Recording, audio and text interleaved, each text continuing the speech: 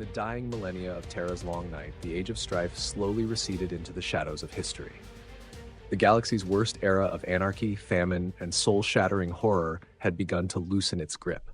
Once a realm of unparalleled technological majesty, Terra had been reduced to an ashen husk during this dark age. Warp storms and the collapse of interstellar trade had shattered nations, leaving humanity stranded and broken. But by the 30th millennium, a grim sort of order was rising from the ashes. The humans of Terra, though fractured and scarred, began to claw their way back from the brink, forging warbands, strongholds, and kingdoms in their desperate bid for survival. The cradle of humanity remained a crucible of violence. Where once there had been nations, there were now countless warring factions, mad kings in steel towers, blood-drenched warlords reigning over desolate wastes, and techno-barbarian despots wielding remnants of ancient technology. Among this patchwork of rising states, one stood out for its ferocity and resilience: the ash-streaked land of Old Albia. Albia, the land of unyielding grimness and ancestral pride, clung to the shores of the desiccated Atlantic basin. The ocean that had once roared against its cliffs had long since dried, its basin now a sprawling graveyard of forgotten ships and ancient bones. The people of Albia, hardened by millennia of war and privation, were heirs to ancient warlike traditions. Their castrum cities, towering fortress factories scarred by relentless industry, were as much monuments to survival as they were engines of destruction. These cities, looming over the desolate landscape like iron giants, churned day and night, producing weapons of war and the armored shells that their warriors would carry into battle. At the heart of Albia's military might stood the Ironside clans. These fierce clan-based warrior societies were the product of a brutal lineage that valued strength, loyalty, and ingenuity above all else. Their warriors donned powered armor suits, ancient but painstakingly maintained by their iron priests. These suits were adorned with clan heraldry and intricate engravings, each telling a story of victory, loss, or defiance against invaders. The Ironsides marched to war not with reckless fury, but with a cold, methodical discipline honed by centuries of unrelenting conflict. Albia's enemies were many, and the wars were never-ending. From the blackened cliffs of their homelands to the windswept wastes of the Atlantic basin, Albian warriors fought tooth and nail against invaders, scavengers, and rival powers. When towering war machines descended upon their lands, the Ironside clans met them with brutal precision, dragging the shattered remnants of enemy engines back to their forges as spoils. Albia bled for every victory, but they endured. It was said among the clans that survival was their birthright, and they clung to it with unrelenting tenacity. While the clans were fiercely independent, bound by ancient rivalries and pride, they were quick to unite when an external threat loomed. Their combined strength was nothing short of formidable, a fact that became abundantly clear to any who dared invade their lands. It was into this storm of fire and steel that the Emperor turned his gaze. Albia, with its legacy of martial discipline and unbreakable will, was a prize unlike any other. And the Emperor, though a conqueror, was also a visionary. He saw in Albia not merely a people to subjugate, but a potential source of warriors whose traditions of war and fortitude could strengthen the foundations of the Space Marines. It was no accident that several of the Emperor's nascent Space Marine legions would later draw recruits from Old Albia. The martial temper of the Albians left an indelible mark on the Iron Hands, Death Guard, and Night Lord's legions, with each legion absorbing echoes of the clan's unyielding resolve and disciplined brutality. The Iron Hands, in particular, bore the deepest imprint of Albian culture. Their early leaders hailed from Albia's clan lords, and the legion's tactical doctrines reflected the stoic pragmatism of the Ironside clans. Even as Albia fought fiercely against the Emperor's unification efforts, they did so with the same cold precision that would later define the Legion. Albia's warriors, so resistant to tyranny, would come to see in the Emperor not just another despot, but a savior with a vision worthy of their loyalty. But Albia was not a land that would kneel willingly. In the shadows of an ancient fortress known as Blackhearth, a war council was underway. The clan lords of Albia had gathered, their breath misting in the frigid air as they argued beneath a vaulted ceiling of cracked steel. Earl Haldane, the war leader of the Haldic Ironsides, stood at the center of the chamber. His powered armor whined faintly with each movement. the ancient servos as scarred and worn as the man who bore them. His face was an iron mask etched with deep lines, his gray eyes smoldering with controlled fury. Around him were the other clan lords, their armor battered and scorched, bearing the heraldry of the ancient Albian clans. Some wore chainmail over their warplate, others bristled with cybernetic augmentations, relics of a bygone age of technological splendor now kept alive only by the Iron Priest's ceaseless toil. "The Thunder Warriors are no men," Haldane growled, his voice reverberating through the chamber like the grinding of ancient gears. "They are beasts, monsters. They do not bleed as we do. They do not tire. They are death given flesh." "Yet we have bled them," retorted Lady Kinara of the Wernblood clan, her crimson armor flecked with soot. Her gauntleted hand gripped the hilt of her power sword, and her voice, though calm, was edged with steel. "For every village they have razed, we have taken 3 of their giants to the grave. We are not broken." "Not broken yet," muttered another, his voice bitter. It was Thane Calder of the Black Maw, his helm marked with a jagged scar where an enemy's axe had nearly split it in 2. "But how long can this last? We cannot match them blow for blow. Our forges can only do so much. Even the mountain gods cannot spit iron fast enough to arm every boy and girl we throw at their fires." A grim silence fell over the chamber. Each lord, each warrior knew the truth of Calder's words. Albia's forges worked night and day, the smiths and iron priests laboring until their hands were raw. But it was never enough. The Emperor's forces seemed infinite, his thunder warriors like storm clouds rolling endlessly across their horizon. "They will expect us to kneel," said Haldane finally, his voice low but unyielding. "They will demand it, and when we refuse, they will come again, stronger than before." "And we will answer," Kinara said, stepping forward, her blade gleaming in the dim light of the chamber.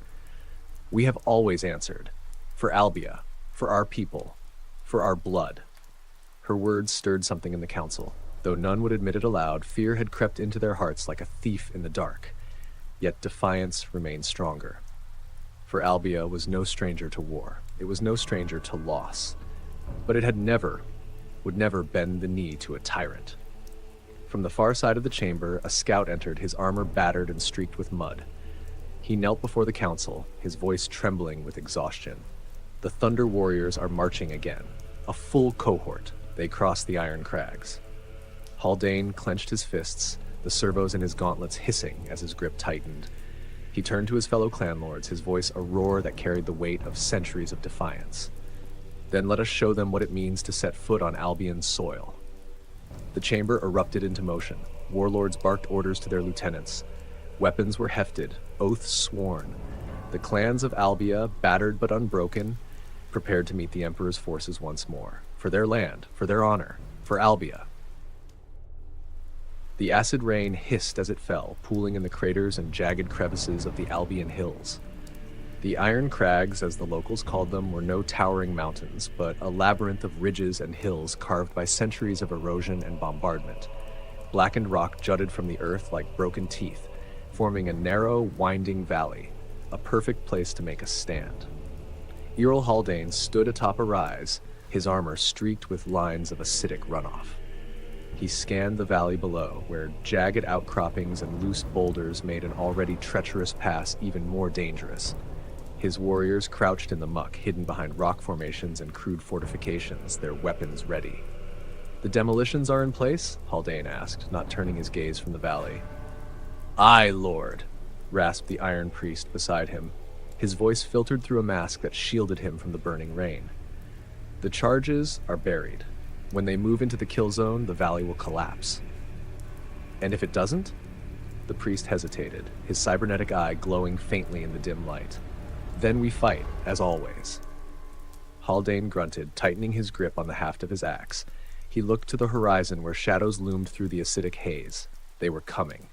Massive figures, moving with unrelenting purpose, their silhouettes growing sharper with each step. The Emperor's Thunder Warriors had arrived. Behind them marched ranks of mortal soldiers, their helmets glinting faintly in the half-light. They carried the banners of the unification effort, though to the Albians those symbols meant nothing but conquest. "Steady," Haldane growled to his warriors. His voice echoed down the line, carried by runners and vox relays. The Ironsides tensed, Their las rifles and heavy weapons braced against the damp rock. The rain hissed against their armor, but none moved. They would not fire until the giants were in the heart of the valley. From her position further along the ridge, Lady Canara crouched behind a slab of shattered stone, her red hair tied back under her helm. She peered through a battered rangefinder, counting the advancing giants. 24 thunder warriors at least, she muttered into her vox bead. A full cohort. They'll be in the kill zone in less than a minute. Haldane's reply crackled through. Hold fast. The ground trembled as the giants entered the valley, their steps like thunder. The air seemed to hold its breath as the giants marched deeper into the valley. Their massive armored forms trudged through the slick mud and jagged rocks without hesitation, indifferent to the acid rain that hissed and steamed off their plate. Behind them came the mortal soldiers, their boots sinking into the sludge as they advanced in disciplined ranks. Earl Haldane crouched lower, his axe resting across his knees as he counted their numbers. The Thunder Warriors, hulking monstrosities bred for war, moved like predators, their heads swiveling as they scanned the ridges above. He clenched his jaw. They were alert, more alert than he had hoped. These beasts had learned from earlier ambushes. They would not be caught entirely unaware. Through the vox, Lady Canara's voice whispered into his ear. "They're spreading out, Haldane. They're looking for traps. They'll find them soon enough," he replied grimly. Below, one of the giants paused, raising a hand to halt the column. The mortal soldiers froze behind it, their weapons trained on the ridges. Slowly, the Thunder Warrior turned its head toward a cluster of loose boulders piled along the valley wall. "Do they see it?" Canara hissed into the vox. "Doesn't matter," Haldane replied. He raised his hand, fingers curling into a fist. "Fire the charges." A moment of silence stretched across the valley. Then, the hills erupted. Explosions tore through the ground, sending slabs of rock and chunks of earth raining down into the valley. The piled boulders, rigged with buried charges, shattered and collapsed, creating an avalanche that roared down onto the advancing column. The first ranks of mortal soldiers disappeared beneath the rock slide, their screams cut short as tons of debris crushed them. Even the mighty Thunder Warriors staggered as the ground heaved beneath their feet, some losing their balance and falling into the mud. "Now!" Haldane roared, leaping to his feet. From the ridges and trenches, Albion warriors sprang into action. Las rifles spat crimson bolts into the chaos below, striking down mortal soldiers and sparking against the armored hides of the giants. Missile launchers and plasma cannons roared to life, their deadly payloads streaking through the rain. The valley became a killing ground, filled with the thunder of gunfire and the screams of the dying. "Push them back!" Canara shouted, leading her warriors in a charge down the slope. Her power sword gleamed as she cut through the stunned soldiers scrambling in the mud. The Albions descended like wolves upon their prey. The valley had become a slaughterhouse. Smoke choked the air, mixing with the acidic mist of the rain, and the deafening roar of explosions drowned out all but the screams of the dying. Albion warriors surged down from the ridges in waves, their las rifles blazing as they struck the mortals of the Emperor's army. The narrow terrain worked to their advantage, funneling the enemy into tight spaces where disciplined volleys of fire cut them down in droves. But the Thunder Warriors were undeterred. Even as debris rained from above and volleys of plasma fire struck their armor, they advanced. The giants strode through the chaos like figures out of nightmare, their armor scorched but unbroken. One of them, a hulking brute with a mangled pauldron, swung a massive chain axe, cleaving through a squad of charging Ironsides. The warriors' cries echoed briefly before they were silenced, their shattered bodies falling into the mud. Canara saw it from her position atop the ridge. "Focus fire on the giants!" she barked into her vox. The warriors under her command responded instantly, their missile launchers hurling rockets at the advancing Thunder Warriors. Several projectiles struck home, engulfing the giant in flames, but when the smoke cleared, it was still standing, blackened and smoldering, but alive. "They don't stop," muttered one of her lieutenants, a hint of fear creeping into his voice. "They can die," Canara snapped. "You've seen it. Aim for the weak points, the joints in the armor." She raised her power sword high, the blade sparking to life as she gestured toward the valley below. "Hold the line, for Albia." From the other side of the valley, Haldane charged into the fray. His axe crackled as it bit through the carapace armor of a mortal soldier, carving the man in two with a single blow. Around him, his warriors fought with grim determination, outnumbered but relentless. The air was filled with the hum of last fire and the thunder of close combat as the Albians pressed their advantage where they could. Then, the roar of a bolt gun split the air. Haldane turned just in time to see one of his warriors collapse, his chest reduced to a smoking crater. A Thunder Warrior loomed over the body, its weapon still aimed and braced as it advanced toward Haldane's position. "Keep moving," Haldane shouted, stepping forward to meet the giant. The beast turned its gaze toward him, its helm featureless but menacing. The bolt gun rose again, aiming directly at the Albion leader. Haldane threw himself to the side as the Thunder Warrior's bolt gun barked again. The round smashed into the rock where he had been standing, the explosion spraying shards of stone into the acidic air. He rolled to his feet in a crouch, his axe humming with lethal energy as he circled the giant. The Thunder Warrior followed him with eerie precision, its movements slow but deliberate. Its massive frame made no wasted gestures, and every step it took forward seemed to shake the ground beneath it. Haldane could feel the eyes of his warriors on him, watching, waiting to see if their war leader could do what no mortal man should be able to, bring down one of these monsters. "Come then," Haldane growled under his breath, gripping his axe tightly. The Thunder Warrior seemed to understand the challenge. It lowered its bolt gun, letting it hang from its side, and drew a brutal war blade the size of a man. The blade gleamed even through the rain and smoke, its edge notched from countless battles. The two circled each other briefly, predator and prey, though neither would admit to being the latter. The giant lunged first, its blade cutting through the air with terrifying speed. Haldane sidestepped the blow, the tip of the blade missing him by inches, and swung his axe in a wide arc. The weapon struck the giant's side, the energy field crackling as it connected with the armor. The blow staggered the Thunder Warrior but did not fell it. Haldane's eyes widened slightly as the giant straightened, the gouge in its armor already blackened by acid but showing no signs of structural collapse.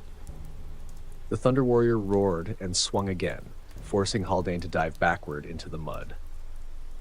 Around him, his warriors renewed their attack, emboldened by the sight of their leader engaging the enemy directly. Plasma fire struck the giant's back, staggering it again, but it spun with inhuman speed, bringing its warblade down on the closest Albion soldier. The man screamed as he was bisected, his blood mingling with the rain and pooling in the muck below. "Haldane, fall back!" Kinara's voice cut through the chaos, sharp and commanding. She had seen too many warriors cut down by these monsters, their strength and armor defying even the best efforts of Albia's finest. "Not yet," Haldane growled into his vox as he rose to his feet. He rushed forward, bringing his axe up in a two-handed grip, and aimed for the joint at the Thunder Warrior's knee. The strike hit true. The giant's leg buckled, forcing it down to one knee. For the first time, Haldane felt a flicker of hope as the beast's movements faltered. He raised his axe again, roaring with effort as he aimed for the exposed neck joint. The blade came down. Haldane's axe struck true, its crackling energy field slicing through the vulnerable joint at the Thunder Warrior's neck. The massive figure staggered, sparks and dark fluid spraying from the wound as its hands clawed at the damage.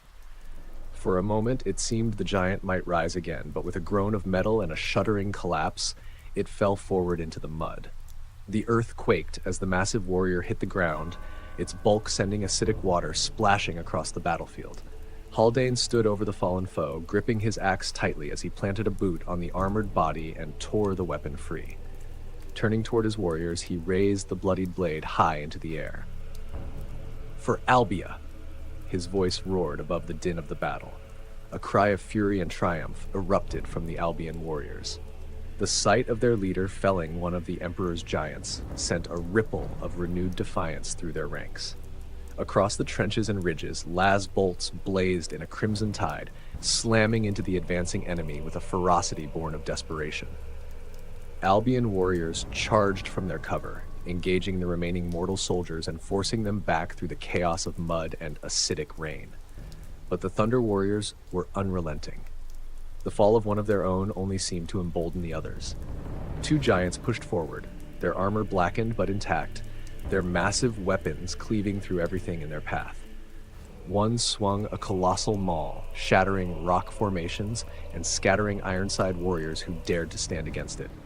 Another unleashed a barrage of bolt gun fire, explosive rounds tearing into the Albion positions, forcing warriors to dive for cover. Haldane scanned the battlefield, his eyes narrowing as he saw the left flank faltering. The enemy was pushing hard, threatening to collapse their defenses entirely. "Kinara, status!" he barked into his vox. "The flank is failing." Kinara's voice snapped back, sharp with urgency. "They've broken through the trenches. We can't hold much longer without support." Haldane clenched his jaw. Their ambush had dealt a heavy blow, but the Thunder Warriors' raw power and endurance were wearing them down. If the left flank fell, the entire line would crumble, and the Emperor's forces would pour through the gap. He turned to one of his senior engineers, a grizzled veteran whose armor was scarred from decades of war. The man knelt nearby, recalibrating the firing mechanisms of a plasma launcher. "Send word to the reserves," Haldane ordered, his voice grim. The engineer looked up, his expression heavy. "That's our last line, Lord. If they fail—" "They won't fail," Haldane interrupted, his tone brooking no argument. "Send the order now." The engineer nodded and activated a portable Vox set. Moments later, a distant rumble echoed across the battlefield, rising above the chaos of combat. Albion proto-dreadnoughts, ancient war engines piloted by Ironside warriors, emerged from the acidic haze. Their forms were crude but imposing, their hulking frames cobbled together from relics of old designs and powered by the forges of Albia's smoke-choked cities. A cheer rose from the Albion lines as the proto-dreadnoughts opened fire. Plasma cannons and autocannons roared to life, unleashing volleys of destruction into the enemy ranks. The Thunder Warriors, unshaken, turned to meet the new threat, their movements swift and deliberate. The battlefield erupted in a fresh wave of chaos as the two sides collided, titans against titans. Haldane watched the proto-dreadnoughts lumber forward, his knuckles white around the haft of his axe. This was their final gambit, their last hope to turn the tide of battle. If the reserves failed here, there would be no second chance. The proto-dreadnoughts lumbered forward, their massive forms towering 4 times the height of a normal man. Plasma cannons discharged searing blasts, while auto-cannons spat streams of shells, ripping into the advancing enemy. One of the Emperor's warriors, a Thunder Warrior, massive and heavily armored, staggered as a plasma bolt struck its chest. The explosion sent it sprawling into the mud, motionless. A cheer rose from the Albion trenches. The proto-dreadnoughts were a marvel of ancient ingenuity, salvaged and reforged in the soot-choked forges of Albia. For a moment, hope flickered, but the Thunder Warriors were not so easily undone. Another surged forward, moving with terrifying speed for its size. Its bolt gun barked, explosive rounds hammering into the side of a proto-dreadnought. Armor buckled and ruptured, and the machine faltered. Another giant followed close behind, wielding a powered blade that carved deep into the dreadnought's exposed joint. Sparks and smoke erupted as the war machine groaned and toppled, crashing into the mud. Haldane stood on a ridge, watching the battlefield with narrowed eyes. His axe hung loosely in his hand, the weapon's energy field flickering in the rain. The proto-dreadnoughts had slowed the enemy advance, but they wouldn't hold for long.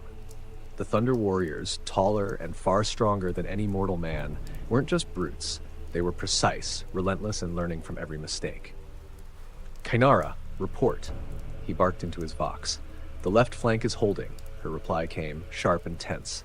"But it won't last. Their mortals are regrouping behind the giants, and those monsters are carving through everything we throw at them." Haldane clenched his jaw, turning to a runner crouched nearby, a seasoned Ironside warrior, his armor pitted and streaked with mud. "Signal the southern ridge," Haldane ordered. "Bring forward every missile launcher and plasma weapon we have left. Everything." The runner nodded and sprinted into the chaos, disappearing into the maze of trenches. Haldane turned back to the battlefield, gripping his axe tightly. The proto-dreadnoughts had bought them time, but it wasn't enough.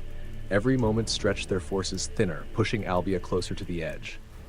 Then a new sound rolled across the battlefield. It began as a low hum, deep and resonant, growing steadily louder. Unlike the clash of war, it was steady, deliberate, and filled the air like the tolling of a bell. Haldane's eyes snapped to the horizon, his breath catching as he scanned the acidic haze for the source, and then he saw it. Emerging from the mist came a figure that dwarfed even the Thunder Warriors. He stood taller than any of his creations, his golden armor gleaming through the smoke and rain like a beacon. Intricate designs covered every inch of the plate, each one seemingly alive with light. His movements were measured and unhurried, and yet he exuded an unmistakable power. Around him marched warriors in perfectly crafted armor, their movements precise and synchronized. Their presence alone was enough to send a ripple of unease through the Albion ranks. Haldane's breath stilled as he realized who this was. The battlefield seemed to quiet, the noise of gunfire and explosions fading as if unwilling to intrude upon his arrival. This was no ordinary commander. This was the architect of the Unification, the man who had conquered Terra's greatest warlords. The Emperor had come. The Emperor's advance was a spectacle of grim inevitability. His golden armor gleamed even through the smoke and rain, and his sheer presence seemed to bend the battlefield to his will. The warriors who marched with him, far smaller, though no less intimidating, spread out with mechanical precision, moving like an extension of his mind. Wherever he passed, the air seemed to shift, and even the Albions who had fought for hours without faltering felt a ripple of unease run through their ranks. Haldane stood frozen on the ridge, his grip tightening on the haft of his axe. For all the battles he had fought, for all the legends he had heard, nothing had prepared him for this. The Emperor was no warlord, no tyrant clad in blood-stained rags and rusted plate. He was something greater, something that defied the very nature of men. Haldane could feel it, an overwhelming sense of purpose, an indomitable will that radiated from him like the heat of a forge. Lord Haldane. Kanara's voice crackled over the vox, sharp enough to snap him back to the present.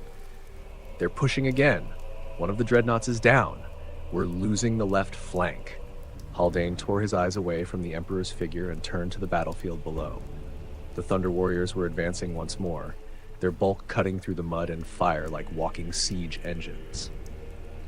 The remaining dreadnoughts struggled to keep them at bay, plasma and autocannon fire smashing into their ranks, but the giants moved with relentless determination, shrugging off damage that would have obliterated mortal men.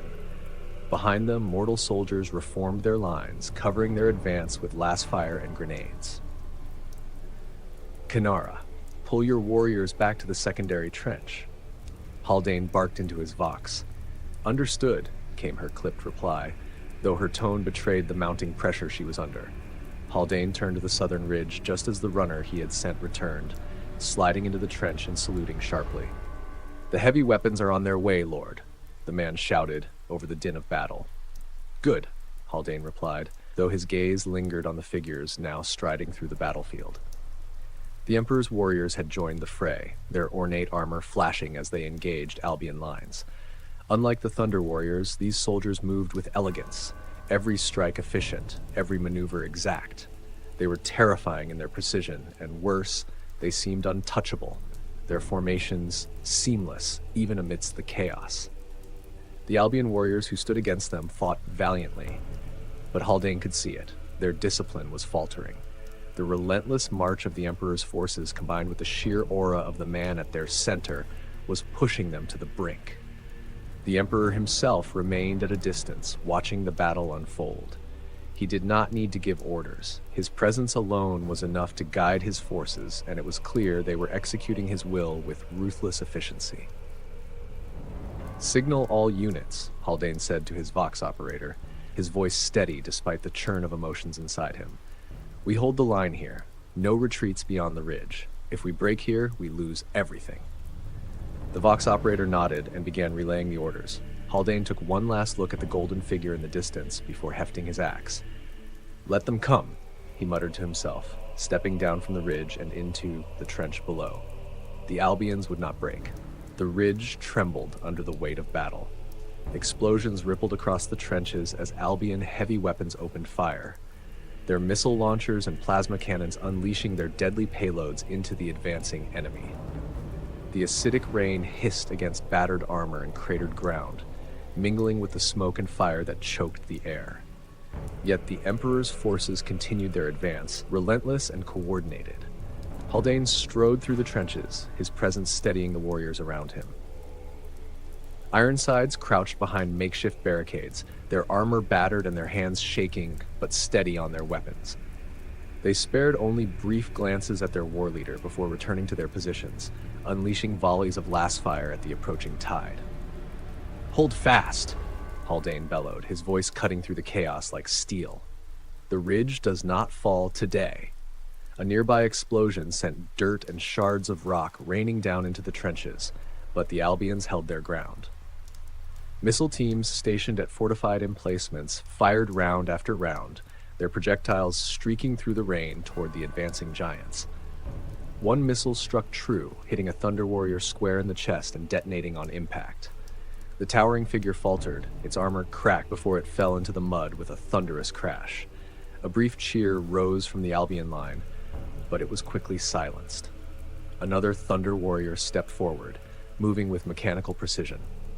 Its bolt gun fired methodically, the rounds tearing into the trench defenses. Warriors scrambled for cover as the line wavered, but they did not break. Haldane watched grimly as the battle turned, already moving to rally his warriors. The Emperor's forces were pushing closer. His elite warriors had joined the fight, their golden armor gleaming even through the smoke. They moved with an elegance and precision unlike the raw brutality of the Thunder Warriors. Each strike of their blades was calculated, every shot of their bolters purposeful. Haldane saw one of them cut through the defenders with devastating efficiency, their movements almost unnatural in their precision. "Kainara!" Haldane called into his vox. "Status on the secondary trench?" "Barely holding," came her reply, her tone unflinching but tight. "We've reinforced, but we can't give ground much longer. These new ones, they're not like the Thunder Warriors. They're faster, smarter." "I see them," Haldane growled, his eyes fixed on the advancing elites. "Tell the warriors to target them. They'll bleed like the rest. Whatever it takes, bring them down." Haldane pressed forward, his axe glowing with energy as he moved to join the thick of the fighting. He could feel the weight of the Emperor's presence pressing down on the battlefield like an invisible tide. Even from a distance, it was suffocating, a force that threatened to crush the resolve of the defenders. But Haldane's defiance burned stronger. He had led Albia through countless battles, and he would not falter now. A hulking Thunder Warrior dropped into the trench ahead of him, its massive frame sending mud and debris flying as it landed. It moved with grim precision, its blades sweeping aside those who stood in its way. Haldane surged forward, roaring a challenge that echoed through the din of war. The giant turned, its gaze locking onto him with eerie calm. Haldane raised his axe, and with a bellow that carried the weight of centuries of resistance, charged into the fray. Haldane braced himself, his axe poised to strike as the Thunder Warrior loomed over him, its blade raised high. The clash of the battlefield roared around them, last bolts, explosions, and the guttural cries of warriors locked in desperate combat. Time seemed to slow as Haldane lunged forward, aiming for the exposed joint at the giant's knee. Then it happened. A horn. It sounded low and deep, cutting through the chaos like a rumble from the earth itself. Haldane faltered mid-stride, the resonance rolling across the battlefield in a way that no mortal sound ever could. The Thunder Warrior froze. For the first time, it hesitated, its blade lowering slightly as it turned its massive head toward the source of the call. A second horn followed, louder this time, its note carrying with it something intangible. A weight, a command that rippled through every warrior on the battlefield. The fighting slowed as the sound settled into the bones of all who heard it. Even the rain seemed quieter, the acidic hiss fading to an eerie silence. The Thunder Warrior before Haldane turned, its massive frame moving with calm purpose. Without sparing him another glance, it trudged out of the trench, its footsteps heavy but deliberate. Around the battlefield, other giants followed suit, their brutal efficiency replaced by an almost ceremonial precision. "What in the name of?" Haldane muttered, lowering his axe as he watched the impossible unfold. The mortals in the Emperor's ranks began to pull back as well, their lasguns lowering as their formations stopped advancing.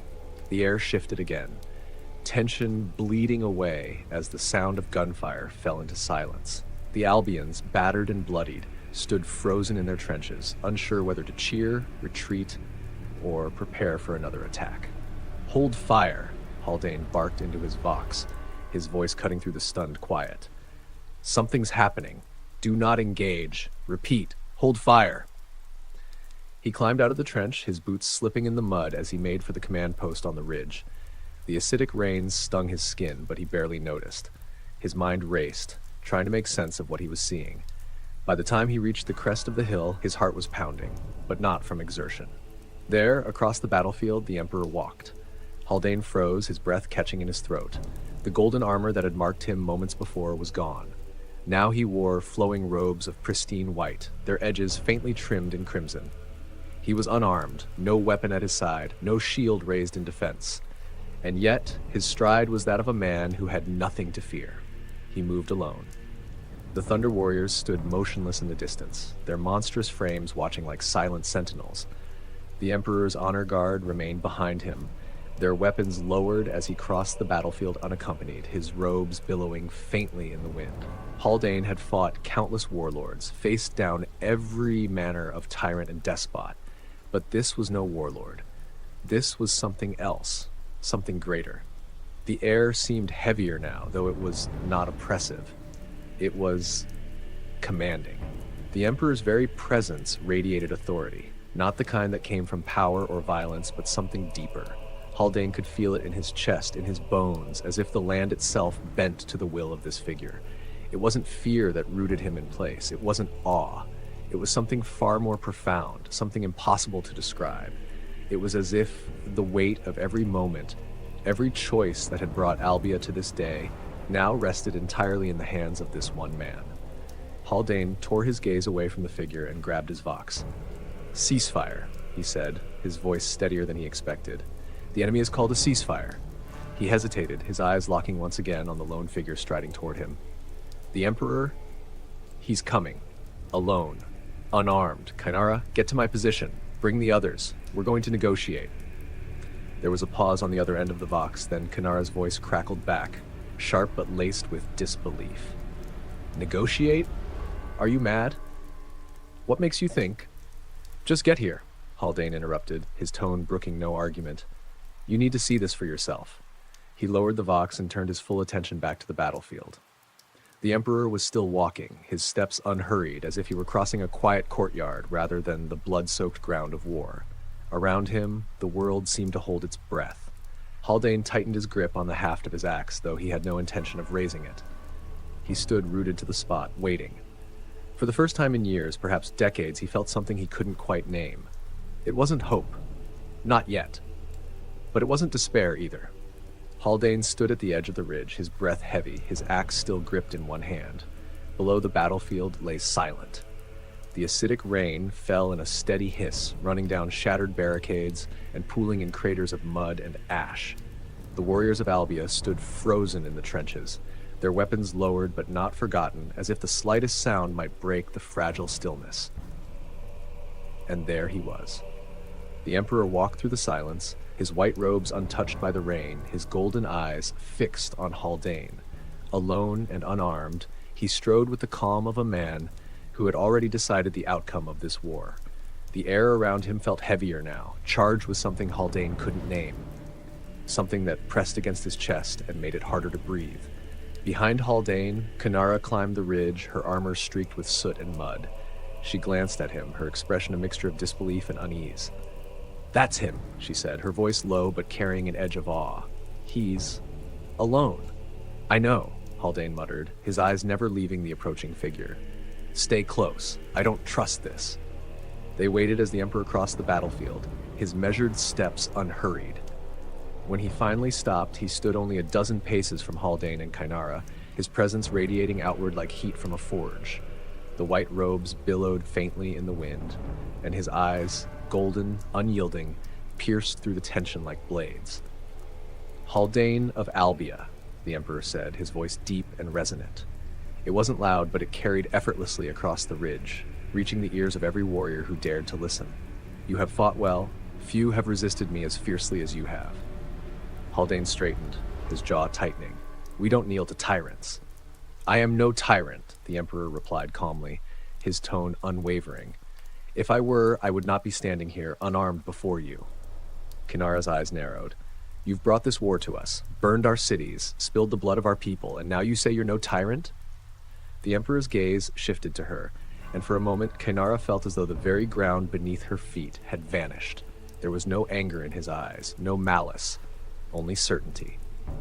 I do what I must for Terra, he said. Not for myself, not for conquest, but for all of humanity. This world has burned for too long. I will see it reforged. Haldane stepped forward, his knuckles white around the haft of his axe. Reforged? Under whose rule? The Emperor regarded Haldane in silence for a moment, his expression calm and composed. Then, with a measured gesture, he raised his hand and motioned toward the battlefield. Look at your warriors, Haldane. Look at what remains of this land.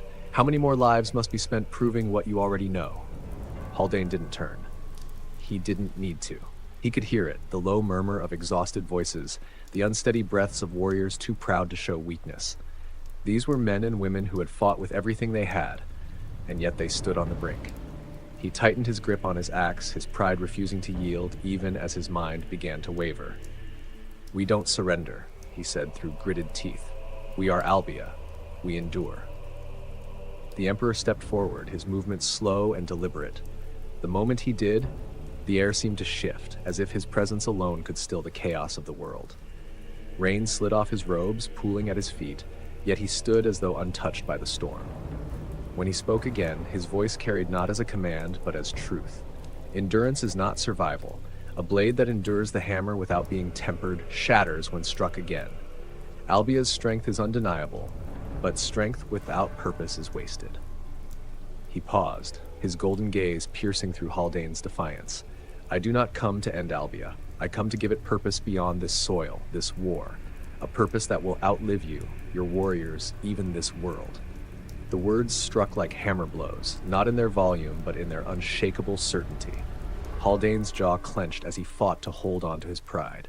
He glanced at Kainara, hoping to find strength in her unyielding resolve, but her expression made his chest tighten. Kainara, the warrior who had fought beside him for decades, whose defiance had been as fierce as his own, was silent. Her hand rested on her blade, but her gaze was fixed on the Emperor. Not with hatred, not with suspicion, but with something far more dangerous, understanding. She stepped forward, her voice steady but edged with doubt. And if we join you, what becomes of us? Of Albia? Do we vanish beneath your empire as so many others have? The Emperor turned to her, and though his gaze remained as piercing as ever, his tone softened. You do not vanish, you endure. Your clans, your warriors, your forges, they will not fade into memory. They will become part of something far greater. Albia will not kneel to be forgotten. It will stand as a cornerstone of humanity's rise. Your strength will echo across the stars.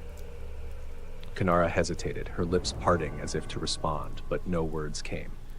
For a moment, the weight of the Emperor's words seemed to press on all of them. Even the warriors in the trenches below stirred uneasily, the silence of the battlefield stretching into something almost unbearable. Haldane swallowed hard, his pride and reason clashing in his mind. He wanted to fight, to resist until the last man, but the truth gnawed at him like a blade cutting into his chest. Albia could not win this war. They could die proud and defiant, or they could live, reborn as something more. You'll speak to the clan lords, Haldane said at last, his voice low and taut. If they agree, we'll kneel, but not as slaves. The Emperor inclined his head slightly, the faintest suggestion of approval in his expression. Never as slaves, he replied, as warriors, as builders, as the foundation of a united humanity. Haldane turned away, his gaze falling to the trenches below. His warriors still stood, battered and bloodied but unbroken, waiting for his command. He could feel the weight of their expectations, their fear, their hope. Slowly he looked to Kainara again. She gave him a nod, reluctant but resolute. Haldane stood at the center of the great hall, its soot-streaked walls heavy with the weight of the war. The clan lords had gathered around a long iron table, their faces lined with fatigue and anger. Some still bore the bandages of their wounds, others clutched weapons out of habit, as though the next battle might come at any moment. The air smelled of ash and iron, and the murmurs of low conversation carried a tense energy, like the moments before a storm. At the far end of the hall stood the Emperor. He was as he had been on the battlefield, calm, unarmed, his white robes untouched by the filth of war. His golden eyes swept across the assembled lords, lingering on each of them for a heartbeat longer than comfort allowed. Haldane had to remind himself to breathe as that piercing gaze turned toward him. It was not cruelty or disdain that he saw there, but something infinitely heavier, expectation. Finally, the Emperor spoke. "The world outside these walls is dying," he said, his voice quiet but resonant like distant thunder. "This war is not the cause of it. The war is a symptom, a final desperate act of fractured kingdoms clinging to what little remains. Albia's strength is undeniable, but strength alone will not save you, not from what is coming." The lords shifted uneasily. One of them, a broad-shouldered man with a mangled ear, slammed a fist onto the table.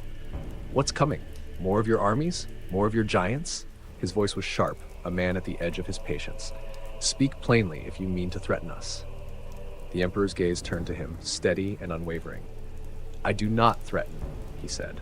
"I warn. What you have seen, what you have fought, is nothing compared to what lies beyond Terra. The Xenos, the horrors of the void, the ruinous powers that stir within the warp. Humanity stands at the edge of extinction. Alone, we will fall. Divided, we will be devoured." The murmurs died completely at that. Haldane felt the room grow colder, the reality of those words sinking into the bones of every warrior present. He stepped forward, his axe at his side, his voice hard. "And you would save us? Is that what you're saying? That only you can prevent this doom?" The Emperor inclined his head slightly. "Yes," he said simply. "But not alone. I do not stand here as a savior. I stand here as the beginning of something greater. A unity that will give humanity the strength to endure, to thrive, to reclaim its birthright among the stars. Your people, your clans, can be a part of that. Not as servants, not as subjects, but as its architects." One of the younger lords stood, his face tight with anger. "You speak of unity, but you bring it with fire and blood. You speak of survival, but you marched into our lands and tore them apart." The Emperor stepped closer, the soft sound of his boots against the iron floor carrying more weight than the young lord's words. "I do not bring unity with fire. I bring it with resolve. This war was not a choice, it was necessity. But I have come here now, not as a conqueror, but as a builder. Albia's defiance is not a failure. It is a foundation. Your strength is what I need to build what comes next." His words hung in the air, heavy and undeniable. Haldane felt the Lord's eyes on him, waiting for his response. He could feel their doubt, their fear. For so long, they had fought to keep Albia's spirit alive. To kneel now felt like betraying everything they had bled for. But deep inside, a voice whispered to him, a voice he could not silence, no matter how hard he tried. Kainara stepped forward then, her voice cutting through the silence. "If we stand with you," she said, her tone sharp but measured, "what will Albia become? What will our people be in this Imperium of yours?" The Emperor turned to her, and for a moment the weight of his gaze seemed to soften. "Albia will become what it was always meant to be," he said. "A bastion of strength, a forge that shapes the warriors of humanity's future. You will not vanish. Your traditions, your spirit, they will live on, tempered into something greater. But as part of something larger than this land, you will not be forgotten. You will be immortal." The hall fell silent once more. Haldane could feel the lords shifting, their resolve cracking like ice under heat. His own hands tightened on the haft of his axe, his pride screaming at him to reject what he was hearing. But another part of him, a quieter, heavier part, knew the Emperor spoke the truth. He stepped forward, his voice low but firm. "You want our warriors, our forges, our strength. But what do we get in return? What future are you offering us?" The Emperor's gaze locked onto him, and for a moment, Haldane felt the weight of that impossible presence settle fully on his shoulders. "You get a future where Albia does not fall into the mud, forgotten and broken. You get a future where your sons and daughters will carry the legacy of this land into the stars. You get a future where humanity survives, because you chose to stand with it." The words hit Haldane harder than any weapon ever had. Slowly, he turned back to the lords. "We've always fought for Albia, for its people, for its survival." His voice wavered just for a moment. "If we keep fighting, Albia will die. If we kneel, Albia will live." There was a long pause as the lords exchanged glances, their faces torn between anger and exhaustion. Then, one by one, they nodded, reluctant, resigned, resolute. "We'll stand with you," Haldane said finally, his voice low but steady. Albia will join your Imperium, but we do this as equals, not as pawns. The Emperor inclined his head, his golden eyes steady and unyielding. Then stand as equals, and let the strength of Albia become the strength of humanity. Around the hall, the clan lords exchanged uneasy glances, but one by one they nodded, their resistance fading into reluctant resolve. Kinara stepped forward, standing at Haldane's side. Though her expression was calm, there was a spark in her eyes, a flicker of belief that Haldane had never thought he'd see. The decision was made. Albia would endure, not as a relic of the past, but as a foundation for the future.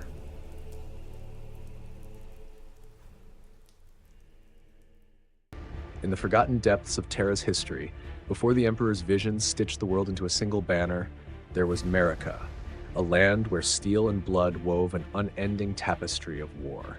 The Age of Strife had gutted the cradle of humanity, leaving it scarred and savage. Here, hope was a folly whispered in darkness, drowned by the clamor of warlords who craved only conquest. Merica stood as the last vestige of defiance, a fortress of rusted might and relentless ambition. It was a realm where power was carved not from marble, but from the marrow of men. Chief among its rulers was Khan Keldor, the Iron Lord, whose fortress city, Iron Keep, rose like a jagged wound against the sky. Keldor himself was more machine than man, a towering figure whose synthetic voice crackled with the hiss of corrupted circuits. His movements were a symphony of grinding servos and metallic screeches, a testament to his relentless pursuit of strength. The Iron Hounds, his chosen warriors, moved like shadows of war, their faces hidden behind iron masks twisted into grim visages. Each step they took echoed with the sound of old iron, as if the very streets of Iron Keep recoiled from their presence. The air was acrid with the stench of fuel and sweat, a constant reminder of the city's lifeblood, war. Yet Keldor's rule was only one part of Merica's bloody tapestry. To the south, the Temple of Steel cast a different pall over the land, ruled by Lady Varna, the Steel Queen. Her court was a cold bastion of ritual and calculation. She stood serene, half of her face a lattice of silver, glimmering with data-lit veins that traced divine patterns. To her followers, the steel-bound, she was both oracle and mother, the embodiment of their belief that the flesh was weakness waiting to be purged.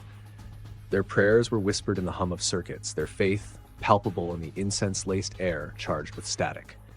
The steel-bound moved as extensions of her will, augmented figures that seemed to glide, their movements precise, eyes glowing with an inner light. Each step echoed with the soft hum of artificial life, a contrast to the harsh clamor of Keldor's iron host. Lady Varna's gaze, sharp and calculating, was fixed on more than just her temple's sanctity. She watched Keldor from afar, eyes narrowed, calculating. In Merica, trust was a mirage, and the bonds between warlords were brittle as rusted chains. And far beyond their sight, on the edges of the north where sun-scorched plains met a sky of storm clouds, Marshal Bran led his fire riders southward. In Bran there was no temple, no fortress, only the untamed spirit of a predator. His warband was a torrent of flame and fury, their approach marked by the roar of engines and columns of black smoke. Bran's laughter was said to split the silence before battle, a sound that promised chaos and death in equal measure. But a shadow, larger than any warlord's ambition, began to creep across Merica. Whispers of a conqueror, cloaked in golden light and borne on the wings of thunder, slipped between the cracks of battle-scarred walls. The Emperor! His name moved like a shiver through the hardened hearts of men who knew nothing of fear. His coming would unravel Merica's blood-forged chains and remake its broken rulers in the fires of conquest. The Temple of Steel loomed like an unyielding monument to humanity's twisted faith. Ruins of ancient spires had been reforged into towers that gleamed in the dull light, woven with cables that crackled faintly with power. Inside, Lady Varna, the Steel Queen, presided over a sanctum of order where metal and spirit fused. Her throne was a marvel, half machine, half altar, rising from a dais of polished onyx. To those who beheld her, she was a figure of icy divinity. One side of her face shone with the perfection of augmented silver, while the other held the stern grace of mortality, untouched yet severe. The air within the temple thrummed with a mechanical heartbeat, the low drone of cogitators and whispering servitors. Her followers, the Steelbound, were more than soldiers, they were devotees. Each had surrendered pieces of their humanity to the machine, their eyes lit with a cold, unwavering glow. They moved in seamless precision, bodies reinforced by sleek exoskeletons that hissed and clicked with each movement.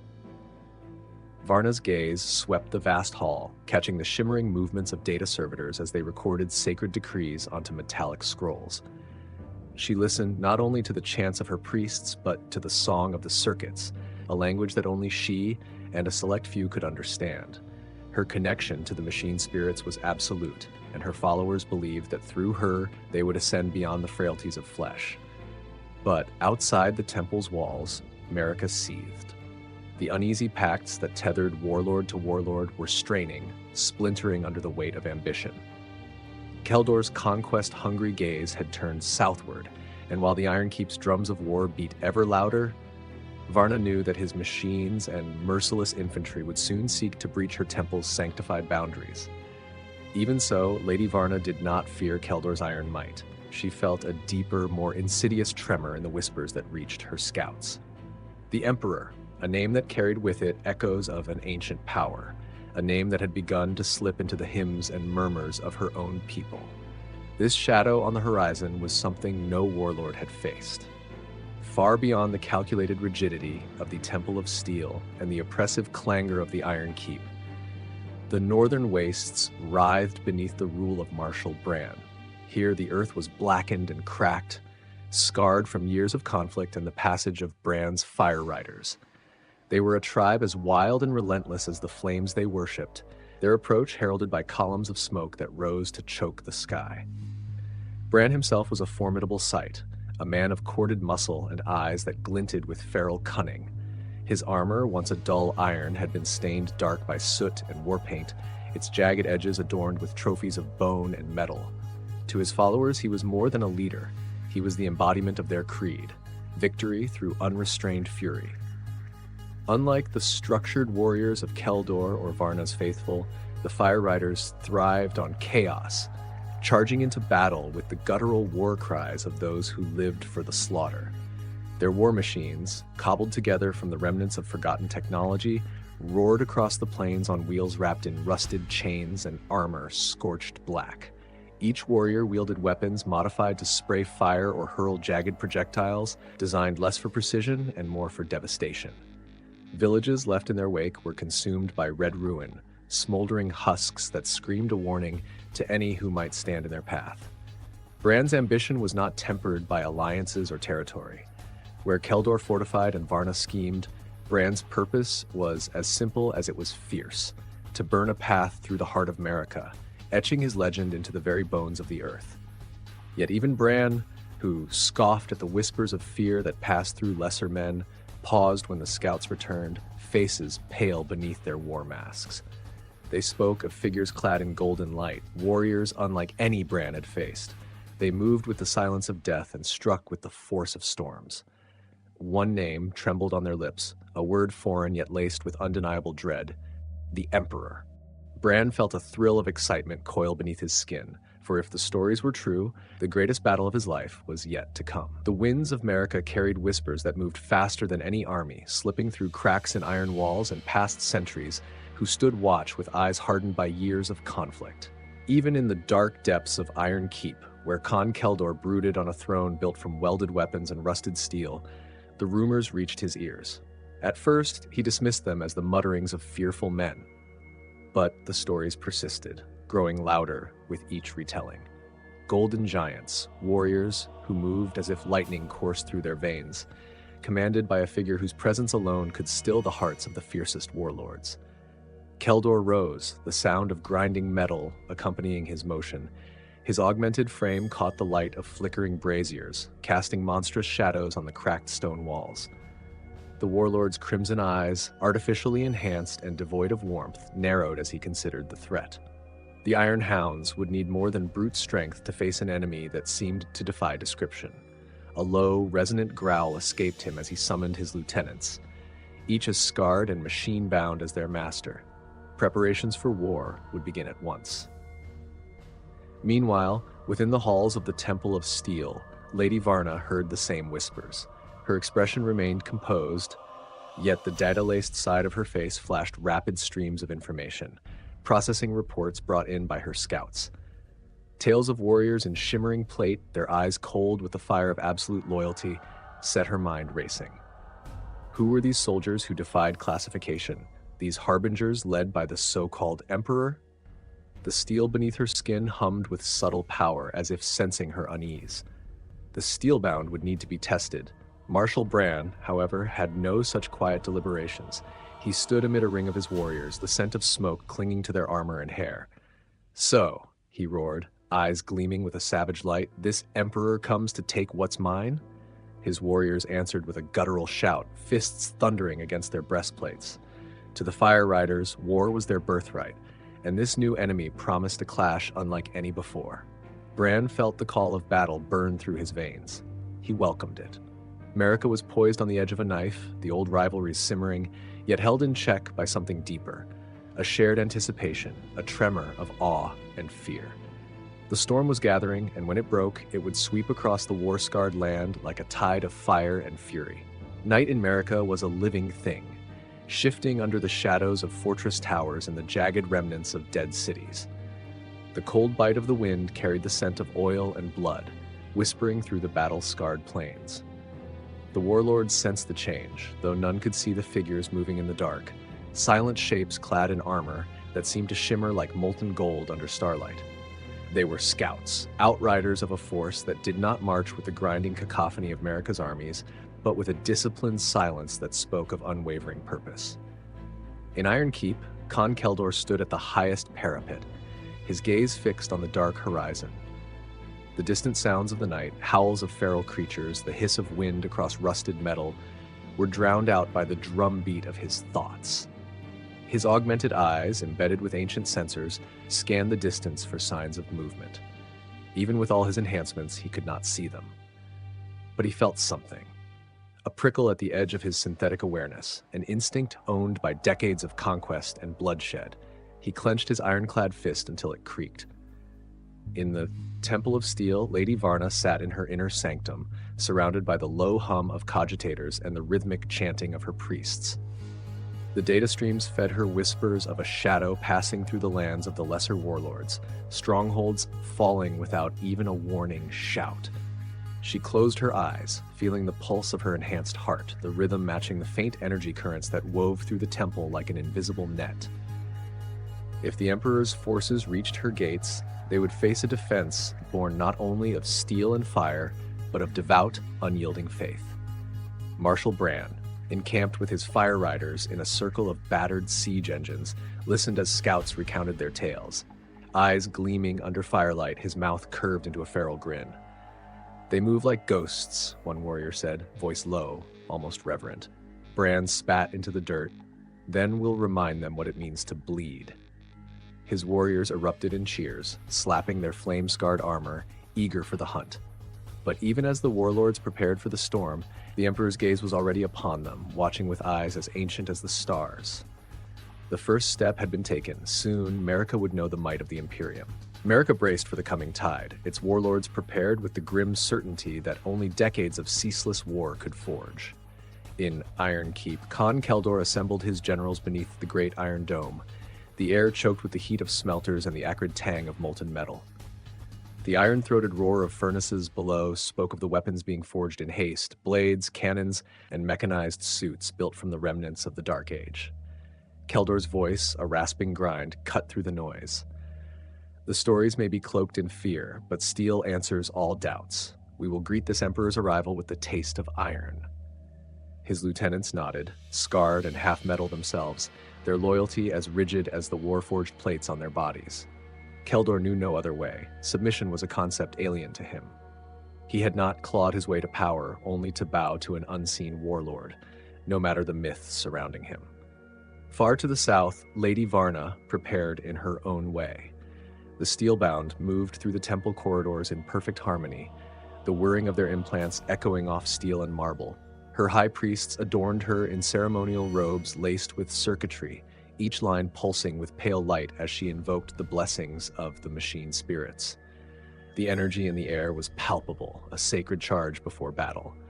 This emperor believes himself the unifier of mankind, she spoke, her voice smooth as polished metal. But the machine spirits will test the worth of his vision, and should he falter, he will be judged. In the north, Marshal Brand made no speeches, offered no prayers. He stood among the blazing braziers with his fire riders, surrounded by the scent of scorched metal and sweat. The warriors checked their weapons, flamers that hissed with anticipation, chain axes eager for the shattering of bone. Bran relished the challenge. He felt alive only in the dance of fire and death. The name of the Emperor, whispered by his scouts with a hint of awe, was nothing but a promise to him, a promise of battle. But unknown to the warlords, the Emperor's approach was already at hand. His thunder warriors moved like a storm front, advancing with silent, deadly purpose. Their armor gleamed under the moonlight, and their faces were masks of unyielding resolve. The first blow fell in the dark of night, with no grand declaration of war, no warning drumbeat echoing across Merica's war-ravaged plains. It came as a shuddering quake that rolled through the ground beneath Iron Keep, rattling the ancient steel foundations and shaking Keldor's throne. The Thunder Warriors had arrived, their assault precise and overwhelming. They struck like shadows wreathed in gold, their massive frames moving with speed that belied their size. Keldor's sentries barely had time to sound the alarm before the gatehouse exploded inward, a maelstrom of shattered metal and flame. The Iron Hounds, conditioned to face any foe with iron discipline, charged into the breach, their war cries swallowed by the roar of bolters and the clang of power mauls. Blood and oil mingled as the first lines were cut down in a storm of violence. The Thunder Warriors, each a monstrous figure clad in polished battle plate, carved through their enemies with a brutal, mechanical efficiency. From his high balcony, Keldor watched as his forces were forced back step by bloody step. He bellowed commands that were lost in the din of combat, frustration simmering beneath his iron-carved features. He had ruled with strength unmatched, his warriors forged in the crucible of countless skirmishes, yet here they faltered before these invincible figures. To the south, Lady Varna felt the tremor of the battle in the flow of her data streams, the ripples carried by distant augur readings. The steel-bound, prepared in silence, their minds linked through intricate machine relays, hearts pulsing in unison as her voice whispered commands. "Watch," she said to her inner circle, her eyes narrowed with a mix of curiosity and caution. "Let them bleed each other, and we will know this Emperor's true strength." Marshal Bran, encamped in the ashen fields, stared northward as the sky burned crimson with the fires of war. He could almost feel the battle's heat on his skin, a tantalizing prelude to the fight he longed for. With a smile, he muttered, "Let the storm rage. We'll carve our mark in it soon enough." Within the shattered remains of Iron Keep's outer walls, the battle raged like a living thing, brutal and relentless. The Iron Hounds fought with a desperate ferocity, the air thick with the bite of hot metal and the acrid scent of smoke. Bolts fired by the Thunder Warriors punched through the ancient armor of Keldor's soldiers, scattering sparks and sending echoes of gunfire through the fortress. The relentless advance of the Emperor's chosen cut through the defenders like a blade, each step marked by the rhythmic clash of battle plate and the roar of combat. Keldor himself descended into the fray, towering and formidable, a war engine built for carnage. His iron-armored fists, augmented with seismic knuckles, shattered the ground as he fought, sending shockwaves that cracked stone and knocked lesser warriors off their feet. He engaged one of the Golden Giants, a thunder warrior wielding a power maul that hummed with lethal energy. Their duel was a collision of unstoppable forces, the impact sending tremors across the battlefield. The Thunder Warrior swung with brutal precision, sparks flying as the maul clashed against Keldor's reinforced chest plate. Keldor grunted, the strike denting the metal but failing to breach it. With a roar, he swung back, his fist connecting and staggering the massive warrior. Yet these figures were beyond mortal limits, bred and enhanced for war like no other.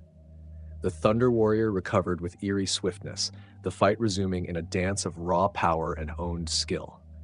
Meanwhile, in the Temple of Steel, Lady Varna's gaze was fixed on the flickering projections that relayed the battle's progress. Her lips formed a thin line as she absorbed the data. The Thunder Warriors' efficiency, their relentless tactics, She felt the chill of realization seep into her, mingled with a grim sense of resolve. "So," she murmured, "the Emperor's strength is more than legend." She turned to her priests and ordered them to prepare the temple's sacred defenses.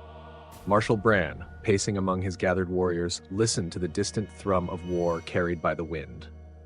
He felt the fever of anticipation coil in his gut. The coming clash would be unlike any battle he had waged before. This emperor would face the full fury of Merica's tribes, and Bran was ready to meet him with flame and fury. The clash between the Thunder Warriors and the Iron Hounds raged on, a brutal symphony of metal striking metal and cries echoing into the dark. Khan Keldor, bruised but unyielding, roared commands as his warriors dug in. The ground beneath them was slick with the remnants of shattered machines and the fallen. An iron graveyard formed under the relentless advance of the Emperor's troops. High on a rampart, Keldor caught a glimpse of one of the golden giants as it tore through his defenders. The warrior's eyes gleamed with a cold, focused intensity that matched the polished brutality of his strikes. Keldor's jaw clenched. To submit was unthinkable, a stain upon the legend he had carved with fire and steel.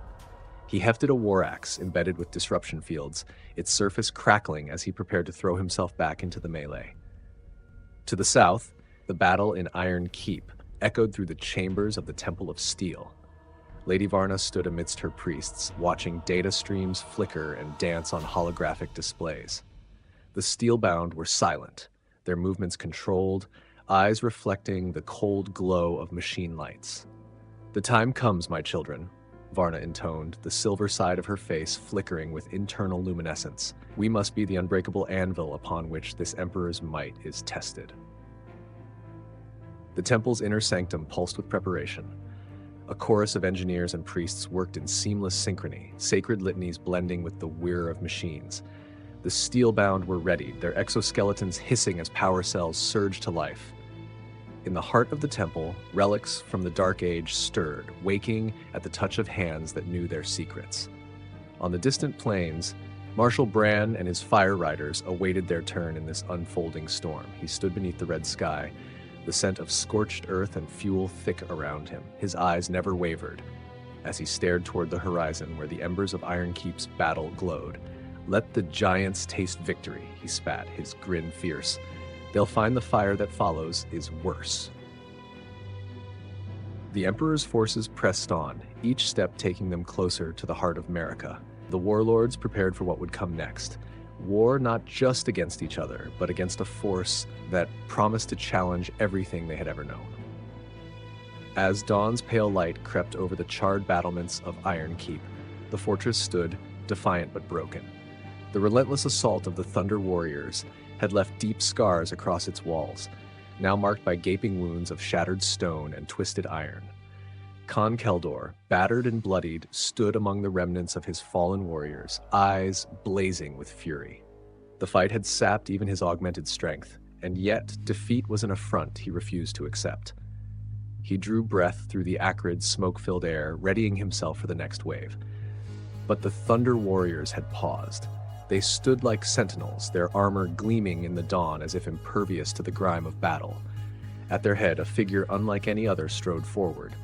Tall, wrapped in a golden aura that seemed to bend the very air around him. The Emperor had come to witness the final act of defiance himself. His eyes met Keldor's, not with anger or mockery, but with a promise. This was the end. Keldor's heart surged with a final, reckless resolve. He raised his war axe, its disruption fields crackling like lightning, and bellowed a challenge that rattled the broken walls of his keep. The Emperor's gaze never wavered, even as Keldor charged. The clash was over in moments.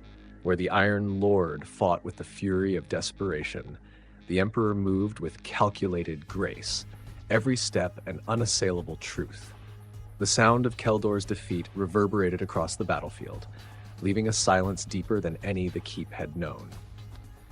Far from the crumbling walls, Lady Varna watched the death throes of Keldor's reign from the sanctum of the Temple of Steel. Her augmented eyes traced the movements of the Golden Warriors, cataloging their precision, the gaps in their armor, the way they fell back only to strike again with perfect synchronicity. Her mind raced, assessing her own forces, weighing the unknown against her cold certainty. If we are to stand, We must be more than ready, she whispered to her high priests. Marshal Brand's scouts brought news of the battle's conclusion as he sat sharpening the edge of his chain axe. He spat to the side, eyes narrowing as he heard of Keldor's fall. The giant has teeth, but we have fire, he muttered, the anticipation building like a storm in his blood. Let him come. We'll burn so brightly he'll have to remember us. The Iron Keep lay silent in the aftermath, its once mighty halls now echoing with the groans of strained metal and the faint crackle of dying fires. The Thunder Warriors stood in ranks, their gaze fixed forward as the Emperor moved through the ruins. His eyes, pools of unyielding determination, swept over the fallen defenders, the shattered armor of Keldor's iron hounds glinting in the shifting light. This was not just conquest. This was a statement that Terra itself would bow or break. The Emperor paused near Keldor's broken form, the former warlord's breath now shallow, eyes dimming, yet defiant. No words passed between them. There was no need. The message was clear. Merica's strongest had fallen, their age ending under the weight of something far greater. The Emperor turned and signaled to his forces. The Thunder Warriors moved as one, their steps resonating with a controlled power that sent a chill through the surviving defenders. The conquest of Merica had begun. Within the Temple of Steel, the mood was tense. Lady Varna stood surrounded by her council, the glow of cogitator screens casting a cold light on their faces. Reports streamed in, voices clipped and urgent. Iron Keep has fallen. Keldor is no more. A murmur ran through the chamber, more mechanical than human. Varna's fingers traced the engraved patterns on her armrest, silver eyes narrowing as she processed the news. "We are next," one of her priests said, breaking the silence. His voice was steady, but the twitch at the corner of his mouth betrayed his fear. Varna nodded, her expression hardening. "Yes," she answered, voice echoing through the chamber like a blade drawn in a dark room. "And we will meet him not with desperation, but with the unity he underestimates." In the northern wastes, Marshal Brand listened as scouts recounted the Emperor's triumph with tight-lipped grimaces. The fire in his eyes flared with something more than anger. It was a hunger for battle. "The Iron Lord is dead," one scout said, barely above a whisper. Brand's grin widened, feral and eager. "Good," he growled. "Let the Emperor know Merica is more than stone and metal. Let him taste the wrath of flame." The stage was set. The storm now swept towards Varna's stronghold and the plains where Brand's warbands waited. Conquest would demand more than strength. It would test the spirit that bound steel, flame, and bone. The fall of Iron Keep reverberated through Merica like the strike of a great bell, sending waves of dread and anticipation through every fortress and camp. Within the Temple of Steel, Lady Varna stood before her gathered host, each warrior clad in polished armor inscribed with sacred circuitry. The steel-bound were the epitome of her vision, a melding of mind and machine, moving with silent coordination as their leader's voice cut through the thrumming air. "Our foes believe strength alone will break us," Varna said, her voice a resonant hum that matched the pulse of the temple's power grid. "But they know nothing of the true bond between spirit and steel. Prepare the sanctified relics. We will show them the power of purpose." A shiver ran through the assembled warriors, their eyes flickering with a synchronized glow. Engineers activated the temple's ancient defensive relics, systems whispered to have been drawn from fragments of the dark age of technology. Coils sparked and sang, powering up weapons that emitted a deep, unsettling hum. The temple, once a place of worship and ritual, transformed into a fortress bristling with the means to defy even the Emperor's golden advance. Far to the north, Marshal Brand set his warband into motion, the fire riders roaring with the clamor of igniting engines and the pounding of battle drums. The sky itself seemed to darken as soot and smoke coiled into the air, marking their passage. Bran reveled in the chaos, shouting commands that echoed above the thrum of activity. "If he comes, let him know the fire that devours even gold." His warriors shouted in return, faces painted with ash and victory scars. Each man and woman was ready to etch their legend in blood and flame. As Bran's war machines rolled southward, scouts reported sightings of the Thunder Warriors advancing in perfect formation, their golden forms catching the dawn's light. The air thickened with tension, each step of their approach an unspoken challenge. In the distance, the Emperor's standard rose above the advancing ranks, an unyielding declaration that the time for submission or annihilation had come. Within the Temple of Steel, Lady Varna took her place at the heart of the sanctum, feeling the rhythm of the machine pulse within her. "Let them come," she whispered, fingers tightening around her staff, embedded with data crystals that glimmered with the stored knowledge of ages. "And let the faithful be tested." The sun crept over the horizon, casting long, crimson shadows across the plains of Merica. The golden ranks of the Thunder Warriors moved with implacable precision, their heavy boots drumming a slow, steady beat as they advanced toward the Temple of Steel. Behind them, the Emperor himself rode in silence, eyes fixed on the glinting structure ahead, a bastion of resistance in a world he would soon claim. Within the temple, Lady Varna watched the horizon burn with the approach of the Emperor's forces. The steelbound stood ready, their augmented limbs trembling with the energy coursing through them. The temple's defensive weapons, forgotten by time and reawakened through her knowledge, hummed to life, their capacitors emitting pulses of deep blue light. This would not be a clash of ordinary armies. This would be a battle where belief met the inevitability of conquest. The chants of the machine priests rose to a fever pitch, a litany of ancient rites echoing through the metallic halls. Varna's voice joined the chant, a harmonic call that synced with the thrum of her warriors' exoskeletons. Today we meet the storm as we were forged to, unbowed and bound by purpose. Her eyes, half of metal and half of fierce resolve, reflected the crackling glow of power relays. The air itself seemed to tighten as the steelbound awaited the command to unleash their wrath. Not far from the temple, Marshal Bran and his fire riders watched from a low rise, their machines idling, exhausts puffing smoke into the sky. Bran's blood surged as he observed the Thunder Warriors' disciplined advance. His warriors, eager and restless, clutched their modified weapons, eyes narrowed with anticipation. "We strike when the metal clashes with gold," Bran declared, voice carrying over the clatter of restless chainswords and revving engines. "They will think us a shadow, only to find we are the flame that consumes all." The Emperor raised a hand, and the advance halted, a moment of silence hanging like a breath held too long. The sound of the wind cut through the stillness, carrying with it the chants from within the Temple of Steel. It was a challenge, a final defiance before the clash that would determine whether Merica would submit or be shattered. With a flick of his fingers, the Emperor gave the order. The golden line surged forward, a tide of force that bore down on Varna's stronghold. The first assault struck the Temple of Steel like a storm unleashed. The Thunder Warriors surged forward, their golden armor gleaming as they met the temple's defenses. Energy beams lanced out from the battlements, bright as captured lightning, striking their front lines. A few warriors fell, their armor scorched and cracked, but the rest pressed on, their advance unwavering and silent. The Steelbound, guided by Varna's commands, fired with mechanical precision. Their voices joined in a liturgy of war, each prayer synchronizing the pulse of their augmented limbs with the charge of their weapons. The ground trembled beneath their coordinated barrage, but still the Thunder Warriors moved like an unbreakable wall. Lady Varna stood at the highest point of the temple, a command throne adorned with ancient data crystals that sparked with readouts of the battle below. She observed the methodical advance, her gaze narrowing as she activated the hidden protocols embedded deep within the temple's core. "Deploy the sanctified relics," she commanded.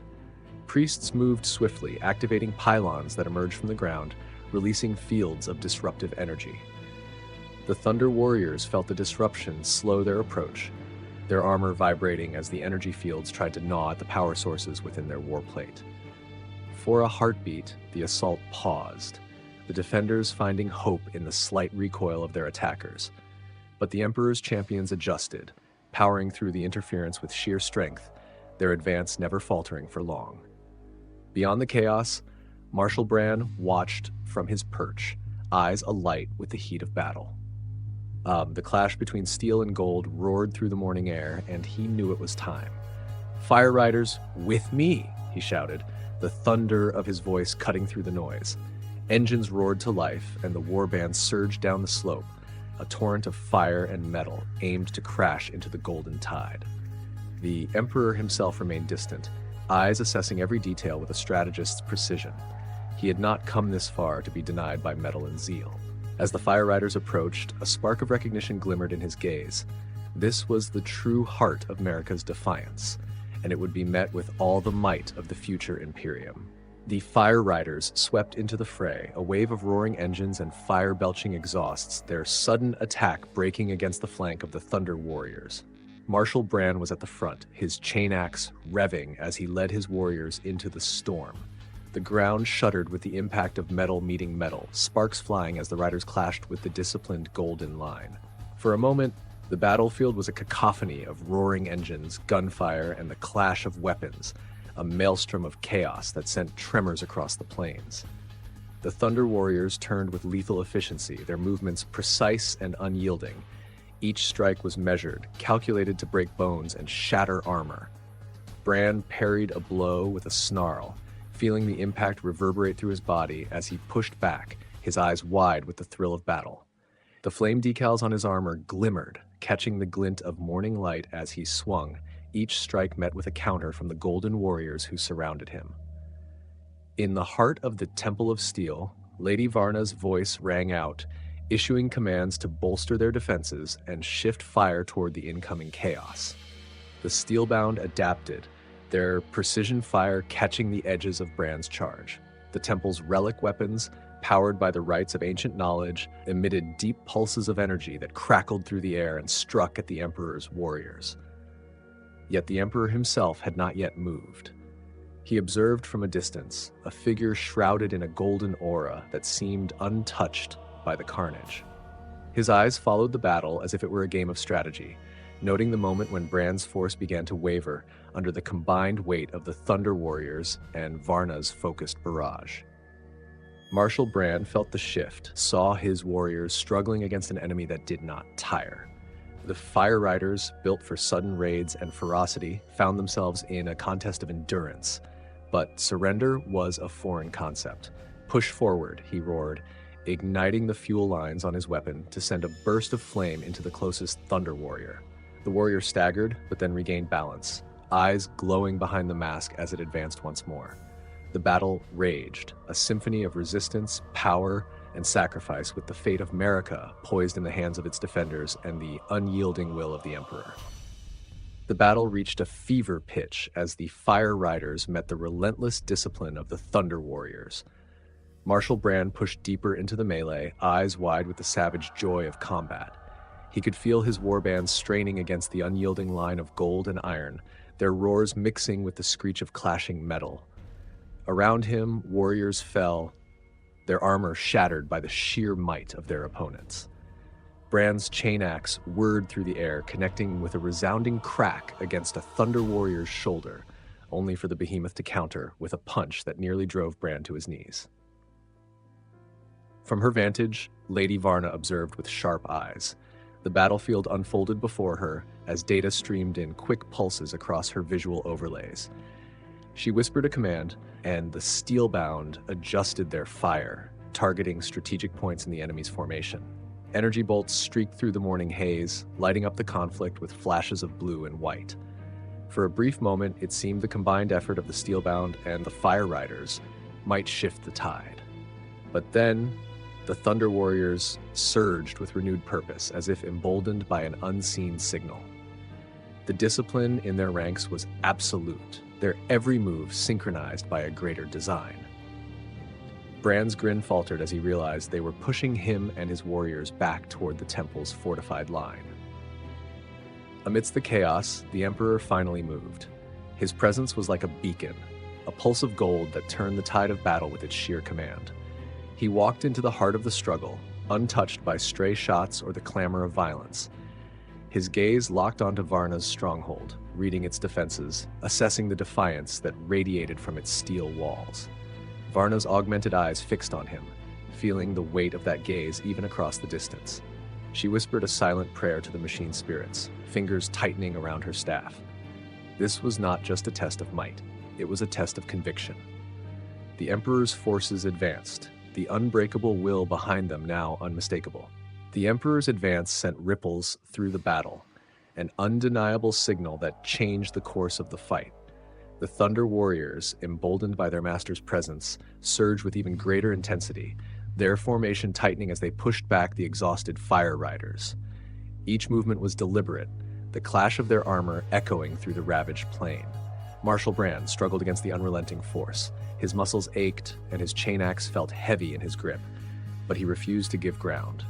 His gaze darted to the temple, where the steel-bound unleashed coordinated volleys of energy that briefly illuminated the battlefield in pulses of stark light. The sight of Varna's warriors holding the line steeled him. "Hold!" Brand shouted, his voice ragged but fierce. "We bleed today, but we do not break." At the temple's gates, Lady Varna's expression was carved from iron.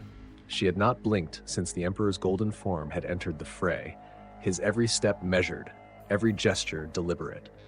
He moved with an air that made the ground seem steadier beneath him, as if the chaos itself bent to his will.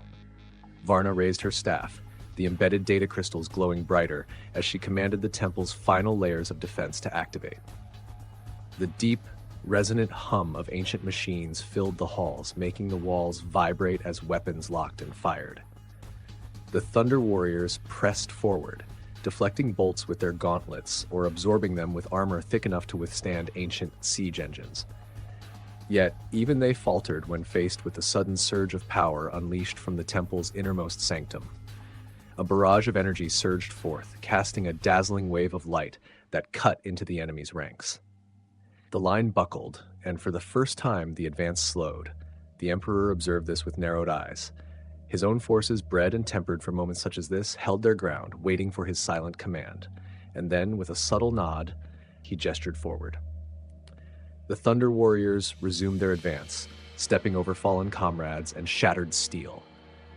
The impact resonated through Bran, whose teeth clenched as he watched the unyielding power before him. This was not the desperation of an ordinary conqueror, it was destiny made manifest. The defenses of the Temple of Steel hummed with raw energy, pulsing in waves that lit the battlefield in bursts of white and blue. Lady Varna stood in the heart of the command chamber, surrounded by the rhythmic glow of data feeds and the chant of the machine priests. The temple's walls shivered as ancient cannons unleashed another volley, momentarily halting the golden advance. She could feel the charge in the air, taste the tang of ozone as static crackled around her. It was as if the temple itself was alive, straining to hold against the inevitable. Outside, Marshal Bran and his Fire Riders fought with a fury born of desperation. The clash of battle was deafening, a symphony of grinding metal, shouts, and the rhythmic pounding of heavy boots on blood-streaked earth. Bran's chain axe, its blade dulled by repeated strikes, clashed against a Thunder Warrior's pauldron. Sparks leapt between them as the two locked eyes. Bran's lips curled into a defiant snarl. The Golden Giant pushed forward, driving Bran back a step, but the Marshal twisted away, refusing to be toppled. But the Emperor's warriors were relentless, and the strain began to tell. The Fire Riders' formation splintered, their fervor colliding with the raw might of their opponents. One by one, Bran's warriors fell or were forced back, their fiery advance dimming under the weight of the Thunder Warriors' cold precision. From the temple, Varna's augmented gaze took in the battlefield. Her expression did not waver, even as the outer defenses buckled and cracks formed in the walls that had stood for centuries. "We were forged for this," she whispered, more to herself than to those around her. The steel-bound responded to her silent command, stepping forward with measured precision to fill the breaches. They stood resolute, their bodies braced, weapons humming with the song of power. The Emperor himself moved at the edge of the conflict, his eyes reading the ebb and flow with the detachment of a strategist and the weight of a leader. He watched the battle grind into the final push, where even the strongest would feel the strain. The resistance was formidable, but he saw the moment approaching. The breaking point where the will of Merica would shatter or rise in one last, brilliant defiance. The sun cast its harsh light over Merica's plains, revealing the scale of the battle below. The Thunder Warriors pushed with unyielding precision, stepping over twisted wrecks and fallen shields, their golden armor now tarnished with the dust of conflict. The temple's defensive fire flickered under the strain, its once resounding power waning as energy cells depleted and sacred machinery stuttered with exhaustion. Lady Varna stood tall despite the tremors beneath her feet. The once perfect cadence of the temple's power grid faltered, echoing with warning tones. She knew this was the edge of the storm, the moment where steel and spirit either fused or shattered. Her eyes met the faces of her steel-bound, unwavering in their devotion. "Hold fast," she said, her voice like tempered iron. They nodded, their mechanical limbs shifting as they braced themselves against the next charge. A cry from outside the gates heralded the final push. The Thunder Warriors advanced with shields interlocked, their unity an indomitable force. Energy bolts deflected or fizzled against their armor, the hiss of dissipating charges filling the air. The Steelbound met them with disciplined fire, the air alive with flashes of light and the thrum of weapons. But the pressure was immense, the might of the Emperor's forces undeniable. Marshal Bran, refusing to yield, fought with a wild ferocity that left scorch marks and dents in the enemy ranks. The battle around him was chaos, yet he thrived in it. Each clash reverberated through his bones, each shout a testament to his warriors' resilience. But the tide was shifting, and Bran's eyes narrowed as he realized their line was fracturing. He signaled a fallback to regroup near the temple's outer wall, a maneuver he'd hoped to avoid but now saw as necessary. The Emperor stepped forward, a figure of calm amidst the storm. He raised one hand, the motion causing a ripple in the Thunder Warriors' advance. They slowed, just enough to allow the temple's defenders a moment to draw breath. The battle paused, suspended in a silence heavy with anticipation. Varna's gaze locked with the Emperor's across the field, a silent recognition of what came next. Will against will, purpose meeting the inevitable.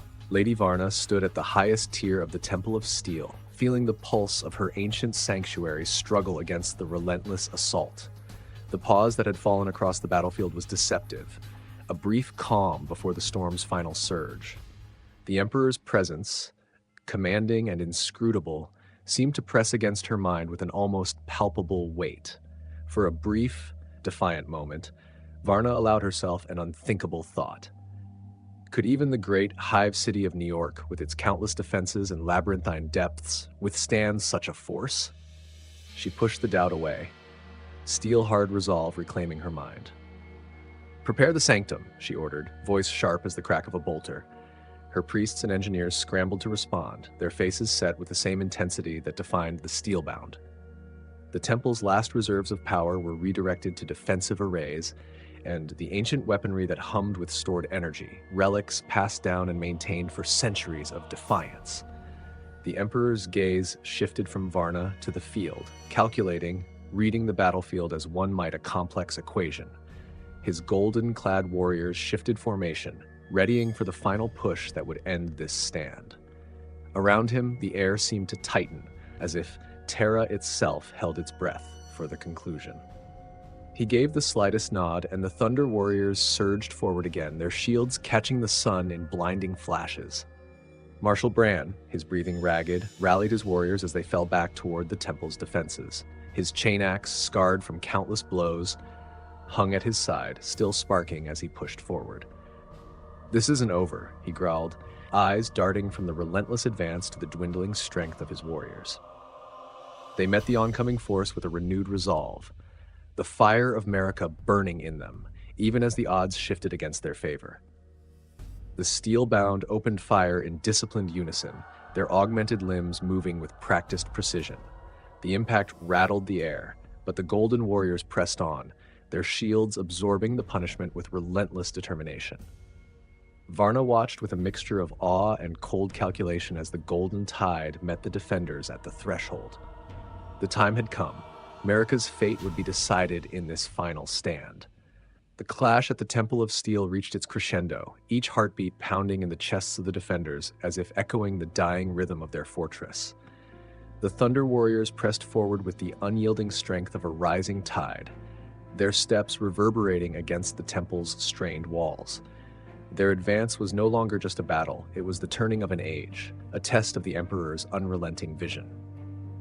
Lady Varna gripped her staff tighter, the glimmering data crystals embedded within pulsing erratically. The temple's machine spirits, long her steadfast allies, now struggled under the demands placed upon them. She could feel the weariness in the circuits, the hum that had once resonated with power, now a strained vibration. "Hold them here," she commanded, voice cutting through the clamorous chant of the priests and the pounding boots of her steel-bound. The steel-bound warriors stood as shields and spears, the mechanical joints of their limbs whirring and clicking as they met the invaders. Each step back was measured, each shot carefully aimed, but the gap between defenders and conquerors narrowed inexorably. One by one, Varna's warriors fell or were pushed aside, their disciplined line cracking under the relentless pressure. Marshal Brand sensed the shift, felt the breaking point approach like a storm. With a snarl, he threw himself back into the fray, chain axe screaming as he brought it down on the nearest golden-clad foe. Sparks exploded, metal bit metal, but the opponent met his strike with an iron-hard parry, eyes blank and unyielding. Brand's resolve wavered, a rare sliver of doubt cutting through the battle madness that fueled him. And then, amidst the storm of battle, the Emperor stepped into the shadow of the temple's great doors.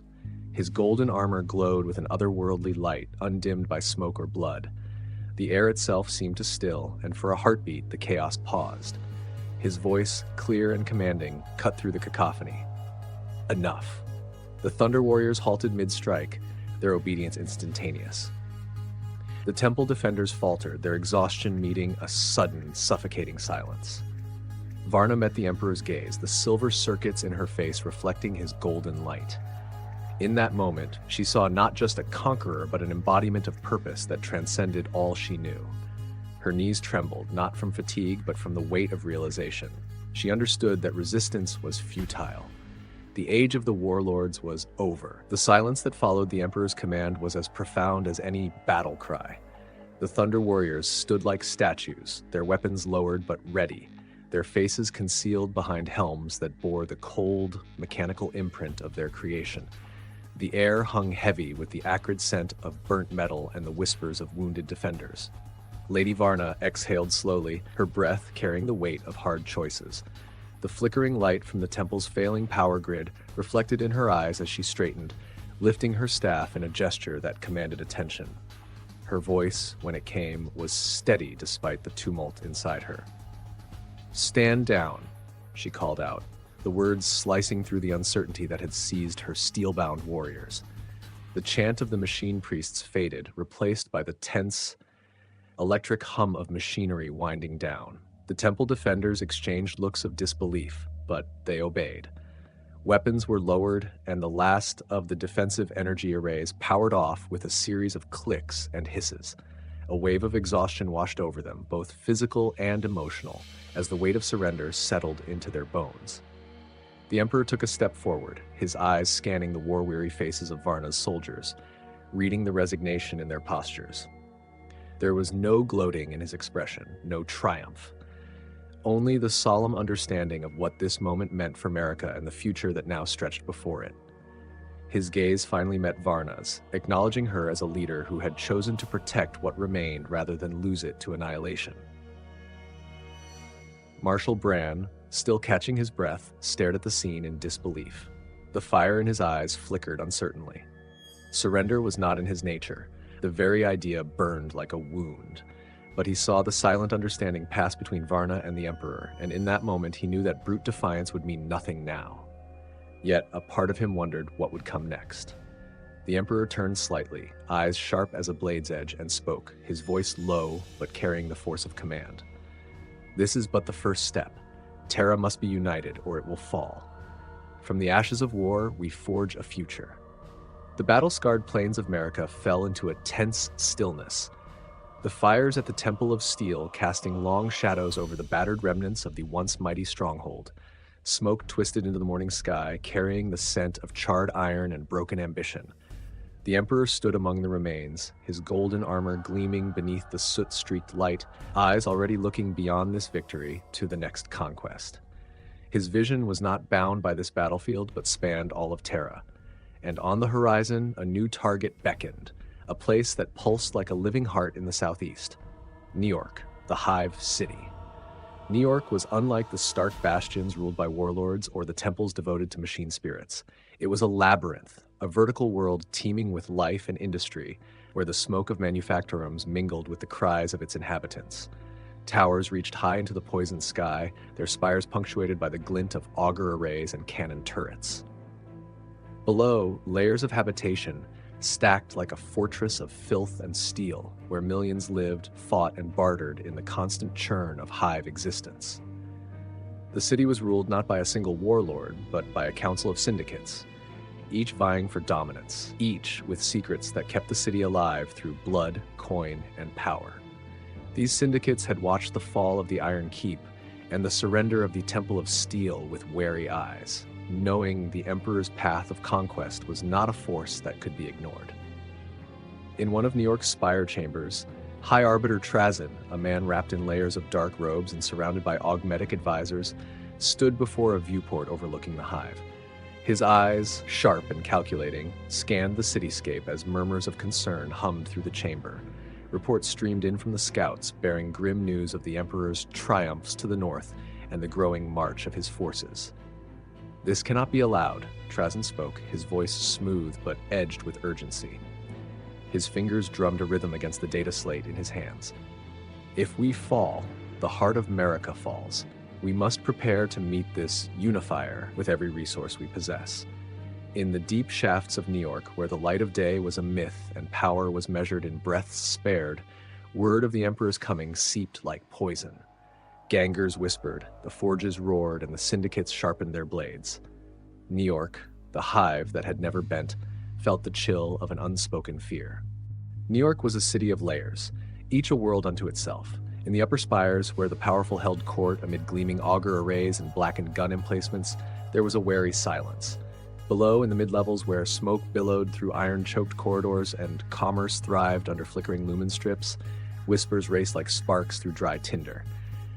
And in the underhive, where the world narrowed to knife fights and the grind of ancient machines, the name of the Emperor reached ears accustomed only to the clash of steel and the screams of the forgotten.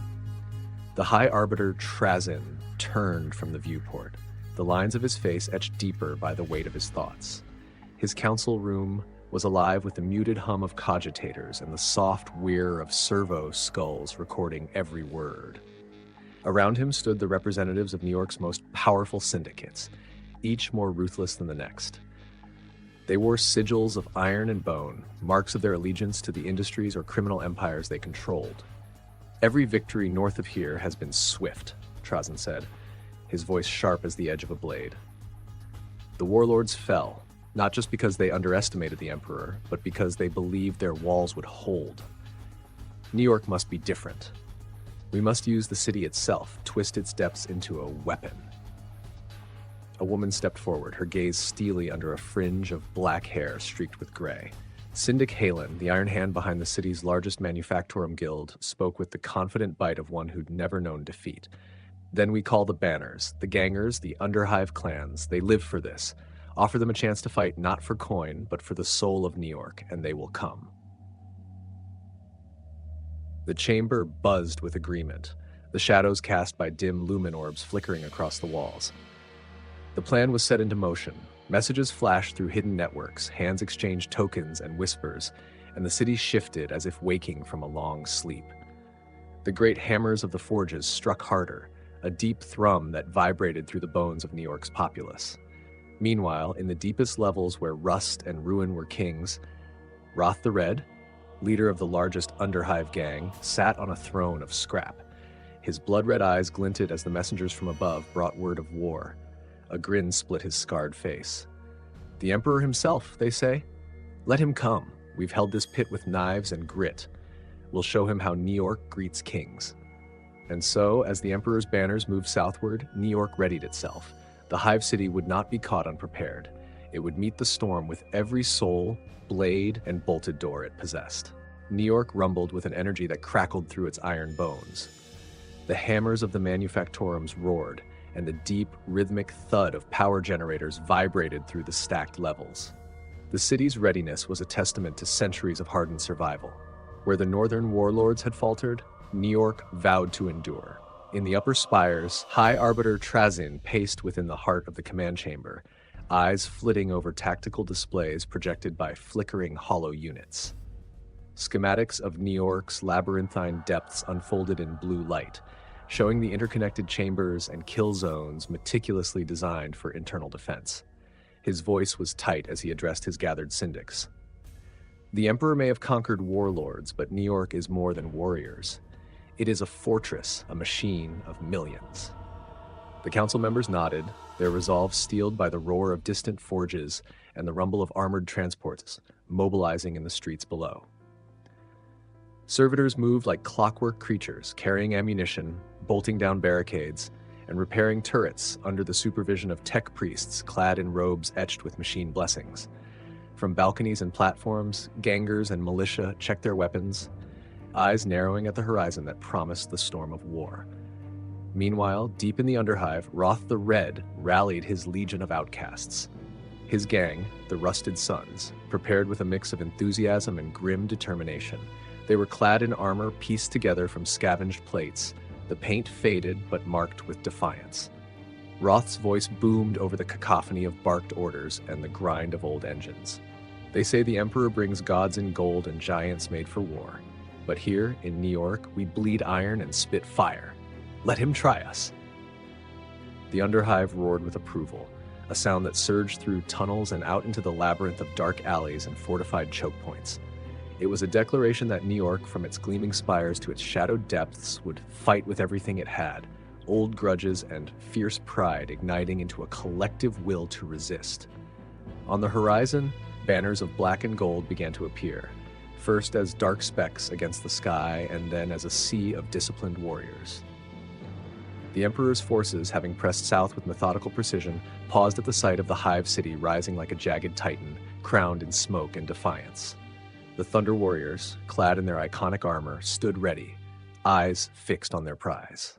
In the distance, the Emperor himself observed New York, seeing not just a conquest but a crucible, a test for the strength of the unity he sought to forge.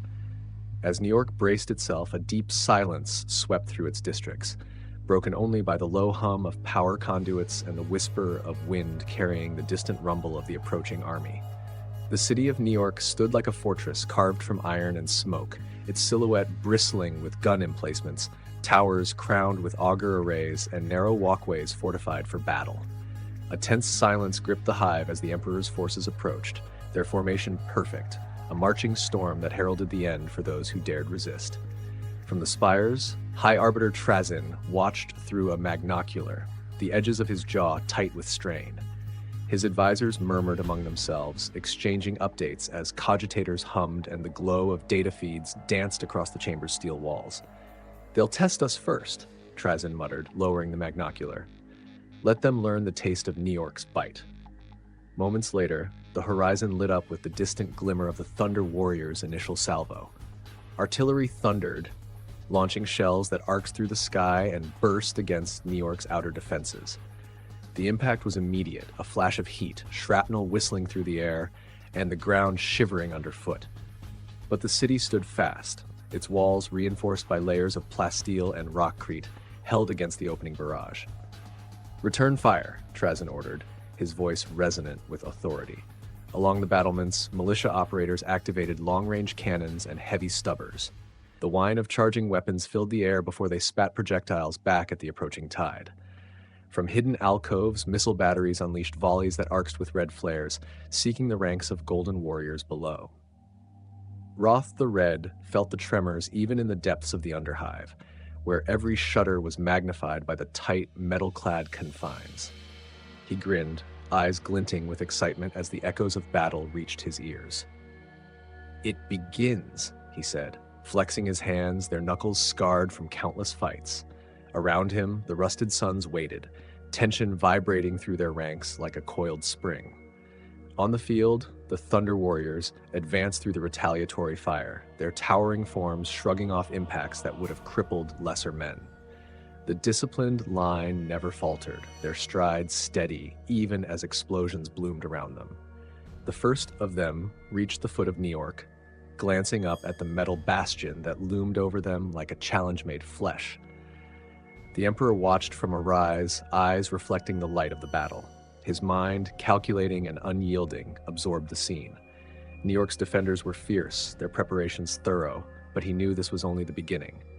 The city would not fall easily. It would be torn down, layer by layer, as every fortress and soul within faced the inevitable. The first wave of the Emperor's assault had tested New York's resolve, and the Hive City had met it with iron teeth and gunfire. Smoke coiled above the battlements, carrying the acrid scent of burnt propellant and scorched metal. The defenders knew they had drawn blood, but the storm pressing down on them was far from spent. High Arbiter Trazyn stood motionless as the battle raged, eyes scanning reports that flickered across holoscreens. He could hear the distant cries of the wounded and the thrum of support engines as they ferried munitions to the upper levels. "They come with relentless purpose," he said, half to himself, half to his advisors. "We will match them with defiance." The next wave arrived like a hammer blow. The Thunder Warriors, now reinforced, pushed into the defensive perimeter, their presence a juggernaut of war. New York's cannons thundered, a deep, rolling sound that seemed to shake the very sky. The Golden Warriors moved through the barrage, shields absorbing hits that would have disintegrated lesser troops. When they returned fire, it was with a precision that shattered turrets and silenced defensive lines. The mid-levels of New York roared to life as the syndicates called their banners. Armored transports rumbled through narrow streets, carrying gangers with weapons ready and eyes glinting with battle lust. Syndic Halen directed her manufactorum guards from a high balcony, her voice amplified by voxcasters. "Push them back! The soul of New York is at stake!" The shouts of militia and gang leaders echoed her cry, rallying those around them. Below, in the churning chaos of the Underhive, Roth the Red readied his rusted sons for the fray. The walls shook with each blast from above, dust and grit falling like rain. "Move!" Roth commanded, voice raw with anticipation. His warriors surged forward through winding metal corridors, bound for the industrial elevators that would take them closer to the battle's heart. At the forefront of the charge, the Thunder Warriors breached the first wall. Steel groaned and shattered, creating a path into New York's outer districts. The defenders recoiled, struggling to regroup as the disciplined giants advanced, a sea of gold against the dark, ironclad defenses. From behind, the Emperor's standard-bearers raised their banners high, and the horizon glowed with the promise of relentless conquest. Trazyn watched with clenched teeth as the tide crept inward. He knew that this would not end in a mere skirmish. This was the slow, grinding siege of a city that had never been taken, a fight that would strip New York down to its iron bones. The golden tide of Thunder Warriors advanced, their pace relentless as they broke through the first defensive walls of New York. Cries echoed through the metal-clad alleys as defenders scrambled to fortify new positions. The outer districts, once teeming with the mechanical heartbeat of industry, now roared with the chaos of battle. Fire belched from shattered turrets, and smoke churned like storm clouds caught between the towering spires. High above, High Arbiter Trazyn tightened his grip on the railing as reports streamed in. His eyes, sharp and wary, swept across the shimmering holoscreens. "They pressed too hard," an aide whispered, fear slicing through the clamor of orders. Trazyn's expression darkened, and he turned with a voice like tempered steel. "Then we press harder. Release the second wave." Orders crackled over voxcasters, echoing through every level of the hive.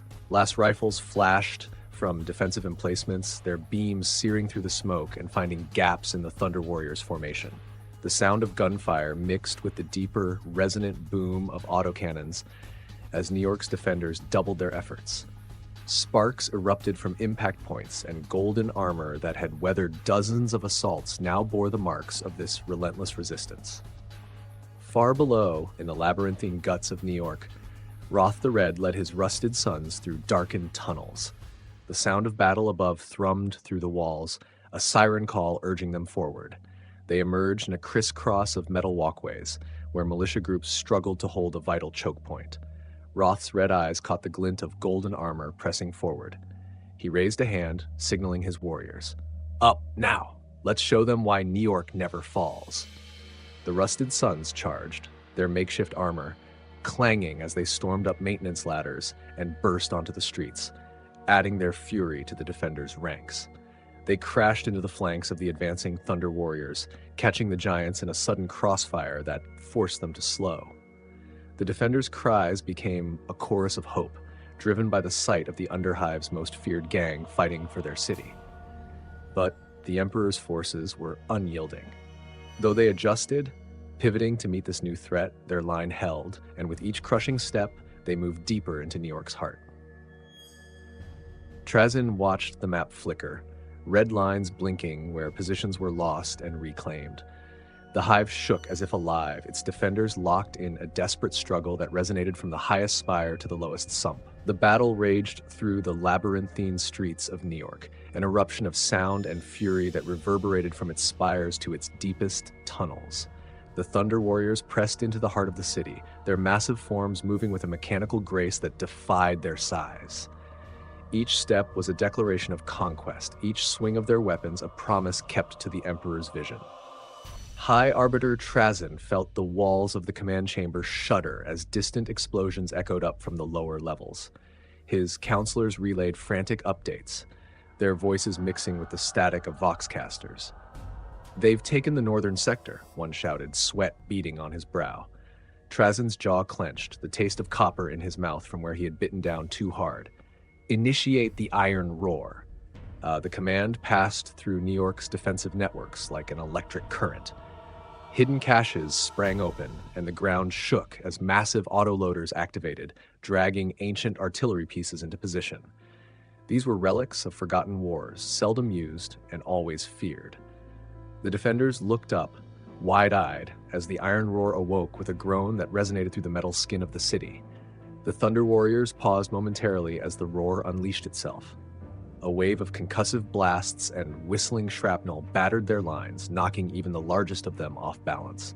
Smoke and debris choked the air, mingling with the cries of defenders who seized the moment to charge back into the fray, las rifles snapping and stubbers rattling.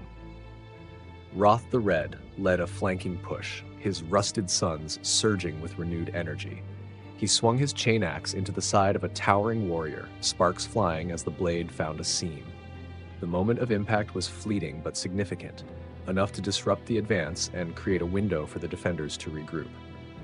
Roth's grin split wide, teeth bared, but the Emperor's forces did not break. They adjusted with a cold precision, shields interlocking as they braced against the storm. The Emperor himself watched from a high perch outside the immediate conflict, the chaos below reflected in his eyes. He observed as the defenders poured their last reserves into the fight, and he knew this was the true nature of conquest, not the strength of the strike, but the resilience of those who faced it. The Iron Roar bought New York precious moments, a breath before the plunge. Yet, Trazyn felt the weight of inevitability pressing down. The city had shown its iron will, but how long could it hold against the tide? The Iron Roar had bought New York precious moments, stalling the Thunder Warriors and reigniting the defenders' resolve. Yet those moments were brief, fleeting as sparks against the wind. When the Emperor's forces pressed forward once more, they did so with a precision that silenced any glimmer of hope. Trazyn stood over the central command table, eyes darting from one pulsing red icon to another as they winked out, marking fallen positions. The holoscreens, now smudged with the fingerprints of frantic advisors, glowed dimly in the chamber's harsh light. "We have to hold Sector 7 at all costs," Trazyn barked, turning to Syndic Halen. Her expression was fierce, jaw clenched, eyes reflecting the shifting blues and reds of the tactical display. Halen nodded sharply. "I'll see to it." She relayed the command into the Vox, her voice like iron. Orders rushed out, spreading through the Hive City's tangled pathways and echoing in the ears of defenders who stood waist-deep in the blood and oil-streaked debris of battle. Below, Roth the Red and his rusted sons fought to push back the advancing golden tide. The walls of their narrow choke point rattled with each blast as Roth swung his chain axe into an approaching warrior's shield. The blow left a deep groove, but the warrior's counterstrike forced him to stumble back, gritting his teeth. "Stand fast, sons," Roth roared, voice raw as his gang surged forward again, the clash of steel against ceramite filling the cramped space. The Thunder Warriors did not falter. They absorbed the defenders' fire, moving through bursts of las rifle shots and the shrapnel of makeshift grenades. Each step was a declaration of their inevitability. The Emperor's standard-bearers appeared at the rear, raising their banners high. The golden sigil gleamed in the firelight, a symbol that drew gasps from even the hardiest fighters. From his vantage point at the battle's edge, the Emperor stepped forward, each movement exuding an aura of unwavering authority. His eyes, sharp and luminous, swept across New York's battered streets and shattered defenses, absorbing the desperate fight with a detached understanding. The battlefield seemed to pause in recognition, an electric stillness crackling in the air as even the most hardened gangers of the Underhive felt an unfamiliar chill crawl down their spines. In the command chamber, Trazyn watched the scene unfold, the glow of the holoscreens casting long, flickering shadows on his strained features. He exhaled slowly, voice barely more than a murmur. So, this is what it means when a legend takes the field. The rumble of the Emperor's advance rolled through New York, a living, suffocating force pressing into the city's ironclad heart. The command chamber was a symphony of alarms and hushed urgency. Trazyn fixed his gaze on the holo displays, their shifting lights painting his face in blues and reds. Syndic Halen's voice cut through the clamor. We draw them deeper, make them bleed for every meter. Trazyn nodded. Signal the fallback. The Manufactorum chambers are next. Vox commands swept through New York's steel arteries, and defenders shifted positions, eyes reflecting determination and the metallic gleam of overhead lumen strips. The rumble of the Thunder Warriors' approach made the ground beneath their boots tremble. In the lower districts, Roth the Red led the Rusted Sons into the fray. The gang charged from shadowed alleys, meeting the Golden Warriors with reckless abandon. Roth's chain axe met a shield with a defiant scream of metal. The warrior in front of him did not flinch, eyes cold and unyielding behind his helm. Roth's grin didn't waver. They'll taste New York's iron before this day is done, he shouted, voice strained but resolute. The golden tide advanced, the Emperor's standard casting a gleam that caught every defender's eye. Yet now, the focus shifted from their sheer power to the murmurs that ran through New York's depths, a song of defiance, refusing to be silenced. The Emperor's standard shone like a beacon as the Thunder Warriors pressed deeper into New York, their advance a relentless drumbeat.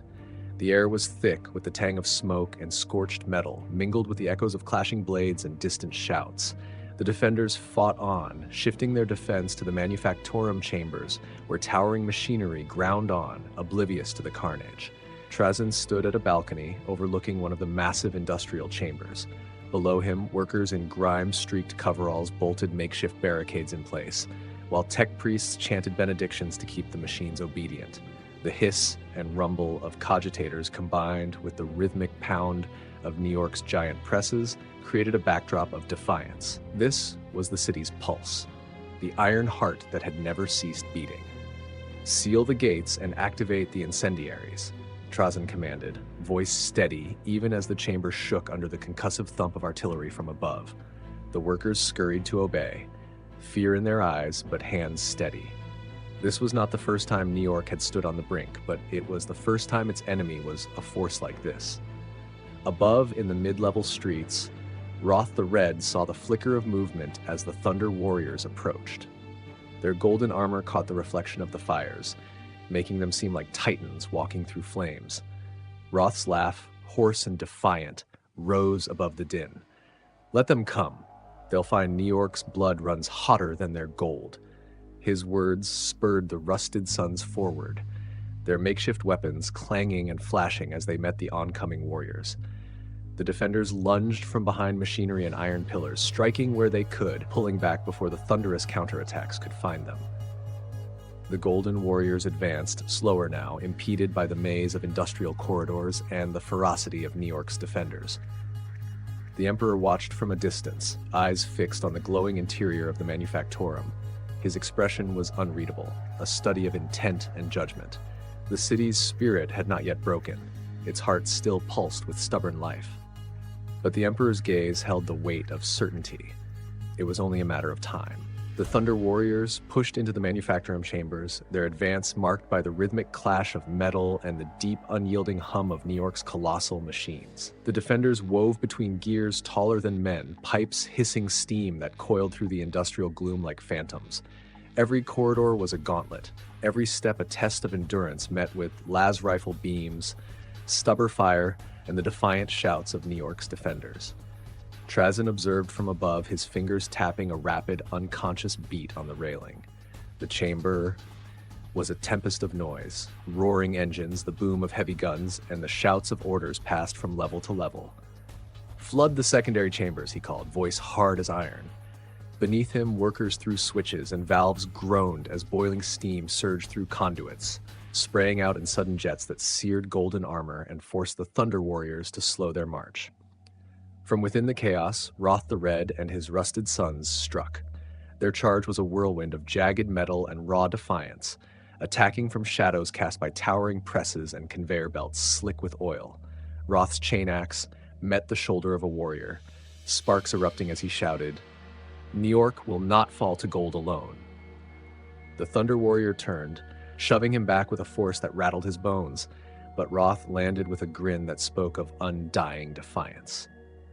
The Golden Warriors adjusted, shifting their formation to compensate for the close quarters and resistance. The press of battle grew tighter, more brutal. The defenders fought with a desperation born not only of loyalty, but of the understanding that beyond these chambers lay the true heart of New York. The generators, the forges, the very lifeblood of the Hive City. Above, Syndicalin rushed into the command chamber, her face glistening with sweat and soot. "We've held them longer than expected, but they're breaching the inner lines," she said, breathless but defiant. Trazyn turned, eyes catching hers with a fierce light. "Then we bleed them in the iron halls. New York's spirit is forged in fire. We will meet them there." The chamber shook as another wave of concussive blasts thundered through the hive. The Emperor's forces pressed on, but the fight was far from over. New York, scarred but unbeaten, drew them deeper into its labyrinth, intent on making each inch a trial by fire. The noise of the Manufactorum was a deafening symphony of gears, steam, and the shouts of desperate men and women. The defenders of New York dug in, barricading themselves behind columns of iron and stacks of steel plating. The chambers were alive with heat, a searing wave that shimmered in the air and magnified the glow of forges, casting long shadows across the battle-scarred floor. Trazyn leaned over a console, eyes tracking the advance of the Golden Warriors on a battered screen. Sweat slicked his brow, but his voice held firm. "Hold the line. They must not breach the central generators." Syndicalin stood beside him, hands gripping a last pistol, knuckles white. "If they reach the generators, we lose everything," she said, her tone a mixture of urgency and unspoken fear. In the midst of the chaos, Roth the Red and his rusted sons clashed with the front line of the Thunder Warriors. Roth's chain axe roared as it found purchase, sparks flying when it met ceramite armor. A golden gauntlet lashed out, sending him staggering back into a support pillar, but he pushed forward again with a laugh that echoed defiance. "New York isn't done with you yet," he shouted, eyes burning with resolve. The Thunder Warriors pressed forward, shields bracing against the defenders' fire. Each step was a test, each clash a question to New York's heart. How long could it hold? Trazyn's eyes met Haylen's, and for a moment, amidst the chaos and heat, they shared the silent acknowledgement of what this battle meant. Not just for them, but for the spirit of New York itself. The Manufactorum chambers groaned under the weight of battle, a relentless cacophony of screams, the hum of las rifles, and the metallic thunder of machinery grinding on, oblivious to the struggle consuming its halls. New York's defenders fought like cornered animals, eyes wild with exhaustion but gleaming with an ember of defiance that refused to be extinguished. Trazyn moved through the command area, barking orders over the din. "Redirect power to the auxiliary turrets. Let them taste the heat of New York's forge." Sparks leapt from consoles as tech priests muttered frantic litanies, coaxing aged circuits to hold just a little longer. Syndicalin watched as the defenders executed the new orders. The ancient turrets hummed to life, swiveling with a metallic grind to aim at the advancing Thunder Warriors. They spat bursts of plasma that seared the air and left streaks of blue fire in their wake. The air grew thick with smoke and the sharp, acrid tang of burnt metal. For a moment, the Golden Line paused, shields locked as they absorbed the new barrage. Down among the clashing bodies, Roth the Red saw his chance. With a howl that cut through the chaos, he charged the momentarily stalled warriors, his chain axe a blur of motion. He struck, tearing through a jointed elbow and sending the arm of a Thunder Warrior crashing to the floor in a shower of sparks. The warrior turned with cold fury, even as its severed limb twitched on the iron ground. Roth dodged back, a feral grin splitting his face, But New York's defenders were being pushed back step by agonizing step. The Golden Warriors adjusted, their advance becoming a disciplined, grinding push that overcame the flames and bolts hurled against them. The turrets sputtered, power flickering as the relentless heat of battle strained the failing generators. Trazyn glanced at the readouts, then at Halen, whose face was now smudged with smoke and streaked with sweat. She met his eyes, unflinching. "We have to draw them back to the final barricade," she said, voice low but resolute. He nodded, the gravity of that statement pulling at him like a lead weight. The last barrier stood between the Emperor's forces and New York's core, the place where the soul of the city pulsed with ancient, thundering machinery. It was the last hope of the hive and the line they could not afford to lose. The heat from New York's manufactorum chambers cast a molten glow over defenders and invaders alike. The last barricade, an uneven line of plasteel, rusted iron, and haphazard barricades, stood as the final bulwark between the Emperor's Thunder Warriors and the city's core. The hum of ancient machinery thrummed through the walls, a constant reminder of New York's heart, still beating defiantly beneath the din of battle. Trazyn and Syndic Halen stood shoulder to shoulder at the lip of the barricade, their eyes locked on the Golden Legion advancing through the haze. "This is it," Trazyn said, voice tight but unyielding. Behind them, tech priests muttered invocations as they strained to funnel the last dregs of power into crackling energy fields and sputtering defenses. The barrier shimmered with unstable light, a fragile wall between the defenders and annihilation. Below, Roth the Red gathered his rusted sons for their final charge. The clang of boots, the rasp of weapons being readied, and the labored breathing of fighters painted a scene of tense anticipation. Roth wiped blood and grime from his brow, eyes glinting like embers. "Sons, today we show them what New York's iron heart is made of." His warriors, scarred and battle-worn, roared back, pounding their makeshift armor with fists and chain axes, the sound echoing as their pledge. The Thunder Warriors moved forward, shields interlocked, their golden armor reflecting the red and orange glow of forges and fires. Each step sent a shiver through the ground, a harbinger of relentless power. The defenders unleashed their barrage, las rifles spitting beams and plasma bolts hissing through the air. The barrier flickered as it took the brunt of counterfire, in arcs of energy crackling and straining. Roth lunged forward, his chain axe biting into the arm of a towering Thunder Warrior, sending a burst of sparks. The giant swung back with a force that drove Roth to one knee, but he pushed up again, shouting defiance into the warrior's blank, emotionless face. Around him, his rusted sons fought like men who had nothing to lose and everything to prove, weaving through the chaos to strike and retreat, refusing to yield. Halen fired her last pistol into the fray, eyes locked on the advancing line. "Trazyn, the barrier won't hold," she shouted, her voice strained over the roar. Trazyn's jaw clenched as he watched the energy shield buckle and spark. "Then we hold," he replied, the finality in his voice matching the weight of the moment. New York's defenders knew that beyond this barricade there was nowhere left to fall.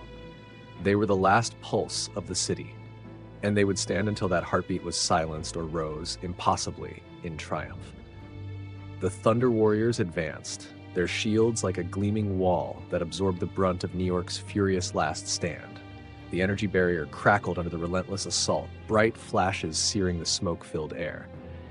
Each impact sent arcs of blue lightning across its surface, the once brilliant defense flickering dangerously, dimming like a dying star. Trazyn's eyes were fixed on the barrier as it struggled to hold, sweat carving trails through the grime on his face. "Reinforce the left flank," he ordered, his voice a lifeline for the scattered defenders clinging to their posts. But his words barely reached their ears. The roar of battle was too overwhelming, the sounds of las rifles, plasma discharges, and the crash of metal filling every space. Roth the Red felt the shudder of the ground as another Thunder Warrior stepped forward. He drove his chain axe into the warrior's leg joint, snarling as the blade chewed through layers of armor. The giant staggered but did not fall, swinging its shield with an arc that sent Roth sprawling. He hit the ground hard, the taste of iron sharp in his mouth, but his eyes shone with unyielding fire. Around him, the rusted sons fought on, teeth bared and voices raised in a hoarse battle cry. The energy barrier shivered one last time, then shattered with a sound like a thunderclap. Sparks rained down as the defenders reeled, the golden wall of thunder warriors surging forward with renewed purpose. Syndic Halen fired until her last pistol whined with an empty charge, then hurled it aside, grabbing a plasma torch from a fallen mechanic. "Push them back!" she screamed, more a prayer than an order. Trazyn felt the weight of inevitability pressing down, but he stepped forward, drawing his own weapon, a relic blade humming with a faint, violet glow. "New York fights as long as one breath remains," he said, eyes meeting Halen's for a heartbeat before the golden tide crashed into their last line. The melee was a storm of close-quarter combat.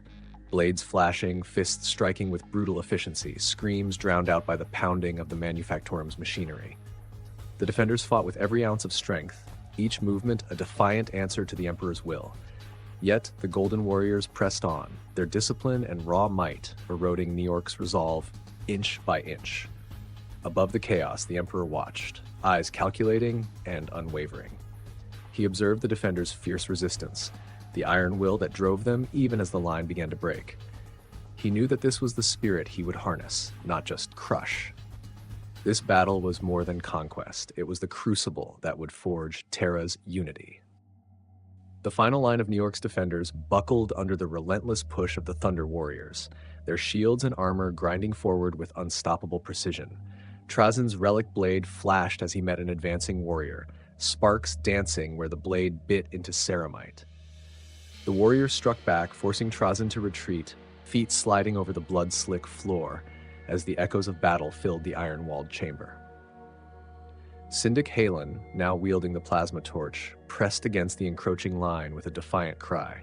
The bright arc of energy seared through the air, momentarily forcing a warrior to pause as its armor scorched. But the golden soldiers adjusted, their shields absorbing the intense heat, advancing with measured steps that ignored fatigue or hesitation. Roth the Red pushed himself to his feet, chest heaving, eyes locked on a warrior moving to breach their barricade. He roared and surged forward, a wild swing of his chain axe meeting the edge of a shield with a jarring impact. The power of the blow staggered him, but he held his ground.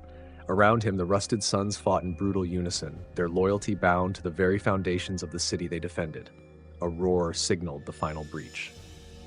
The barricade crumbled as the Thunder Warriors pressed through, scattering defenders and tearing into their ranks. Trazyn gritted his teeth, rallying those nearest to him with a shout. "Hold! For New York! For the hive!" But even as he fought, he could see the toll. The faces of men and women who had given everything, their eyes flickering with exhaustion and a sliver of fear. The clash echoed up to the command chambers and beyond, through the forge halls that pulsed with the heavy heartbeat of New York. The hive was more than a fortress. It was a testament to human will and endurance, an iron city that had stood defiant through centuries of war and strife. In the chaos, the Emperor's gaze remained fixed on the breaking defenders. He stepped forward, his presence alone like a silent command that stilled even the roar of the forges for a moment. The room felt smaller, the air tighter. As the realization sank in, New York had reached the moment where defiance met inevitability. The walls of New York's Manufactorum chambers trembled with the pounding of armored boots and the roar of clashing steel. The last defense line was collapsing, the defenders driven back step by step, their shouts mixing with the din of weapons and the hiss of steam escaping from broken pipes. The Iron City that had defied warlords, raiders, and time itself now faced a force that would not stop until it claimed victory. Trazyn stood among the embattled defenders, his relic blade glowing faintly in the smoky air. His breathing was ragged, each intake sharp with exhaustion. Beside him, Syndic Halen, her face streaked with grime and sweat, raised the plasma torch one final time. Her eyes met Trazyn's, and a silent understanding passed between them. New York had fought to its last breath, but this battle was nearing its end. Above the chaos, the Emperor stepped through the breach, the golden glow of his armor reflecting the fires and sparks that filled the room. He did not raise his weapon or shout commands. His presence was command enough. For a fleeting moment, the defenders faltered, eyes drawn to the figure who embodied Terra's future. Roth the Red, bruised and bloodied, pushed through the throng, his chain axe sputtering sparks. "This is New York!" he shouted, voice breaking as he lunged toward the approaching line. The clash met him with the brutal impact of ceramite and iron. The Thunder Warriors, moving as one, repelled the charge, their shields creating a wall that advanced inch by steady inch. The defenders' line fractured, the cries of the wounded mingling with the clash of metal. Yet even in the chaos, there was a moment of silence, a pause as Trazyn dropped his blade to his side, eyes locked on the Emperor. The weight of history bore down on him, heavier than any weapon. New York had given everything. Its defenders had become legends, but legends could not hold back the tide forever. The Emperor's gaze swept over the scene, taking in the broken but unyielding spirit that lay at the heart of New York. His eyes did not hold triumph or scorn, but a solemn acknowledgement of the cost. This was not just the end of a battle. It was the breaking of an era. New York's iron heart, battered and scarred, would now beat under the rule of a new vision, a unified Terra. The noise of battle fell away, leaving only the hollow echo of final footsteps and the crackle of dying fires. The Thunder Warriors stood victorious, their armor dusted with the soot and blood of New York's defenders. In the midst of the shattered manufactorum chambers, steam curled up through jagged cracks in the iron floor, whispering like ghosts. Trazyn sank to one knee, the weight of exhaustion pressing down harder than any blade. His relic weapon slipped from his grip, clattering against the ground with a metallic ring that echoed in the heavy silence. Around him, the remaining defenders, those few who still stood, gazed at the Golden Legion with eyes that were no longer defiant but hollowed by the toll of defeat. Syndic Halen staggered to his side, clutching a wound that bled dark streaks down her arm. She looked at Trazyn, her expression caught between grief and acceptance. "We did all we could," she whispered, voice rough from the strain. The words were a balm and a curse, acknowledging both their valor and their defeat. In the center of the chamber, the Emperor stood like a statue of fate, watching as New York's last resistance unraveled. His gaze, sharp and unyielding, swept over the scene. He raised one hand, signaling the Thunder Warriors to cease their march. The sound of their movement halted, leaving the chamber filled with an eerie quiet broken only by the distant clang of machinery and the low moan of steam vents. Roth the Red, battered and bloodied, but still upright, stared defiantly at the towering figure. His chest heaved, the ember of rebellion still burning in his eyes. But he knew, as all in that room knew, that New York's struggle had reached its end. The Iron City that had never bowed was now on its knees, and there was nothing left to give. The Emperor's voice, deep and resonant, filled the chamber. New York has fought as few have. Your spirit will not be forgotten. The words were not laced with mockery, but carried a weight that made them linger. He was not here just to conquer. He was here to claim and to reshape. The survivors, eyes filled with the hollow understanding of loss, exchanged glances. They knew their city would change, but it would live on, molded by the will of the one who stood before them. The heavy quiet that had descended over the manufactorum was broken only by the crackling of distant fires and the low hum of New York's dying machinery. The Emperor, framed by the shattered remnants of the once defiant city, cast a long, calculating look over the scene. His eyes lingered on the surviving defenders who stood defiantly amid the wreckage, weapons raised even as the reality of defeat settled in. With a measured breath, the Emperor turned, his gaze shifting to a taller figure that stepped forward from the golden ranks, the unmistakable form of Constantine Valdor, clad in ornate, resplendent armor that shimmered as if touched by sunlight. Valdor's presence, more than even the Thunder Warriors, carried an air of finality. His expression was unreadable, but his eyes held the glint of unwavering resolve. The Emperor gave a single nod, a gesture as subtle as it was absolute. Valdor raised his hand, and the Golden Warriors responded, advancing with a precision that spoke of practiced unity. The remaining defenders stiffened, exchanging looks filled with unspoken words. Trazyn, bloodied and exhausted, straightened as much as he could, the relic blade still in his trembling hand. His gaze locked with Halen's, who stood defiantly, her chin lifted in a silent farewell. Roth the Red watched the advancing line, a smirk ghosting across his scarred face. "Let them come," he rasped, his voice carried through the chamber, igniting the final resolve of his rusted sons. The warriors of New York raised their weapons, a ragged line of defiance against the golden tide. The Thunder Warriors moved with an inexorable force, shields raised, steps measured, The clash was swift and merciless, an ending written not in surrender, but in the sparks of blades meeting shields, the final shouts drowned in the roar of collapsing walls. Trazyn met the charge, his relic blade slicing through the heated air before he was driven back by the sheer power of an armored gauntlet. As the final echoes of the battle waned, Valdor stepped forward, surveying the chamber as silence settled like dust over a city whose iron heart had finally ceased to beat. The Manufactorum, once a thunderous symphony of gears and fire, fell into a deep silence, punctuated only by the distant crackle of embers and the hiss of cooling metal. The last defenders of New York lay still or slumped against the remnants of their final stand, their weapons fallen from limp hands. The relentless advance of the Thunder Warriors had turned New York's iron resolve into memory, an echo fading into the dark corners of the hive.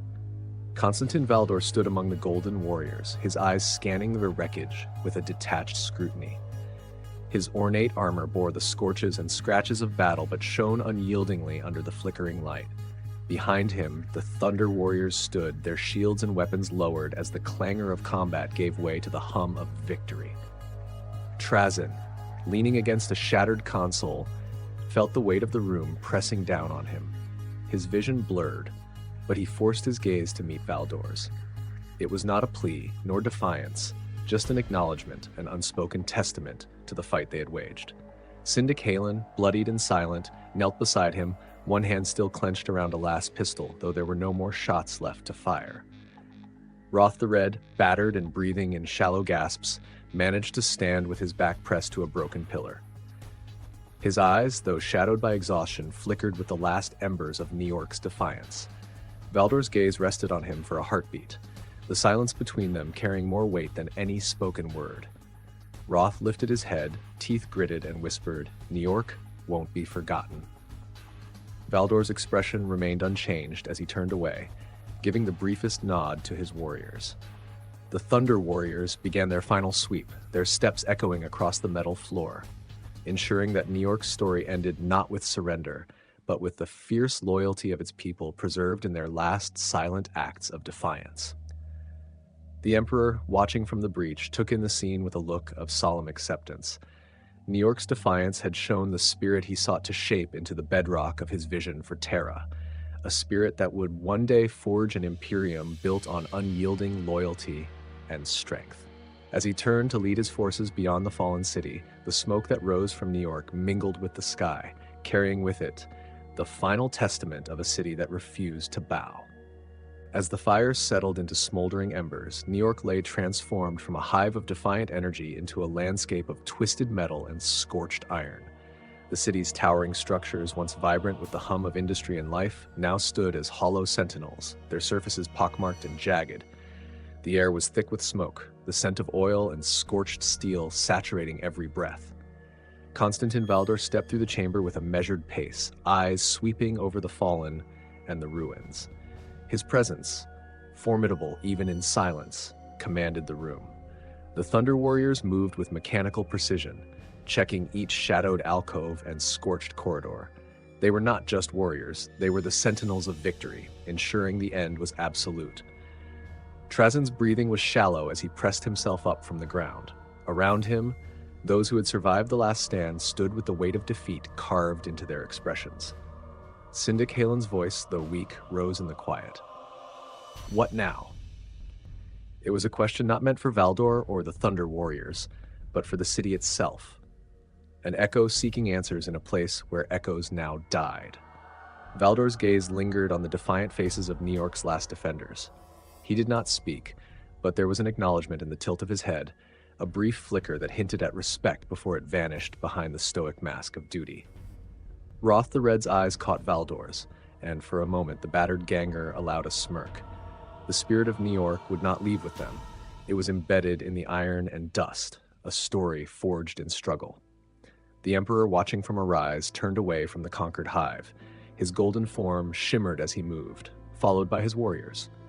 In his wake, the city stood silent but not forgotten, its defiance carved into its broken beams and charred walls. New York's fall was complete, but its spirit lingered, a testament to a people who had met conquest with the roar of iron and the silence of finality. The wind swept through the ruined manufactorum, catching on jagged metal and carrying with it the last whispers of resistance.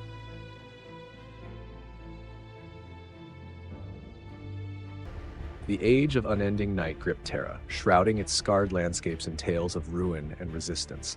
Across the broken world, whispers of a rising power drifted like smoke, winding through fortress cities, techno-barbarian kingdoms, and the darkened wilds where no law but survival held sway. Some called him the Emperor, a figure as nameless as he was relentless, whose armies swept through the lands like fire through dry fields. It was said he was not merely a man, but something beyond, cloaked in light and death, his purpose drawn from the stars themselves. In Germany, these rumors were met with silence and stoic gazes. Here, in the land of iron and stone, where winters were long and the people's souls even longer, there was little room for fear. Germany was forged of harder things. Its people had survived the collapse of ages, had bent iron to their will, and built walls that rose like mountains. They held to their ancient ways and honored their own gods of metal and blood, knowing nothing beyond those walls could break what had been carved in iron. Among the silent ranks of warriors and iron mystics, there were those whose faces the annals of history would remember. Children of Germany who would one day grow to shape the galaxy itself, for good or ill. One of them, still only a shadow among the halls of Stahlberg, would come to be known as Fabius Bile, though to Germany he was still merely a clever child with a hunger for strange knowledge, eyes too curious for a world on the brink. But even among Germany's people, a change hung in the air. The warriors, with their scarred hands and eyes like smoldering coals, sensed it in the silence before dawn. The Iron Mystics, guardians of the old machines, murmured of visions, of a tide that would come to swallow the mountains and erase even the oldest strongholds of Terra's history. And within the ancient stones of Stahlberg, the last great bastion of Germany, a grim expectancy had settled. There, high upon those unyielding walls, Sturm King Erhard von Stahl watched the skies as he had 1,000 times before. His people's faces were carved into his heart like stone etchings. Proud and fierce, forged from a history of survival against every storm Terra could unleash. He had led them through winters without end, held them together when wars had come crashing against their gates. Yet he felt it too, that sense of something greater. A shadow that loomed not just over his people, but over all of Terra itself.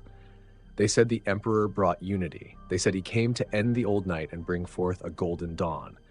But von Stahl had seen dawns turn to ash, had watched promises made and broken beneath flags as red as blood. His land, his people, they would yield to no man, no dream woven from light, no power that came to strip them of their strength. Germany would stand, as it always had, and if it must fall, then it would fall with a memory carved in iron, a story of defiance etched into Terra's bones. As the cold wind swept down from the mountains and the fires burned low in the halls of Stahlberg, the people of Germany waited. They waited as those who have seen the end of all things and chosen their path, those who would meet the coming storm with heads held high, eyes like steel. For in Germany, there was no fear of what lay beyond those walls. Only the knowledge that they would stand as they always had, against the dark, against the dawn, against the stars themselves if need be. The age of Terra was ending, and in that final chapter, Germany would not be forgotten. In the heart of Stahlberg, the great hall stood quiet and cold. The stone walls seemed to breathe, casting back whispers of battles long past. Iron braziers burned dull red, throwing shadows over the faces of Germany's leaders. Men and women forged by hardship, their features as weathered as the granite around them. At the hall's center, on a raised platform like a bastion, stood Sturm King Erhard von Stahl, his gaze hard as tempered steel. He looked upon his people, and they looked back with fierce reverence. They knew what was coming. Scouts had ridden in hours ago, bringing word like black-winged birds, grim omens against a pale sky. The Emperor's armies had crossed the borders, marching like thunder, shaking the earth itself. Ursh had fallen. The Pan-Pacific Empire lay in ruins. Now it was Germany's turn. Von Stahl's voice was low and steady, but it cut through the heavy silence like a blade. "We are the last," he said, each word carrying the weight of every fallen fortress and comrade. "When our ancestors raised these walls, it was to guard against 1,000 enemies. They stood unyielding. So shall we. Sturmlord Albrecht Krieger, standing beside von Stahl, nodded grimly. A man of iron and muscle, Krieger's eyes were hard, his hands calloused from battle. Around him were the other warlords and iron mystics, cloaked in shadows, faces obscured. Somewhere in that darkness, the young warrior, Galen Tybalt, watched with a mix of pride and doubt, his hands fidgeting with the strap of his belt. Von Stahl's gaze swept the hall, lingering on each face as though he were inscribing them into memory. They come with strength we've not yet faced, he continued. Their leader wields forces we can barely understand, with warriors bred for slaughter, giants in armor that make the ground tremble. A heavy silence followed. Some shifted uneasily. Krieger's lip curled, a ghost of a sneer. Giant or not, he'll bleed like any man, he muttered. A murmur of agreement followed, low and rough. Von Stahl lifted a hand, silencing them, his eyes held in old darkness. Perhaps, he said, voice softer now, but he comes not to bleed. He comes to take what has always been ours. His gesture swept over the walls, the ancient banners heavy with dust. This fortress, this land, our bloodlines, he would see them all swallowed, erased. For a long moment, only the crackling of the braziers filled the air. Then, as if some unspoken oath passed between them, each warrior in the hall straightened, hands resting on sword hilts, the cool weight of iron at their sides. There would be no surrender. They would fight, each of them, to their last breath. Dawn broke cold and gray over Stahlberg. Fog hung thick in the valleys, coiling around the fortress walls and towers, muting the morning light. The people of Jermani rose early, each one steadying themselves in the quiet hours before the day's first light truly took hold. On the highest battlements they gathered, warriors inspecting power coils, securing armor clasps, muttering low, solemn prayers to themselves. At the center stood Sturm King Erhard von Stahl, his form stark against the pale light. He wore full battle regalia, ancient armor fitted with energy cells that hummed quietly, pulsing a faint, steady glow along the seams. His helmet rested under one arm, its worn visor bearing the etched marks of countless battles, a silent testament to the years he had defended these walls. By his side stood Eliana Stahlhart, one of the Iron Mystics. Her robes were marked with symbols too old for most to read, and her presence brought a faint scent of oil and incense, a blend of ancient ritual and machine. Beneath her dark cloak, strands of circuitry glinted faintly, woven like veins into the fabric. She met von Stahl's gaze, her expression firm yet carrying the weight of the day to come. The machines are primed, she said softly. The energy reserves are old, but they'll hold as long as they're needed. Von Stahl nodded, his eyes fixed on the mist-covered valley below. They'll hold, he replied. He did not look at her, but his gaze stayed sharp, knowing the lives of his people rested on the old machines and on whatever power the Iron Mystics could still wring from them. Eliana hesitated, her voice subdued. My lord, there may still be a chance. If we send an emissary, perhaps. Von Stahl's expression grew steely. No, we are not Ursh or the Pan-Pacific cowards. Jermani does not bow. His words held the weight of conviction, as unyielding as the fortress walls around them. Behind them, Krieger approached, his armor clanking against the stone floor.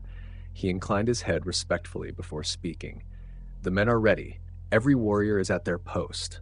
Von Stahl looked out over his people, faces marked by years of hardship, hands clutching weapons passed down through generations, relics of a proud past. These were not soldiers who would yield.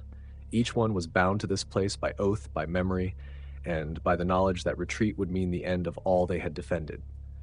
He raised his voice, calling down to those gathered below, soldiers and smiths, iron mystics and young fighters, even those who had only just come of age, standing now with a somber readiness in their eyes. Today, he shouted, we stand not for victory, but for remembrance. If we are to fall, let it be known we fell with strength and with honor. Jermani does not surrender. The warriors answered in a shout that rang against the stone walls, a sound both fierce and resolute, raw with the certainty of those who knew their path. The Emperor's forces would come, bringing a storm like none before. But for the men and women of Stahlberg, there would be no retreat, only the fight. In the hours before noon, the last of the fog had lifted and a chill settled over the fortress. From atop the battlements, the soldiers of Jermani saw their enemy at last, a vast host moving as one, stretching across the valley floor like a dark sea. Armor glinted in the weak sunlight, and towering figures moved among the ranks, Thunder warriors, each one a monstrous silhouette of power and violence, weapons charged with energies that hadn't been seen on Terra for centuries. Galen Tybalt, standing at his post along the outer wall, felt a shiver run through him. The Emperor's armies were more fearsome than even the scouts had reported. A war machine assembled with precision and brutality, each soldier a cog in a merciless advancing machine. He forced himself to steady his breathing, one hand resting on the cold metal of his plasma rifle, his finger tracing the grooves worn into its surface by generations before him. Beside him, Krieger's gaze was fixed and unblinking as he studied the approaching army. He raised his voice so that the young warriors around him could hear. "Look well," he said, voice as steady as if he were discussing a morning drill. "That is what we face today. They may come with numbers, with strength, but we have something they do not. We know these walls. We are defenders of our home." Galen swallowed hard, nodding as he absorbed Krieger's words. Yet he couldn't deny the chill of doubt creeping into his mind. What chance did they have against warriors who could move mountains, against a force driven by the Emperor himself? But looking at Krieger, the older warrior's quiet confidence anchored him. The young warriors around Galen straightened, hands gripping their weapons with renewed purpose. The Iron Mystics, Aliana among them, moved along the wall, making their final rounds. Each mystic wore the ceremonial robes that distinguished them, carrying the power cells and capacitor rods they'd spend years preserving for this day. Aliana's hands moved with practiced ease, connecting and testing the ancient energy sources embedded in the wall's defensive systems. She stopped beside Galen, looking down at his rifle. "Your aim is true, Tybalt," she asked, a hint of a smile softening her stern features. "Yes," he replied, lifting his chin. "Good," she said. Her gaze traveled briefly over the assembled warriors. "The old ones say our ancestors would offer blood before a battle, a gift to remind themselves of what they fought for." She held his gaze. "Remember that. Hold to your purpose. It will keep you steady when fear comes." Galen nodded, absorbing her words like an unspoken oath. He knew little of the Iron Mystic's ways, but he felt a strange calm settle over him as she spoke. He adjusted his rifle, taking a deep breath, letting the weight of his purpose steel his nerves. Then, suddenly, a sound ripped through the valley, a deep, resonant blast from the Emperor's war horns, shaking the stones beneath their feet. In the distance, the Emperor's army halted, as though the earth itself held its breath. Galen felt the surge of fear rise once more, but he clenched his jaw, steadying himself as he glanced at Krieger and then at Aliana. They were ready. And so, the men and women of Germany stood at the walls, hearts beating in unison as the Emperor's forces began their advance. The Emperor's war horns echoed again, a rolling thunder that seemed to reach into the stones themselves. Galen tightened his grip on his rifle, feeling the weight of history in his hands, as the Emperor's army began its steady, measured advance. The ground shuddered under the march of countless feet, armor gleaming in dull waves as the soldiers closed in, a vast sea of iron and purpose. Krieger's voice broke through the rumble. "Steady yourselves," he called. "They come to break us, but they don't know these walls. They don't know us." Across the battlements, the warriors of Germany braced themselves, each one with their weapon held firm. Many bore plasma rifles and energy pikes, relics meticulously maintained by the Iron Mystics, while others carried close combat weapons forged in the last stronghold forges. Some soldiers muttered old prayers, others merely watched the oncoming horde with a hardened calm. Aliana moved swiftly between positions, making final checks on the defense systems embedded in the walls.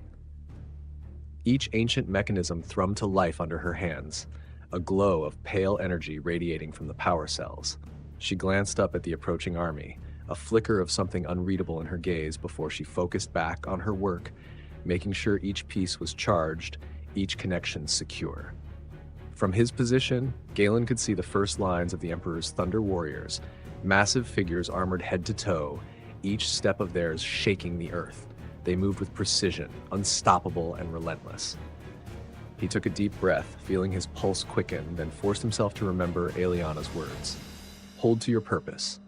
It will keep you steady." A signal flare rose from the Emperor's forces, lighting up the sky in a flash of red, and then the first salvo of fire erupted toward Stahlberg. The Emperor's opening salvo struck the outer defenses of Stahlberg in an explosion of heat and light. Shards of rock and dust rained down as the ancient walls shuddered, absorbing the initial impact. Galen staggered, steadying himself as the air filled with the sharp tang of scorched stone. "Hold your ground," Krieger's voice rang out above the din. He moved along the line, urging the warriors to stand firm, his presence like a shield among them. From her position at the wall's defensive console, Eliana activated a series of energy shields. Arcs of faint blue light flickered to life across the battlements, forming a barrier that glowed weakly but held steady. The Iron Mystics had coaxed these shields back into function from half-forgotten blueprints and a trove of rituals passed down like secrets. They might not withstand the full might of the Emperor's weapons, but they would give Germany's warriors a fighting chance. The Thunder Warriors advanced relentlessly, firing in coordinated bursts that sent waves of energy crashing against the shield. Galen's rifle kicked against his shoulder as he fired back, his shots aimed at the towering figures that were now close enough for him to make out their hulking forms, faces hidden behind dark visors, moving like war machines rather than men. Beside him, Krieger struck down an approaching enemy with a well-placed plasma bolt, a grim satisfaction lighting his eyes.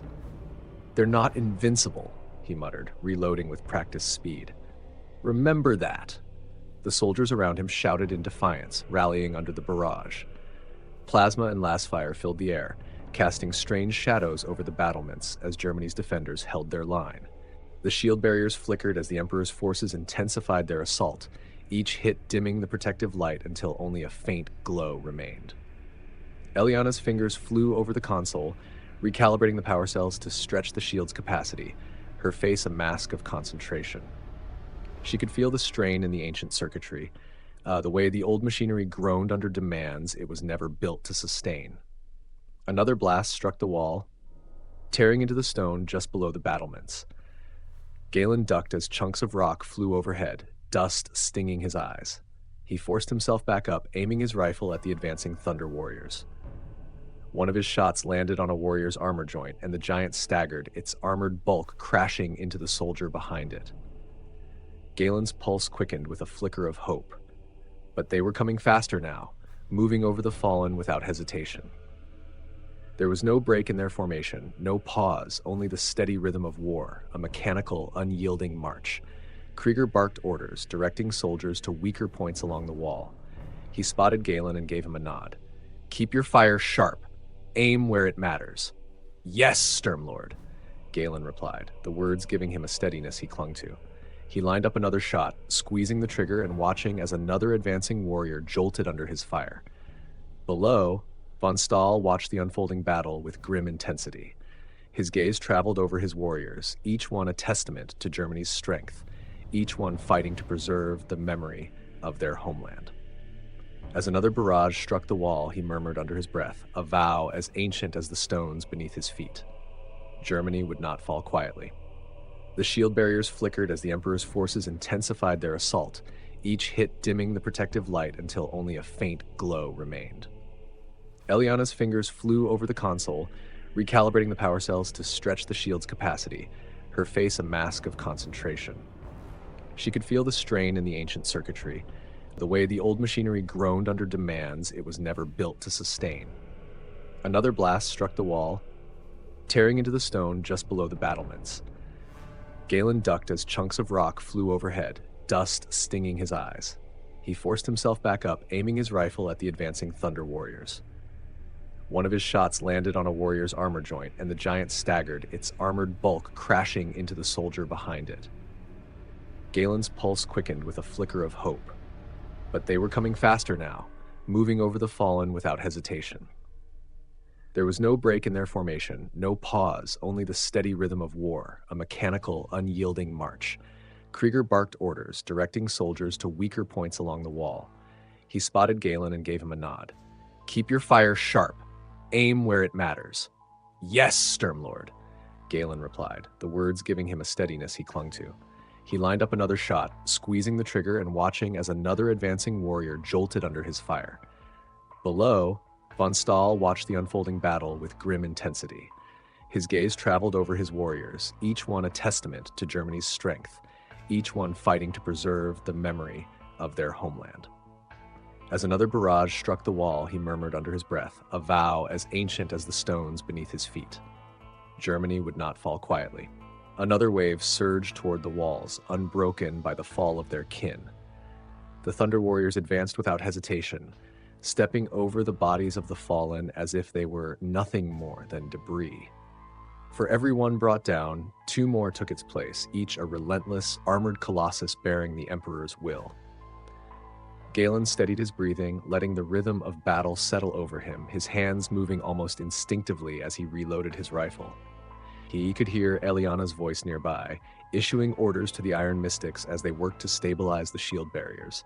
The power cells flickered faintly, the light guttering like a candle in a storm. "Hold the line," Krieger shouted, his voice carrying across the battlements. He fired into the advancing horde, each shot precise, striking where the Thunder Warriors' armor was weakest. Those around him took his lead, their coordinated blasts chipping away at the giants' defenses, slowing their advance step by step. A Thunder Warrior reached the base of the wall, planting something heavy against the stone, a breaching charge, ancient and deadly. Galen's heart stuttered as he saw the device flash to life, a red light blinking in rapid succession. He shouted, his voice ragged, "They're planting charges!" Krieger's eyes narrowed as he took in the threat. "Focus fire on them. Don't let them breach." The defenders redirected their shots, targeting the Thunder Warriors attempting to set the charges. Plasma and last fire lit up the battlements in a furious assault, forcing the giants back from the wall, some stumbling, others dropping as the concentrated fire overwhelmed even their heavy armor. Galen fired until his rifle grew hot in his hands, the energy pack nearly depleted. The explosive device remained attached to the wall, its red light a glaring warning. Desperation surged through him, and he turned to Eliana. "Can the barriers hold if they detonate that charge?" Eliana's face was tight with strain, her voice barely above a whisper. "Not for long." As he looked into her eyes, Galen realized that the real battle had only just begun. The breaching charge glowed with a menacing, pulsing light that seemed to quicken, each flash counting down toward the inevitable. Galen clenched his jaw, his gaze fixed on the device. Around him, the defenders were holding back the Thunder Warriors with everything they had, but the relentless tide pressed on, inching closer to the wall. Krieger's voice cut through the noise, a sharp command. "Get that charge off the wall." Galen took a step forward, gripping his rifle, but Eliana seized his arm, her eyes fierce. "You'll never reach it in time." She looked toward the Iron Mystics gathered along the wall. "Bring me the capacitor rod," she called out, her voice steady despite the chaos. One of the mystics handed her a long metal rod, its tip crackling with stored energy. Eliana's expression hardened as she grasped it, and without hesitation she turned to Krieger.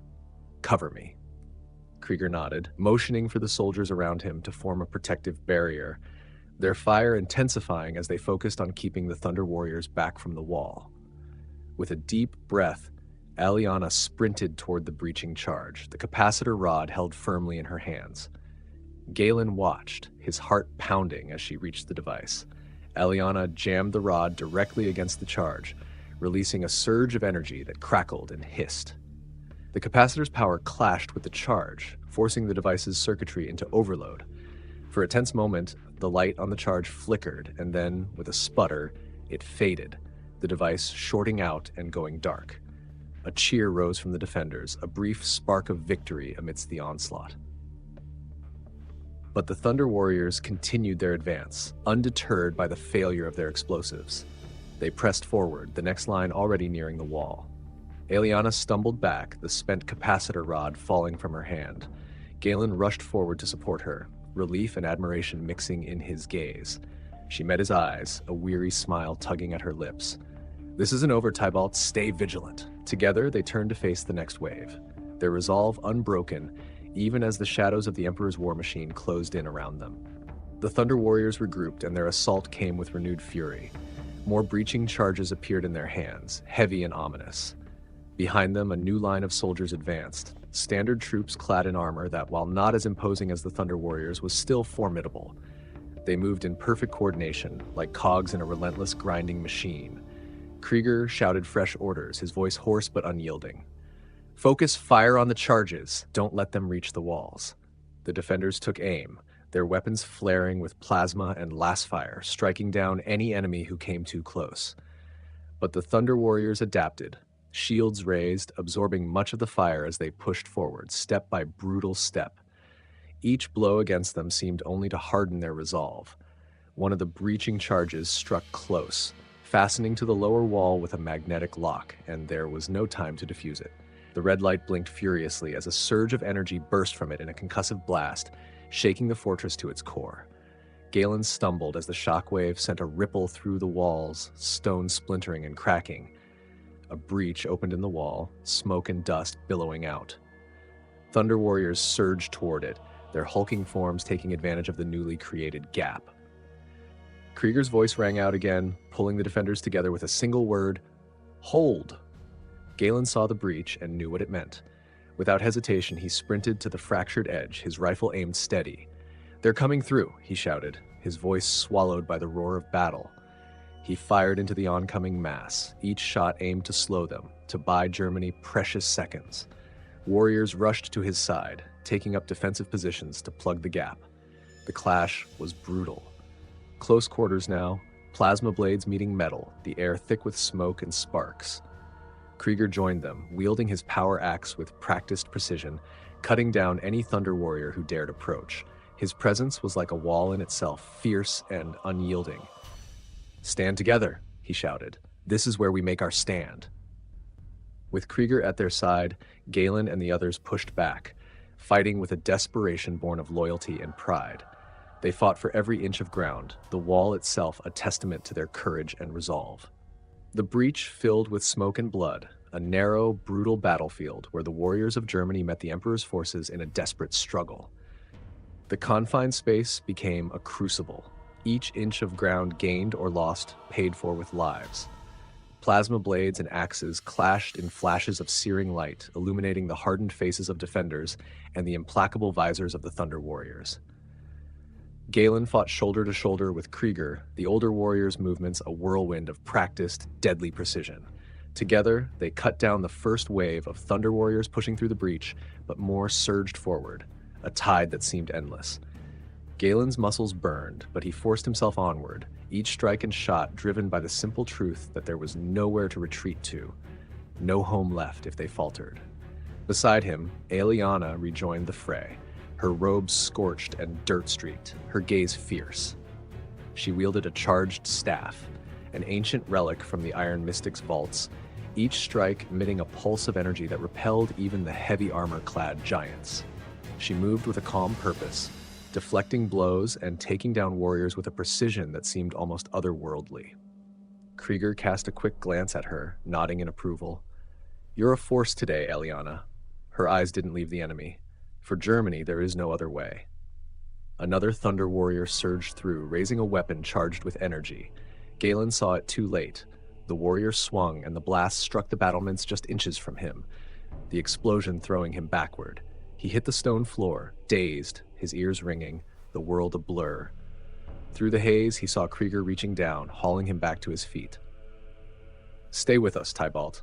We're not done." Galen nodded, swallowing his pain, regaining his balance. Around him, the defenders closed ranks, forming a new line even as the enemy pressed harder. They were running out of space, but still, they held, refusing to give an inch more than the enemy could take by force. In the chaos, von Stahl's voice thundered from atop the wall, cutting through the battle. "Jermani will not fall. Stand firm, warriors of Stahlberg. Let them know what it costs to challenge us." The words rippled through the defenders, igniting a fierce determination.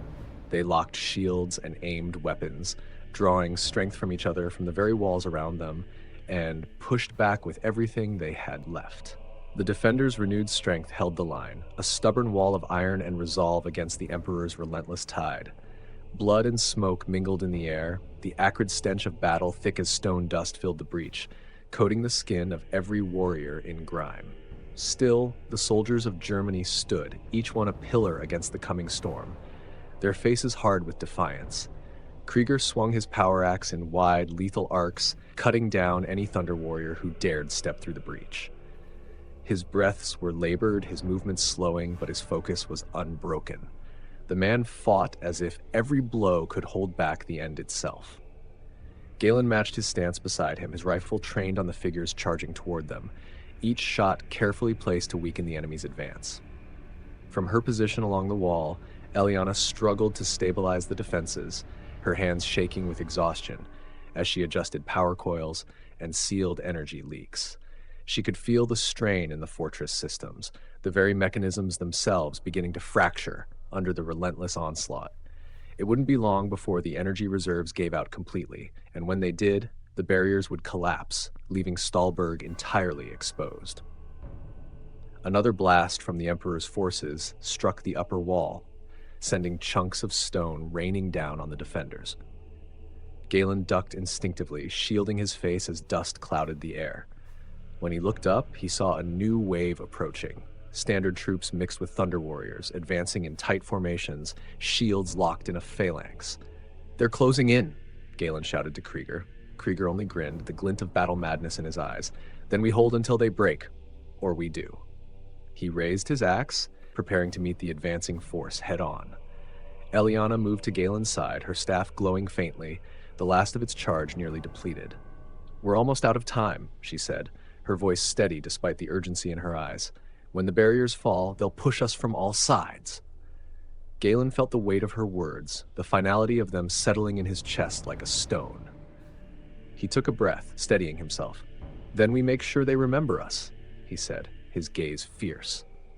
As the enemy reached the breach, the defenders braced themselves, each one ready to give everything they had. For Germany, for their brothers and sisters beside them, for the memory of Stalberg. This, they knew, was where they would be remembered. The Emperor's forces surged forward, filling the breach with bodies, armor, and the clang of weapons.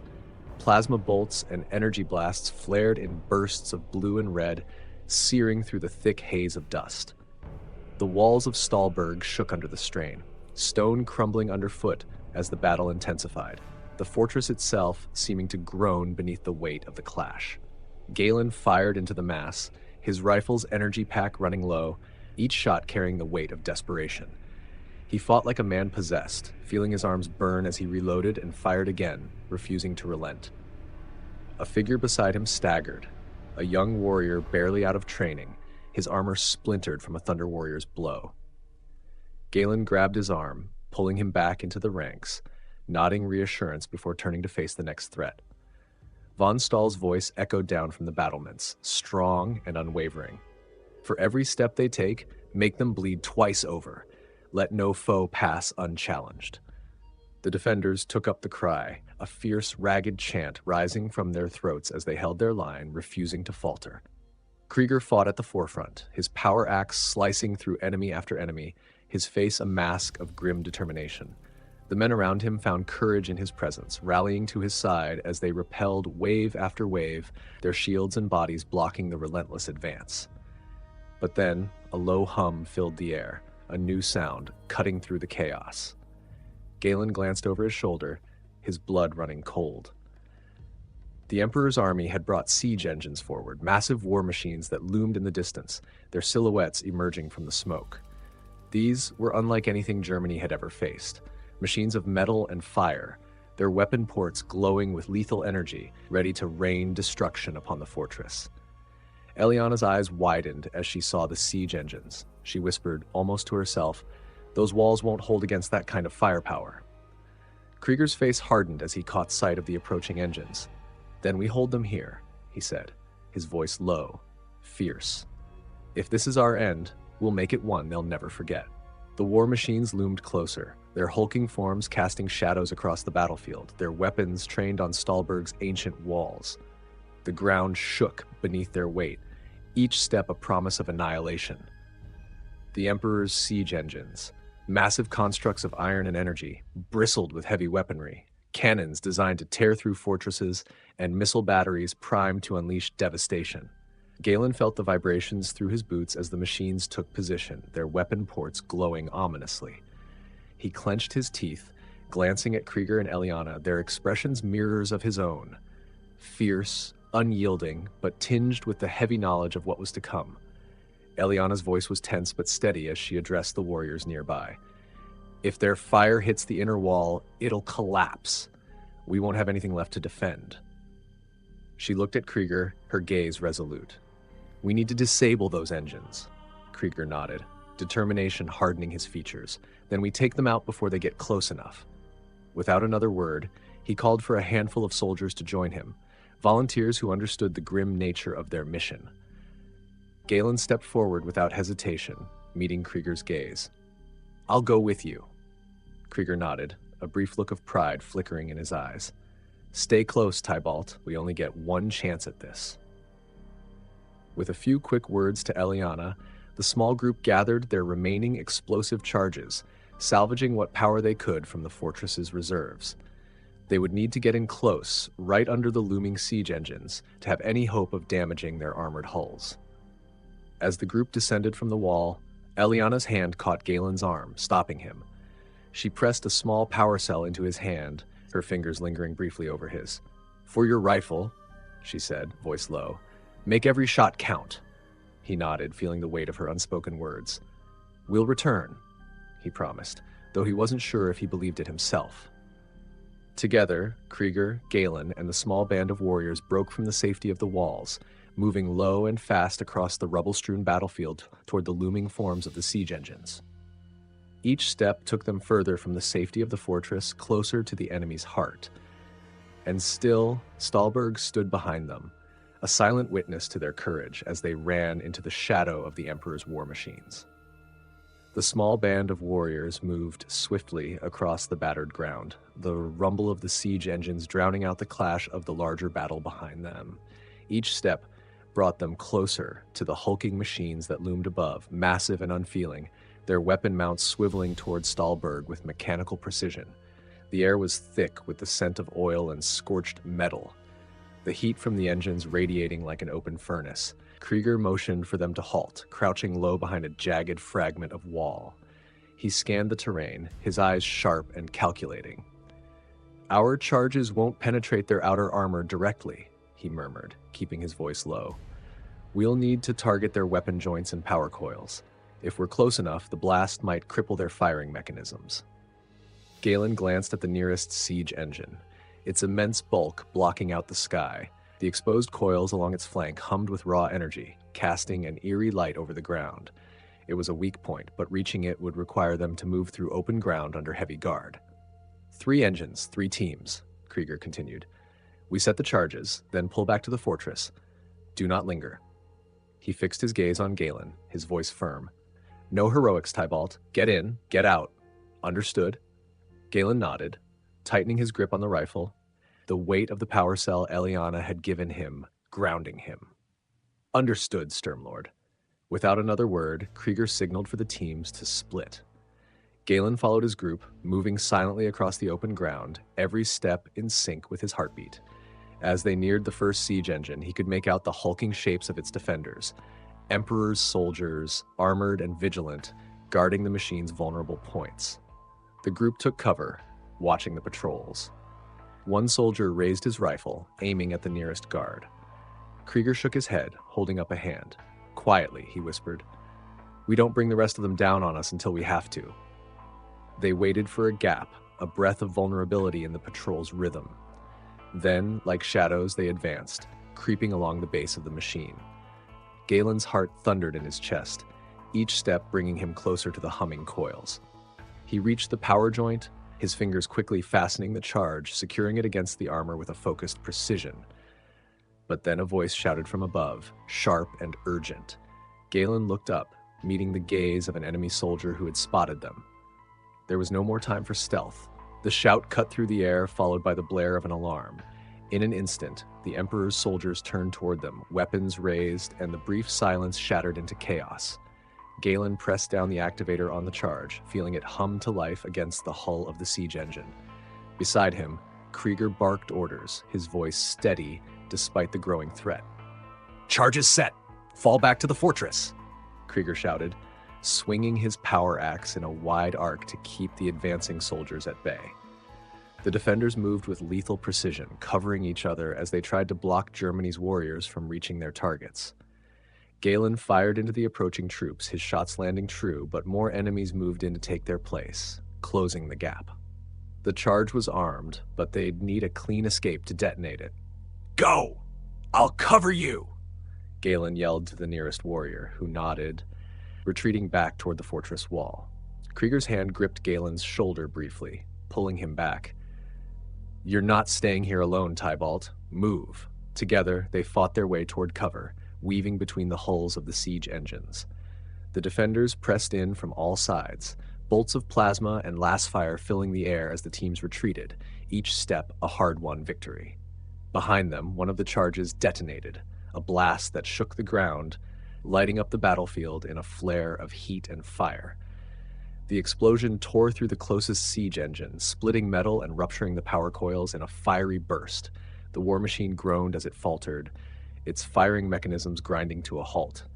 Galen stole a glance over his shoulder, watching the giant collapse, but there was no time to celebrate. Two more engines loomed, unharmed, their weapons still trained on Stahlberg. Krieger urged the remaining teams forward, rallying them with a fierce determination. "The other charges. Detonate them now." In the cover of the smoke and debris, the warriors moved, Galen among them, running back toward the fortress as the ground trembled beneath their feet. He heard the second explosion behind him, a thunderous crack as the second engine fell, flames licking the sky. But the third siege engine still stood, its massive silhouette rising through the smoke like an unbreakable shadow. The third siege engine remained, an iron behemoth rising above the battlefield, its cannons aimed squarely at Stahlberg's walls. The defenders' charges had crippled two of the machines, but this last engine stood unharmed, an implacable symbol of the Emperor's might. Galen's lungs burned as he ran through the haze, glancing back at the fortress, its outer walls cracked and battered, barely holding together after the last assault. Krieger's voice came through the smoke, sharp and commanding. "Who has the last charge?" One of the warriors stepped forward, clutching the explosive device. His face was pale, his eyes wide with fear, but he held the charge steady, a testament to his resolve. Krieger nodded, taking it from him with a steady hand. "We take it in close," Krieger said, turning to Galen. "There's no time for another retreat. We'll have to plant it ourselves." Galen understood immediately, the weight of Krieger's words settling over him. This would be a final push, one that offered no escape. He nodded, meeting Krieger's gaze, seeing the iron resolve in the older man's eyes. "Then let's finish it," Galen replied, his voice firm. Without hesitation, they moved toward the engine, each step a conscious act of defiance.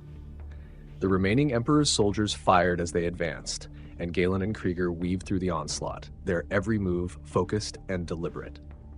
The world shrank to the sound of footsteps and distant echoes, each breath filled with the scent of scorched earth and steel. They reached the base of the siege engine, its massive legs rooted in the ground like iron columns. Krieger motioned to a weak spot in the machine's structure, a cluster of energy conduits that powered its main weapon. He began to set the charge, his hands steady even as enemy fire rained down around them. But before Krieger could complete his work, a shadow fell over them, a thunder warrior, his massive form blocking their path to retreat. His armor bore the insignia of the Emperor, a silent symbol of the might they faced. Galen's heart raced as the Thunder Warrior raised his weapon, his dark visor fixed on them.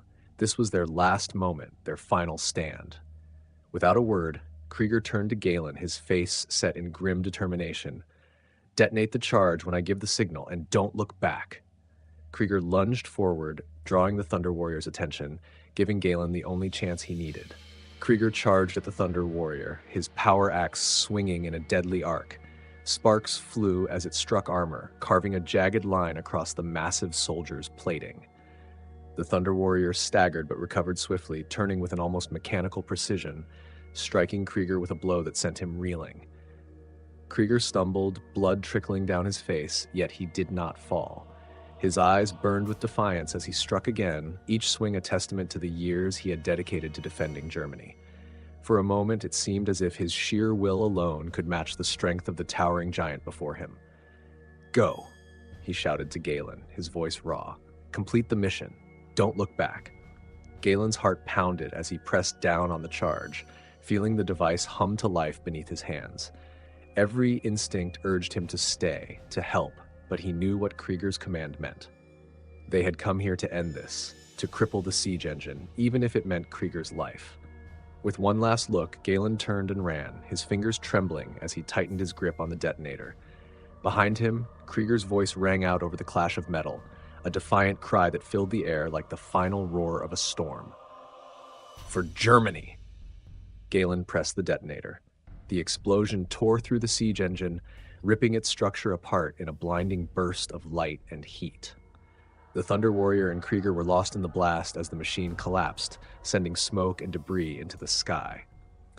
The battlefield fell into a stunned silence as the Emperor's forces reeled from the sudden loss, confusion rippling through their ranks. Galen rose from where he'd fallen, staring back at the smoldering wreckage. Krieger was gone, his final stand an echo on the wind. But in that moment, his name became legend. For a mortal soldier to have faced down the Emperor's Thunder Warriors and held the line so fiercely was a feat few would believe, but none would ever forget. With a heavy heart, Galen turned towards Stahlberg, the battered fortress still standing amid the ruins. The defenders had lost much, but they had defied the odds, if only for a day. Germany had endured, and the memory of Krieger's sacrifice would live on in the heart of every warrior who had fought beside him. Galen staggered back to the fortress walls, his limbs aching and his vision blurred from the smoke and dust that clung to the battlefield.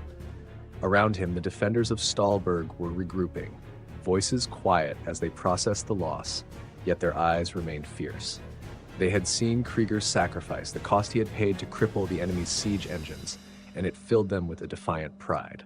Eliana was waiting by the gates, her gaze fixed on the horizon, her face unreadable, but her eyes distant. When she saw Galen approaching, relief flickered across her features, and she stepped forward. The siege engines? 2 of them are destroyed, he said, voice rough, exhaustion weighing each word. The last one, Krieger took it down. He gave us everything he had. Eliana lowered her head, a hand pressed over her heart in silent respect. He held the line, she murmured, just as he promised. She looked back up at Galen, her expression hardening. We can't waste the chance he's given us. The Emperor's forces are momentarily scattered, but they'll recover. We need every soldier ready to defend the breaches. Galen nodded, rallying what strength he had left. He looked over the warriors who had survived the initial assault, their armor dented and blood-stained, faces set with grim determination. They were weary, yes, but they still stood, and the memory of Krieger's final act gave them a renewed resolve. Listen up, Galen called out, his voice echoing off the walls. We've lost much, but we've given them something to remember. They thought we'd be crushed, yet here we are, still standing. So long as these walls hold, so long as a single one of us breathes, we defend this place. The warriors raised their fists, a unified, defiant response that cut through the silence. Eliana turned to him, a slight nod acknowledging his words. We'll prepare the remaining defenses. With luck, the worst of their artillery is done for. Together, they moved back to the ramparts, side by side, preparing for whatever the Emperor's forces would throw at them next. For Stahlberg, for Krieger, for Germany. The sky above Stahlberg darkened as storm clouds gathered, blotting out the morning light. The fortress walls were battered, scorched, and riddled with cracks, yet the warriors of Germany stood firm, their gazes fixed on the enemy beyond. The Emperor's forces were regrouping, and it was only a matter of time before the next assault would begin. Galen leaned against the inner wall, catching his breath, his rifle resting against his leg. The weight of Krieger's absence hung heavily over him. The older warrior's final act had bought them precious time, but the price of that sacrifice was one he felt with every heartbeat. Eliana approached him, her face set with quiet resolve. She had cast off her ceremonial robes, now clad in the same scarred armor as the warriors around her, her staff at her side, its energy cells sparking faintly. We've done all we can to shore up the defenses, she said, her voice low. But you know as well as I do that the next wave will likely reach the heart of Stahlberg. Galen nodded, wiping grime from his face. We'll make them fight for every step. If they want these walls, they'll have to pay in blood. He glanced at the remaining soldiers, their faces lined with exhaustion and the weight of what they'd seen, yet still they stood ready.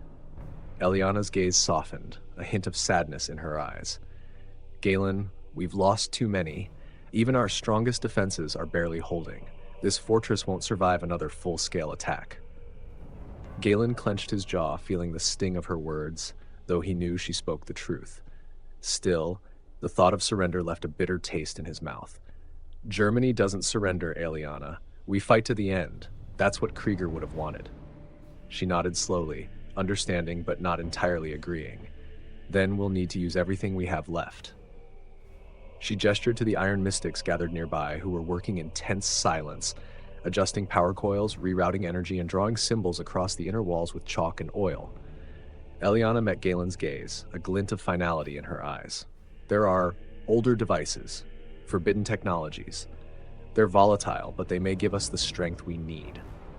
Galen hesitated, understanding the risks, but knowing they had few choices left. "Whatever it takes," he said, his voice steady. "We use every tool, every weapon, for Stahlberg."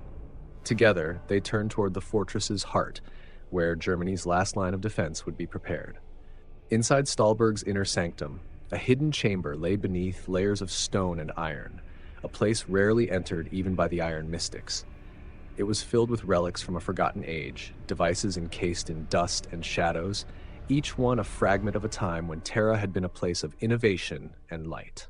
Now these relics were all that stood between Stahlberg and annihilation. Eliana led Galen into the chamber, her movements cautious, reverent.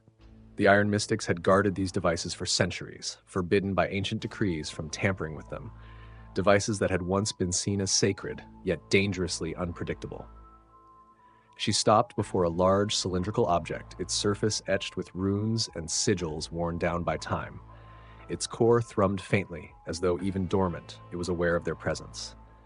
"This is an energy disruptor," Eliana murmured, almost to herself. It was designed to send out a pulse that scrambles all nearby technology, even armor and weaponry. If we activate it, it may disable the Emperor's forces long enough for us to strike, but... She hesitated, glancing at Galen. "There's no guarantee it will leave us unaffected." Galen regarded the device, feeling a thrill of fear and awe. It was a weapon that could level the field in an instant or bring about their ruin. He could feel Krieger's absence keenly in this moment.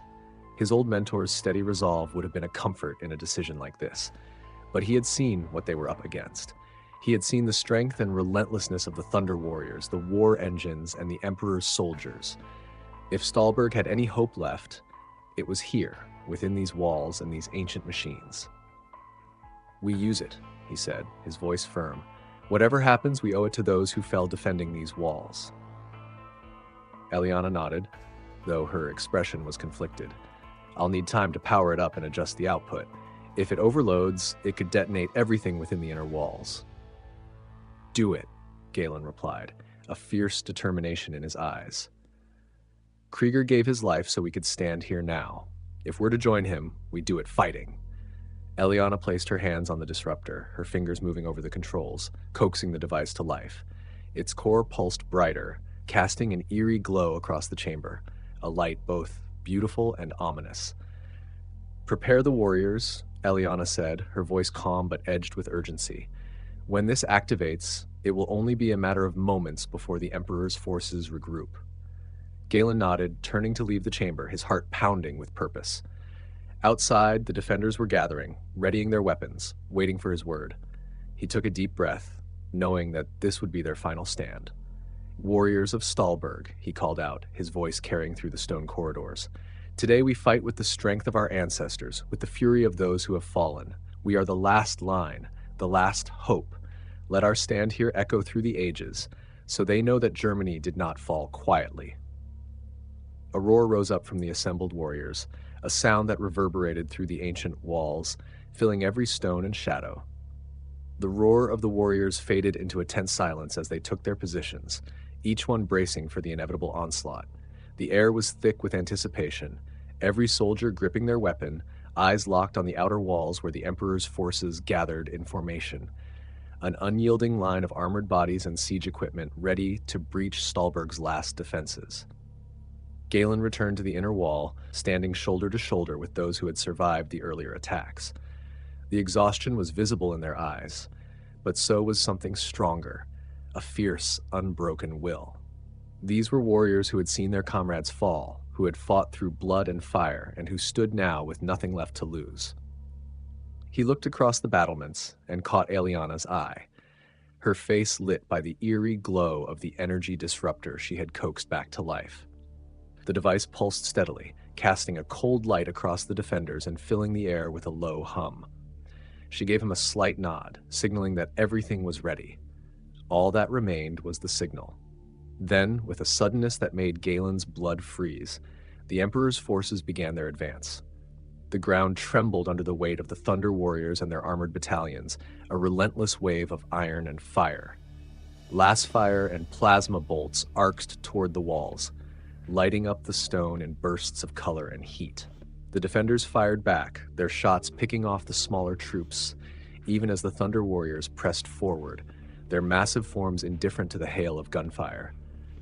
"Hold steady," Galen shouted, his voice cutting through the chaos. "Let them come in close." His words grounded the defenders, their focus sharpening as they waited. The Emperor's forces were nearly at the breach now, pushing through with unstoppable momentum, their dark visors and polished armor gleaming with a cruel intensity. The fortress walls shuddered with every impact, stones splintering under the relentless barrage. Just as the first Thunder Warrior reached the breach, Eliana threw the final lever, activating the energy disruptor. The device released a pulse, a flash of blinding light accompanied by a deep, resonant hum that rippled out from the heart of the fortress. In an instant, the Emperor's soldiers faltered.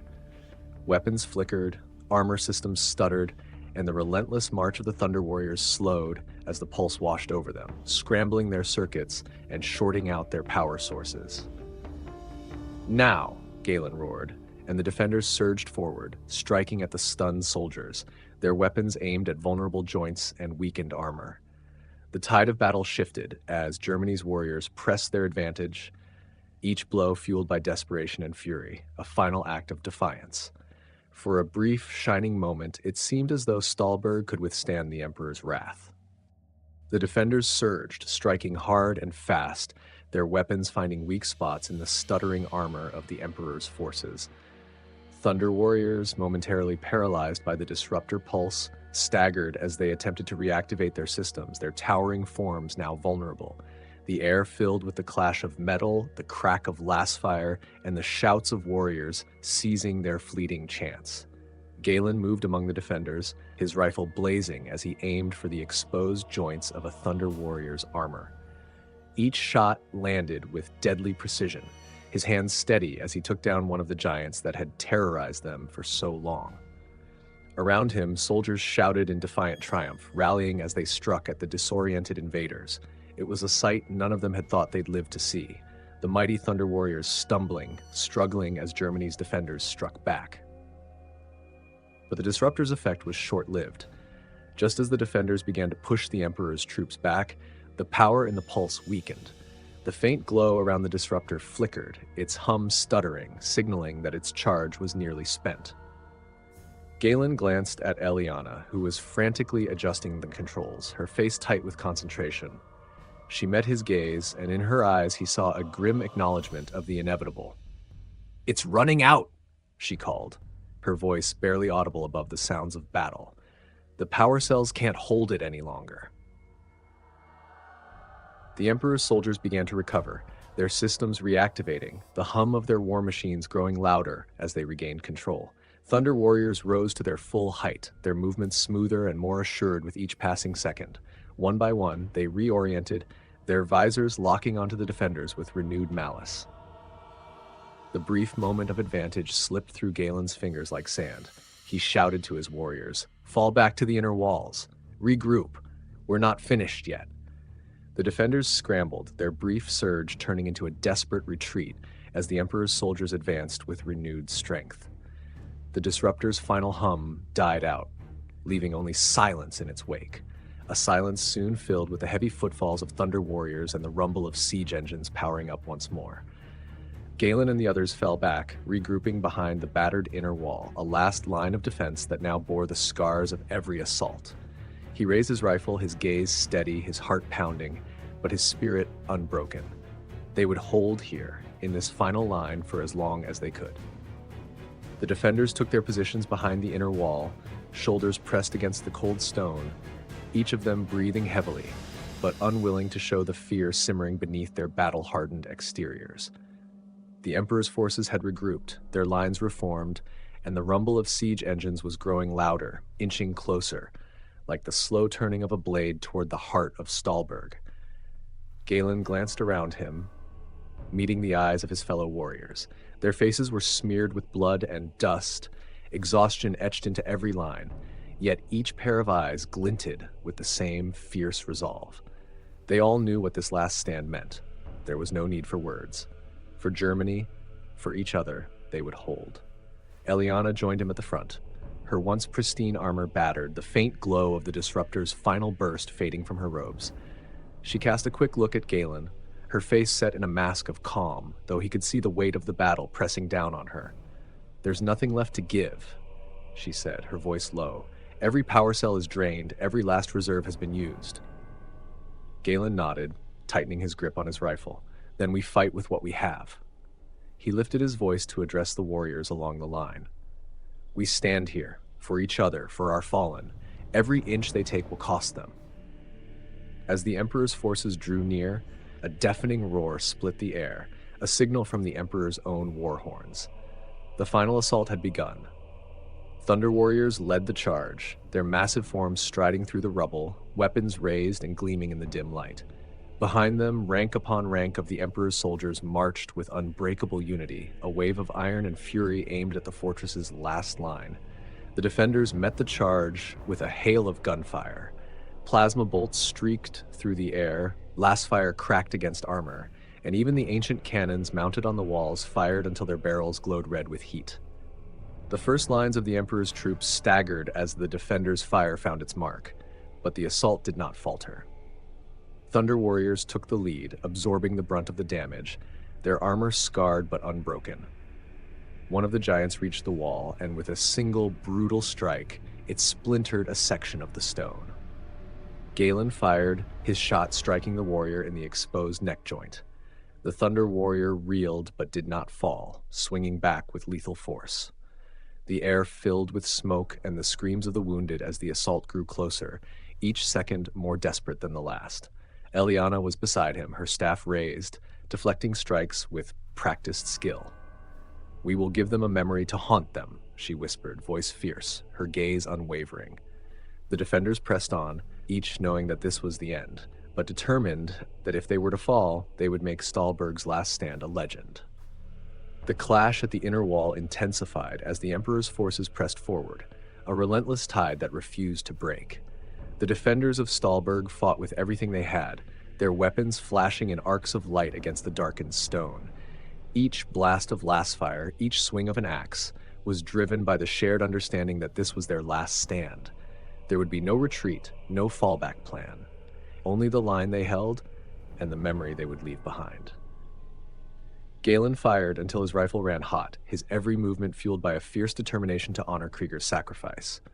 Beside him, Eliana fought with unwavering resolve, her staff glowing faintly as she struck down enemy after enemy, her expression focused, almost serene. Together they anchored the last defense, holding the line as Thunder Warriors and the Emperor's soldiers pressed in from all sides. A massive impact struck the wall behind them, sending cracks through the stone, and several defenders staggered back, clutching their weapons as rubble fell around them. The Thunder Warriors moved forward, their towering forms casting long shadows over the battlements as they breached the inner defenses, closing in like predators sensing the end of a hunt. "Brace yourselves," Galen shouted, rallying those who remained. "Hold the line for as long as it takes." The warriors formed a close ring, shields raised, weapons ready, facing the advancing enemies with the grim acceptance of those who know the odds but refuse to yield. They fought shoulder to shoulder, each one covering the other's weakness, a final act of unity that would make their stand legendary. Plasma bolts and last fire lit up the stone, casting strange, ghostly shadows as they struck down one enemy, only for another to take its place. Eliana's voice rose above the clash. "If this is the end," she called, her voice fierce, "let it be one that echoes through history. Let them know that Jermani never bowed." A cheer rippled through the defenders, a fierce, guttural cry that filled the air, as if the very stones of Stahlberg bore witness to their resolve. And in that moment, as the enemy closed in, the defenders fought like legends, refusing to give even an inch. The Emperor's forces surged into the breach, and the inner sanctum became a brutal, chaotic melee. Stahlberg's defenders were outnumbered, yet they fought with a ferocity that belied their dwindling ranks. Galen swung his rifle like a cudgel, its power cell exhausted, the weapon now a blunt instrument in a fight where every strike mattered. A Thunder Warrior bore down on him, armored bulk, blotting out the light as it raised its weapon. Galen ducked under the swing, slamming his rifle into the giant's knee joint. The warrior stumbled, giving Galen just enough time to drive his knife into the exposed wiring beneath the armor's plating. The Thunder Warrior fell with a crash, and Galen staggered back, breathless but alive. Around him, the defenders were holding their own, each one striking with precision honed by years of war. Aeliana fought nearby, her movements swift and controlled, her staff a blur as she deflected blows and landed counterstrikes against their enemies. Her face was streaked with blood, her robes torn, yet her gaze was calm, almost otherworldly. A sudden impact rocked the chamber, and Galen looked up to see another wave of Thunder Warriors advancing. Their hulking forms moved methodically, relentless even in the face of Stahlberg's desperate defense. Galen's heart sank as he saw the sheer number of them, each one an unstoppable force, their dark visors gleaming with cold intent. "We're losing ground," Aeliana shouted, her voice cutting through the din. "Fall back to the heart of the sanctum." The defenders, those who still stood, withdrew deeper into the inner chamber, their ranks thin but unbroken. They regrouped, forming a tighter circle around the innermost part of the fortress, a last redoubt, a place untouched by any invader for centuries. The ancient banners of Jermani hung on the walls, worn and faded, yet they seemed to pulse with life, a reminder of all they fought for. Galen took his place at the front, his gaze sweeping over the warriors around him, each one battered and bloodied but resolute. "This is it," he said, his voice carrying the weight of finality. "We hold this ground, no matter the cost." The Emperor's forces closed in, filling the sanctum with their towering forms, and as the final clash began, the defenders of Stahlberg stood like the walls themselves, unyielding, prepared to give all they had for the memory of Jermani. Through the thick haze of battle, a new figure emerged, moving with an elegance that felt almost surreal amid the brutal carnage within Stahlberg's walls. Tall and resplendent in golden armor that gleamed with an inner light, he walked with a calm, deliberate stride, his every step echoing with a quiet authority that parted the chaos around him. A single exquisitely crafted spear rested in his grip, its blade glinting with an otherworldly sharpness. The defender's breath caught. This was no thunder warrior or faceless soldier. This was something else, something rarer and far deadlier. A custodian, one of the Emperor's personal guardians. The custodian's movements seemed almost languid as he advanced, his spear weaving in a slow, graceful arc. He strode into the defender's ranks with an air of quiet confidence, and in one fluid motion he struck. His spear darted forward, slicing through the air with impossible precision, as if performing a dance practiced over countless lifetimes. A defender fell, his weapon scattering from his grasp. Another lunged, but the custodian spun, sidestepping effortlessly, a faint smile playing at the edge of his lips. To the defenders of Jermani, he appeared as something otherworldly, a being who seemed almost to be savoring the fight as he flowed through their ranks. Where other warriors would strike with brute force, this custodian moved like an artist, each thrust of his spear precise and almost delicate. Galen watched in a mixture of awe and horror as the custodian dispatched his comrades, his expression serene, as though he were simply refining his craft. One of the defenders, a young warrior whose face was hardened by battle, charged the custodian with a defiant shout, swinging a heavy axe. The custodian pivoted, his spear carving a graceful arc through the air, deflecting the attack as if it were a mere formality. With a swift thrust, he pierced the warrior's armor, the blade of his spear emerging clean on the other side. The custodian barely broke his stride, his eyes gleaming with an unsettling joy, as if he were finding beauty in every movement, every strike. Galen took a step back, clutching his weapon tightly, feeling the raw power and precision of the custodian with every movement. This was not a soldier. It was a force beyond anything they could comprehend, something that moved with the certainty of fate itself. And as he watched, Galen realized that, in the face of such a being, they were not fighting to survive, but simply to endure for as long as they could.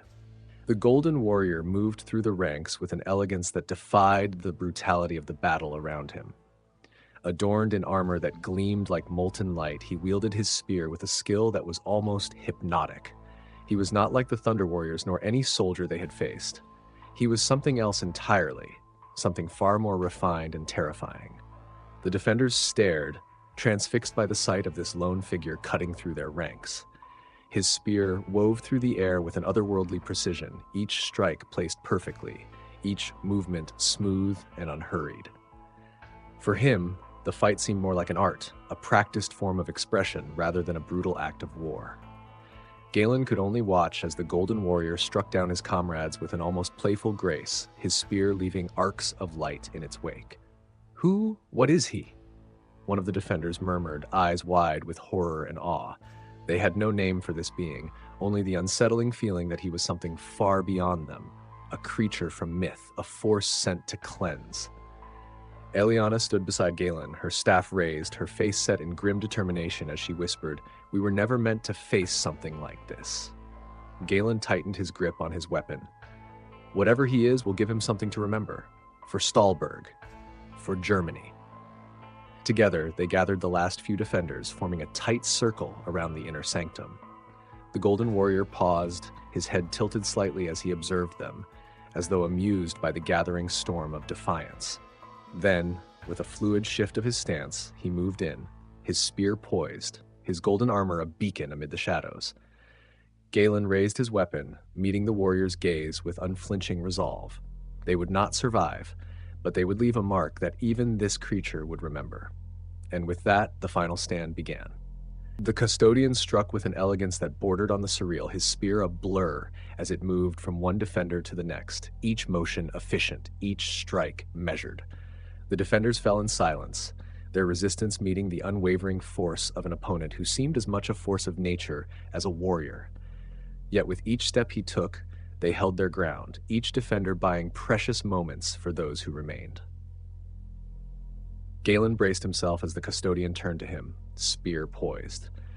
For an instant, time seemed to slow, and he saw something in the Golden Warrior's eyes, a flicker of acknowledgement, perhaps even respect.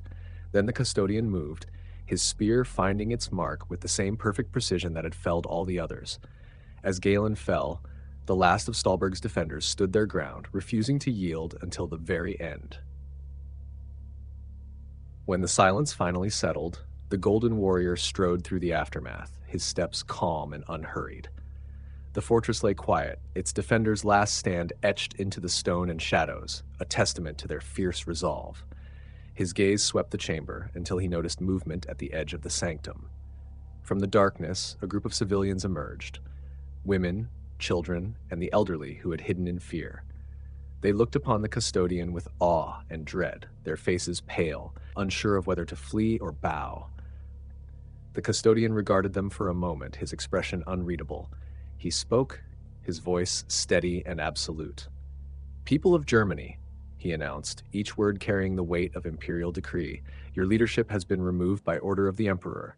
You will now join the Imperium. If you wish to choose one among you to guide this transition, then step forward and name them. If not, I shall choose for you."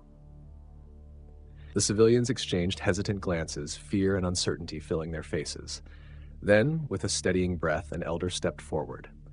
His posture was upright, his gaze steady as he met the custodian's eye. "What is your name?" the custodian asked, his tone less a question than a formality. "Cassian Bile," the man replied, his voice firm despite the tension in the room. The custodian inclined his head slightly. "Cassian Bile, by order of the Emperor, you shall serve as Imperial Commander of this region. You will oversee its people as they enter the Imperium's fold, carrying out its laws and maintaining its order." Cassian held the custodian's gaze, a quiet understanding passing between them.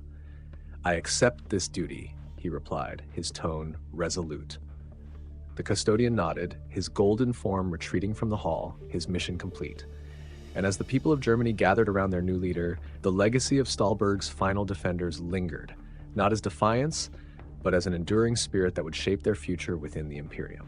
The custodians' footsteps faded into the distance, leaving the hall in an uneasy silence. The civilians clustered around Cassian Bile, each one casting uncertain glances at the elder who had been named their new commander. His eyes remained fixed on the empty doorway where the custodian had vanished, his expression solemn and unreadable. The weight of the custodian's mandate hung over him like a cloak, heavy with the unspoken responsibility of guiding Germany's survivors into a future they could not yet imagine. One of the civilians, a woman with soot-streaked cheeks, spoke up, her voice barely a whisper. "What will become of us now, Commander?"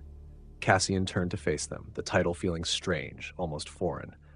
For generations, his family had lived and fought in Germany's lands, guided by a pride and loyalty that ran as deep as its mountains. But this was something different, something that would require a strength of a different kind. He looked into their expectant faces, each one reflecting the fear and resilience that had carried them through the siege. "We will survive," Cassian said, his voice calm yet firm. "The Emperor has declared this land a part of his Imperium, and so we will live under his rule. But remember this. The spirit of Germany does not vanish because our walls have fallen." His gaze swept over the room, meeting the eyes of each survivor.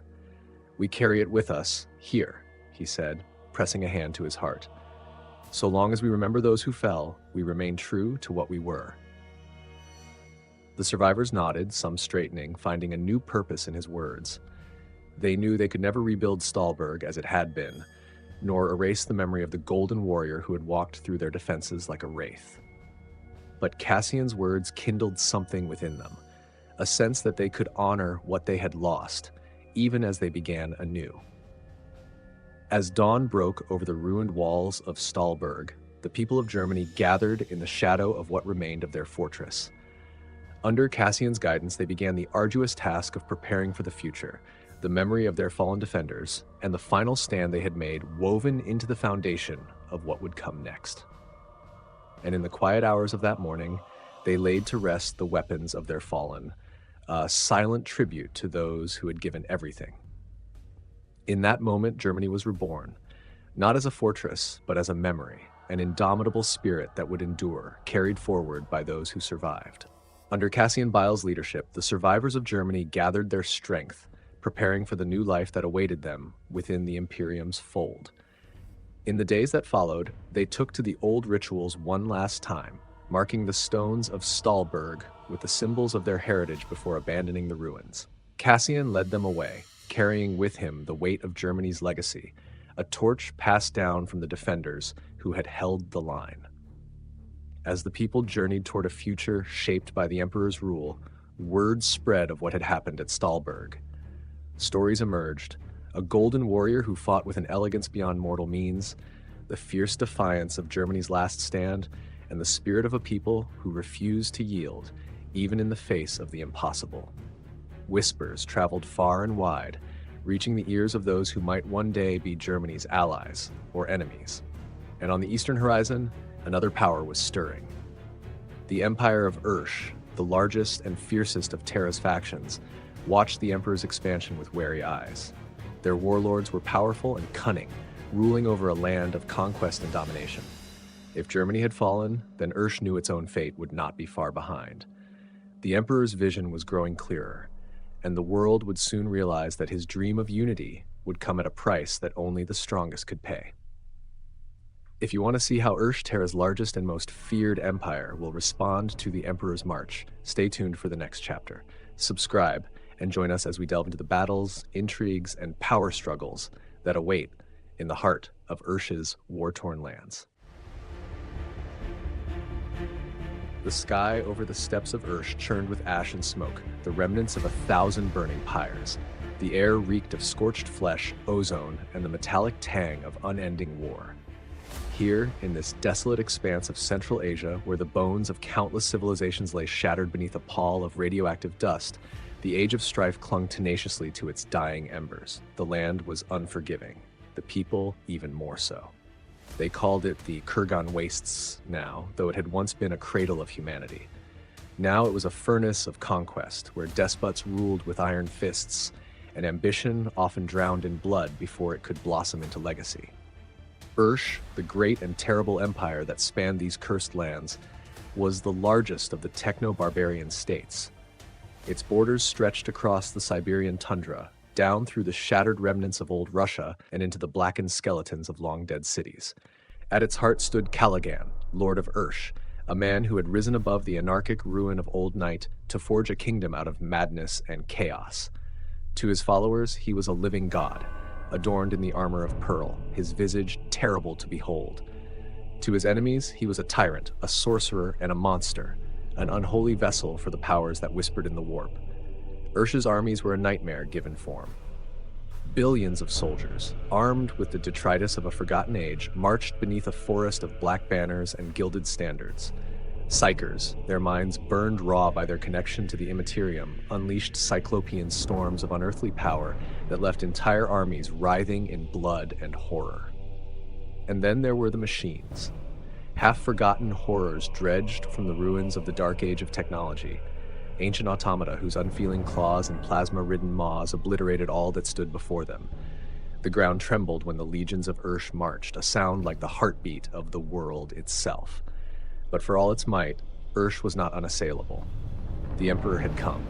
He had been a shadow, a whispered name, a figure glimpsed in the chaos of the Unification Wars. But now, he was a reality, his armies tearing through the techno-barbarian states like wildfire through dry brush. And Ursh, for all its psychic might and brutal strength, would not be spared. Caligan had heard of the Emperor's advance long before he reached Ursh's borders. Reports filtered in like the cries of distant thunder. The Nord Afrik conclaves shattered, Hy Brasil subjugated, the Pan-Pacific Empire gutted. The so-called Thunder Warriors, the Emperor's gene-forged giants, were said to be unstoppable, their bronze armor impervious to even the deadliest of weapons. Yet Caligan did not fear. His generals, Lurtuos, Shenkal, and Qualodon, assured him that the might of Ursh could not be broken. They spoke of unholy pacts and rituals yet to be performed, of storms that would flay the Emperor's armies to the bone. Caligan himself, it was said, had consulted with the dark powers, his throne room lit by the baleful glow of unearthly fire. Even so, the shadow of the Emperor loomed ever larger. Scouts reported that his forces were massing at the southernmost edge of Ursh's territories, near the ruins of what had once been the Aral Sea. Caligan ordered his armies to prepare. The skies darkened, and the wind carried the sound of drums, a deep, primal beat that echoed across the steppes. War was coming. The southernmost border of Ursh was a desolate expanse of cracked earth and jagged rock where the bones of ancient civilizations had long since turned to dust. It was here, among the ruins of the Aral Sea, that the Emperor's armies prepared to strike. The Thunder Warriors stood like monolithic statues, their immense forms glinting faintly beneath a shrouded sky. Their bronze armor bore the scars of countless battles, each gouge and dent a testament to their violent purpose. They were not men, at least not anymore. They were something else, something crafted for war. Their purpose was singular, to destroy, to kill, and to conquer. Yet their creation had not been without flaws. These beings, unmatched in their ferocity and power, occasionally turned on their own in uncontrollable fits of rage, a grim reminder that even the Emperor's mightiest tools were imperfect. Some among the Thunder Warriors displayed traits that, by modern understanding, would be called psychopathy. These were the warriors who seemed to revel in slaughter, their brutality more than a matter of duty. It was a grim pleasure. They found joy in the rending of flesh, in the breaking of bone, their laughter a chilling counterpoint to the screams of their victims. To most, these soldiers were monsters, barely distinguishable from the enemies they faced. The Emperor tolerated these flaws for now, knowing they were a byproduct of the desperate need for quick victories. But he also understood that such instability would one day doom his vision. These were lessons he would carry into the creation of his future legions of warriors, whose gene seed would be crafted not only to perfect the strength of the Thunder Warriors, but to excise, for the most part, these darker tendencies. The Emperor himself surveyed the battlefield from a rise of blackened stone, his form wreathed in a golden mantle of psychic light that cut through the ashen gloom. His presence was overwhelming, a storm contained within flesh, His eyes, like twin stars, burned with an intensity that cowed even the mightiest of his warriors. His voice, when it came, was both a whisper and a command, resonating across the gathering legions. "They will come for us in great numbers," he said, his tone calm, measured. "But numbers are no shield against inevitability. The age of Ursh ends here." Beside the Emperor stood Ushotan, a towering figure clad in dented and battle-worn bronze armor, streaked with the dried blood of countless campaigns. Ushotan was no mortal general, but one of the highest-ranking Thunder Warriors, a battlefield leader who had earned his place through ferocity and triumph. His presence was formidable even among his transhuman kin, his every movement radiating the sheer physical dominance of a being designed for war. His helm, marked with a black, jagged crest, loomed above even the Emperor's otherworldly custodian guard, though his fierce gaze betrayed an unsettling intensity, equal parts ambition and fury. "The scouts report movement, my lord," Ushotan said, pointing toward the horizon where the faint shimmer of Ursh's banners could be seen, barely visible through the haze of smoke and ash. "Callaghan sends his vanguard. They'll test our lines before committing their full force." The Emperor regarded him for a moment, his expression calm but inscrutable. Though he valued Ushotan's strength and battlefield acumen, the Thunder Warrior's temperament was always a concern.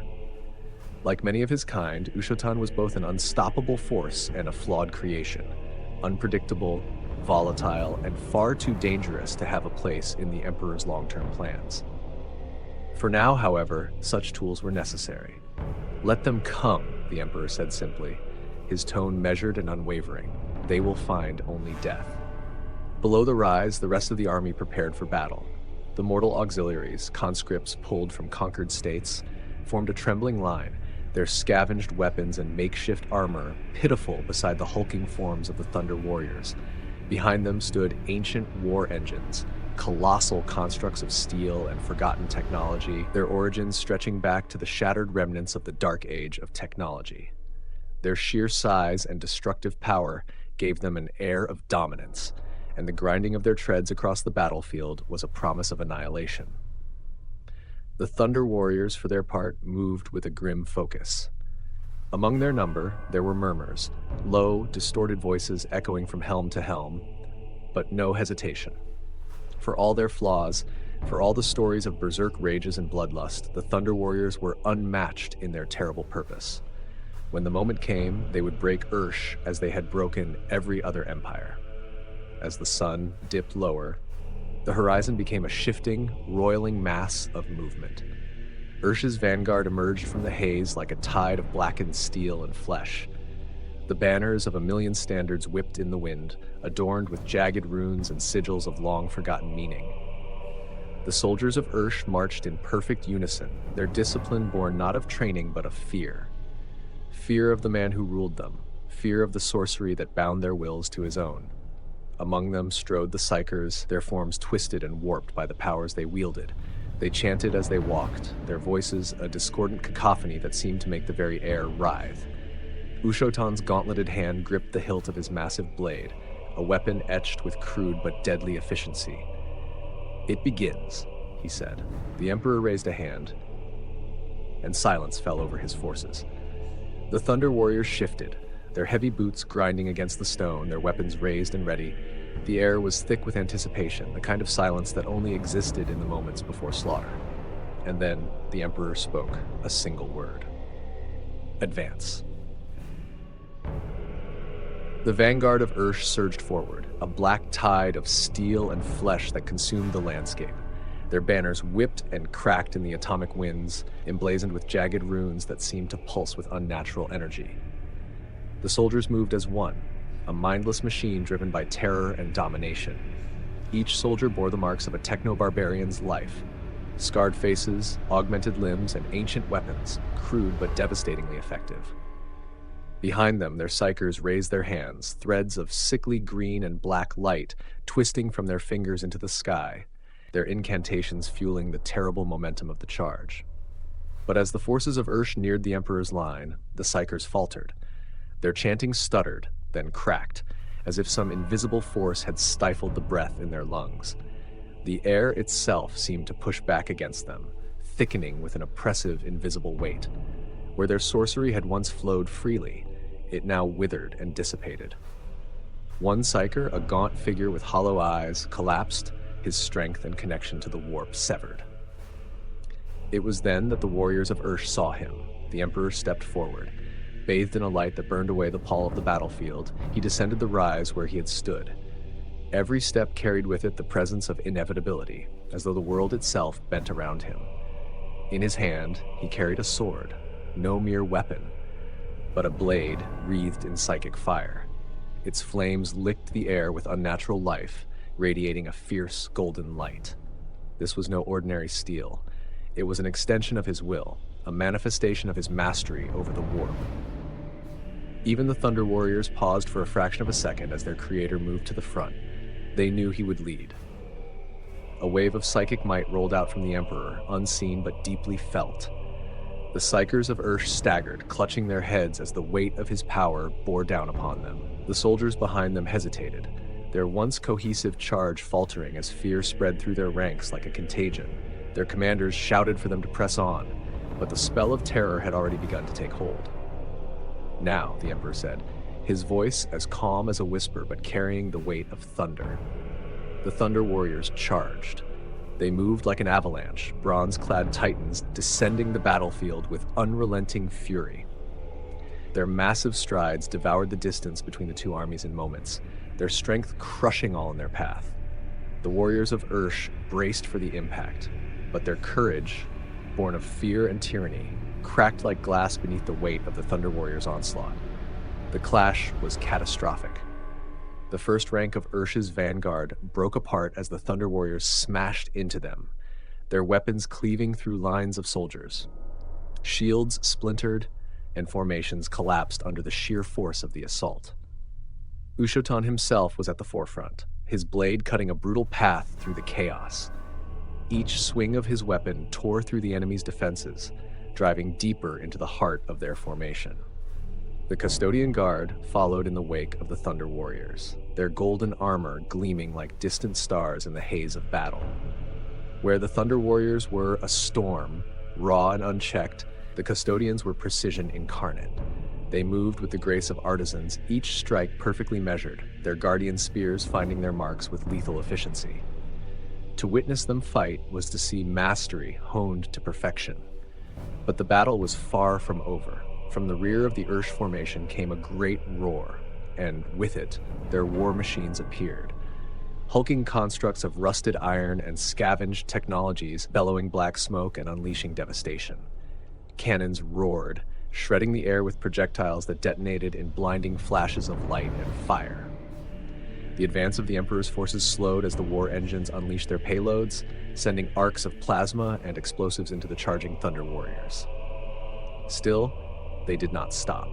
The Thunder Warriors pressed forward, their armor scorched and battered, their movements fueled by unrelenting momentum. And at their head, the Emperor stood unflinching, the psychic flames of his sword undimmed by the fire and destruction. His voice echoed across the battlefield, carrying a single, resolute command. Destroy them. The war engines of Ursh rumbled forward, belching fire and smoke as they unleashed their arsenal upon the advancing Thunder Warriors. Massive rotary cannons spat streams of jagged, rusted rounds, cutting swaths through the battlefield. Plasma projectors flared in violent bursts, leaving scorched craters where moments earlier there had been bronze-clad giants or hapless auxiliaries. The battlefield became a maelstrom of destruction, a deafening symphony of explosions and grinding metal. Yet still, the Emperor's forces pressed on. The Thunder Warriors waded through the firestorm, their resilience and brute strength making them unstoppable. Though their armor was scorched and their flesh torn, they were relentless. One, his helm shattered and an eye lost, tore through the treads of a war engine with his bare hands, the machine collapsing in a heap of shrieking metal. Another drove his blade through the iron hull of a tank, pulling the pilot from its interior and silencing the machine in an eruption of sparks and twisted steel. At the Emperor's side, Ushotan moved like a living tempest. His blade carved through the soldiers who swarmed to meet him, their weapons shattering against his overwhelming strength. "Cowards!" he snarled, his voice carrying across the chaos. Bloodstained and furious, he surged toward a towering war engine, its rusted cannons swiveling to aim at the advancing custodian guard. The custodians, disciplined and precise, flanked the war engines with their lethal efficiency. Where the Thunder Warriors tore through the battlefield with unchecked ferocity, the custodians were calm and methodical. Their guardian spears struck exposed joints and machinery with flawless accuracy, each strike crippling or destroying their targets. One custodian leapt onto the hull of a war machine, driving his spear into its core. The machine exploded in a pillar of flame, and the custodian landed amidst the wreckage, already moving toward his next foe. The Emperor strode forward with measured purpose. Where the Thunder Warriors were fury and the custodians precision, he was inevitability. His sword burned like a beacon, each strike an execution of his will. With a single sweep, he cleaved through a war engine that had dared to target him, its molten remains collapsing at his feet. Soldiers and psychers alike fell before him, their courage evaporating under his presence. But Caligan's forces were not without their own strengths. From the heart of the Urshian line came a sudden eruption of unholy energy, a sorcerous storm that tore through the battlefield. The air itself seemed to scream as the unnatural forces of the warp were unleashed, a maelstrom of blackened lightning and psychic power that coiled like serpents through the sky. The storm battered the Emperor's forces, tearing apart mortal soldiers and even staggering the indomitable Thunder Warriors. Psychers from Ursh, frail in body but blazing with warp-born energy, raised their arms as the storm intensified. Each was a conduit for Caligan's will, their powers feeding the storm that threatened to consume the Emperor's army. Around the Psychers, shadows writhed unnaturally, forming impossible shapes. Harsh whispers filled the air, echoing from nowhere and everywhere at once. It was sorcery of the foulest kind, and it radiated malice as thick as the smoke above the battlefield. Ushotan, standing amid the bronze ranks of the Thunder Warriors, roared his defiance. Without waiting for orders, he charged, his massive form cleaving through the battlefield like a battering ram. Thunder Warriors followed in his wake, their bellows cutting through the mounting fear as they surged toward the Psychers. The Emperor, standing tall amidst the chaos, turned his gaze toward the storm. His golden form seemed to burn brighter, the psychic flames of his sword roaring to life as he raised the blade high. The lightning of the storm lashed toward him, but shattered harmlessly against his psychic aura, scattering into harmless sparks. "Ushotan," the Emperor called, his voice calm but commanding. "Strike their heart. I will end the storm." Ushotan didn't hesitate. He surged forward, leading the Thunder Warriors with a roar that rose above the chaos of the battlefield. His massive blade, forged with brutal simplicity, rose and fell in punishing arcs, scattering Urshian soldiers like brittle kindling. Behind him, the Thunder Warriors charged as one, their bronze-clad forms crashing into the enemy lines with devastating force. Where they passed, the enemy ranks crumbled, shields splintered, formations collapsed, and the resistance of Caligan's soldiers melted away under the onslaught. Ahead, the Psychers of Ursh chanted faster, their voices rising to a frantic pitch as the Thunder Warriors closed the distance. The storm above them writhed in response, bolts of unnatural energy lashing out at the advancing line. Some Thunder Warriors fell, their armor blackened by the crackling energy, but their brothers pressed on without hesitation. They were relentless, driven by the singular purpose for which they had been made. Ushotan reached the Psychers first. They stood in a circle of shimmering green light, their gaunt forms hunched and trembling as they poured their energies into the storm. The air around them shimmered with warp-tainted energy, unnatural shapes flickering at the edge of perception.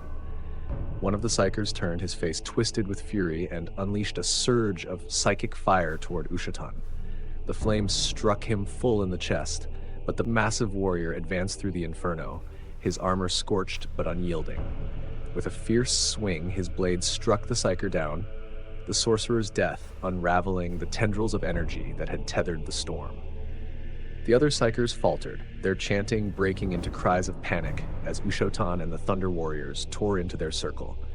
The storm overhead began to weaken, its flickering tendrils dissipating as one by one, the sorcerers fell. Ushotan's strikes were swift and merciless, each blow silencing another source of warp-born power. Around him, his warriors overran the remaining defenders, their momentum carrying them deeper into the heart of the enemy formation. At the center of the battlefield, the Emperor raised his blazing sword toward the heavens. With a single, deliberate motion, he swept it downward, and the remnants of the storm shattered. The blackened skies split open, the unnatural clouds dissolving into nothingness as sunlight pierced through for the first time in hours. The oppressive weight that had hung over the battlefield lifted, and for a brief moment, the carnage gave way to silence. But the battle was not yet won. Even as the Psykers fell and the storm dissipated, Caligan's forces regrouped, their war engines forming an iron wall as soldiers reassembled behind them. From the distance, horns blared, a deep, resonant sound that echoed across the field. It was a rallying cry. The ground trembled as reinforcements emerged over the horizon, ranks of fresh Urshian troops marching into view. Their numbers were vast, their banners rippling in the smoke-choked air like a tide of shadow. Ushotan turned back toward the Emperor, his chest heaving from exertion, his blade glinting in the broken sunlight. "They do not relent," he growled, his voice steady but brimming with anticipation. "What is your command, my lord?" The Emperor strode toward him, his expression calm but unyielding. The psychic fire of his sword burned brighter, casting an ethereal light that seemed to push back the encroaching darkness. He surveyed the battlefield, his golden armor shining amidst the ash and ruin, and spoke with the quiet certainty of one who shaped destiny itself. "They fight because they still believe their master protects them," the Emperor said. "We will show them the truth." He raised his sword, its flames flaring to life as he pointed toward the distant heart of the enemy army. "Caligan awaits. We will bring this to an end." The battlefield was a wasteland of shattered terrain and drifting smoke. Caligan's reinforcements marched forward, their banners rippling like dark waves across the horizon. Leading them were his elite troops, towering figures encased in crude, patchworked armor, their weapons humming with unstable energy. Their march was steady, and their numbers seemed endless, a grim reminder of the resources Caligan had brought to bear. At the Emperor's front lines, Ushotan stood ready, his massive blade resting on his shoulder. The Thunder Warriors around him, their bronze armor bearing the scars of countless engagements, waited silently. For them, battle was not an ordeal, but a purpose. "They send their champions now," Ushotan remarked, his voice calm, almost eager. "Let them see what true strength is." The Emperor stepped forward, his golden form radiant even in the ash-laden air. Beside him, a custodian guard captain surveyed the advancing enemy, his voice steady and assured. "Caligan sends his best to stop us, my lord. They will fail." "They will," the Emperor said, raising his blazing sword. Its golden light flared, cutting through the shadows as he gestured toward the enemy. "Advance. Show them the price of resistance." The Thunder Warriors charged, their cries echoing across the battlefield as they crashed into the enemy ranks. Behind them, the custodian guard advanced with calm precision, their guardian spears raised and ready. Mortal auxiliaries followed, their resolve strengthened by the sight of the Emperor walking at the forefront, his presence a beacon in the chaos. The clash was immediate and fierce. Caligan's elite troops, armed with stolen technology and foul enchantments, fought with brutal efficiency. Energy weapons crackled as they fired into the oncoming warriors, and the ground shook under the weight of the conflict. Several Thunder Warriors fell under the opening volleys, their massive forms crashing to the ground, but their brothers pressed on without hesitation, their charge unbroken. Ushotan met one of the enemy champions in single combat. The towering foe, encased in jagged black armor etched with glowing runes, swung a massive weapon toward him. Sparks flew as the blades collided, the force of the impact rippling through the air. "You think brute strength will save you?" the champion sneered, his voice distorted by the vox grill of his helm. Ushotan answered with a low growl, his grip tightening on his blade. "No, but it will end you." With a surge of force, Ushotan drove his weapon forward, breaking through the champion's guard and striking his armor with a resounding blow. The duel raged on, each strike echoing through the battlefield, until Ushotan found his opening. A decisive swing shattered the champion's defenses, and the enemy fell, his weapon broken, and his form collapsing to the ground. Elsewhere, the custodian guard advanced with disciplined precision. Their golden armor gleamed against the dim battlefield as they moved with unerring purpose. Where the Thunder Warriors relied on overwhelming force, the custodians were deliberate, each strike perfectly placed to disable and destroy. One custodian confronted a pair of enemy champions, their augmented weapons glowing with unstable power. He sidestepped their attacks with practiced grace, his spear finding its mark and ending the fight swiftly. At the heart of the battlefield, the Emperor moved forward, his sword blazing with psychic fire. The light of his blade cut through the enemy ranks, scattering soldiers and forcing even the hardened champions of Ursh to falter. None who stood before him could hold their ground for long. With every step, he pushed deeper into the enemy lines, his golden form unyielding amidst the chaos. In the distance, fresh shapes emerged, colossal constructs of iron and sorcery, their forms towering over the battlefield. Their weapons glowed with a baleful light, and their arrival sent tremors through the ground. These war machines, greater and more fearsome than those that had come before, loomed over the horizon, symbols of Caligan's desperation. Ushotan regrouped with the Thunder Warriors, his armor dented and blade raised. The colossal war machines of Ursh loomed larger as they approached, their towering forms casting long shadows over the battlefield. Each was a grotesque fusion of ancient technology and foul sorcery, their frames bristling with weapons that hummed with unstable energy. Cannons spat beams of searing light, carving trenches into the earth, while spiked limbs crushed anything in their path. These were not mere constructs. They moved with an unnatural awareness, as if guided by something malevolent. At the heart of the formation, surrounded by these monstrosities, sat Caligan himself. The Lord of Ursh commanded from a towering command platform of blackened steel, his throne encased in shifting shadows that writhed like living things. The armor of pearl adorned his hulking frame, gleaming faintly even beneath the smoke-filled sky. In his hand, he held a staff crowned with an unearthly crystal that pulsed with green light. Around him stood his generals, Lurtuos, Shenkal, and Qualadon, each clad in armor warped by sorcery, their presence unsettling the very air around them. Caligan's voice boomed across the battlefield. "Do you see now, Emperor?" he roared, his tone thick with mockery. "You are not a god, you are a man. You will drown beneath the tide of my dominion."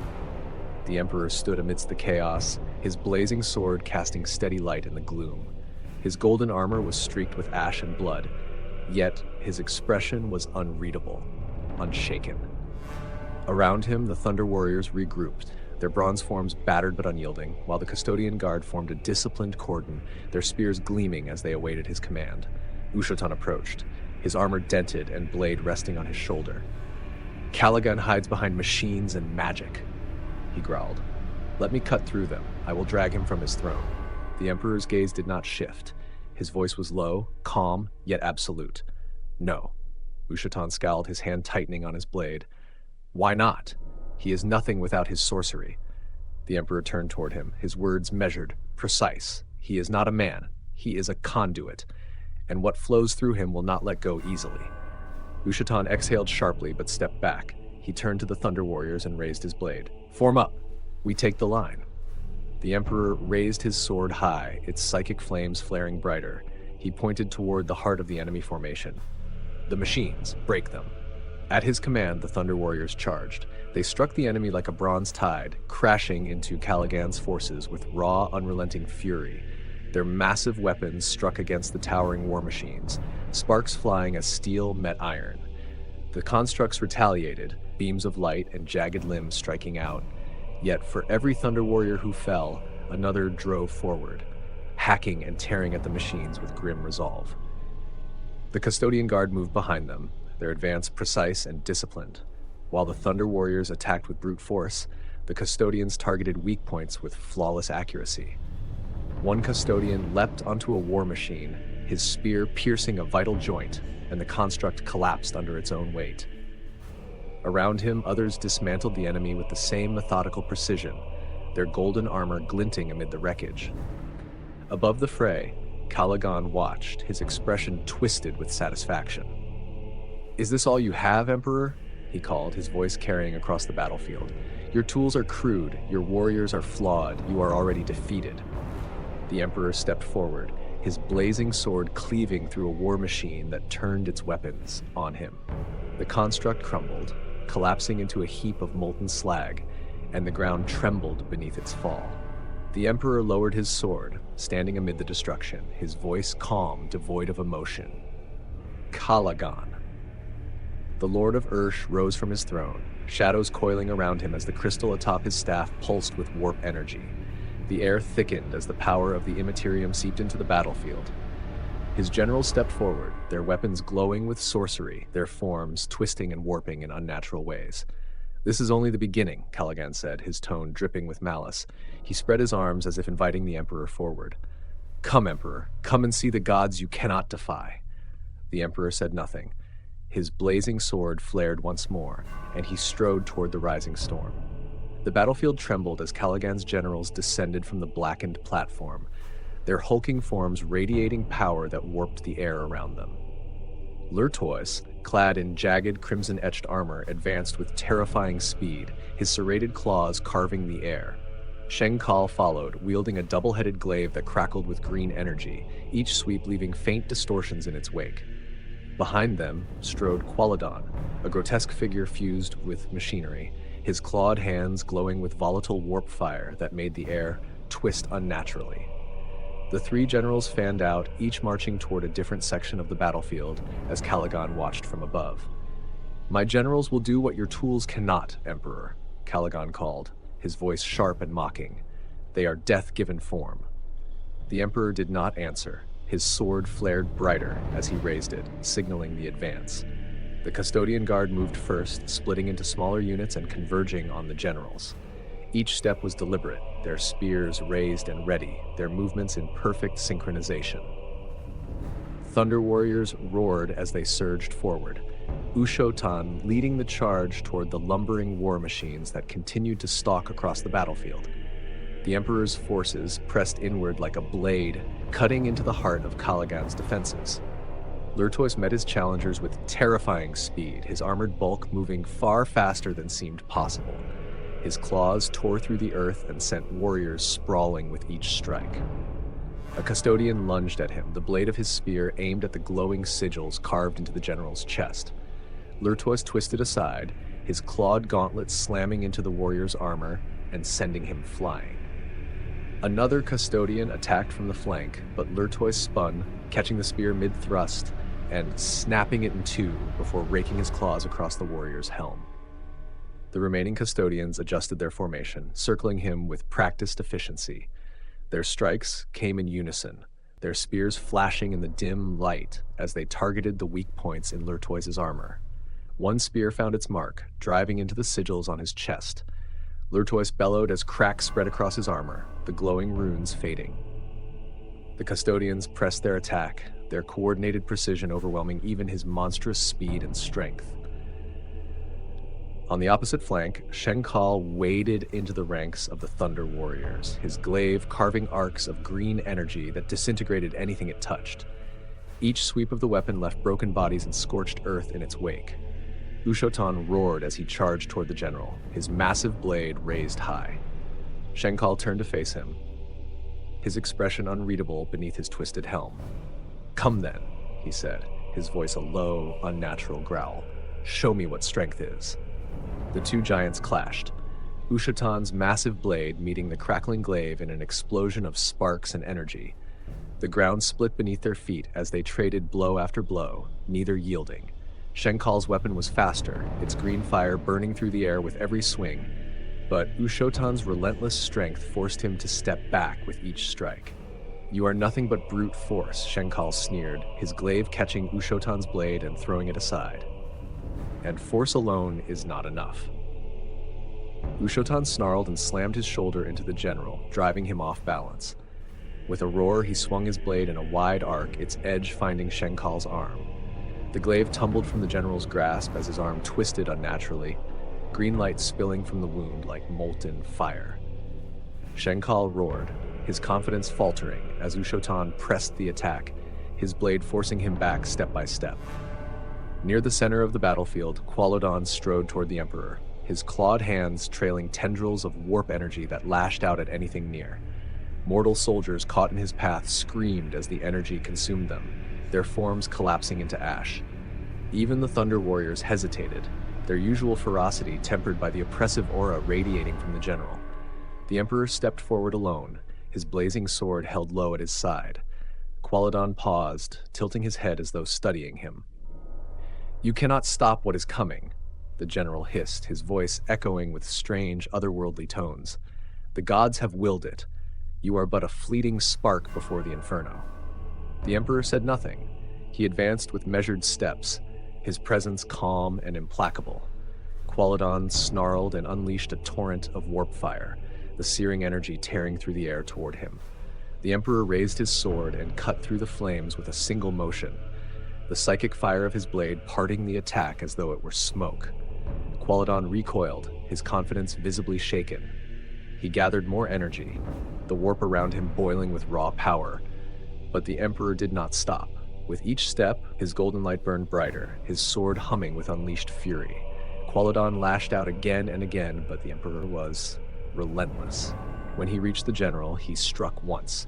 The psychic fire of his blade consumed Qualadon utterly, leaving nothing but silence and ash. As Qualadon fell, Caligan stood above it all, his throne surrounded by coiling shadows. His smile faltered for the first time. The battlefield was silent now, save for the distant groans of collapsing war machines and the retreating cries of broken soldiers. At the heart of it all, the Emperor stood, his blazing sword casting long shadows on the blackened steps leading to Caligan's platform. Above him, the Lord of Ursh loomed like a monument to arrogance, his throne framed by coiling shadows and the pulsing green light of his staff. The armor of pearl clung tightly to Caligan's massive frame, its pristine surface gleaming faintly despite the corruption flowing through its wearer. A relic of the dark age of technology, the Emperor mused, and perhaps worth preserving. "Do you see them, Emperor?" Caligan roared, raising his staff as tendrils of energy coiled through the air around him. "The power eternal, the force that reshapes worlds and bends men to its will. It has made me its prophet, and through me its dominion will reign unbroken."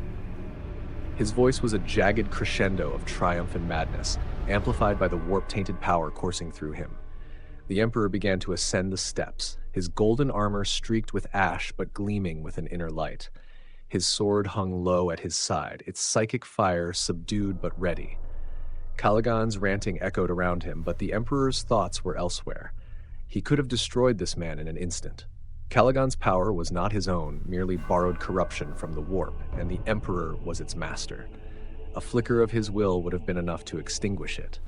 But this moment was not about simplicity. It was about what would follow. Caligan's empire thrived on fanaticism, and its people worshipped him as a god incarnate. To destroy him here, in full view of the crumbling remnants of his forces, would shatter that illusion. The collapse of Caligan's myth would ripple through Ursh, spreading doubt, fear, and submission in its wake, a tool the Emperor could wield. And the armor. The armor of pearl was remarkable, a prize worth studying. It had endured unblemished by time and even by the corruption of the man inside it. To destroy it here would be a waste, and the Emperor rarely wasted anything of value. Caligan's laughter cut through his musings. "You are silent, Emperor. Is it fear? Is it doubt? Does your truth waver before what cannot be denied?" He raised his staff high, the coiling energy around him snapping outward in waves.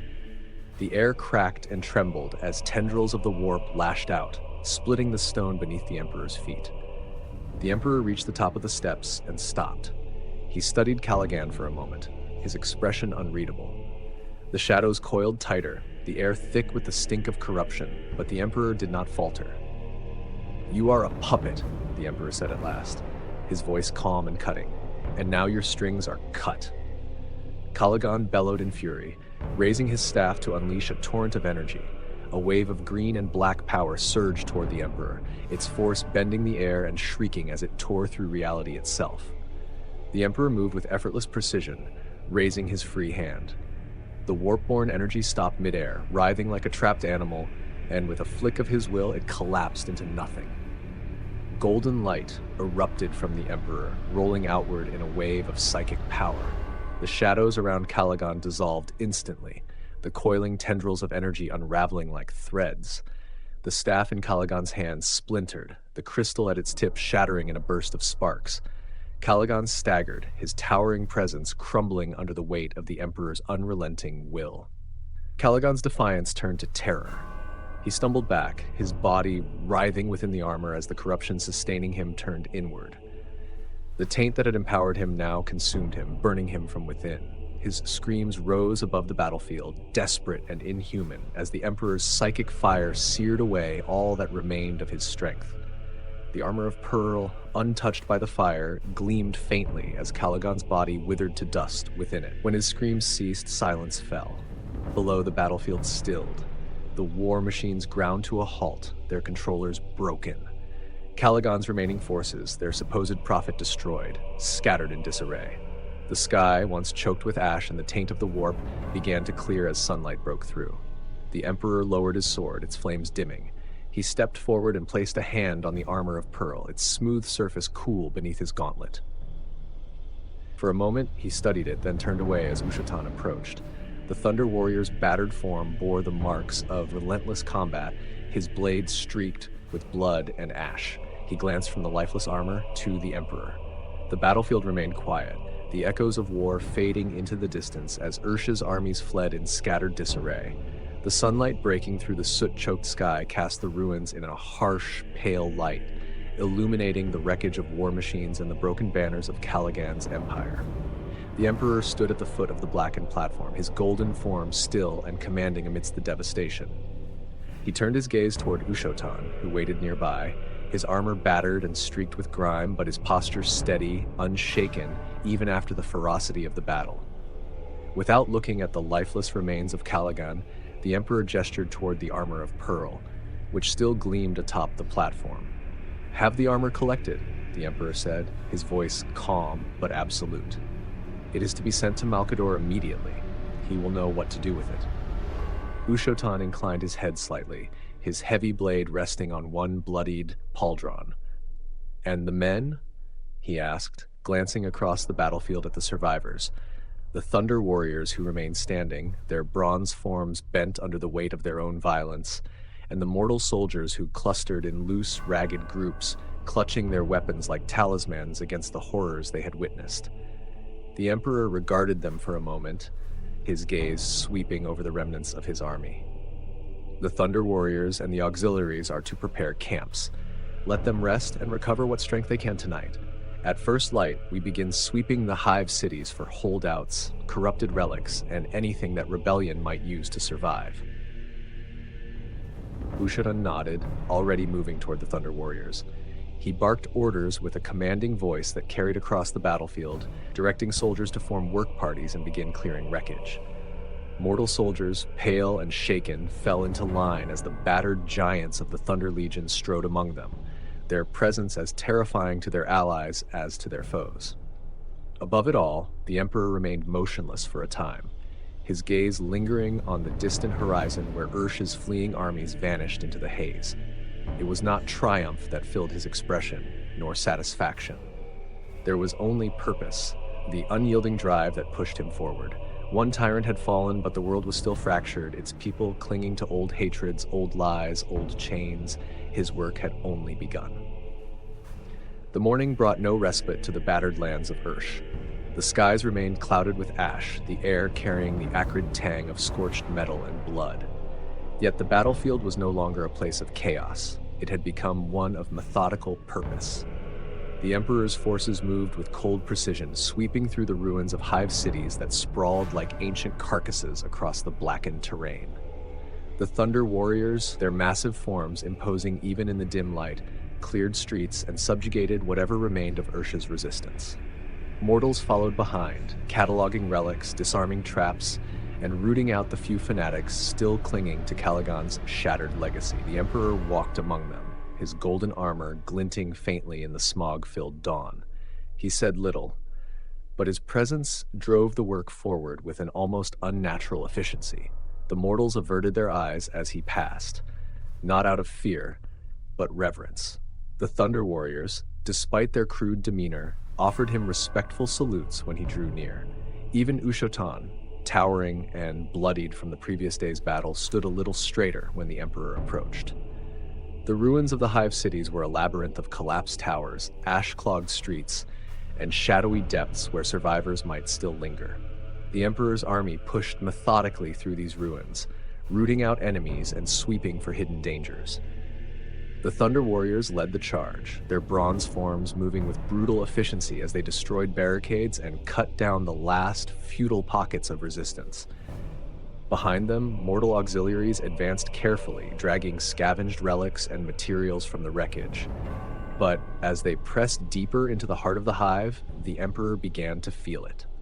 At first, it was faint, an ebbing and flowing presence beneath the surface of the earth, almost imperceptible against the noise of the ruined city. But with every step, the sensation grew stronger. It was ancient, rhythmic, like a pulse, its flow resonating in ways no mortal could comprehend. By the time they reached the shattered remnants of a central plaza, the presence had become unmistakable.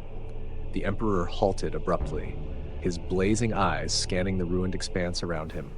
The plaza had once been a hub of activity, but now it was a cratered wasteland, ringed by collapsed buildings and twisted machinery. Yet beneath the layers of stone and rubble, he could feel it, something vast and powerful, waiting patiently beneath the earth. "Ushotan," the Emperor said suddenly, his voice cutting through the noise of the operation. The Thunder Warrior turned to him. "My lord?" "There is something here," the Emperor said. He gestured to the ground beneath them, his tone calm but commanding. "Something ancient. I will need earth-moving equipment. Have it brought here immediately." Ushotan hesitated for only a moment before bowing his head. "As you command." He strode off, issuing orders to the mortal workers, who immediately began relaying the Emperor's request through the chain of command. The machinery was far from the hive cities, scattered across supply depots and outposts that had yet to catch up with the campaign. It would take time. While they waited, the mortals set to work with hand tools and sheer determination. Armed only with shovels, pickaxes, and buckets scavenged from the ruins, they dug into the hard-packed earth and rubble. The crater deepened hour by hour under the relentless efforts of men and women eager to please the great unifier. Their exhaustion was clear, but none faltered under the Emperor's watchful presence. By late in the night, the crater had reached nearly 35 feet, its edges ringed by piles of dirt and debris. The workers' hands were raw and bleeding, but their expressions were resolute. The Thunder Warriors, meanwhile, continued their sweeps through the hive's ruins, clearing resistance and guarding against ambushes or treachery. Their heavy steps echoed through the hollowed streets, their bronze forms silhouetted against the fires of work camps as they secured the area for the growing Imperium. The Emperor stood at the edge of the excavation, his gaze fixed on the labor below. Ushotan approached, his armor dimly reflecting the orange glow of torches. "The digging continues," he said. "The machines will arrive soon." "They have done well," the Emperor said, his voice quiet but firm. "But their tools will not reach what lies below. Let the equipment finish what their hands have begun." Late in the night, the earth movers finally arrived. Massive and hulking, their treads churned through the debris as they were brought into place. The workers cheered faintly, their exhaustion giving way to a flicker of hope as the machines rumbled to life. The mortals resumed their efforts, this time under the watchful eyes of overseers, ensuring efficiency as the ancient ground was torn open with powerful mechanical force. By the first light of dawn, the work had uncovered something extraordinary. A faint gleam of gold appeared through the dust and dirt, shining faintly against the rubble. As the workers cleared away the last layers of debris, a structure began to take shape beneath the crater. It was a pyramid, its edges sharp and precise, rising nearly 2 stories high. Its surface was covered in intricate patterns of gold and ancient script that seemed to shimmer faintly in the morning light. At its apex, a throne sat, carved from the same golden material, its lines impossibly smooth and perfect. Faint sounds emanated from the structure, mechanical hums, barely audible clicks, and the rhythmic vibrations of something alive with purpose. Despite its apparent age, the pyramid showed no signs of decay or wear. It was pristine, untouched by the chaos that had consumed the world above. Even the dirt that clung to its surface seemed to slide away, as though rejected by the artifact itself. The Emperor stepped forward, his golden armor catching the first rays of sunlight as he approached the pyramid. He raised a hand, and the workers retreated, their murmurs silenced as he ascended the edge of the crater. The hums grew louder as he neared, a steady, almost musical tone that resonated through the air. There was a power here, one unlike anything he had encountered before, neither purely human nor purely mechanical. It was something greater, something that had endured the rise and fall of civilizations without faltering. "Clear the rest of it," the Emperor said, his voice cutting through the silence. "I will examine it further when it is fully unearthed." The workers obeyed, their movements quick and deliberate as they resumed their excavation. Ushotan stood nearby, his gaze flicking uneasily between the Emperor and the strange structure. "What is it?" Ushotan asked, his voice low. The Emperor did not answer immediately. He stood before the golden pyramid, his hand brushing lightly against its surface. For a moment, he seemed almost distant, as though listening to something only he could hear. Then, without looking at Ushotan, he spoke. "An artifact," the Emperor said. The cavernous hangar in the heart of the Himalaya Mountains stretched wide and deep, its walls reinforced with gleaming adamantium and layers of ancient stonework. The golden pyramid now stood in its center, its polished surface radiating a faint warmth under the overhead lights. The hum of its mechanisms persisted, faint but rhythmic, filling the vast chamber with an almost soothing vibration. The Emperor and Malcador stood before it, their forms dwarfed by the towering pyramid. The throne at its apex gleamed in the sterile light, its impossibly smooth lines and precise construction defying even the closest scrutiny. The slight mechanical sounds emanating from beneath its surface seemed to pulse faintly in time with something unseen, a rhythm that neither of them fully understood. Malcador, clad in his simple but elegant robes, broke the silence. His piercing gaze drifted from the pyramid to the Emperor, a glimmer of humor flickering in his ancient eyes. "Well," he said, his tone light but carrying the weight of their long friendship, "you do need a throne. Try it. You are immortal. What's the worst that could happen?" The Emperor, standing tall in his golden armor, allowed the faintest trace of a grin to touch his lips. His expression was still stoic, but Malcador knew him well enough to see the faint glint of amusement in his blazing eyes. "Death isn't the worst fate I could imagine," the Emperor replied, his voice calm and measured. He gazed up at the throne, his expression contemplative. "But you may be right. It does seem an obvious part of its purpose." Malcador arched a brow, tilting his head as he considered the towering structure. "Do you truly think it's a throne? Perhaps it's something else, a symbol of authority, or..." He tapped a finger against his chin. "Possibly a communication device?" The Emperor nodded slowly, his golden armor catching the light as he stepped closer to the pyramid's base. "Maybe," he said, his tone thoughtful. "But it does not seem to be of human origin, which raises even more questions." Malcador frowned slightly, his gaze narrowing. "Not of human origin? You're certain?" The Emperor placed a gauntleted hand on the smooth surface of the pyramid, his touch light, but deliberate. The hum beneath his hand seemed to respond, the rhythm shifting subtly before settling back into its steady pulse. He did not answer immediately. Instead, he stood there for a moment, his blazing eyes fixed on the throne above. "I am certain," the Emperor said finally. "Its construction is beyond anything humanity has built. Even during the dark age of technology, this precision would have been unprecedented. There is an intelligence to it, a logic that feels foreign. And yet, its purpose aligns with the needs of the moment. To amplify power," Malcador said, his tone contemplative. "Your power." "Perhaps," the Emperor replied. "If it is an amplifier, it could be a tool to reach beyond what we can currently achieve, or perhaps to maintain something beyond the limits of the flesh, a machine that sustains, a machine that bridges." Malcador chuckled softly, though there was a note of unease beneath his amusement. "And yet you speak as if you've already decided to use it." The Emperor turned to his old friend, his expression calm but resolute. "I have not decided," he said. "Not yet, but I can feel it calling, Malcador. Its purpose is not passive. It was built to be used. To sit upon it is not merely to rest, it is to activate it." A week of study had revealed little about the Golden Pyramid.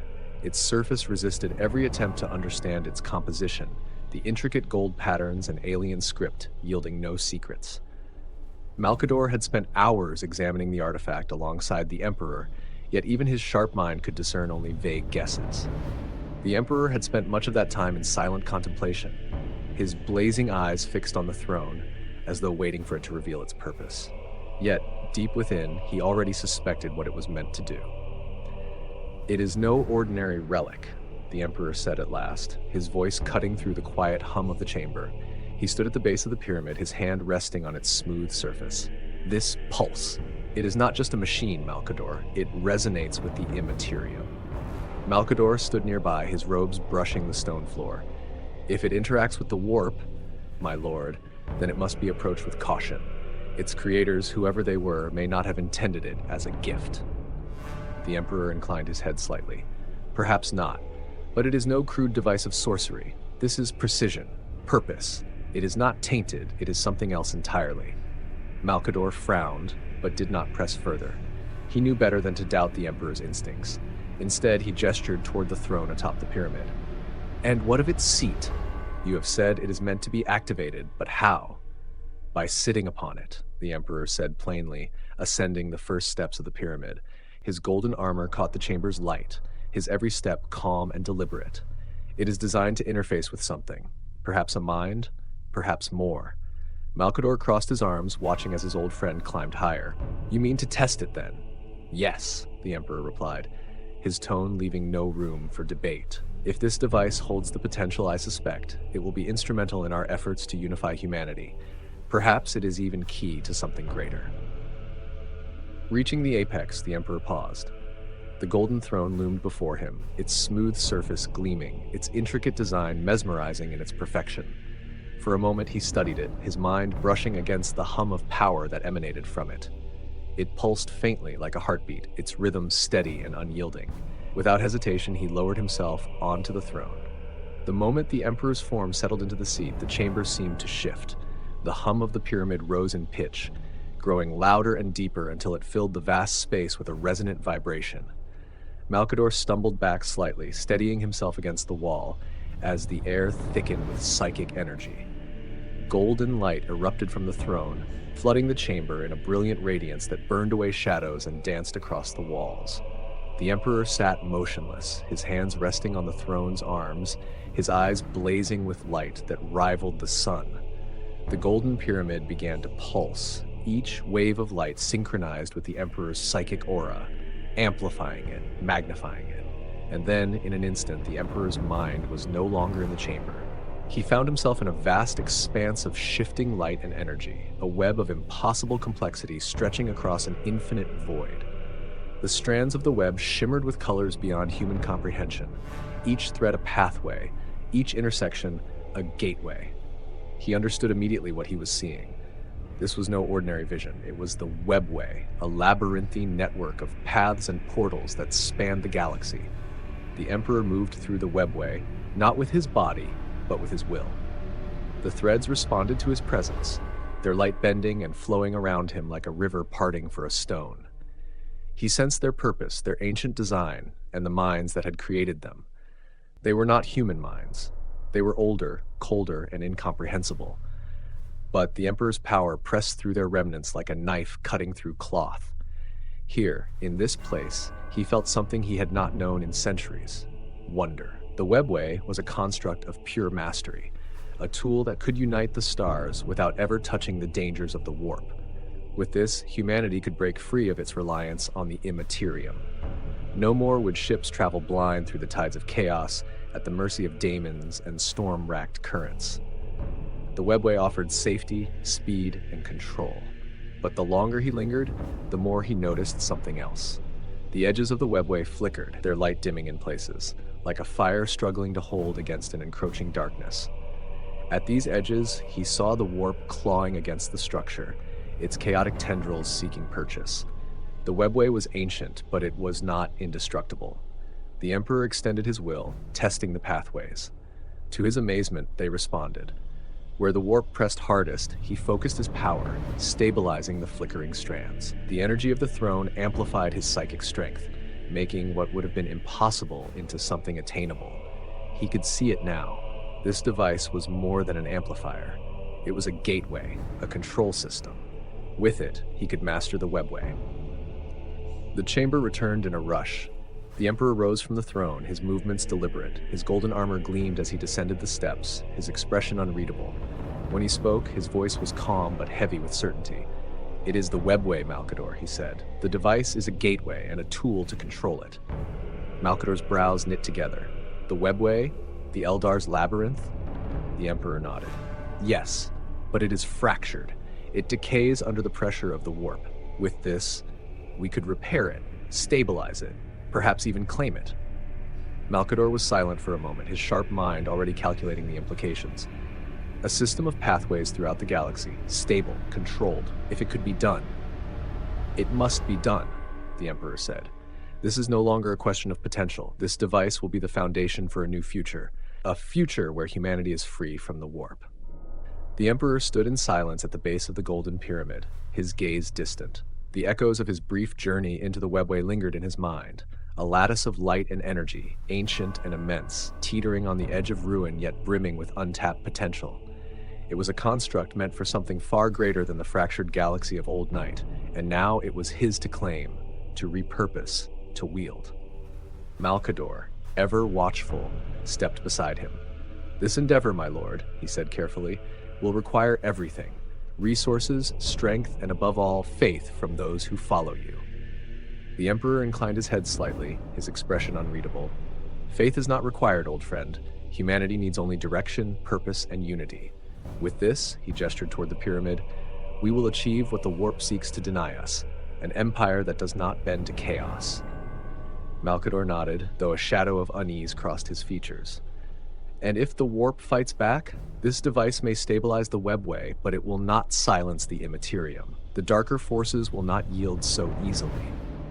"They will not need to yield," the Emperor said, his voice like granite. "They will be driven back, contained. The webway is the key. With it, humanity will no longer cower before the warp, but surpass it entirely. No more blind jumps through the immaterium. No more daemons lurking in the shadows. No more stagnation. The stars will belong to us again." "And the risks?" Malcador asked, his tone measured. "Even the smallest misstep could bring disaster." The Emperor turned, his golden form blazing faintly under the chamber's harsh lights. "There is always risk, but without action, humanity is doomed to be consumed by the darkness. Every path forward carries peril. This path carries the promise of salvation." For a moment, neither of them spoke. The hum of the pyramid filled the silence, a quiet reminder of its immense, alien power. Finally, Malcador allowed himself a rare smile. "You always did prefer the bold approach." The Emperor's lips twitched, almost imperceptibly. "It is the only approach." The two turned to face the artifact once more, the weight of its implications settling around them. The Golden Throne and its pyramid would be studied further, refined, and prepared for the great project ahead. Humanity stood at the edge of a new dawn, its fate tied to the hands of its immortal leader. The Emperor's voice broke the silence, soft but resolute. "It begins here. Terra will be unified. And then, the galaxy." Terra groaned under the weight of its scars. Warlords and techno-barbarian kings ruled with iron fists, carving their dominions from the planet's broken carcass. Among them, Hy Brasil was one of the greatest, a sprawling realm in Merica ruled by the fierce and unyielding Dalmoth kin. From the hive city of Sao Paulo, surrounded by the frozen expanse of the winter fields, Kin commanded a proud and savage domain. His elite warriors, the Dracos clad in green-scaled armor, were legends of ferocity, their names spoken in awe and dread across the continent. But Terra's chaos had awakened something greater. The Emperor, master of conquest, sought to unite the fractured planet beneath his banner. His armies had broken countless kingdoms, and now his gaze turned southward. Hy Brasil, jewel of Merica, would be the next to fall. This is their story. The Planalto rumbled with life, its towering hive spires piercing the polluted skies. Plasma reactors deep beneath the city churned ceaselessly, their heat exchange processes coating the winter fields in thick layers of frost. For the citizens of Sao Paulo, this was a day like any other. Workers trudged to their shifts in the industrial depths, their faces gaunt with exhaustion. Merchants filled the mid-hive marketplaces, hawking goods made from salvaged tech and crude materials. And high above, in the glittering citadel at the hive summit, Dalmoth kin prepared for war. In the throne room of the Citadel of Scales, named for the coiled serpentine motif that adorned its steel walls, Kin stood before a hololithic map of Merica. His emerald-scaled cloak hung heavily across his broad shoulders, matching the ornate armor he wore, a gift forged by his artificers, said to be as unyielding as the man who ruled from within it. Kin's eyes, sharp and relentless, scanned the flickering image before him. Red markers indicated the Emperor's advancing forces. They moved like a tide, sweeping away the lesser cantons of the south. Already, neighboring warlords had fallen or bent the knee to the unifier from the north. "Their pace quickens," murmured a voice at Kin's side. Ferram Sikar, Kin's nephew and most trusted advisor, stood cloaked in dark green robes embroidered with sigils of the old Hy Brasil dynasties. "The tribes of the Amazonie and the Yucatan have been broken. Soon they will reach our borders." "Let them come," Kin growled, his voice low and rough. He turned to face Sikar, the steel glint of his gauntlets catching the light. "Hy Brasil is no crumbling canton. We are not the Yucatan, trading old relics for survival. We are the apex of Sud Merica, forged in war and blood. Let this emperor see what becomes of those who challenge the Dracos." Sikar's expression shifted slightly, caught somewhere between agreement and doubt. "They say his soldiers are unlike any others, my lord. Gene-forged warriors, armored giants. And we have plasma cannons, artillery, and warriors who know these lands as they know their own veins," Kin snapped, his patience thinning. "The Emperor may march on Hy Brasil, but he will not leave it whole." Kin's words echoed in the chamber, a proclamation as heavy as the silence that followed. Yet within the ruler's mind, a shadow of unease lingered. The Emperor was not like the petty kings of Terra, squabbling over scraps. He was something else, something relentless. And now, the storm was coming to Hy Brasil. The skies above Sud Merica were choked with ash as the Emperor's forces gathered at the borders of Hy Brasil. From the shattered jungle cantons to the ravaged highlands, the war machine of unification had swept southward, dismantling lesser kingdoms in its relentless advance. Now only the Planalto remained, its towers rising above the frozen winter fields like spears thrust toward the heavens. The vanguard was led by the Thunder Warriors. Behind them came the Auxilia, their disciplined ranks bristling with banners bearing the Emperor's sigil. Overhead, dropships screamed across the sky, deploying heavy armor and siege engines onto the cracked earth. This was no skirmish or probing raid, it was conquest incarnate. At the forefront of this colossal host stood the Emperor, his golden battle plate radiant even under Terra's polluted sky. He gazed at the distant hive spires of Sao Paulo. Beside him stood Malcador, the Sigillite, his dark robes stirring faintly in the wind. The Sigillite's keen eyes studied the horizon, where Hy Brasil's banners fluttered in the biting air. "Dalmoth Kin will not yield," Malcador murmured. "He has made that clear with every missive we sent. His pride will drag this to blood." The Emperor's silence was answer enough. He did not turn from the city. His mind was already calculating, analyzing the resistance to come. "Preparations are complete, Lord," a general reported, stepping forward. He gestured toward the ridges where artillery was being positioned and siege engines readied. "Their plasma reactors and the winter fields will complicate the advance, but it is manageable. The Dracos are assembling to meet us." The Emperor's gaze remained fixed on the distant spires. "Begin." The order rippled through the chain of command, and the vast war host stirred to life. Siege engines ground forward, artillery began its deafening cadence, and the disciplined ranks of the Auxilia advanced in perfect formation. Beyond the front lines, the Thunder Warriors moved like an avalanche, the first to meet the enemy head-on. Hy Brasil would not be taken easily, but it would be taken. The Emperor had judged the canton and its ruler, and their time had come to an end. Within the citadel of Scales, the war horns of Hy Brasil bellowed their call to arms, echoing across the towering hive spires of Sao Paulo. The sound was ancient and primal, a reverberation meant to shake the hearts of enemies and ignite the resolve of its people. In the shadow of the winter fields, the Dracos assembled.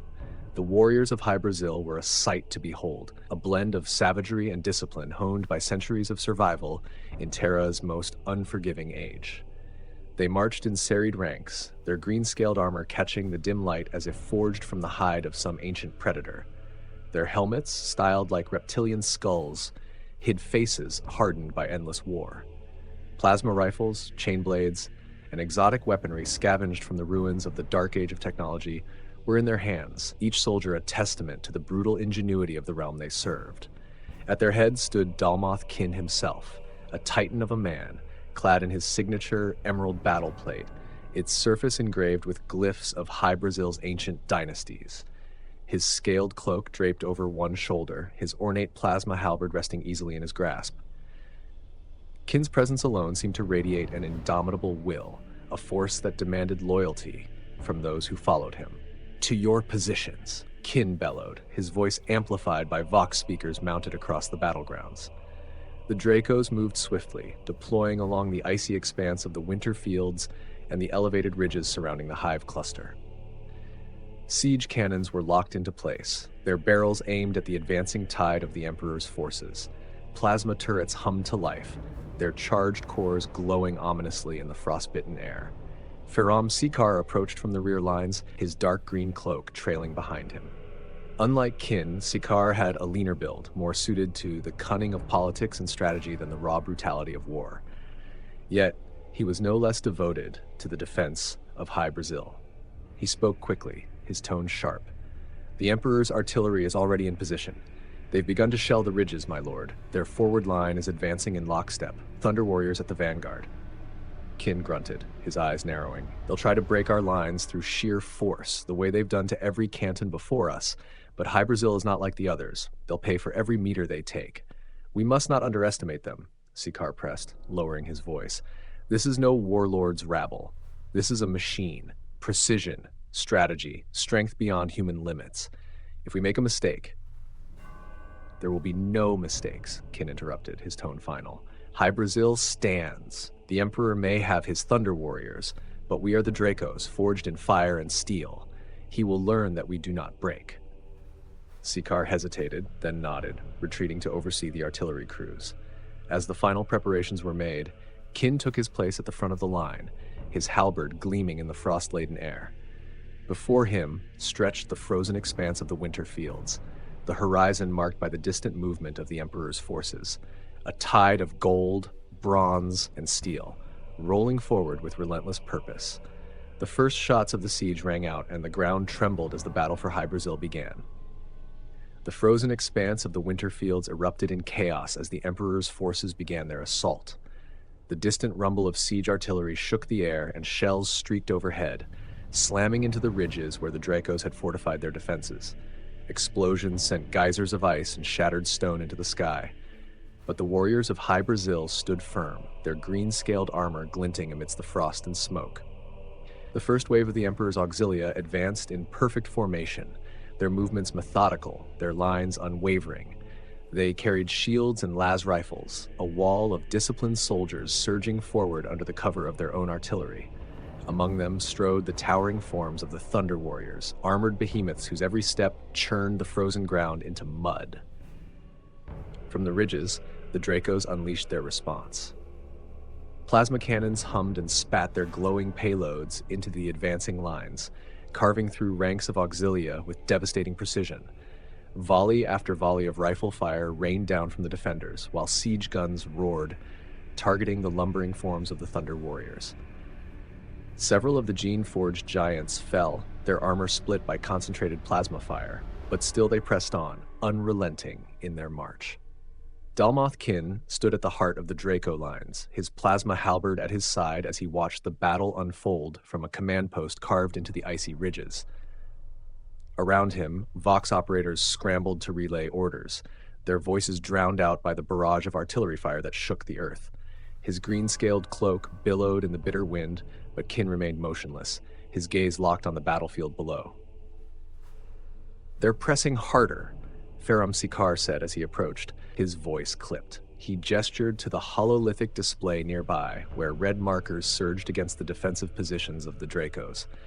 "The Thunder Warriors are breaking through the left flank. Our plasma turrets have slowed them, but they're regrouping. If they push again, that line won't hold." Kin's jaw tightened. "Send the reserves to reinforce the flank and bring up the mobile batteries. The reactors must remain secure. If they breach the hive's heart, this battle is lost." Sikar nodded and stepped away, barking commands into his Vox-link. Kin turned his attention back to the battlefield, where the first lines of the auxilia had begun to falter under withering fire. Even as they fell, the Thunder Warriors surged forward, closing the distance to the Draco barricades.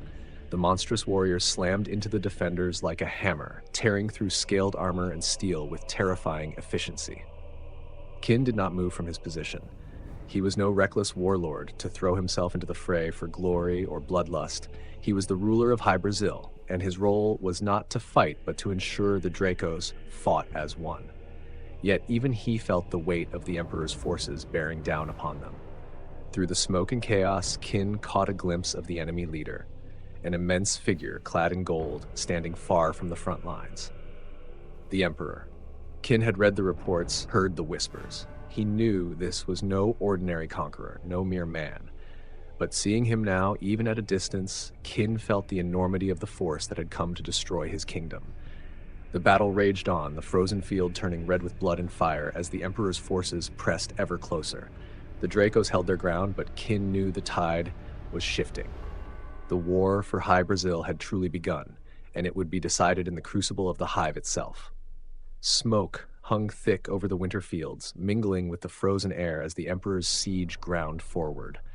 The ridges that once bristled with Hy Brasil's plasma turrets now bore the scars of relentless bombardment, their defenders forced to retreat closer to the hive spires. Each Draco that fell was replaced by another, but their numbers dwindled as the Emperor's forces pushed forward, step by bloody step. The Emperor's artillery shifted its fire toward the hive itself, targeting the defensive bastions built into Sao Paulo's outer districts. Massive shells struck the hive's lower reaches, collapsing entire sections and sending plumes of debris into the already polluted sky.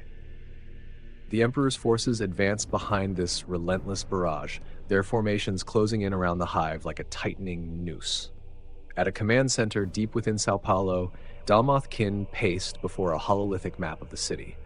The sprawling conurbation was illuminated in harsh green light, its defensive perimeters marked with blinking sigils. Kin's armored boots echoed sharply in the chamber as Ferrum Sikar relayed updates from the front. "They've breached the third defensive line," Sikar said, his voice grim. "Their siege engines have cleared the way for the Thunder Warriors to reach the lower spires. We've collapsed several corridors to slow their advance, but they'll break through unless we commit more forces to the inner levels." Kin stopped pacing and leaned over the hololith, his gauntleted hands gripping its edges. "How much longer until the reactor shields are fully reinforced?" 1 hour, maybe 2, Sikar replied. "If the Emperor's forces reach the reactor district before then, they won't." Kin's voice cut through the air like a blade. He straightened, his plasma halberd resting against his shoulder. "Divert what forces we can spare to the lower spires. Every street, every corridor must become a killing ground. The hive itself will fight for us, our choke points, our barricades, our traps. Make them bleed for every floor they take." Sikar hesitated, his expression cautious. "And what of the Emperor? He's yet to enter the hive, but the moment he does..." Kin's face hardened. "If the Emperor himself steps onto the battlefield, it means he believes this war is already won. We'll show him otherwise." The chamber fell silent for a moment, the distant thrum of the hive's plasma reactors vibrating through the walls. Kin's commanders exchanged uneasy glances but said nothing. They knew the stakes, and they knew their leader's resolve. Outside, the siege raged on. The auxilia moved methodically through the lower levels of the hive, their las rifles firing in coordinated volleys. The Thunder Warriors were the spearhead, smashing through barricades and tearing apart defenders with raw strength. The Dracos fought back with tenacity, using the hive's labyrinthine layout to ambush and outmaneuver their larger foes. Explosions tore through corridors as plasma charges detonated, collapsing pathways and burying invaders under tons of rubble. But for every victory, the Dracos paid dearly. Their warriors were exhausted, their numbers thinning. The Emperor's forces were relentless, their advance a grinding inevitability. Above the chaos, the spires of Sao Paulo stood shrouded in smoke and fire, their silvered steel surfaces battered but unbroken. For now. Kin's gaze turned upward, toward the peaks of his city where the Parliament House still stood, untouched by the war raging below. It was a symbol of Hy Brasil's pride, but even as he looked, he felt the weight of inevitability pressing down on him. The Emperor's forces were like a tide, and even the mightiest fortress could only withstand the ocean for so long. "Send the signal." Kin said quietly to Sikar, his voice like distant stone grinding together. Recall the Dracos from the outer defenses. We make our stand within the heart of the hive. Sikar nodded, the faintest shadow of regret in his eyes. It will be done. As the Vox relayed Kin's final orders, the city prepared for its last stand. Every remaining Draco, every weapon, and every ounce of resistance would be brought to bear. The Emperor had come for Hy Brasil, and Kin would see the hive burn before he gave it up without a fight. Sao Paulo was a city transformed by war. Its lower spires, once teeming with workers and merchants, had become charred ruins, corridors packed with rubble and the bodies of the fallen. The winter fields outside the hive now resembled a smoldering graveyard, littered with wreckage and broken banners. Within the heart of the hive, the echoes of battle reverberated through every level as the Dracos fell back to their final defensive positions. Dalmoth Kin stood atop the reactor district's central control tower, surveying the labyrinthine layout of the hive's inner sanctum. Beneath him stretched a network of barricades, choke points, and fortified bunkers.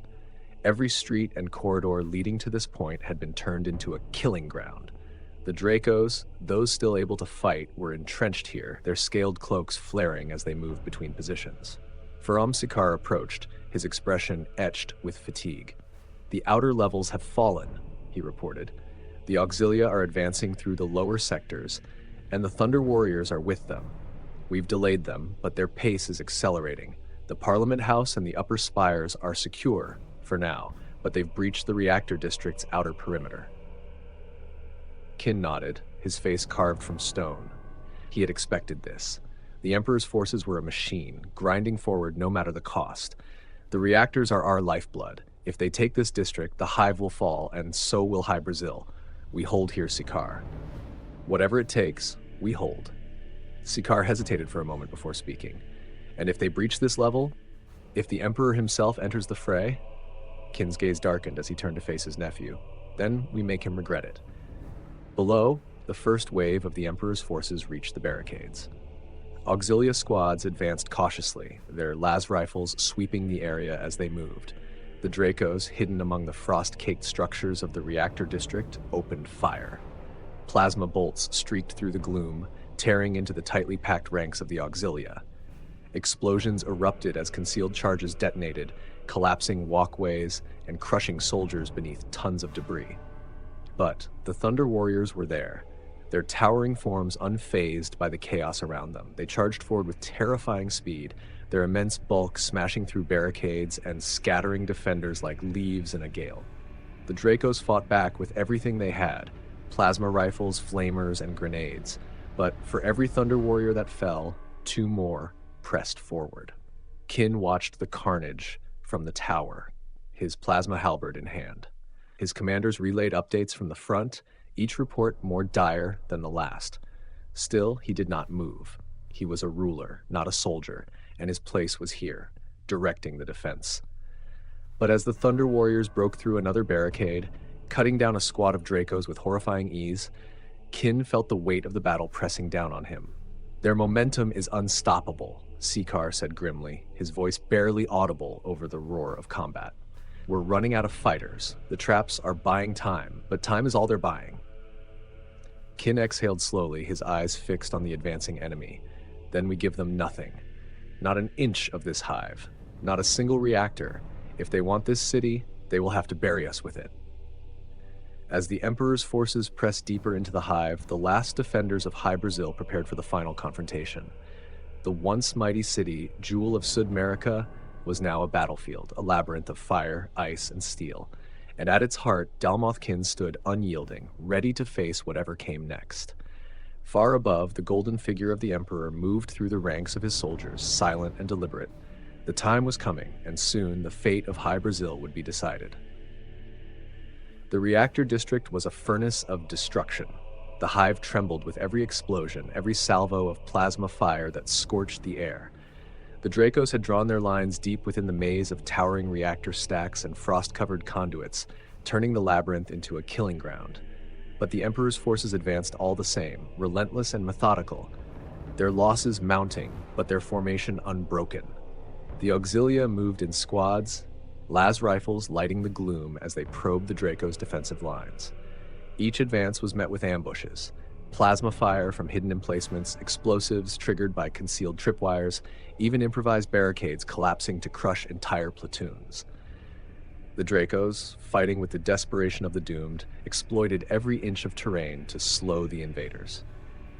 But the Thunder Warriors could not be stopped so easily. The gene-forged giants drove forward with brutal efficiency, their massive frames shrugging off small arms fire and even glancing plasma shots. They smashed through barricades with their bare hands, dragged defenders from their positions, and left carnage in their wake. Slowly, inevitably, they began to overwhelm the Dracos' last line of defense. Dalmoth Kin watched the battle from the command tower, his green-scaled cloak rippling in the cold wind. Below him, the maze of the reactor district was a vision of chaos, fire, smoke, and the dying screams of warriors. His gauntleted hands gripped the railing tightly as reports flooded in through the Vox. "They're through the western conduit," one voice crackled. "We can't hold them any longer, falling back to secondary positions." "Primary barricade Alpha 12 has been breached," another reported. Panic evident even through the distortion of static. Thunder Warriors in the sector were losing ground. Kin turned to Faram Sikar, who stood hunched over a hololithic display, his face pale but composed. "Status?" Kin demanded. Sikar's voice was steady, though grim.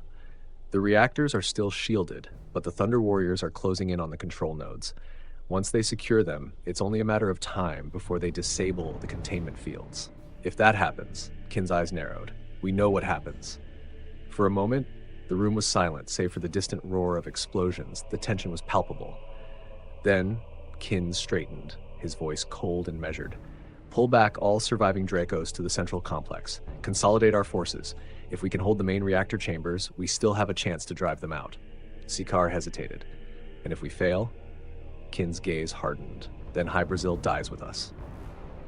The final order was relayed, and the Dracos fell back, retreating from their shattered positions to the heart of the reactor district.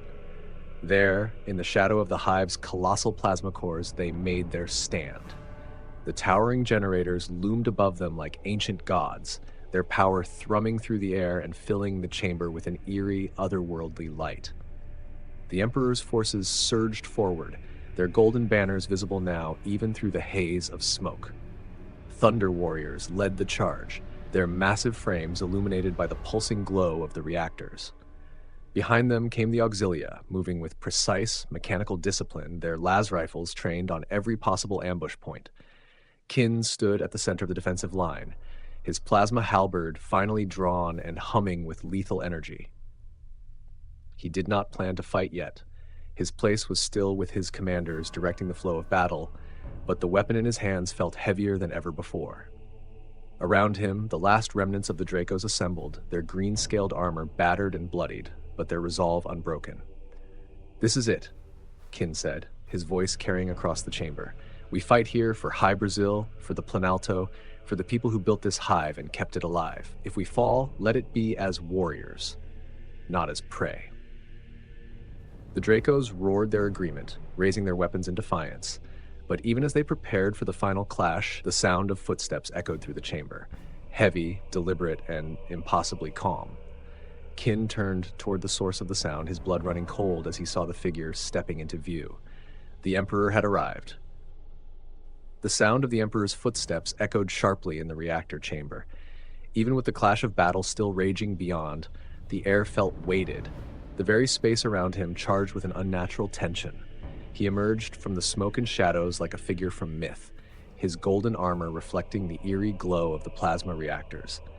In his hand, he carried a great sword wreathed in flame, the blade casting flickering light across the chamber as if daring the shadows to defy him. At his side strode two custodians, their golden armor a match for the Emperor's radiance. Each was a towering figure of perfection, their weapons gleaming with lethal promise. One held a guardian spear, the other a sentinel blade and shield. They moved with the calm, unshakable precision of living demigods, their presence alone enough to cow any resistance. Behind them walked Malkador the Sigillite, his dark robes stark against the custodian's brilliance. His gaunt face was unreadable, though his eyes burned with the weight of millennia of knowledge. He carried no weapon, yet there was something about him. an unspoken authority that matched the warriors at his side.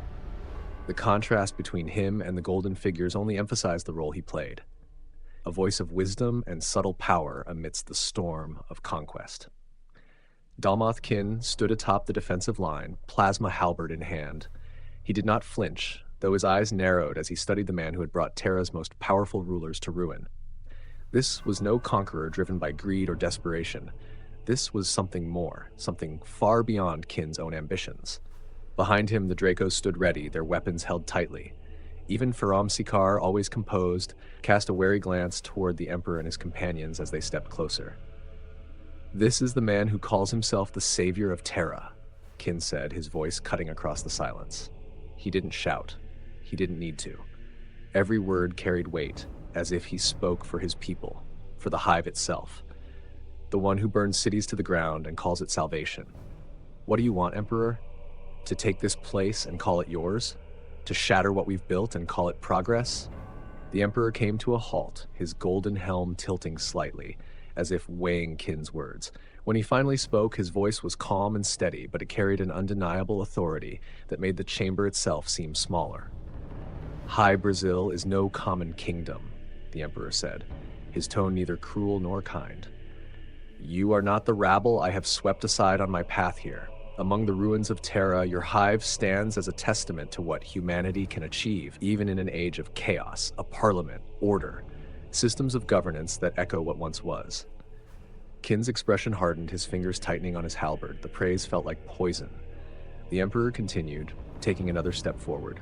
"You are among the most civilized of the barbarian states, and for that I offer you this, one last chance. Surrender, Dalmoth Kin.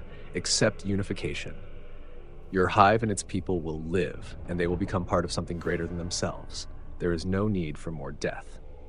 The room fell into a heavy silence. Even the Dracos seemed stunned by the offer. Sikar's head tilted, and he glanced briefly at Kin. "And what would we become under your rule?" Kin said finally, his voice sharp. "Pawns in your empire? What would you take from us, Emperor? Our identity? Our culture? What would Hy Brasil be if it surrendered its soul?" The Emperor studied him for a moment, his hand resting lightly on the hilt of his flaming sword. "Hy Brasil would become a part of humanity's future," he said evenly. "But if you refuse, then it will become nothing at all. The choice is yours." Kin's laugh was bitter. "You think I would kneel to you after all this? After the lives you've taken, the blood you've spilled? Never. You can raise these walls, slaughter my warriors, and turn my hive to ash, but you will not have my submission." The Emperor inclined his head slightly, as if Kin's answer had been expected. "So be it," he said softly. He turned slightly, his gaze falling on Faram Sikar, who had stood silently at his uncle's side. Malkador, who had remained quiet until now, shifted forward slightly, his voice low and deliberate. "Sikar," Malkador said, his words careful, "are you so willing to gamble the fate of your people? Is their annihilation preferable to a future under the banner of unity? I have seen leaders like your uncle before, those who would see their people bleed rather than let go of power. Ask yourself this: who do you serve? Him or the hive?" Kin turned sharply to Sikar, his voice snapping like a whip. "Don't listen to him, Faram. He will break this place. He will break us." Sikar's expression was unreadable, his gaze flicking between Kin, the Emperor, and Malkador. Finally he spoke, his voice low but steady. "I want what's best for Hy Brasil." He turned fully to the Emperor. "If I accept your offer, the city is spared? The people are spared?" The Emperor nodded. "Hy Brasil will endure, and you will guide it through its transformation. The winter fields, the reactors, the Dracos, they will all serve the greater Imperium. Your people will live Sikar, but only if you take this step." Kin's face twisted in fury. "You would betray me, Faram? Betray your own blood?" "I would save them," Sikar said quietly. "You think this is pride, Uncle, but it's not. You've fought long enough. The Emperor is right. This is the only way forward." The Emperor gestured to the custodians, who stepped forward to Kin's position. The Dracos raised their weapons, but Kin's hand shot up, halting them. "No," Kin said, his voice low but resolute. He threw his halberd to the ground, the weapon clattering loudly on the steel floor. "I will not grovel. Not to him. Not to anyone." The custodians seized Kin, their immense hands locking around his arms as he was escorted away. Even now he stood tall, his head held high despite his defeat. Sakaar stepped forward, his face a mask of grim determination. "I will oversee Hy Brasil's assimilation," he said, his voice directed at the Emperor. "But I will do so my way, with my people's best interests at heart." The Emperor inclined his head, approving. "Then it is done." Kin, still held by the custodians, turned one last time to Sakaar. "You think you've saved them, but you've handed our legacy to him. He will shape it into something you won't recognize." Sakaar said nothing, and the chamber grew quiet once more as Kin was escorted away. The Emperor turned to his forces, his voice calm yet commanding. "Secure the city, search it for relics, begin the transition." The battle for Hy Brasil was over. The chamber was vast, its walls humming with the ceaseless energy of the plasma reactors that stretched upward like titanic monuments to human ingenuity. The air buzzed faintly with the raw power coursing through conduits and coolant lines, illuminating the space in an eerie, oscillating glow. These reactors had kept Hy Brasil alive for centuries, their energy feeding the hive's insatiable hunger for industry and survival. Now, they stood silent witnesses to the Emperor's victory. The Emperor stood at the edge of a steel balcony overlooking the massive plasma cores. Their pulsing heat reflected off his golden armor as he gazed down into the heart of the reactors. At his side, Malcador stood in quiet contemplation, his dark robes a stark contrast to the gleaming surroundings. Behind them, custodians stood at attention, their watchful eyes scanning the chamber for any threat, their sentinel blades held steady. "The output is extraordinary," Malcador remarked, his voice calm but tinged with awe. "Even in its current configuration, these reactors generate enough power to sustain multiple hive cities the size of this one. With proper refinement, they could be used for far more." The Emperor inclined his head slightly, his gaze still fixed on the reactors. "Hy Brasil is no longer merely a kingdom," he said, his voice resonant in the cavernous space. "It is a resource, a foundation. These reactors will fuel not just the survival of this hive, but the transformation of Terra itself." Malcador's sharp eyes flicked upward to meet the Emperor's profile. "You intend to integrate them into the reconstruction efforts?" The Emperor nodded slowly. "Their energy will feed manufactorums, orbital defense platforms, and the hives that will rise to replace those ruined by war. This is no longer a world of isolated cities and warring tribes. It will become a world united, built on strength and purpose." He gestured faintly to the pulsing plasma cores. "These machines will help to rebuild Terra, brick by brick, city by city. No longer will they serve one hive or one lord. They will serve humanity." Malcador's lips curved slightly in what might have been a faint smile. "It is fitting, then, that the mightiest of the old kingdoms provides the foundation for the new. But what of the people? Not all will accept this transformation as easily as Faram Sakaar. Hy Brasil may be part of the Imperium now, but there will be those who resent what it has become." The Emperor turned his gaze toward Malcador. "I have accounted for that. There will be resistance, as there always is when change comes. The integration will not be easy, but it will be done. These reactors will be guarded at all times by a permanent military garrison. The Dracos who survive will be reorganized, placed under new command, and stationed here to maintain order. If any of the Hive's citizens wish to sabotage these efforts, they will find no opportunity to do so." Malcador inclined his head. "A wise precaution. A military presence will discourage rebellion, though it may also foster resentment." The Emperor's tone grew colder. "Let them resent, let them struggle. Resentment and struggle are fleeting. The unification of Terra is not. These reactors, this hive, will be protected at all costs." Malcador studied him for a long moment before nodding. "And what of Dalmoth Kin? His imprisonment may not be enough to quell the whispers of rebellion. To some, he will remain a symbol, a rallying point for those who still dream of Hy Brasil as it was."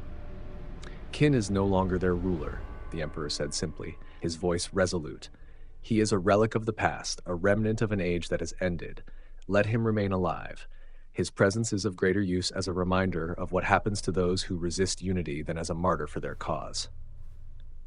Malcador folded his hands into his robes, considering the Emperor's words. "Faram Sakaar will need guidance. He may have accepted unification, but his people's loyalty will take time to secure. If left to his own devices, he may falter."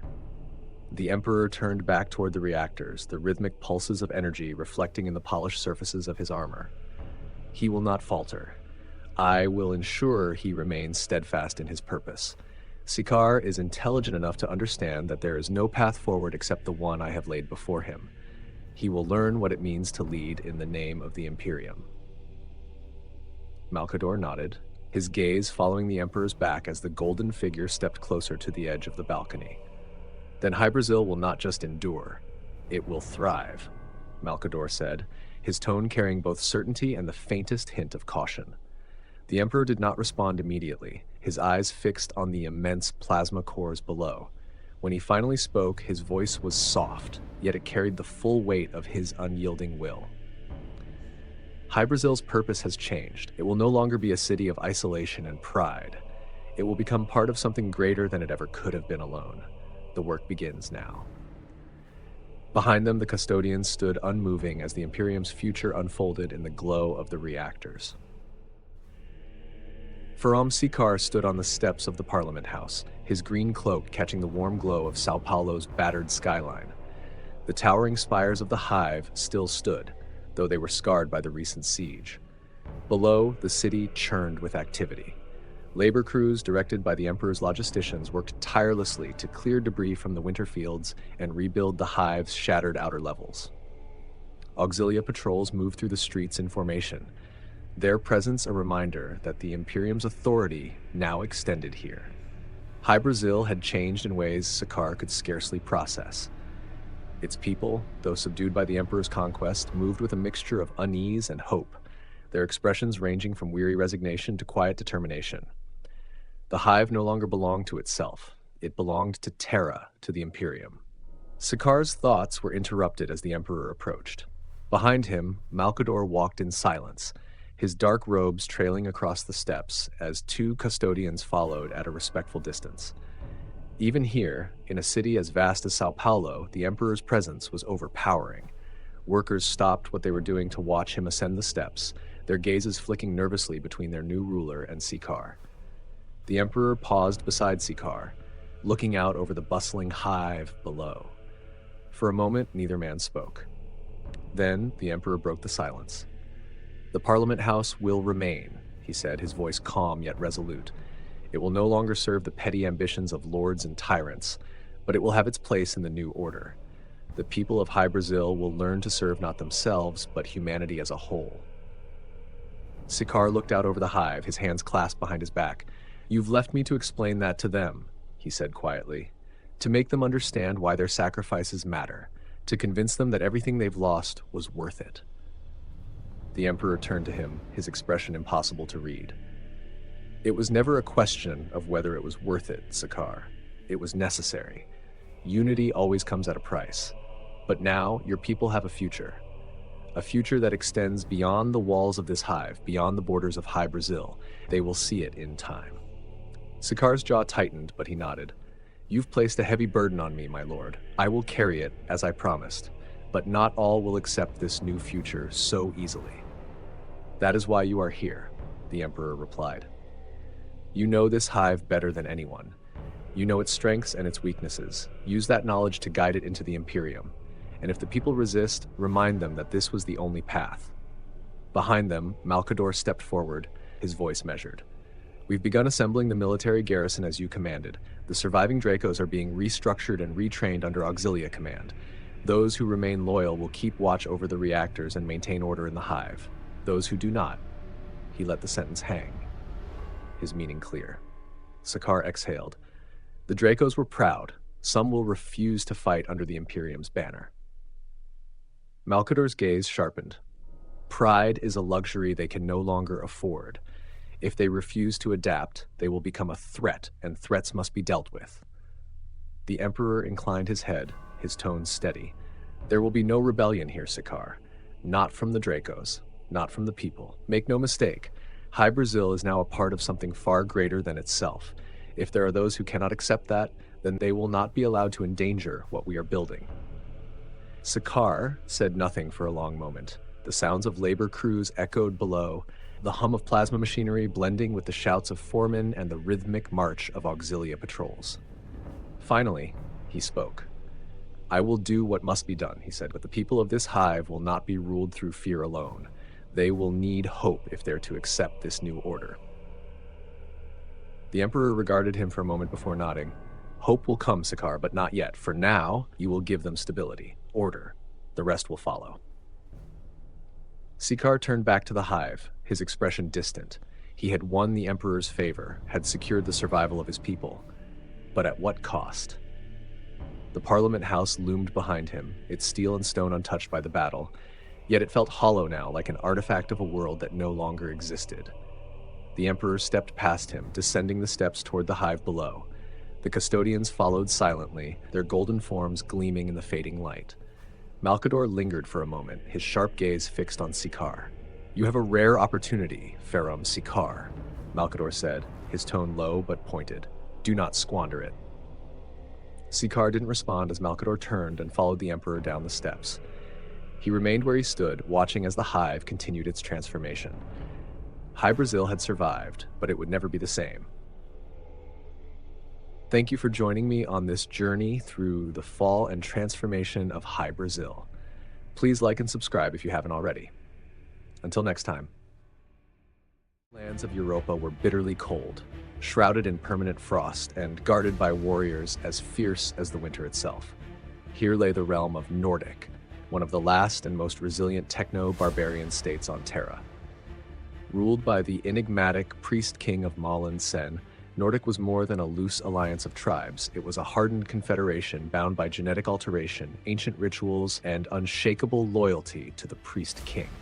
For centuries, Nordyc had stood unchallenged, its warriors defending their frozen lands from outsiders with unwavering ferocity. The Emperor of Mankind prepared his forces to face this formidable foe. The priest-king's followers were no mere band of savages.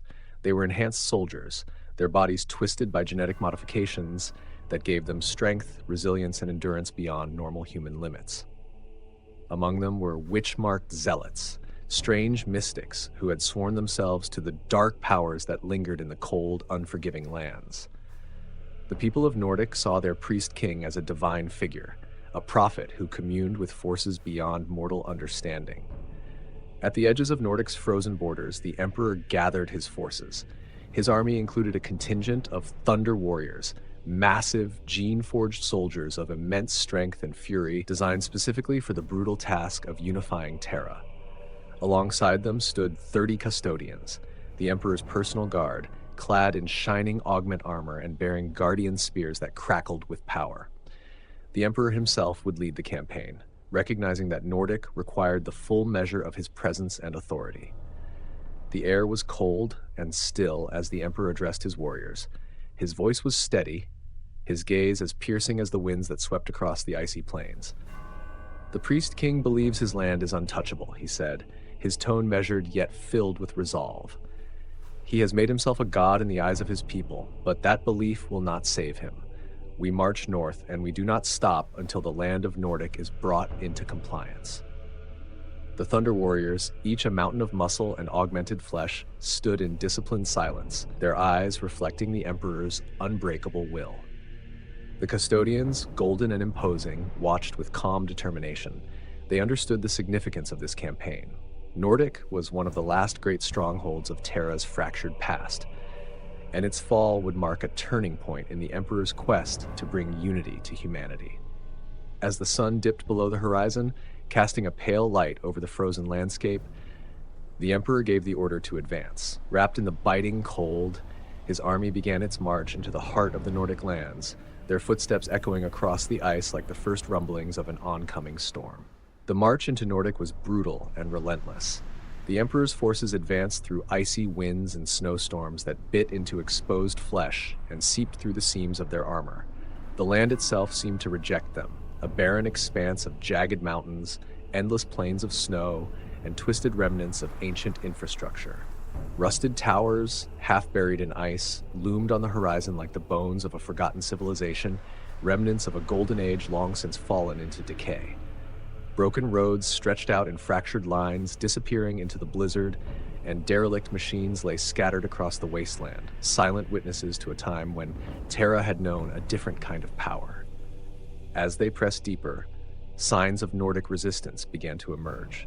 Scouts reported fortified positions nestled among the ruins, each defended by soldiers of the priest king, hulking warriors clad in mismatched armor, stitched together from salvaged metal plates and animal hides.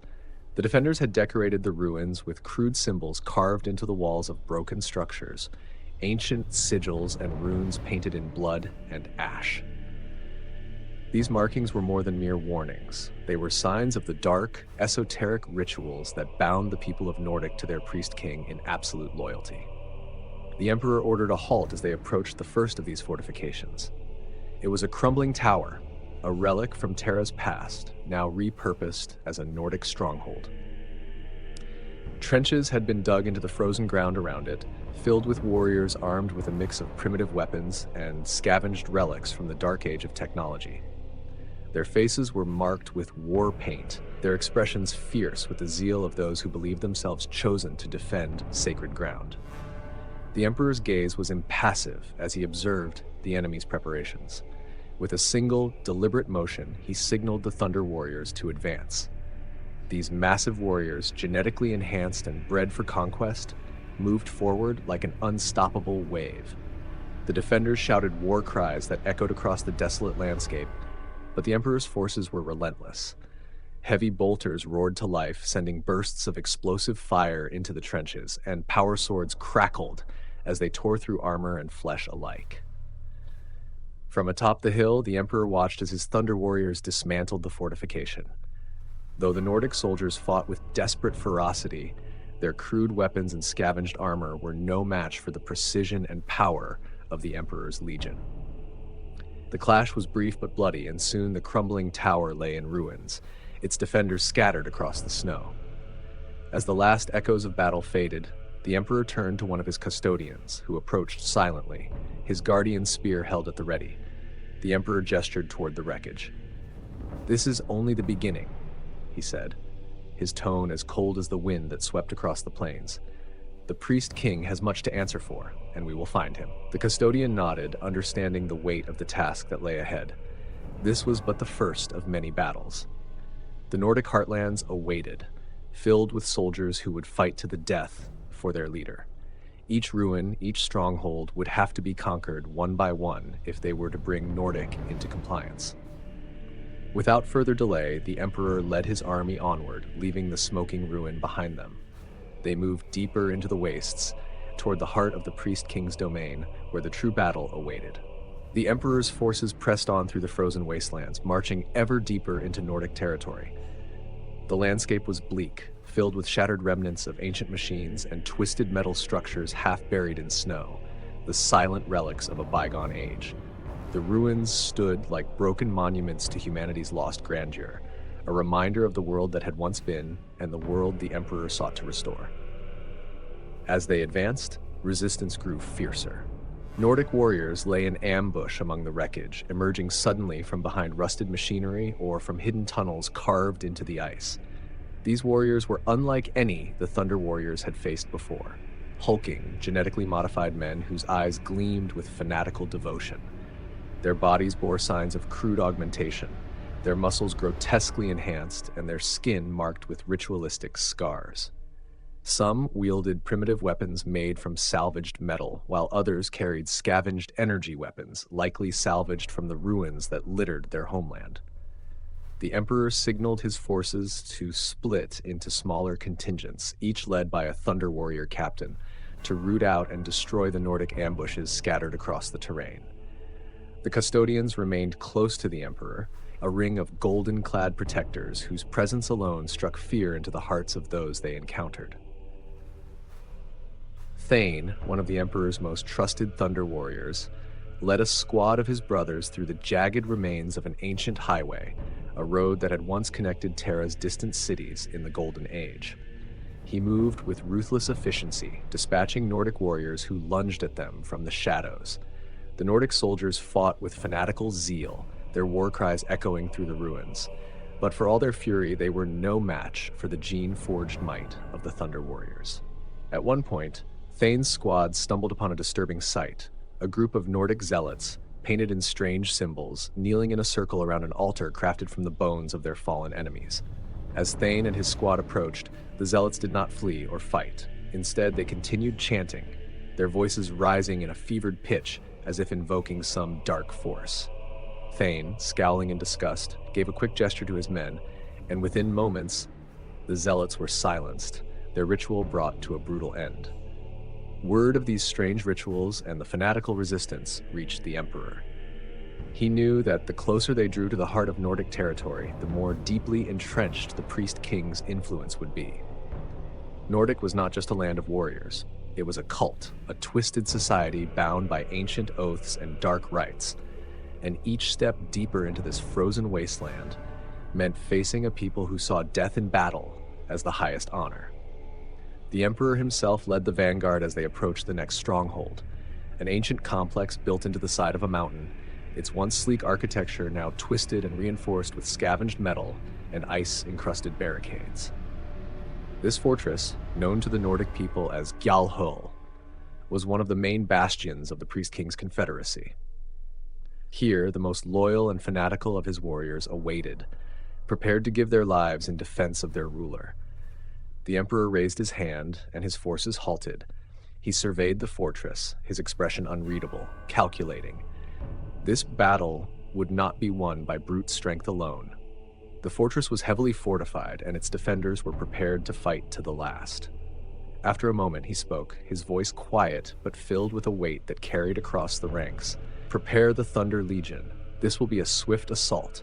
No mercy, no delay. We will break them here, and the path to the Priest King will be clear." The Thunder Warriors readied their weapons, their faces set in grim determination. This was the kind of battle they were made for. Direct, brutal, and unyielding. And as the Emperor's forces surged forward, the icy winds carrying their battle cries, they knew that victory lay within their grasp. As the Emperor's main force advanced on the fortress, Thane and his squad moved in the shadows, following a separate but crucial objective. They had been tasked with cutting off the Priest King's escape route, a contingency planned by the Emperor himself. The Priest King was known to be cunning, and if he saw the battle turning against him, it was likely he would attempt to flee into the vast network of subterranean tunnels that lay beneath Nordic's mountains. These ancient passageways, remnants of Terra's lost golden age, wound through the crust of the planet, stretching for hundreds of miles. A perfect escape route, unless blocked. Thane's squad moved through the ruins at the edge of the battlefield, slipping past Nordic patrols as they made their way to a hidden tunnel entrance marked on their devices. Thane held a small device, a tracker from the dark age of technology, an ancient relic from humanity's peak, which the Emperor had personally entrusted to him. It displayed a faint, flickering map of the labyrinthine tunnels, helping them navigate toward the point where these passages ran directly beneath the Priest King's seat of power. As they approached the entrance, half buried in snow and rubble, Thane gestured for his squad to halt. The ancient metal door leading to the tunnels was barely recognizable, overgrown with rust and ice, a relic of a lost era. Thane motioned to his men, and two of them moved forward to clear the entrance, their weapons at the ready. Once inside, they were greeted by darkness and the stale, cold air of the subterranean depths. The walls were lined with remnants of ancient wiring and corroded conduits, hints of the once magnificent civilization that had built this place. The only light came from the dim glow of their helmets and the ancient tracker in Thane's hand. The map flickered, showing a tangled web of tunnels, shafts, and dead ends, all stretching out below the Nordic fortress. "Stay close and watch for ambushes," Thane murmured, his voice low but firm. He knew that even though the tunnels had been abandoned for millennia, they might not be empty. If the Priest King had hidden forces down here, or if the Nordic warriors were aware of these routes, they would be ready to defend their lord's escape path. As they began the long, winding journey through the tunnels, Thane's thoughts turned to the Emperor's strategic brilliance. While the main assault raged above, his squad would be waiting in the depths, closing off any chance of escape for the Priest King. Every part of the Emperor's plan was precise, every force placed with a purpose. Thane felt a fierce pride in being chosen for this task, his squad's role woven into the larger vision. With each step, they descended deeper into Terra's crust, moving ever closer to the heart of the Nordic stronghold. It would take time to navigate this maze, but Thane was patient. They had been given a mission, and they would be ready when the moment came to intercept the Priest King, trapping him with nowhere left to run. Above, the Emperor's main force had begun its assault on one of the key Nordic fortresses with relentless intensity. The Thunder Warriors surged forward, smashing through barricades and breaching the outer defenses with brutal efficiency. The Nordic warriors met them head-on, wielding crude but powerful weapons forged from salvaged metal and ancient technologies. They fought with wild ferocity, each one willing to die in defense of the Priest King. But even their fierce loyalty could not hold against the sheer might of the Emperor's army. The Emperor himself advanced at the front of the vanguard, his golden armor shining like a beacon amid the darkened battlefield. Each movement was precise, almost effortless, as he cut down any foe who dared approach. His custodians, positioned close behind him, cleared a path in his wake and ensured that no threat could reach him from the flanks or rear. Together, they drove forward as a spearhead into the fortress, their presence like a storm sweeping through Nordic's defenses. This fortress was one of several strongholds guarding the approach to the Priest King's true seat of power, and it had been reinforced by generations of Nordic warlords who had ruled the land before. Now, it shook under the weight of the Emperor's assault. Bolter fire tore through its defenses, and the booming detonations of breaching charges echoed across the frozen landscape as the Thunder Warriors pushed further inside. The Emperor's mind, however, was already calculating beyond the walls and barricades, his thoughts focused on the true objective, the Priest King himself. He understood that this campaign was not only about breaking individual fortresses or scattering defenders. The eventual fall of the Priest King would send a powerful message, a crushing blow to the spirit of Nordic resistance. Every stage of the Emperor's plan was meticulously crafted to lead them closer to that final confrontation. As the Thunder Warriors advanced, the Nordic defenders began to falter. The relentless assault left them with nowhere to retreat, no safe haven to regroup. Nordic soldiers chanted the name of their Priest King, invoking his protection against the fear growing in their hearts. But their chants faded, one by one, as they realized the strength of their leader's promises was no match for the Emperor's relentless will. The Emperor paused briefly, surveying the battle from within the fortress walls, watching his warriors as they cut down the last remnants of resistance in the outer chambers. With a subtle nod to the custodians at his side, he signaled them forward. The custodians moved with practiced efficiency, securing each corridor and clearing the path ahead, their golden armor unmarred by the chaos around them. The Emperor walked among the fallen with an unshakable calm, each step bringing him closer to the Nordic heartlands. This stronghold was a crucial link in the Priest King's defenses, one of the last bastions standing between the Emperor and the ruler's true seat of power. Its fall would send tremors through the Nordic ranks, weakening the Priest King's hold over his people. The Emperor's objective was not merely to capture strongholds, but to dismantle the very structure of belief that bound the Nordic people to their leader.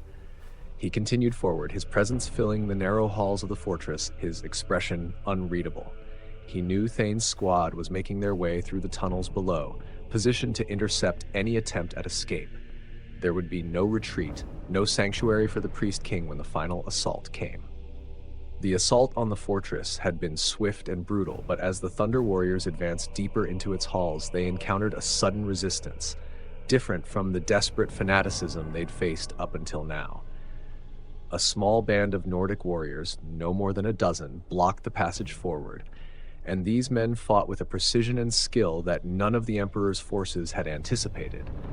They were disciplined, coordinated, their strikes powerful yet calculated. Unlike the rest of the Nordic defenders who hurled themselves into battle with blind zeal, these men seemed to be true warriors in spirit, each movement betraying a deep understanding of combat. Thunder Warriors fell as the Nordic warriors exploited gaps in their armor, anticipating their moves with uncanny speed and agility. Bolters roared and power swords clashed, yet the resistance held, buying precious moments as they cut down several of the Emperor's best. Slowly, the Thunder Warriors began to overpower them, the relentless gene-forged strength proving too much even for these skilled defenders, but it was not without cost. When the dust settled, only one man remained standing, a towering figure with golden hair and fierce, bright eyes that seemed to burn with a pride undiminished by the sight of his fallen brothers. The Emperor arrived on the scene, his gaze sweeping over the bodies of his fallen Thunder Warriors, and then fixing on the lone survivor of the Nordic warriors. The man's armor was battered and dented, blood streaking down his arms and face, but he stood tall, his eyes meeting the Emperor's without a trace of fear. The Emperor's custodians, ever alert, flanked their master, watching the Nordic warrior with a mixture of caution and respect. One of the custodians stepped forward, his voice calm and measured. "My lord," he said, inclining his head slightly toward the Emperor, "may I grant him a warrior's death?" The Emperor regarded the scene for a moment, his expression unreadable, yet the respect he held for true warriors was known to all who served him. He gave a single, slow nod. The custodian turned to the Thunder Warriors and raised a hand, commanding them to halt. The soldiers, bloodied and breathing heavily, obeyed without question, stepping back to form a circle around the lone Nordic warrior. The custodian began to unfasten the golden plates of his armor, piece by piece, laying them aside until he stood clad only in the brown linen beneath. He entered the circle unarmed, his powerful frame radiating a calm intensity. Another custodian, understanding the ritual, picked up a crude, iron-forged sword from one of the fallen Nordic soldiers and tossed it to him. The custodian caught the weapon with a steady hand, feeling its weight, then fixed his gaze on the Nordic warrior. The duel began in silence. The Nordic warrior lunged forward, his strikes fierce and unrestrained, but the custodian moved with fluid grace, sidestepping each blow, reading every movement as though it were a passage from a familiar text. The custodian was not merely a soldier, he was an artist of battle, each motion precise and deliberate, his movements guided by years of training and an almost reverent respect for the craft of war. He parried each attack with ease, his expression serene, eyes never leaving his opponent. For a time, he allowed the Nordic warrior to press the attack, respecting the man's spirit and skill. But as the duel wore on, it became clear that the custodian was merely toying with him, testing the limits of the warrior's abilities. The Thunder Warriors watched in awe, silent as the two men clashed in a deadly dance, their breath misting in the cold air. Finally, in a swift, decisive movement, the custodian sidestepped a wild strike and delivered a single powerful blow that sent the Nordic warrior staggering back. The warrior dropped to his knees, his strength finally failing. Yet even in defeat, he remained upright, his gaze fierce as he looked into the custodian's eyes, unbroken in spirit. The custodian nodded, a silent mark of respect, before stepping back. The Nordic warrior's spirit was finally at rest, his body slumping forward as the circle of Thunder Warriors looked on in silence. The Emperor stepped forward, observing the fallen man with an appraising eye. "Preserve his body," the Emperor commanded, his tone as calm as ever. "He will be added to the gene stocks." The Thunder Warriors moved to carry out the order, understanding the significance of the Emperor's words. This warrior, though an enemy, had proven himself worthy in the Emperor's eyes, a man whose spirit and strength would now contribute to the Emperor's grand vision for humanity. With the fortress secured and the last of the Nordic warriors defeated, the Emperor ordered his forces to press deeper into enemy territory. Every battle won and every fortress captured brought them closer to their ultimate objective, the Priest King himself. According to reports from his scouts, the Priest King's seat of power lay far to the north, nestled within a mountainous region, fortified by ancient defenses and surrounded by some of the harshest terrain on Terra. The Emperor moved through the ruins with his custodians flanking him, their silent presence a testament to his authority. Behind them, the Thunder Warriors gathered in disciplined ranks, bloodied but unbowed. They were weary, yet the intensity in their eyes remained undiminished. Each warrior felt the force of the Emperor's will driving them onward, and with each step northward, their sense of purpose only grew stronger. After overseeing the final preparations, the Emperor addressed his assembled forces. His words were few, as always, yet they resonated like the deep toll of a bell. "Ahead lies the Priest King's sanctuary," he said, his voice cutting through the frigid air. "A relic of a broken age clinging to the old ways. We will bring it down.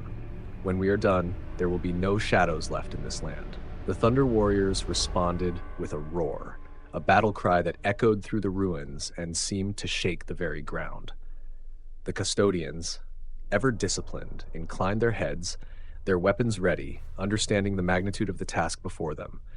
They were not merely taking down another fortress, they were breaking the will of one of Terra's last great warlords, and with him, the hold that old powers had over this land. As the sun dipped below the horizon, they advanced like an unstoppable tide, driven by the Emperor's vision, a world unified under one banner, where the warlords of old would be nothing more than dust in history's forgotten pages. The march continued through the biting cold, each step taking them closer to the heart of Nordic territory, toward the throne of the priest king, and the final confrontation that awaited. The Emperor's forces pressed northward, a river of gold and steel winding through the snowy wastelands. With each step, the terrain grew harsher, the icy winds biting through armor and clawing at exposed skin. Yet, the Emperor's presence was a flame against the cold, inspiring his army to press forward, unyielding. As they entered the mountains, the landscape became a maze of jagged peaks and treacherous passes dotted with ancient ruins, half-buried spires and broken arches from a lost age. Somewhere within these peaks lay the priest king's sanctuary, hidden deep in a fortress carved into the mountain itself. Scouts moved ahead, marking paths through the snow and reporting back on the resistance that grew thicker with each mile. Small bands of Nordic warriors launched ambushes from hidden vantage points, fierce but fleeting attacks meant to slow their advance. The Nordic fighters melted back into the shadows after each clash, only for another group to strike from a different direction. Finally, they reached the outer walls of the Priest King's citadel, a towering fortress embedded in the mountainside. It loomed above them, carved from raw stone and reinforced with ancient steel, lit by fires along the battlements. Nordic defenders stood ready, armed and armored, each one bearing the weight of absolute loyalty to their ruler. The Emperor halted his forces at the base of the citadel, his gaze sharp as he studied the fortress. With a signal, he ordered the assault to begin. The Thunder Warriors raised their weapons, the custodians forming a line at the front. As one, they advanced toward the citadel's gates, ready to tear down the last sanctuary of the Priest King. The air erupted with the roar of bolters as the Thunder Warriors unleashed a storm of fire on the citadel's walls. Explosive rounds struck stone and metal, sending shards flying as the fortress shook under the assault. The Nordic defenders fought back fiercely, their weapons shifting from crude, scavenged relics to more sophisticated armaments. The closer the Emperor's forces drew to the stronghold, the more they encountered weapons that appeared newly manufactured, crafted for war, not simply salvaged from Terra's lost past. From the battlements, Nordic soldiers fired with precision, using energy weapons that glowed with a dangerous hum. They rained projectiles down upon the advancing force, determined to hold their ground with a discipline rarely seen among other warlord factions. Each defender fought with a grim resolve, their loyalty to the Priest King written in the fierce intensity of their attacks. At the head of the charge, the custodians moved like golden phantoms, deflecting fire with their guardian spears and cutting down any who dared to challenge them. Behind them, the Thunder Warriors advanced with brutal strength, smashing through barricades and tearing apart obstacles in their path. Each step forward was a testament to the Emperor's relentless will. As he strode forward, the Emperor's presence radiated calm amid the chaos. His soldiers drew strength from his unyielding gaze, pressing harder in their assault.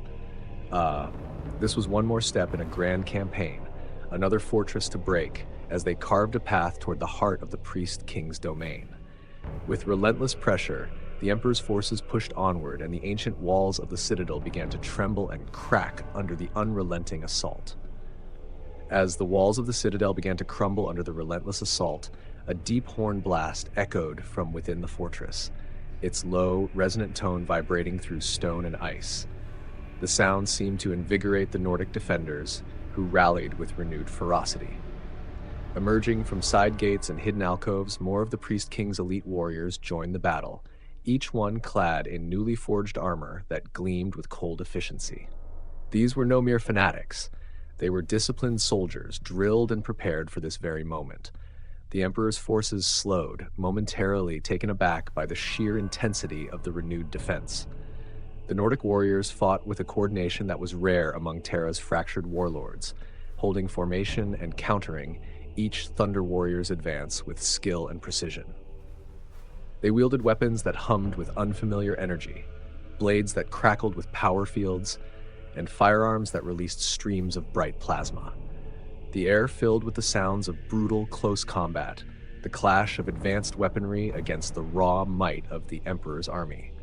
The custodians responded with a calm and lethal precision, weaving through the chaos with practiced movements, each guardian spear flashing as it struck down another defender. The Emperor watched as his forces pressed onward, the discipline of his custodians and the unstoppable might of the Thunder Warriors slowly overwhelming the defenders. The Citadel's gates had been breached, but the path forward remained steeped in blood. The Emperor's gaze swept over the scene, assessing, calculating. This was a crucial step, one of many, in dismantling the power structure that had held the Nordic people in thrall for generations. With a steady, unbreakable focus, he raised his hand, signaling for the final push toward the inner sanctum.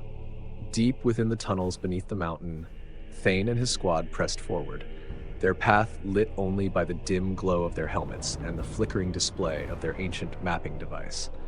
The narrow, claustrophobic passageways twisted and turned, branching off into dark corridors and abandoned chambers.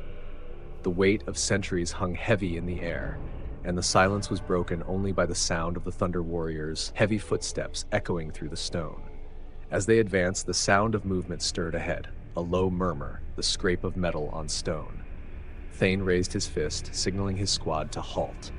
They braced themselves, forming a line within the confined space, weapons at the ready. Moments later, the passageway ahead erupted with hostile figures as Nordic defenders appeared from the shadows. These warriors were hardened and disciplined, wielding weapons designed for close combat, their armor reflecting the cold, calculated efficiency of the Priest King's elite. The tunnel narrowed, funneling the Nordic warriors into a choke point that prevented them from swarming the Thunder Warriors.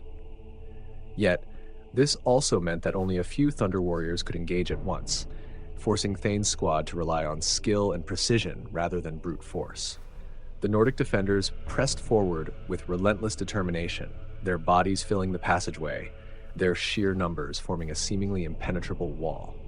But Thane's warriors held their ground. The Thunder Warriors, though fewer in number, fought with a discipline and precision that only gene-forged strength and rigorous training could produce.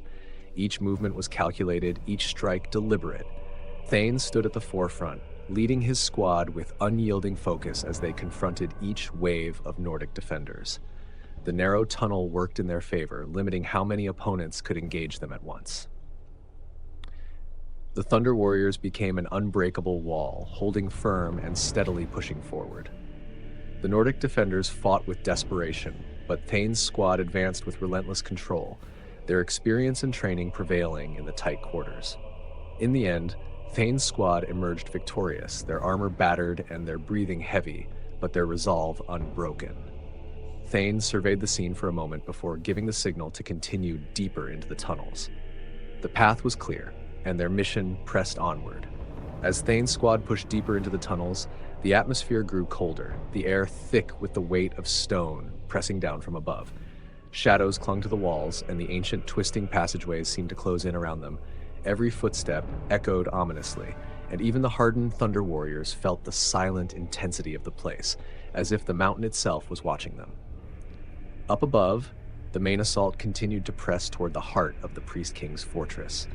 The Emperor's forces were methodically dismantling the stronghold's defenses, driving the Nordic defenders back inch by inch. The walls of the citadel shook under the relentless bombardment as the Thunder Warriors and Custodians advanced, step by determined step. Meanwhile, the Emperor moved with calm purpose, observing every detail of the battle, his mind ever focused on the greater vision. Each stronghold taken, each wall breached, brought him closer to his ultimate goal. He knew that the fall of this stronghold would weaken the Priest King's power, unraveling the structure that had held these people in thrall for generations. The Emperor's gaze turned northward, his thoughts reaching beyond the immediate clash to the future he was forging. The campaign was far from over, but he could feel the momentum building. Soon, the old powers of Terra would be nothing more than a memory, and a new age of unity would dawn under his rule. As the Emperor's forces drove deeper into the fortress, the resistance intensified. The Nordic defenders fought with a tenacity that bordered on desperation, launching counterattacks from fortified positions and hidden corridors. The stone halls echoed with the clash of weapons, the roar of bolters, and the shouts of soldiers locked in close combat. Amid the chaos, the custodians advanced with their typical grace and precision, sweeping aside defenders who dared to stand in their path. Each custodian moved as if they were part of a single coordinated mind, their golden armor glinting even in the dim torchlight of the fortress interior. Behind them, the Thunder Warriors pushed forward like a tide, smashing through barricades and breaking defensive lines with sheer, overwhelming force. Yet, the Emperor himself remained a point of calm focus in the heart of the battle. He moved purposefully through the conflict, his presence alone inspiring those around him to fight with even greater determination. He could sense the fear beginning to spread among the Nordic defenders, their confidence waning as they realized the relentless force arrayed against them. The Emperor paused as they approached a large set of doors, intricately carved with symbols and runes from an age-long past. This, he knew, was one of the final barriers between his forces and the inner sanctum of the Priest King. The defenders had made their stand here, pouring every last reserve into holding this line. But the Emperor was resolute. This door, like the others before it, would fall. He raised his hand, signaling his warriors to prepare for the breach.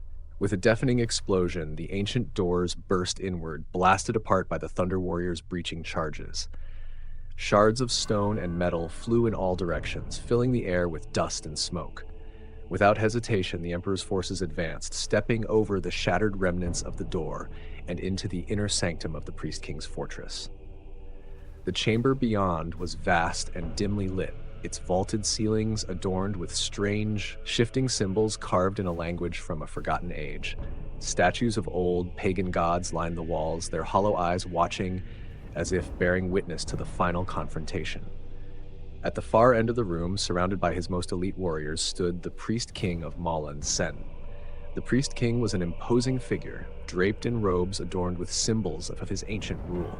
Strange talismans and charms hung from his neck and arms, relics that pulsed with an unnatural energy. Though he did not understand the true nature of the forces he wielded, the Priest King had tapped into dark, dangerous powers. The air around him shimmered with a malevolent energy, warping the very light in the chamber. His eyes glowed with a fierce, unnatural intensity, and he raised his hand, chanting in a forgotten tongue that seemed to make the very stone tremble. With a single command, the Priest King unleashed his warriors. His elite guards surged forward, each one clad in finely crafted armor and wielding weapons of rare, dark metal. These were not mere defenders. They were his most loyal, his most devoted, men willing to give their lives to defend their lord. Their eyes glinted with a fanaticism born of years of service and indoctrination. The Emperor's custodians stepped forward, forming a solid wall in front of him as the clash erupted in the chamber. The Priest King's guard fought with a discipline and skill that was unmatched by the other Nordic defenders, wielding their weapons with deadly precision.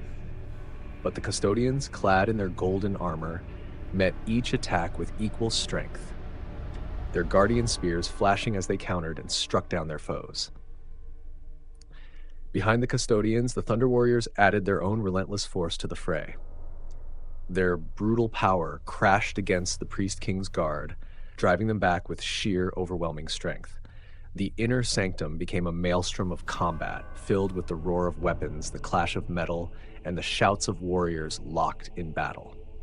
Amid the chaos, the Emperor advanced, his presence unshaken, his gaze fixed on the Priest King himself. He could see the dark energies swirling around his opponent, an unholy power that threatened the stability of Terra itself.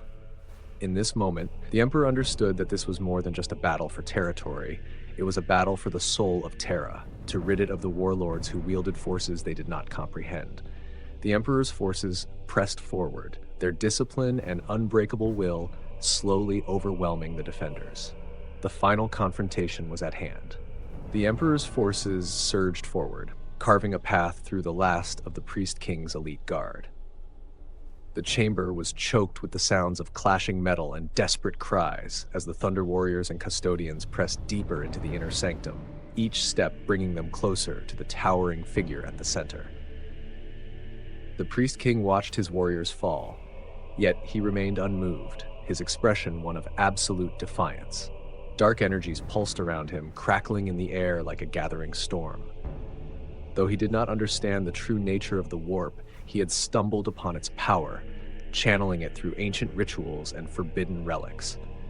The very ground beneath him seemed to pulse in response to his presence, vibrating with a malevolent energy that made the air feel thick and oppressive. Seeing his forces approaching, the priest king raised his arms and began to chant in a low, guttural tone, calling upon the same powers that had protected his realm for decades. Shadows twisted and writhed, forming shapes that flickered at the edges of perception, and an eerie light illuminated his eyes, filling them with an unnatural glow.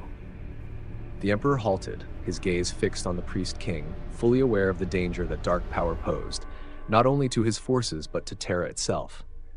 He could sense the taint of the warp, a force that, if left unchecked, would sow corruption and chaos across the world. For the Emperor, this was more than the conquest of a kingdom.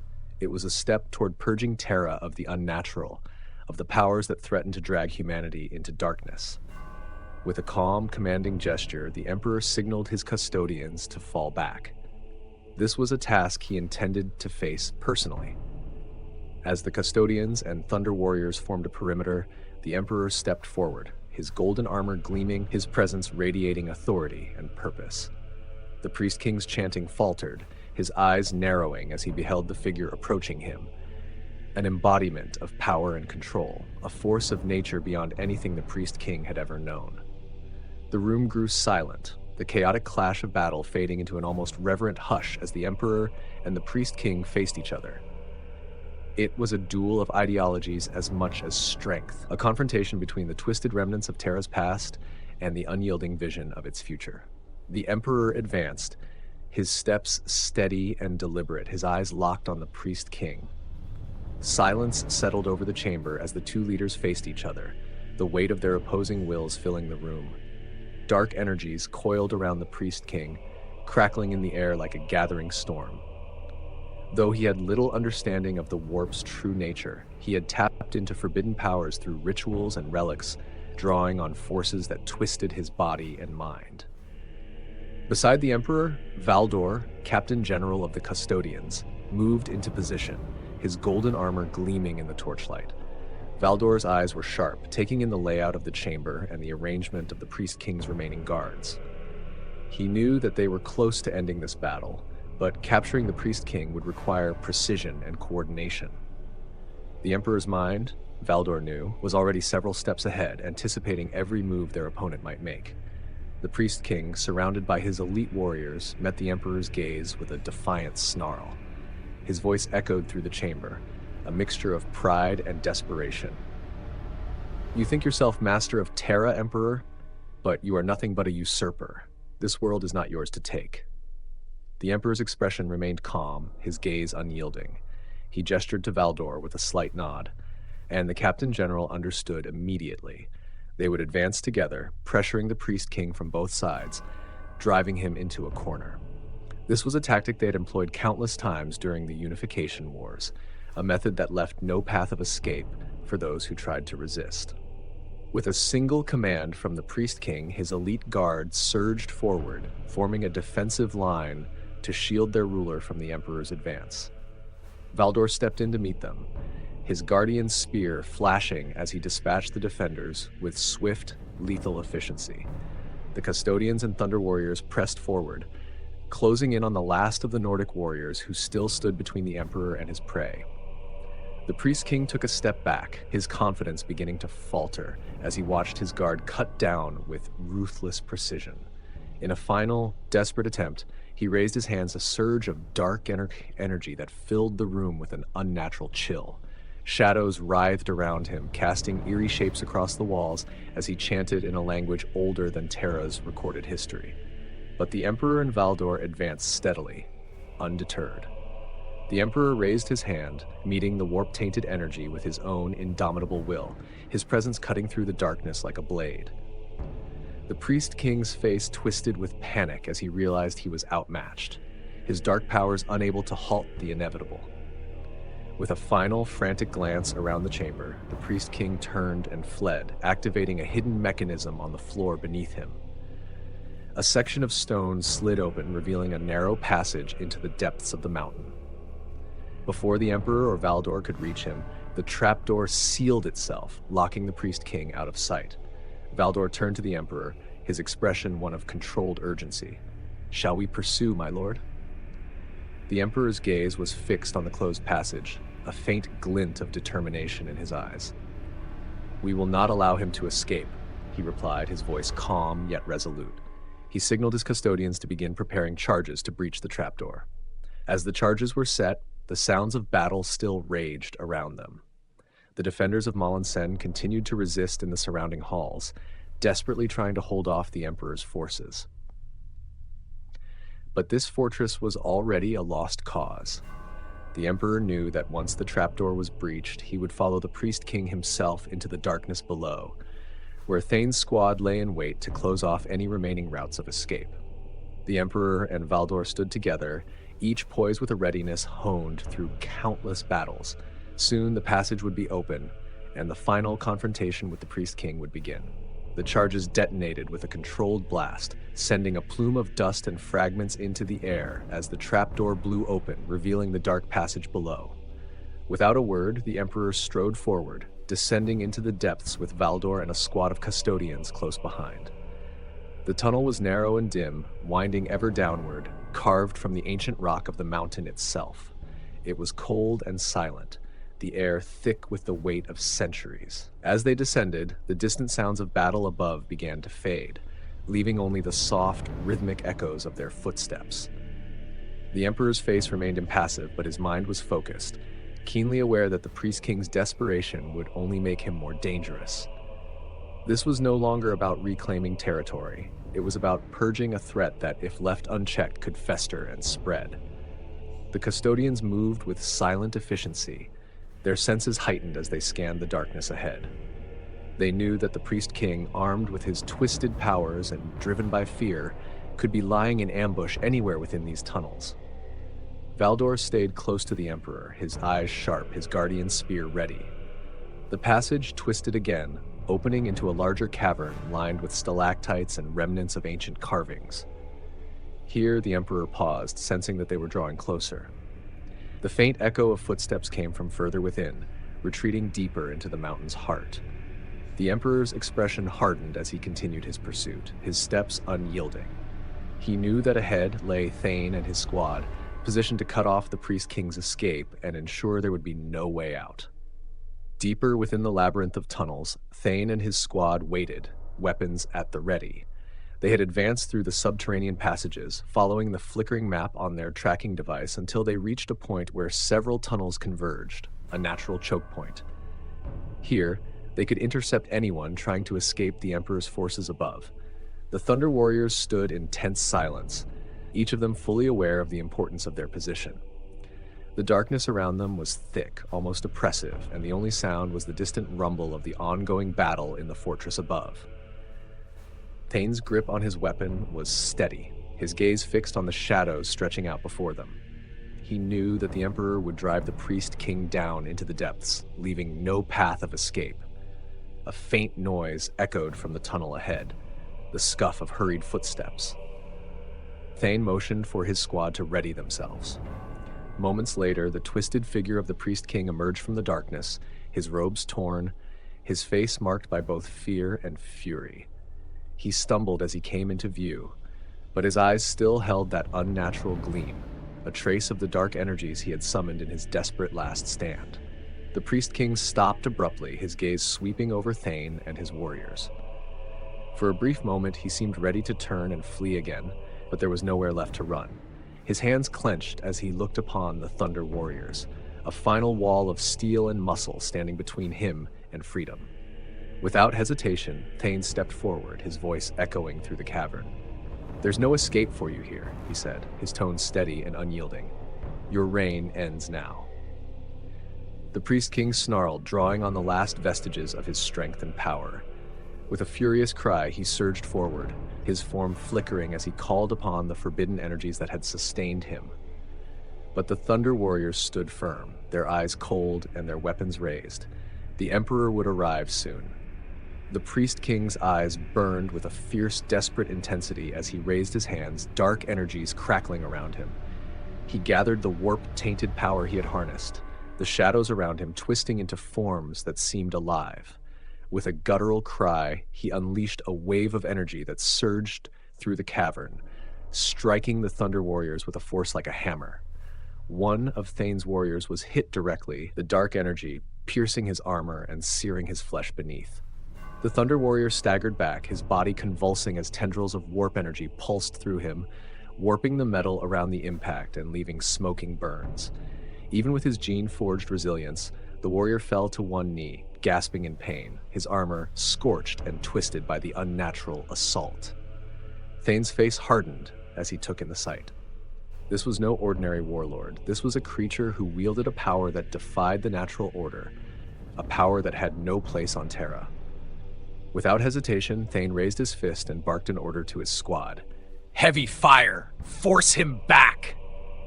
The Thunder Warriors moved in unison, their bolters roaring to life as they unleashed a hail of rounds on the Priest King. The cavern filled with the thunderous echo of gunfire, each shot aimed with deadly precision. The rounds hurtled toward the Priest King, who instinctively threw up his hands, summoning a barrier of dark energy to shield himself. The impact of each bolt round against the barrier sent ripples of distortion through the air as the Priest King strained to hold back the relentless onslaught. Thane knew that forcing him to defend was buying them precious seconds. The more the Priest King relied on his dark powers, the weaker he would become. It was only a matter of time before the Emperor arrived, and Thane intended to hold the line until then. As the barrage continued, he signaled his men to press forward, closing the distance inch by inch, their weapons blazing, pushing the Priest King further into the corner. The Priest King's barrier flickered under the unending assault, his expression twisted with effort and rage. But Thane held his ground, knowing that the Emperor's judgment was closing in, and that this display of dark power would soon come to an end. The Priest King's defenses faltered, his dark energy barrier flickering and thinning under the relentless hail of bolter fire. Each impact chipped away at the shield, the strain of maintaining it etched across his face. His breath came in ragged gasps as he staggered back, the twisted remnants of his power waning. Seeing the weakness, Thane pushed his squad forward. "Advance!" he barked, his voice like iron. The Thunder Warriors moved as one, stepping over rocky debris and closing the distance, bolters still trained on the Priest King. They knew that his powers, unnatural as they were, could be exhausted, forced into submission through sheer pressure. But the Priest King wasn't finished yet. With a defiant snarl, he dropped his failing barrier and thrust his hands forward, unleashing a concentrated blast of dark energy that struck two of the Thunder Warriors directly. The force was immense, sending both warriors stumbling back. Their armor cracked and scorched. One of them fell, his body twitching as warp-tainted energy coursed through him. The other braced himself, teeth gritted against the pain, struggling to hold his ground despite the damage. Thane clenched his jaw, watching as his warriors were battered by the Priest King's final desperate strikes. He knew they couldn't withstand another blast like that. With quick precision, he gave a hand signal, ordering his squad to take cover behind the jagged rocks scattered throughout the cavern. As the Thunder Warriors spread out, Thane called out to his men, "Pin him down, force him to burn through his last reserves." The Thunder Warriors adjusted their positions, laying down focused, controlled bursts of fire from all angles. Each shot kept the Priest King on the defensive, forcing him to divert what remained of his strength into shielding himself rather than attacking. Bit by bit, his movements grew slower, his expression more frantic as he realized his powers were draining away. Thane's strategy was working. They were wearing him down, stripping him of his final defenses. All that was left was to hold out until the Emperor arrived, to deliver the judgment that would end this reign of twisted power once and for all. The Priest King staggered, his breaths labored, his once commanding presence reduced to a figure of desperation and exhaustion. The dark energies that had once shielded him now flickered weakly, barely holding up against the unrelenting fire from Thane's squad. His hands shook, the remnants of his power slipping through his grasp like sand. Thane watched with cold, calculated focus. He could see the fear creeping into the priest king's eyes, the dawning realization that he was truly cornered. The warped ruler glanced around the cavern, searching for any possible escape route, but there was none. His power was failing him, and he was surrounded by relentless warriors who would not stop until he was brought down. Just then, a heavy silence fell over the cavern. The echo of bolter fire ceased as the Thunder Warriors lowered their weapons, sensing the arrival of a greater presence. From the shadows of the tunnel, the Emperor emerged, his golden armor gleaming even in the dim light, his gaze fixed upon the Priest King. Behind him, Valdor and several custodians flanked his approach, their expressions as steady and implacable as ever. The Priest King's eyes widened as he looked upon the Emperor, a mixture of fear and defiance twisting his face. Despite his exhaustion, he raised his hands one final time, summoning the last dregs of his strength. Dark energy coiled around him, crackling with a sickly green glow, as he prepared to unleash one last desperate attack. But the Emperor simply raised a hand, and with a gesture, an invisible force pressed down upon the Priest King, pinning him in place. The dark energy dissipated, slipping from the Priest King's grasp as he fell to his knees, powerless under the Emperor's will. His hands trembled, his head bowed, and for the first time he looked utterly defeated. The Emperor took a step forward, his expression one of calm authority. His gaze was unyielding as he looked down upon the fallen ruler. "Your reign of corruption ends here," he said, his voice steady, carrying a weight of finality that echoed through the chamber. The Priest King looked up, his eyes filled with hatred and fear, but he was helpless, stripped of the dark power that had once sustained him. Thane and his squad watched in silent respect, understanding that this moment, the Emperor's judgment, was the true end to this twisted ruler's rule. The Emperor regarded the defeated Priest King in silence, his gaze sharp and unyielding. The chamber was utterly still, the weight of the moment pressing down on all who watched. Thane, Valdor, and the assembled Thunder Warriors and Custodians stood back, bearing witness to what would be the final judgment. This was not merely the end of a ruler. It was the end of a relic from Terra's dark, fractured past. The Priest King, on his knees and breathing heavily, managed to raise his head one last time to meet the Emperor's gaze. His face was twisted with exhaustion and fury, yet there was still a glimmer of defiance in his eyes. The dark powers he had wielded, the forbidden rituals he had clung to, had failed him utterly in the face of the Emperor's vision. The Emperor took a step forward, each movement calm and deliberate. Without a word, he drew his blade, a gleaming weapon crafted to reflect the strength and purity of his purpose. The Priest King flinched, but he did not look away. If there was fear in his eyes, it was hidden beneath a layer of bitter pride. Standing over the broken ruler, the Emperor spoke, his voice low but clear. "For your corruption and the stain you have left on humanity, there is only one end." The Priest King snarled, his voice filled with venom. "You may kill me, but others will rise. The power I wield is eternal." The Emperor's expression remained unchanged. He raised his blade and, with a single swift stroke, brought it down, severing the last vestige of the Priest King's reign. The execution was as swift as it was final, a clean end to a twisted legacy. The Emperor held the severed head aloft, turning to face his warriors. Every custodian, Thunder Warrior, and soldier in the chamber watched with a fierce, silent respect. This act was more than just the end of a warlord. It was a symbol, a reminder that no ruler who clung to dark powers or corrupted humanity's essence would stand against the Emperor's vision for Terra. Thane and his squad looked on, understanding the message as clearly as anyone present.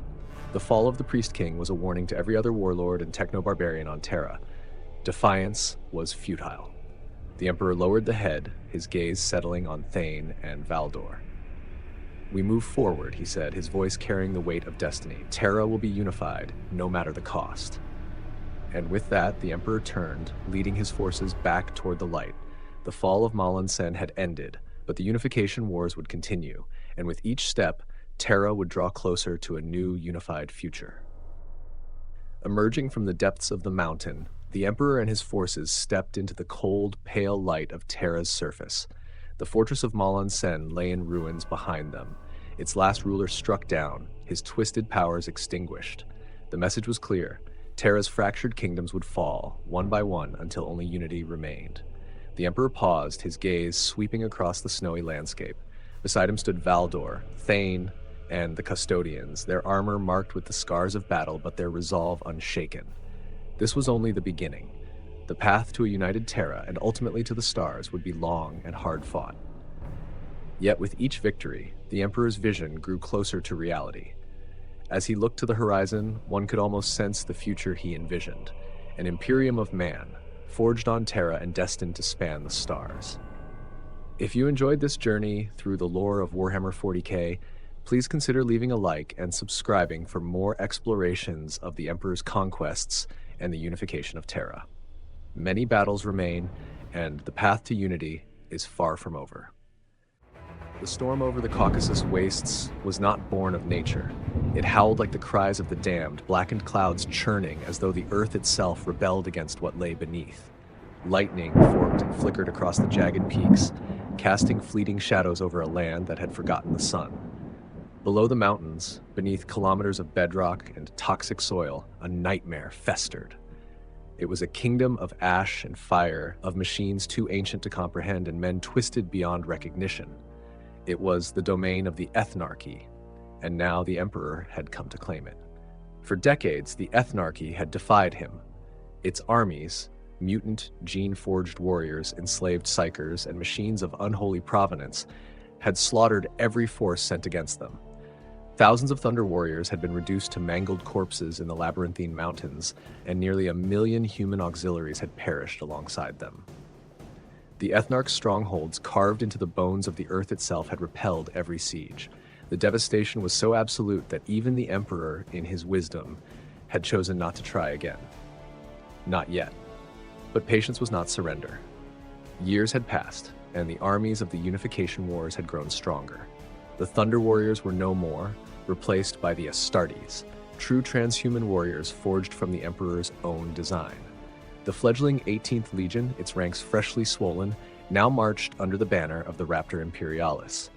The Emperor's wrath had returned to the Caucasus Wastes, and this time nothing would be left to chance.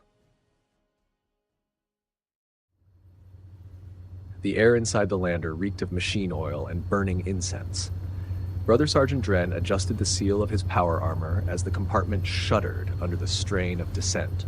Around him, the warriors of the 18th Legion sat in silence, their sulfur yellow and sable armor catching the dim, flickering lumen strips overhead. The colors chosen for the volcanic rockscapes of the wastes felt strange to Dren. They were not the deep green of their earliest drills, nor the silver of their first deployment. But here, in the storm-choked shadow of the Caucasus Mountains, the mission dictated everything, even identity. Second seal checks, Dren ordered, his voice crackling through the vox. The warriors moved instantly, their bolters, flamers, and power blades coming to life with the smooth hiss of machine spirits awakening. There was no margin for error. Not here. The 18th Legion was still young, its name and legacy not yet forged in fire. Some within the War Council whispered doubts about their readiness. A fledgling force sent into the jaws of the most dangerous holdout on Terra. A fool's errand, some claimed. A suicide mission. But Dren understood the truth.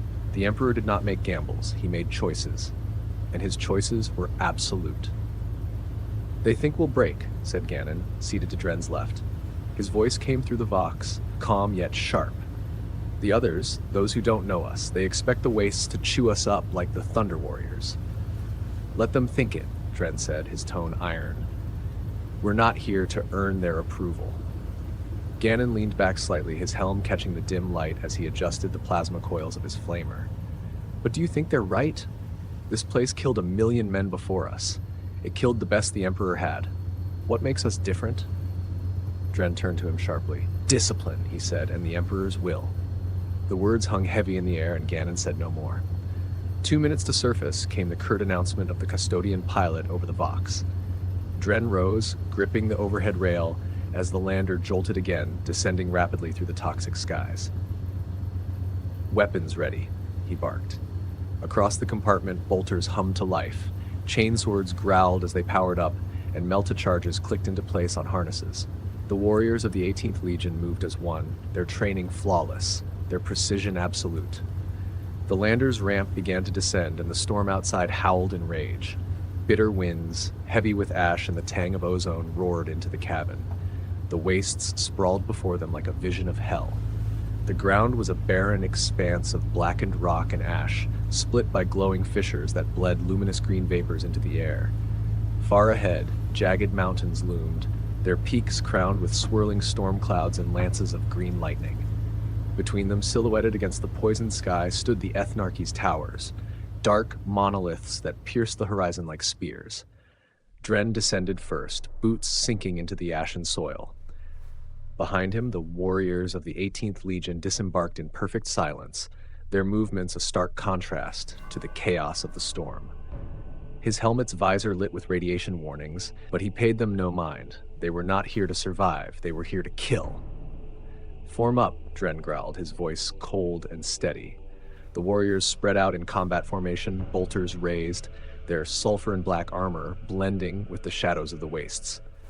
"The towers are ahead," said Ganon, stepping up beside him, his flamer ready. "They'll see us coming." "They'll try to stop us," Dren replied, turning his gaze to the horizon where the Ethnarchy's strongholds loomed. "And they'll fail."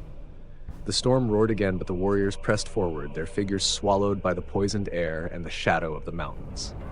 The wastes swallowed sound as completely as they did light. Every step of the 18th Legion felt muted, their boots sinking into ash that clung and pulled like wet sand. Dren moved at the head of the formation, his bolter held ready, visor scanning the horizon. The Ethnarchy was known for its cruelty, but more than that, for its cunning. Every step taken in their territory was under watch. Every moment was a potential trap. Movement to the south came the low murmur of Brother Torin over the Vox. His voice was calm, unshaken. "Small, could be local wildlife. Or a lure," Ganon muttered from Dren's left, his grip firm on the flamer resting across his armored chest. "Hold formation," Dren ordered, raising a clenched fist. The column halted, their armor blending into the ash-choked wasteland. He adjusted his visor, scanning the location Torin had marked. There, beyond the ridge of broken rock, the air seemed wrong. The ash swirled too tightly in localized spirals, as though disturbed by something moving beneath it. A faint shimmer caught his eye, momentary and fleeting, like sunlight glinting off metal. "Steady," Dren growled, his voice firm. "Torin, keep watch. No movement unless confirmed." "Understood," Torin replied, his bolter held high as he scanned the ridge. The warriors resumed their advance, slow and deliberate. The air grew heavier the further they pressed into the wastes. Here, the land was fractured and unstable, the ground split by ancient seismic activity. Around them, crumbling towers jutted from the rock, half buried in ash and pockmarked with age. Some bore the scars of the Thunder Warriors' failed assault, their surfaces cratered and burned. Others were pristine, untouched, and eerily silent. Dren paused by one such structure, a broken pillar half buried in the ash. Its surface was carved with geometric patterns, faintly glowing in the stormlight. He felt a faint hum emanating from it, so low it seemed to vibrate in his bones. "Relic of old night?" Ganon asked, stepping up beside him. "Perhaps," Dren muttered. The artifact's presence felt wrong, heavy with the weight of forgotten things. He turned away and motioned for the column to move. "But it's not our concern." They pressed on, the wastes pulling at their senses. The storm winds masked sound, the ash obscured vision, and beneath it all, the faint hum of power fields throbbed like a heartbeat, resonating deep within the earth. Somewhere far below, the Ethnarchy's war machines churned, their power bleeding into the poisoned air. It was Torin who spoke first. "Contact." Dren froze, raising a clenched fist. His visor locked onto the ridge ahead, where the ash began to swirl unnaturally. At first, it seemed like wind, but the movement was too deliberate, too calculated. The shapes came moments later, figures emerging from the haze, crouched low and moving with predatory grace. Dren counted at least a dozen. "Ursh," Ganon muttered, his voice tense. Dren studied the figures, their forms hunched and distorted. As they came closer, his visor began to pick out details. Twisted limbs, warped musculature, and armor that seemed fused into their flesh. Their faces were hidden behind crude masks of iron and bone, and their eyes glowed faintly, like embers in the dark. "Hold fire," Dren ordered. "Wait for the signal." The Ursh moved in silence, spreading out like a pack of hunting predators. Their movements were too coordinated, too intelligent for simple beasts. They stalked the Astartes, testing their formation, waiting for an opening. The first Urkassis broke into a sprint, its clawed feet digging into the ash as it charged the line. Behind it, the others followed, their forms a blur of motion. "Fire," Dren commanded. The roar of bolters shattered the silence. Explosive rounds tore into the charging figures, ripping through flesh and armor. The first wave fell, their bodies crumpling into the ash, but more surged forward, undeterred. Ganon stepped forward, unleashing a wave of fire that consumed the front line of attackers, their warped bodies thrashing as they burned. "They're flanking!" Tauren shouted. Dren turned to see more Urkassis emerging from the fissures to their right, moving with unnerving speed. "Ganon, right side!" Dren barked, turning his bolter on the new threat. Ganon pivoted, his flamer spitting a torrent of fire that forced the attackers back, but Dren knew this was only the beginning. The Urkassis were relentless, and this was just their vanguard. Far ahead, the black towers of the Ethnarchy loomed, and Dren felt the weight what lay beyond. This would not be a simple war, it would be a crucible. The valley exhaled death. Ash and vapor swirled around the advancing warriors of the 18th Legion, clinging to their armor and muffling their steps. Dren moved at the head of the column, his bolter ready, eyes scanning the wreckage ahead. Tanks and artillery pieces from some forgotten war lay half buried in the soil, their rusted hulks twisted and broken. Among the debris were bones, human and otherwise, scattered like discarded fragments of history. "This is where they broke the Thunder Warriors," Ganon muttered, his voice low. "The Ethnarch's work." Dren didn't reply. He'd heard the stories. He didn't need reminding of what had come before them. His visor locked onto the jagged outlines of the Ethnarchy's towers far ahead, barely visible through the toxic haze. The air carried a faint hum, low, persistent, and unnerving. "Keep moving," he ordered, his voice calm over the vox. "No gaps in the formation." The column descended further into the valley, the ground shifting uneasily beneath their boots. The storm above flickered with green lightning, casting fleeting shadows over the wreckage. Somewhere far below, the Ethnarchy's machines churned, their presence felt in every tremor of the earth. "Contact," Tauren said suddenly. His voice was sharp, cutting through the static on the vox. "North ridge, motion." Dren raised a fist to halt the line, his visor locked onto the ridge, scanning for movement. At first, the ash seemed to swirl on its own, but then the shapes emerged. Hulking, insectile constructs of ancient metal, their segmented legs scraping against the rock. Their glowing eyes pulsed faintly, like dying stars in the mist. "Automata," Dren said coldly. The lead construct shifted, its limbs grinding audibly as it turned toward the Astartes. Then it lunged. "Fire!" Dren roared. The valley erupted with bolter fire, explosive rounds ripping into the construct's corroded frame. It staggered under the assault, sparks flying from its joints, but still it pushed forward. Ganon stepped into position, a torrent of flame roaring from his weapon and engulfing the construct in fire. The machine collapsed, its glowing eyes fading as its body melted into slag. More emerged from the mist, their weapons flaring to life. Green energy lanced through the air, cutting into the ground and hurling ash skyward. "They're flanking!" Tauren shouted. "Hold the line!" Dren barked. He fired into another construct, its head shattering under the force of a bolter round. But for every machine that fell, more seemed to rise from the depths of the valley, their hulking forms relentless in their advance. "Push through," Dren growled, his voice hard over the vox. "We don't falter. Not here." The constructs came like shadows given form, their segmented legs scraping over rock and ash with an unnerving, rhythmic precision. Dren's bolter barked with controlled fury, each shot aimed to disable rather than destroy outright. The automata were old, their movements sluggish in places, their bodies pitted and warped by time, but they were no less dangerous. One of them closed the distance too quickly, its energy lance firing in rapid bursts. A bolt round caught it in the chest, but it only staggered, swinging a jagged limb toward Dren's head. He ducked low, pivoting as the claw swiped over him, then fired point-blank into the machine's head. Sparks erupted as its glowing eyes dimmed and the automaton collapsed, its limbs twitching in death spasms. "Left flank!" Ganon's shout cut through the vox. Dren turned, catching sight of another machine bounding toward their position, faster than the rest. It scuttled over the wreckage like an animal, a curved blade extending from its forelimb.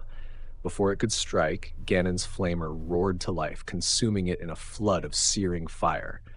The automaton shrieked, its metallic body buckling and collapsing under the heat. "Their numbers are thinning," Torin called from his vantage point. "For now," Dren replied, his voice grim. "They're testing us, not committing." The column tightened its formation, moving steadily toward the far ridge. The valley still hummed with unseen power, and the air carried a bitter, electric taste. Every step closer to the Ethnarchy's strongholds felt heavier, the storm above growing louder, as though the wastes themselves sought to push them back. Ahead, the ground began to shift. The ash rippled unnaturally, vibrating in sync with the low hum that pulsed through the air. "Something's coming," Torin warned, his voice tight. "Prepare for anything," Dren ordered, raising his bolter. From the ash, the ground erupted. A massive construct, far larger than the others, tore itself free from the earth. Its form was monstrous. Half buried in cables, its frame bristling with weaponry and blackened plates. Unlike the smaller automata, this one moved with intent, its glowing eyes locking onto the Astartes as its energy weapons charged with an audible whine. "Target priority," Dren snapped. "Bring it down." The warriors opened fire as one, bolter rounds hammering the machine's armor. Explosions sparked across its surface, but the construct barely slowed. It advanced steadily, its weapons spitting green fire that sliced through the ash and sent rock fragments flying. One of the shots clipped an Astartes to Dren's right, sending him sprawling to the ground with a deep gouge in his armor. "Focus fire on the joints," Dren shouted, shifting his aim. He unleashed a volley of shots at the machine's legs, targeting the exposed servos and hydraulic supports. Ganon moved to his side, flames surging toward the beast, but its thick plating deflected much of the heat. The construct lashed out with a massive clawed arm, swiping through the ash and carving deep furrows into the ground. The Astartes scattered, moving with precision to avoid its strikes while maintaining fire. Another burst of concentrated bolter fire hit its right leg, and the machine faltered, its movement slowing. "Press it!" Dren roared. The Legion advanced, their firepower relentless. The construct shuddered as more rounds tore into its vulnerable joints. Finally, with a groan of overstressed metal, it collapsed, its bulk crashing into the ground with a thunderous impact. Its weapons flickered once, then went dark. Silence fell over the valley, broken only by the crackling of flames and the distant howl of the storm. "Status?" Dren asked, turning to survey his squad. "Minor wounds," Ganon reported. "We're intact." Dren nodded, lowering his bolter but not relaxing. The valley felt quieter now, but it wasn't peace. It was the stillness before the next blow.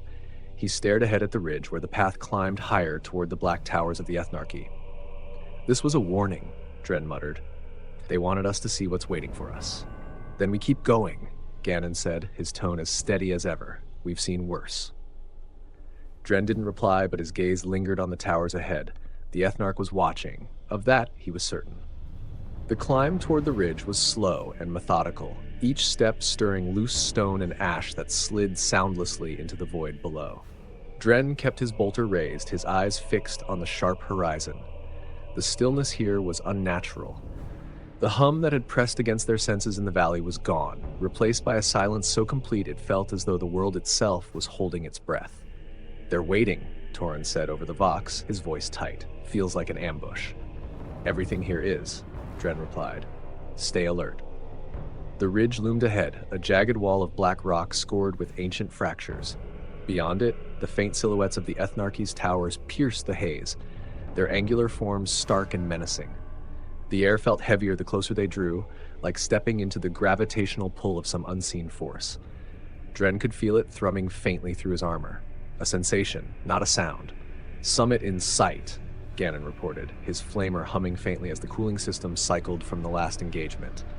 "Nothing moving yet." "They'll be there," Dren said. He raised a fist, halting the column.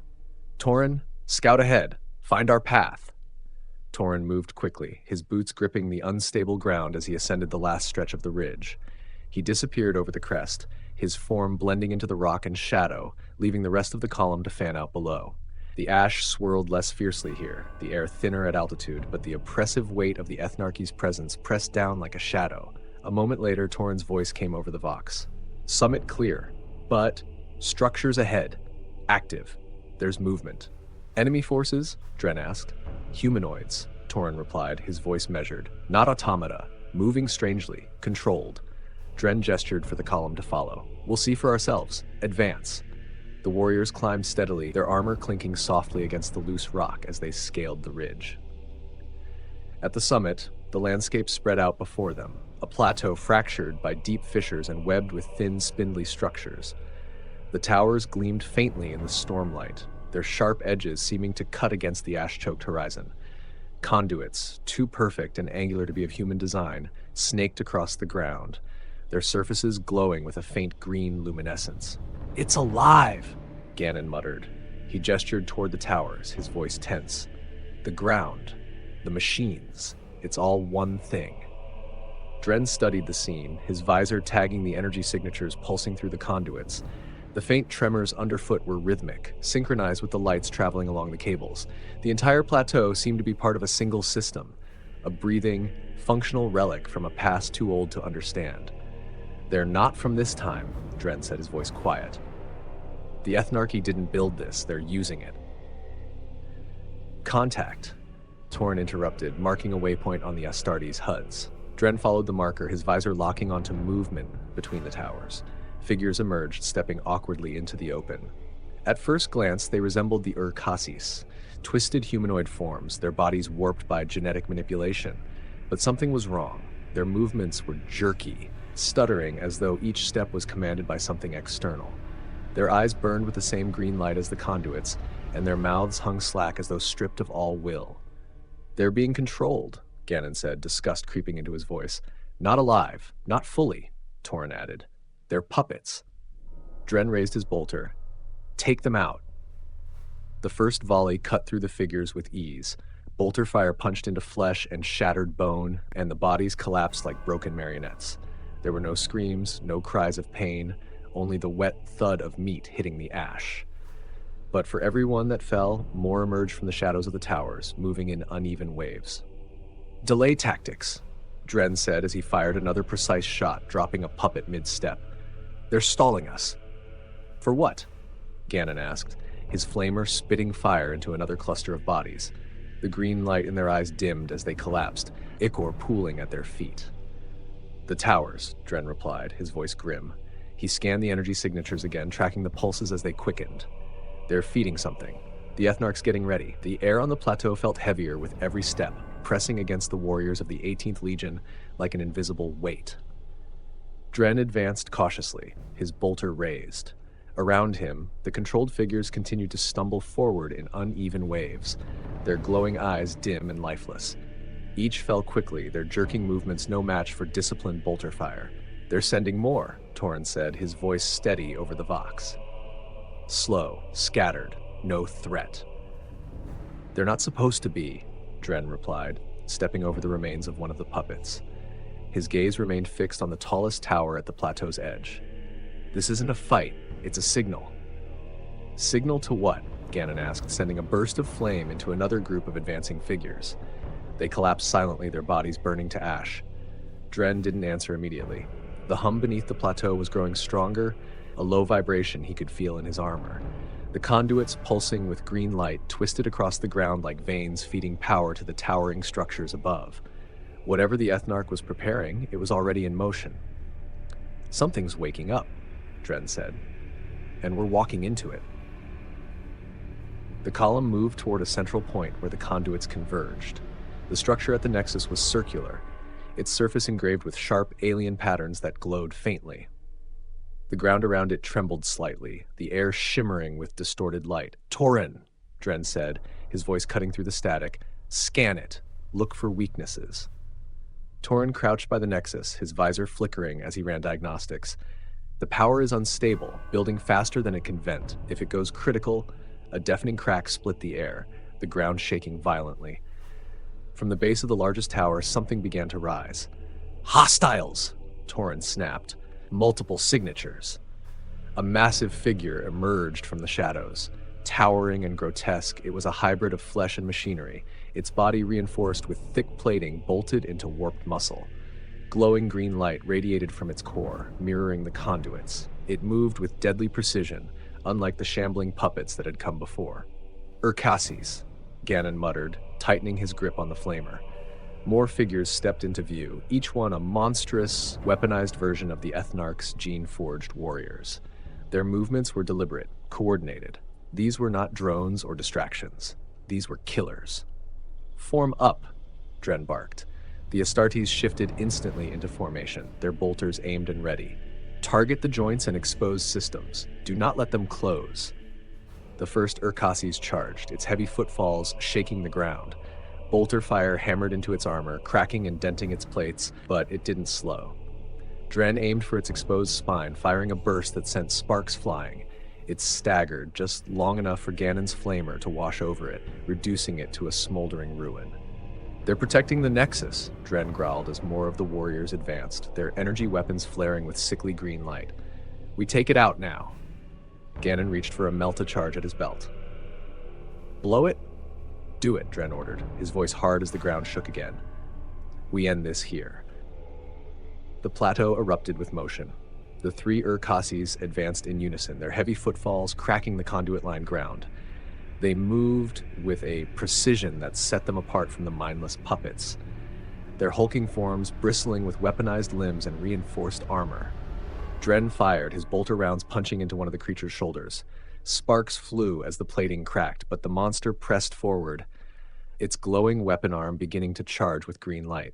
"They're not retreating," Tauren warned, his voice sharp over the vox. "They're holding the line." "They're buying time," Dren growled, stepping forward to unload another burst of fire into the lead Urkasis. "We're breaking through. Focus fire!"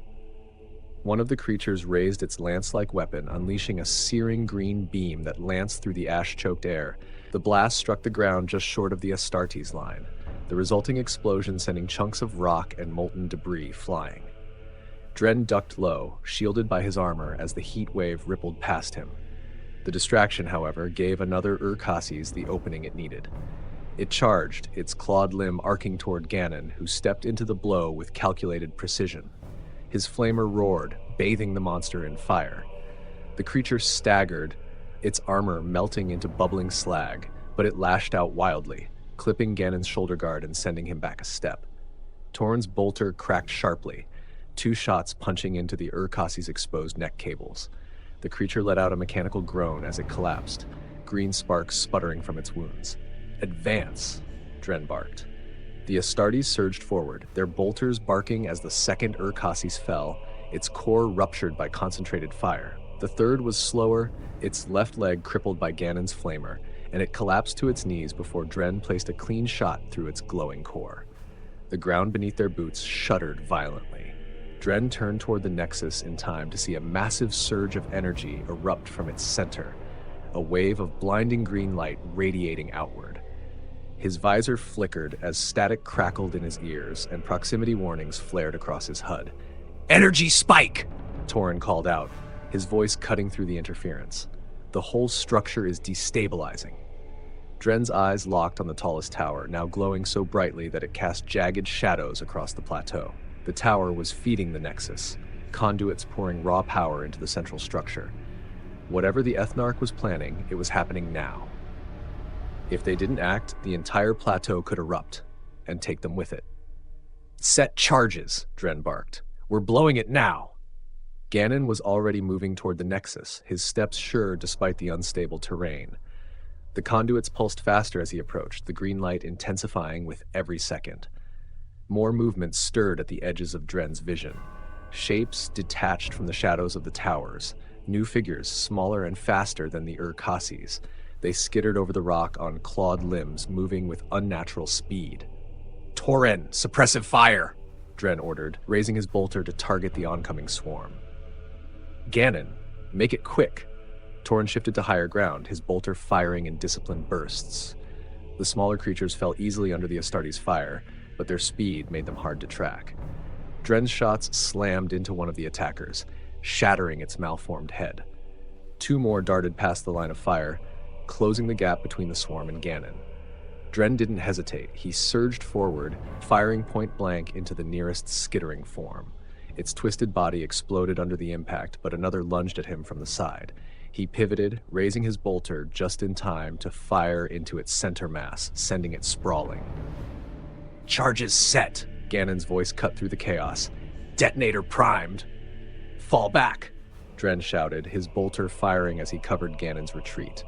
The smaller creatures were relentless, hissing and clicking as they closed in.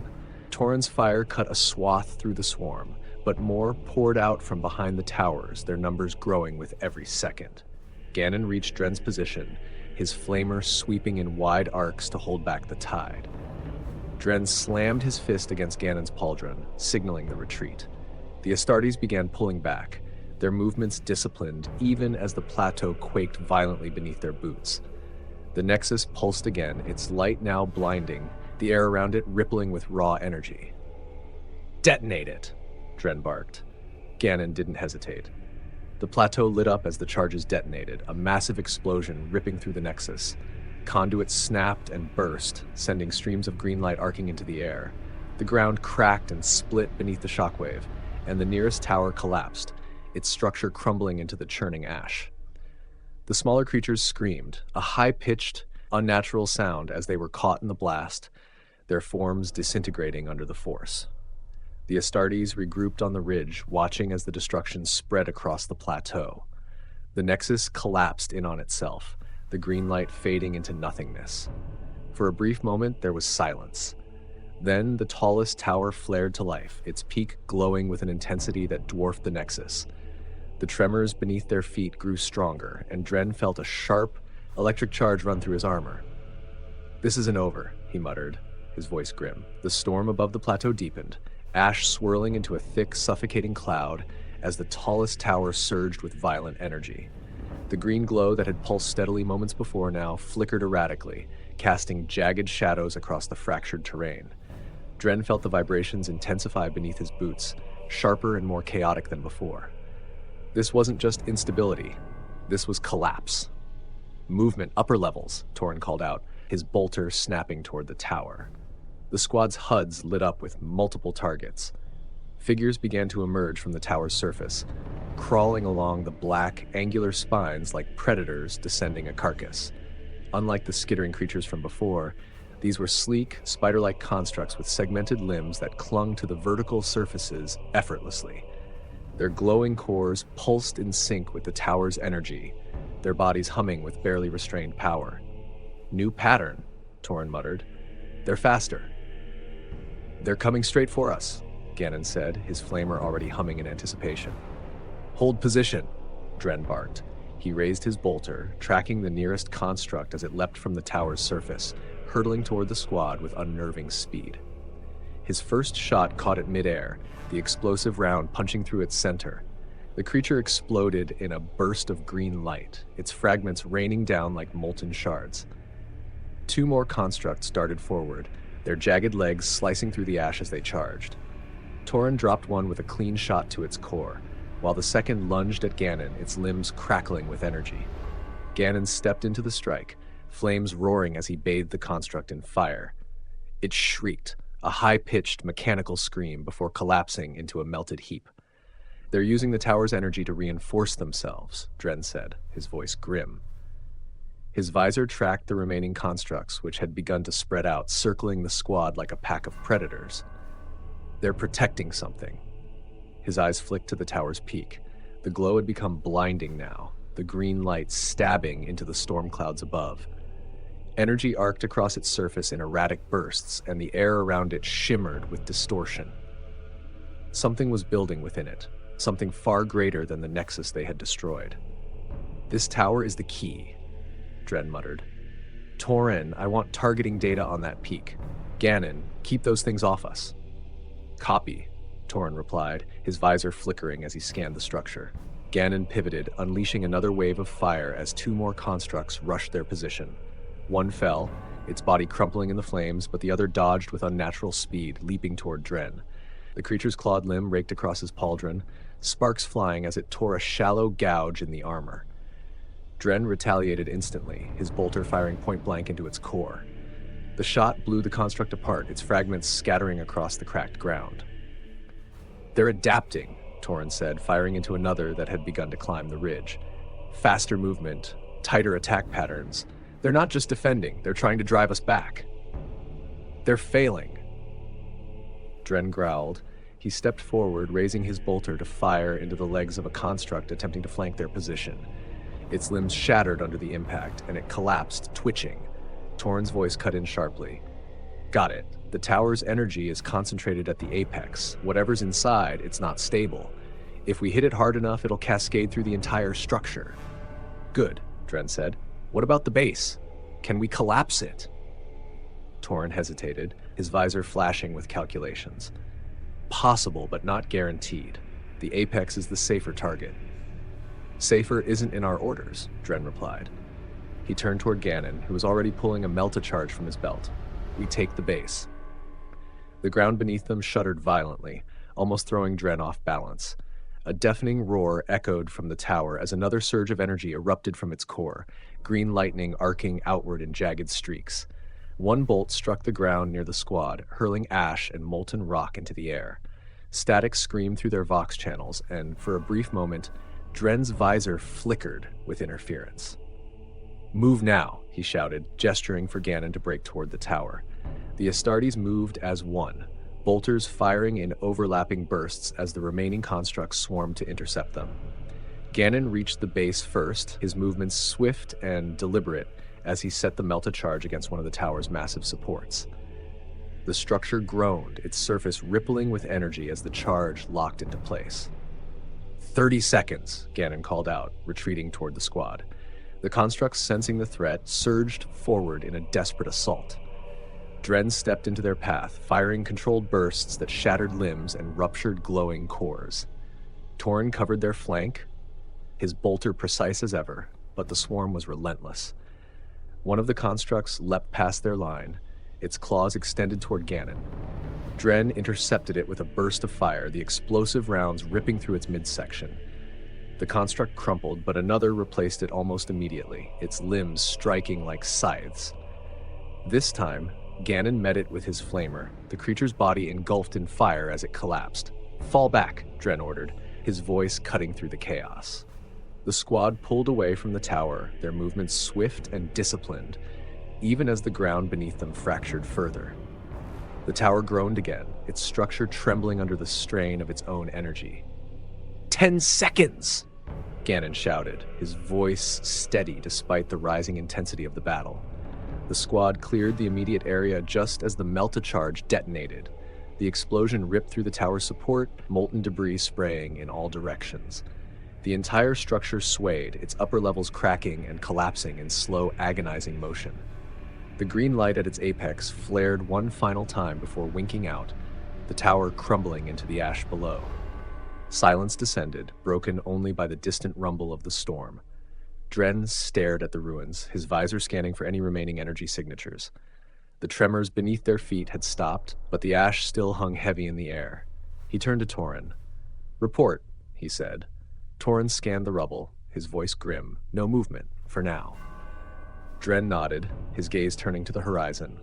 The storm still churned, and in the distance, the silhouettes of the other towers remained, their dark forms untouched by the destruction. "This is just the beginning," he muttered. The silence after the tower's collapse felt wrong, heavy with anticipation. Dren scanned the ruins, his bolter raised, as ash swirled faintly in the air. The green light was gone, but the storm above churned darkly, lightning flickering in the distance. The squad formed up, weapons ready, but the battlefield was unnervingly quiet. "Report," Dren ordered. "No hostiles detected," Tauren replied. "Energy readings are... Wait, something's building below." Dren turned sharply as the rubble near the tower's base began to shift. The ground beneath it trembled, heavier and deeper than before. A faint red glow began to seep from the cracks, spilling out like blood into the ash. The air vibrated, and the sensation clawed at the edges of Dren's senses, unnatural and oppressive. "Tauren," Dren said, his voice hard. "What's down there?" Tauren's visor flickered as he scanned the disturbance. "It's a vault, or something like it. Pre-strife tech. The explosion must have cracked it open." Before Dren could respond, the fissure erupted. A shockwave of red light tore through the air, hurling debris and ash outward. Dren braced as the ground collapsed inward, revealing a massive, mechanical form rising from the depths. It was a towering fusion of jagged armor and pulsating organic light, its spindly limbs tipped with claws that sparked with energy. Its core glowed with swirling red light, radiating power. "Target identified," Torin said. "That thing's a walking reactor." The machine turned its glowing eyes toward them, moving with terrifying speed. Its claws slammed into the ground, sending a ripple of force through the rubble. "Engage!" Dren roared. Bolter fire erupted, slamming into the creature's armor, but the impacts barely slowed it. The machine lunged, its claws arcing toward Ganon, who countered with a surge of flame. The creature faltered briefly, its core dimming, but then straightened, its body glowing red-hot as if absorbing the heat. "It's feeding on energy," Torin shouted. Dren fired into an exposed conduit along its side, sparks flying as the creature staggered. "Hit the weak points," he ordered, raising his bolter for another shot. The red glow in its core pulsed faster, the hum deepening. This fight was far from over. The creature's core flared violently, casting the battlefield in flickering shades of red. Each pulse seemed to thrum through the ground, shaking loose rubble and ash as it advanced. Dren moved in sync with the squad, bolter aimed at the exposed conduits snaking along its armored torso. His shots hit true, sparks bursting as metal shattered, but the machine adjusted, shifting its stance to protect its damaged side. "It's adapting," Torin called out, firing into the joints of one of its legs. The construct stumbled briefly before stabilizing, its movements growing sharper, more deliberate. "Conduits are vulnerable," Dren growled. "Stay coordinated." Ganon flanked left, his flamer unleashing another torrent of fire. The creature recoiled, its limbs jerking unnaturally, but its core flared again, absorbing the heat and converting it into a new surge of energy.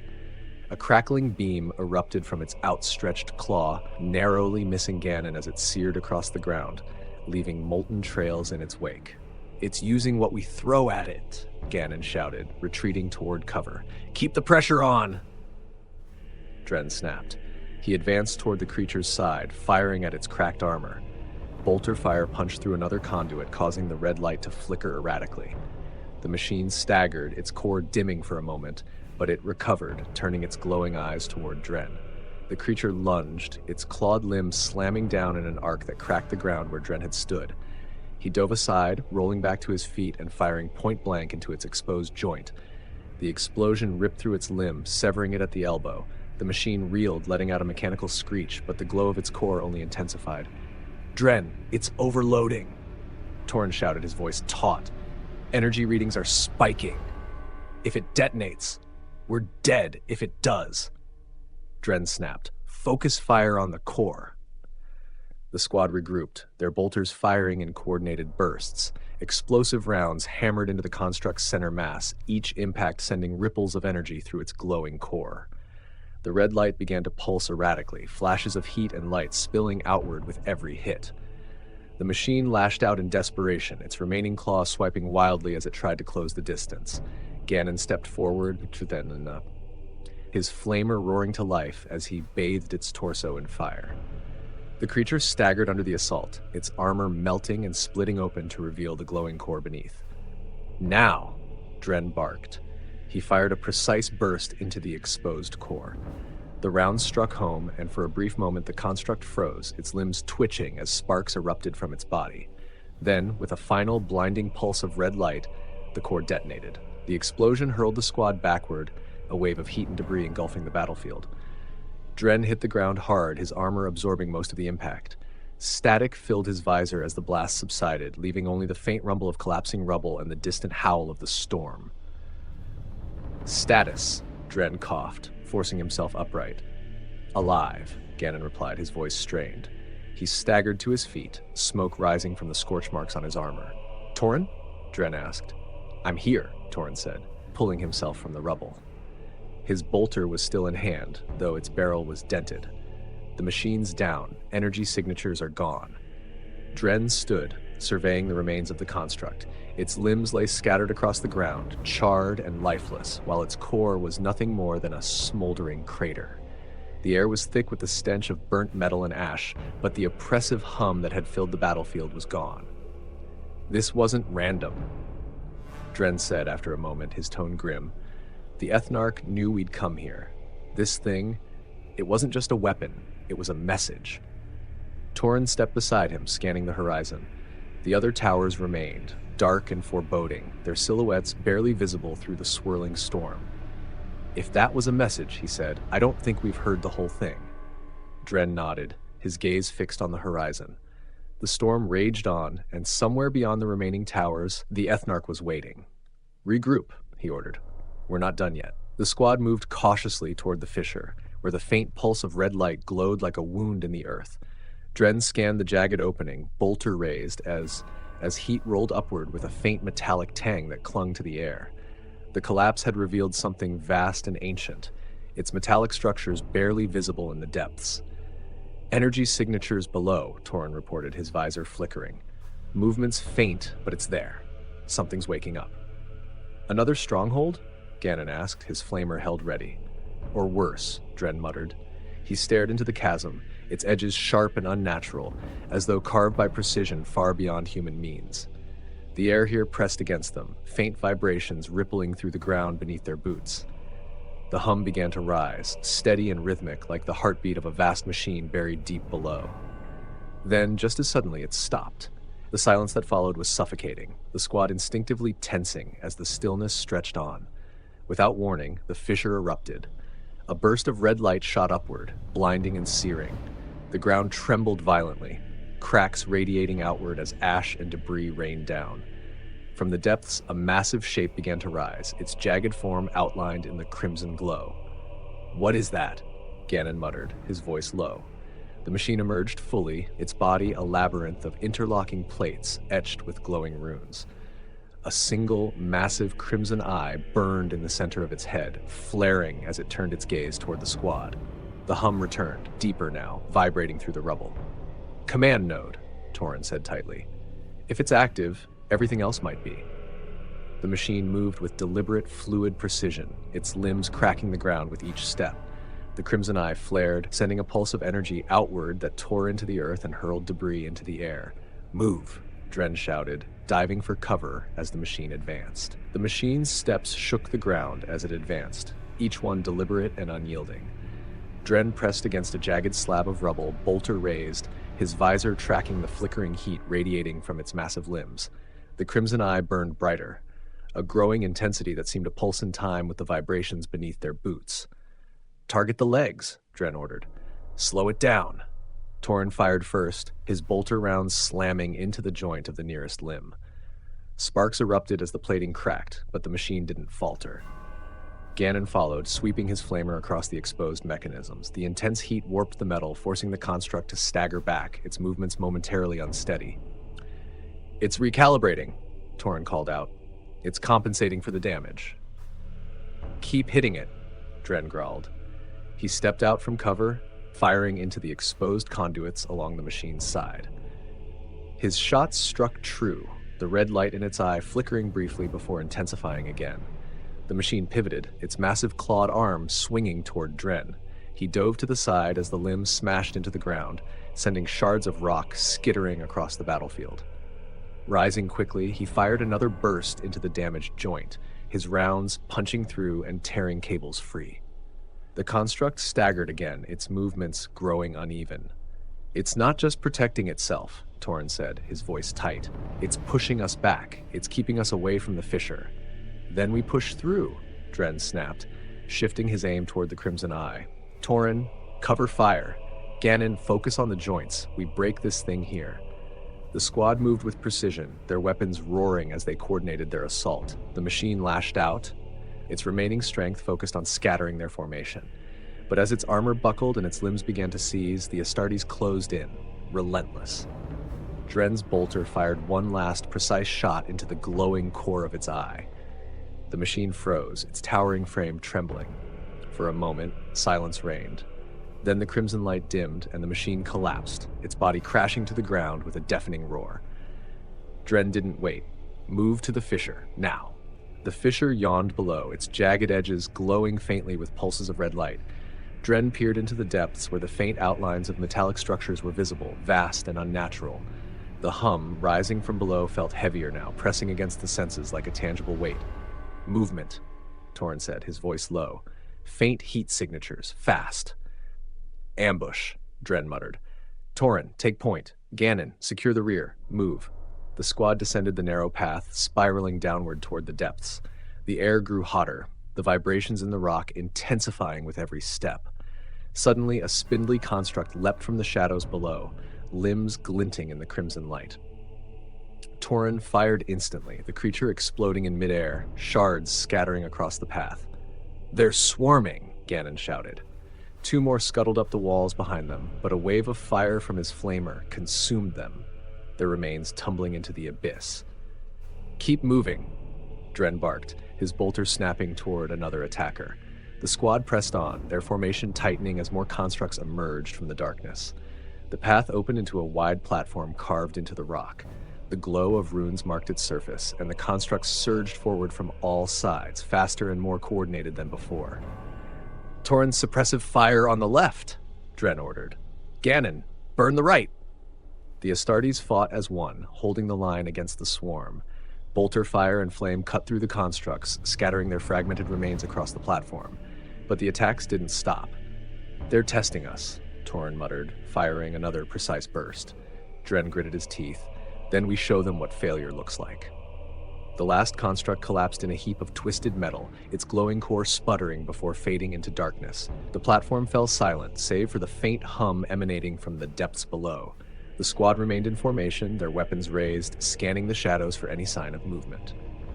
"Clear," Torin reported, though his voice held no relief. "No active signatures." Dren's eyes stayed fixed on the pathway ahead. The faint red glow pulsing from deeper within the fissure had grown brighter, more erratic, and the vibrations in the air felt sharper now, almost cutting. He stepped forward cautiously, the edge of the platform trembling slightly beneath his boots. "We're close," he said. "Whatever's down there, it's not waiting idly." Ganon moved to his side, his flamer hissing faintly in the oppressive heat. "We've bled them at every turn," he said, his voice gruff. "This has to be the core." "Or the next layer," Dren replied, his tone flat. He turned back to the squad. "Regroup and rearm. We move in 30 seconds. Torin, keep scanning." As the Astartes adjusted their weapons and ammunition, Torin crouched near the edge of the next pathway, his visor flickering with data streams. "I'm reading a massive energy concentration ahead," he said after a moment. "It's centralized, definitely powering the defenses we've faced, but it's fluctuating, like it's unstable." "Which means it's vulnerable," Dren said, reloading his bolter. He glanced toward the crimson-lit corridor ahead. "And guarded. Titan formation. We move now." The squad stepped onto the narrow path that led deeper into the fissure. The air grew hotter still, carrying with it the faint scent of scorched metal and something acrid, almost chemical. The hum from below was no longer a constant. It pulsed unevenly, accompanied by faint mechanical clicks that echoed off the walls. Dren felt the weight of the mission pressing heavier with every step. This wasn't just a battle. It was something older, something far more dangerous than they had anticipated, and they were walking straight into its heart. The pathway narrowed as they descended, its walls closing in with jagged, unnatural angles. The red glow ahead grew stronger, casting eerie patterns across their armor. The sound of the machinery deep below grew louder, mechanical clicks and rhythmic grinding that seemed to echo with purpose. "Something's shifting," Torin said, his visor flickering as he scanned the darkness ahead. "Structures are moving. It's reconfiguring itself." "It knows we're here," Dren replied, his bolter raised. "Keep moving. Stay sharp." The corridor opened abruptly into a cavernous chamber, its scale dwarfing anything they had seen above. Massive pillars of metal stretched from the floor to the unseen ceiling, each one inscribed with glowing runes that pulsed like a heartbeat. In the center of the room stood a massive circular structure, an altar-like platform surrounded by concentric rings of machinery. At its core floated a sphere of pulsating red light, its surface crackling with arcs of energy. "It's a nexus," Torin said, his voice barely above a whisper. "A control node for the entire network. If we destroy it, we break the Ethnarch's hold on this system," Dren finished. He advanced cautiously, his eyes fixed on the glowing sphere. "But it's not going to let us do that easily." As if on cue, the chamber rumbled, and from the shadows between the pillars, shapes began to emerge. They were massive constructs, larger than any the squad had faced so far. Their forms were angular and brutal, their limbs reinforced with jagged plating. Their cores glowed with the same red light as the Nexus, and their movements were deliberate, purposeful. "Hostiles, 6 o'clock, Torrin shouted. "Form up," Dren barked. "Suppressive fire. Ganon, keep them off the node." The first construct charged, its claws striking the ground with thunderous force. Bolter fire erupted, explosive rounds slamming into its armor. Sparks flew as its plating cracked, but it kept advancing, its glowing core pulsing faster. Torrin fired again, his shots targeting the exposed joints of its legs, and the creature stumbled, crashing to the floor in a heap of shrapnel. 2 more constructs closed in, their limbs swinging in wide arcs. Ganon met them head-on, his flamer unleashing a torrent of fire that engulfed the closest one. The construct shrieked as its armor melted, but the second lunged past the flames, its clawed arm striking toward Dren. Dren sidestepped the blow, firing into the construct's exposed side. The explosive rounds tore through its core, and it collapsed in a burst of red light. He turned to the squad, his voice sharp over the vox. "Focus fire. We hold this position until the node is exposed." The squad advanced cautiously toward the nexus, their boots crunching on the uneven metallic floor of the chamber. The massive crimson sphere pulsed erratically, arcs of energy snapping across the concentric machinery that surrounded it. The hum in the air was sharper now, a rhythmic grinding that rattled through their armor. Dren tightened his grip on his bolter, his eyes scanning for movement among the towering metal pillars. Then it came. A sudden, high-pitched screech that echoed through the cavern. From the shadows of the machinery, a massive construct dropped into view.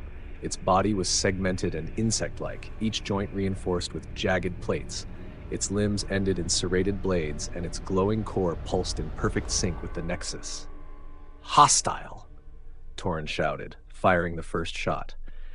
His bolter rounds slammed into the construct's armor, sparks flying, but it didn't slow. The machine darted forward with terrifying speed, its limbs cutting into the ground as it lunged at the squad. Dren sidestepped the attack and fired into its flank. The explosive rounds tore through one of its legs, causing it to stumble, but the machine pivoted with unnatural grace, its bladed limb swinging in a wide arc. The blow caught Torrin across the chest. The Astartes was thrown back, his armor sparking as he crashed into the ground. His bolter skittered across the chamber, and for a moment he didn't move. "Torrin's down!" Ganon shouted, stepping forward to unleash a torrent of flame at the construct. The fire engulfed its upper body, melting through its plating, but it continued its assault, slamming one of its serrated limbs into the floor with enough force to crack the ground. Dren rushed to Torrin, dragging him behind a fallen section of machinery. His armor was scorched where the blade had struck, the ceramite cracked and leaking blood. Beneath the helmet, Torrin coughed, his voice tight with pain. "Chest plates breached," he muttered. "Lungs punctured. Doesn't matter. Just hold them off." "Stay still," Dren ordered. His tone was sharp, but his movements were precise as he pulled a stim pack from his belt. He jabbed it into the joint of Torrin's armor, the device hissing as it injected its contents into his bloodstream. The effect was immediate. Torrin's breathing steadied, and his blood stopped flowing as his enhanced physiology took over. The Laraman cells within him began their work, clotting the wound and regenerating damaged tissue with unnatural speed. He clenched his fist experimentally, testing his range of movement.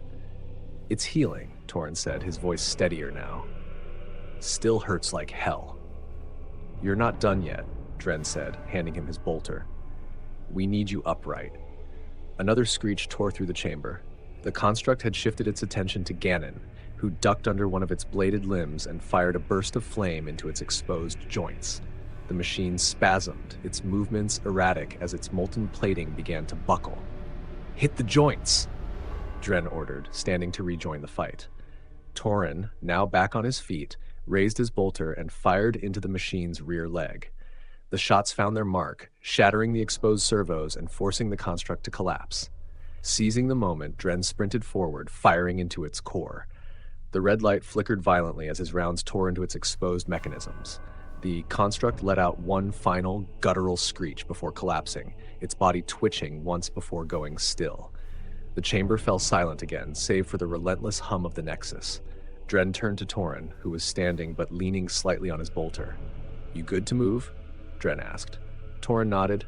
"Good enough." Dren glanced at Ganon, who was already advancing toward the Nexus. "This thing isn't done yet," Ganon muttered, his flamer still alight. "What's our play?" "We end it," Dren said. He gestured toward the glowing sphere at the center of the machinery. We destroy the Nexus and take this whole system down. The squad closed in on the Nexus, the pulsating red sphere looming above them. Arcs of energy lashed outward, striking the surrounding machinery and leaving scorch marks across the floor. The air grew hotter with every step, thick with static that made their armor servos whine in protest. This thing's destabilizing, Torin said, his voice still tight from the pain of his injury. It's not just powering the defenses, it's holding the entire structure together. Then we make sure it falls apart, Dren replied. He scanned the machinery, his visor highlighting the tangle of conduits feeding into the glowing sphere. Those lines, cut them and it'll collapse. Ganon moved first, his flamer sweeping across one of the massive conduits.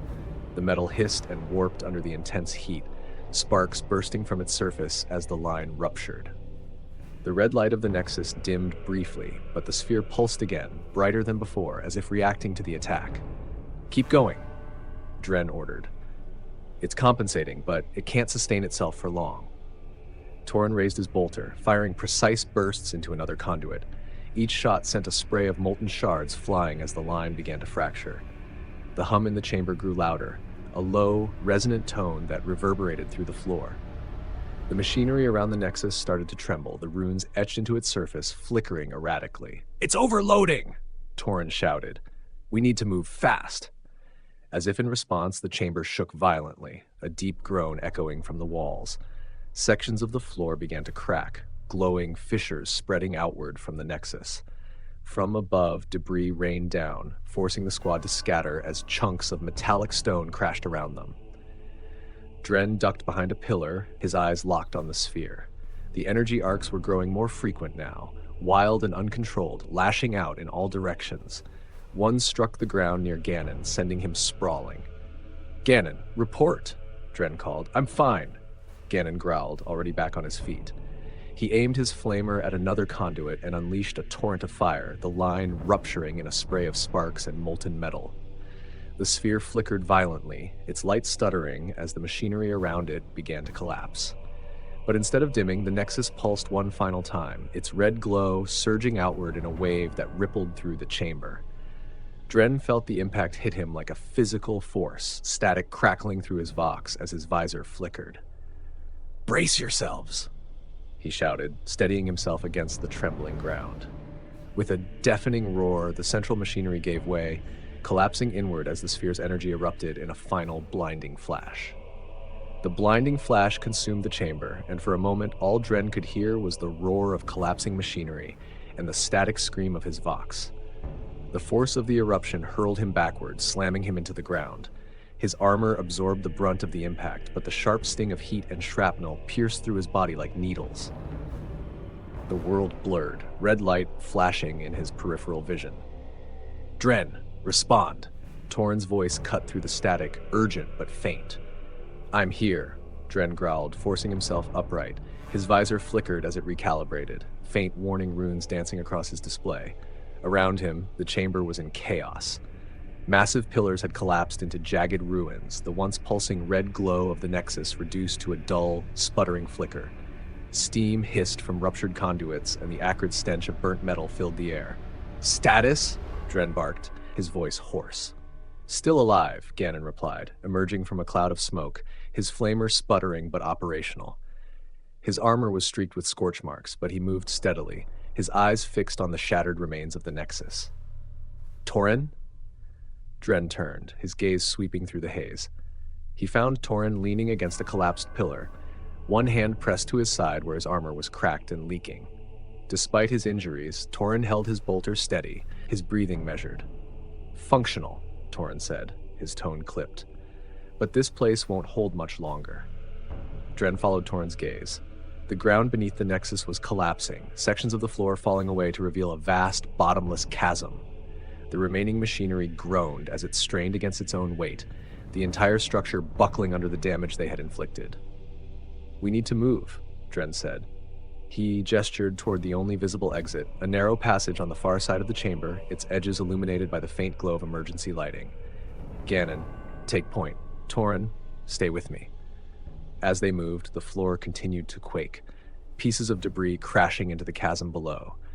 Dren felt the heat intensify, waves of it rolling upward like the breath of a slumbering giant. The destruction of the Nexus had destabilized more than just the chamber, it had awoken something deeper. Ahead, Ganon stopped suddenly, raising a hand to signal. "Contacts," he said, his voice low but steady. Dren's visor locked onto the faint outlines of movement within the corridor. Emerging from the smoke and shadows were constructs, sleeker and smaller than the ones before, their forms more humanoid. Their limbs crackled with residual energy, and their glowing eyes burned with focused intent. "They're not slowing us down this time," Dren muttered. "They're here to finish us." The first construct darted forward, faster than any they'd faced. Dren fired, his bolter barking as his rounds struck its chest. The construct staggered but didn't fall, its glowing core flaring as it lunged again. Dren sidestepped and fired a second burst, the explosive rounds punching through its head and dropping it instantly. "Ganon, burn the flanks!" Dren shouted, pivoting to track another construct. Ganon's flamer roared to life, a wave of fire sweeping across the advancing enemies. Two of them collapsed under the heat, their armor melting into slag, but the others pressed forward, their movements eerily coordinated. "They're faster than before," Torin called out, his bolter cutting down one that had leapt onto the wall. "These aren't just drones, they're combat models." Dren fired into the nearest construct, his rounds shattering its arm as it lashed out toward him. The squad pressed forward, their formation tight as they carved through the opposition. The passage narrowed further, forcing the constructs into tighter clusters that made them easier targets, but their speed and coordination made every second a battle. Finally, the last construct fell, its broken body crumpling against the corridor wall. The squad didn't stop to catch their breath. Dren gestured forward, his voice sharp. "Keep moving. Whatever's waiting for us, we meet it head-on." The corridor twisted sharply, the metallic walls narrowing around them like the throat of a beast. Every step brought them closer to the unseen heart of the Ethnarch's stronghold, but the air itself seemed to resist their progress. It was heavy, oppressive, as though the structure were alive and straining to push them back. The hum of distant machinery had shifted, no longer steady, but uneven like a failing heartbeat. "We're heading straight into a trap," Torin muttered, his bolter sweeping the darkened passage. His breathing was audible over the vox, the strain of his earlier injuries still evident despite his transhuman physiology working to mend him. "Doesn't matter," Dren replied. His voice was calm but cold, the weight of the mission tightening around him. "We push forward. There's no turning back." Ahead, Ganon stopped abruptly, raising a fist to signal. "Something's wrong," he said, his voice low. "No movement. It's too quiet." Dren stepped forward, his visor scanning the corridor. The faint glow of emergency lighting cast long, flickering shadows, but nothing stirred. The constructs they had fought so viciously moments before were gone. The passage stretched empty before them, narrowing into darkness. "Torin, anything on Auspex?" Dren asked. Torin adjusted the scanner embedded in his gauntlet, his visor flickering as streams of data scrolled across his display. "Readings are distorted," he said. "Interference is increasing. It's deliberate. It's trying to blind us," Dren muttered, his grip tightening on his bolter. "Stay together. Watch for anything." They moved cautiously, their formation tightening as the passage sloped downward. The air grew hotter with every step, the vibrations beneath their boots becoming erratic sharper. Then, without warning, the walls on either side began to shift. The metallic plating groaned, sliding inward in jagged, mechanical motions. Panels rose from the floor, cutting across the corridor like teeth, forcing the squad into a tighter and tighter space. "It's closing us in," Ganon growled, stepping back as one of the panels scraped close to his arm. "Torin, find us a path!" Dren barked. He fired a bolt round into one of the shifting plates, but the shot ricocheted harmlessly, the surface absorbing the impact like a dull echo. Torin's scanner flared, his voice clipped. "There's a chamber ahead, 20 meters. We can reach it if we..." Before he could finish, the floor beneath them jolted violently. A section of the passage collapsed, splitting apart with a deafening roar. Dren felt himself lose footing as the ground fell away, and suddenly he was sliding downward, the steep angle pulling him into darkness. Dren's fall ended abruptly as he slammed into an unforgiving metallic surface. His armor absorbed most of the impact, but the force still jarred him, leaving him momentarily disoriented. He pushed himself upright, bolter in hand, as his visor recalibrated. Around him, the dim red glow of machinery pulsed faintly, casting jagged shadows across the chamber he now found himself in. "Report," he barked, his voice echoing in the enclosed space. "Here." Ganon called from a few meters away, already rising to his feet. His flamer was intact, though a streak of ash covered the lens of his helmet. "Torin?" A groan came from nearby, and Dren turned to see Torin struggling to sit up against a shattered column of machinery. His armor bore fresh cracks from the fall, but he waved off Dren's approach. "I'm functional," he said through gritted teeth. "Barely." Dren scanned the chamber. They were in a massive, circular room lined with ancient machines, their surfaces covered in angular runes that pulsed faintly like dying embers. The walls stretched upward, disappearing into darkness. In the center of the chamber stood a massive pillar-like structure, its surface glowing faintly with red light that bled into the floor like veins. "This wasn't an accident," Torin muttered, pulling himself to his feet. He gestured toward the pillar. "It's guiding us, drawing us deeper." Dren didn't respond immediately. He stepped closer to the central structure, his visor scanning its surface. The glow emanating from the pillar was uneven, flickering like a failing star. There was a strange, rhythmic clicking coming from within, almost organic despite its mechanical source. "This is the core of the system," Dren said finally, his voice grim. "The nexus we destroyed, this is what it was feeding." "Great," Ganon muttered, readying his flamer. "So what's next? This thing gonna wake up and try to kill us too?"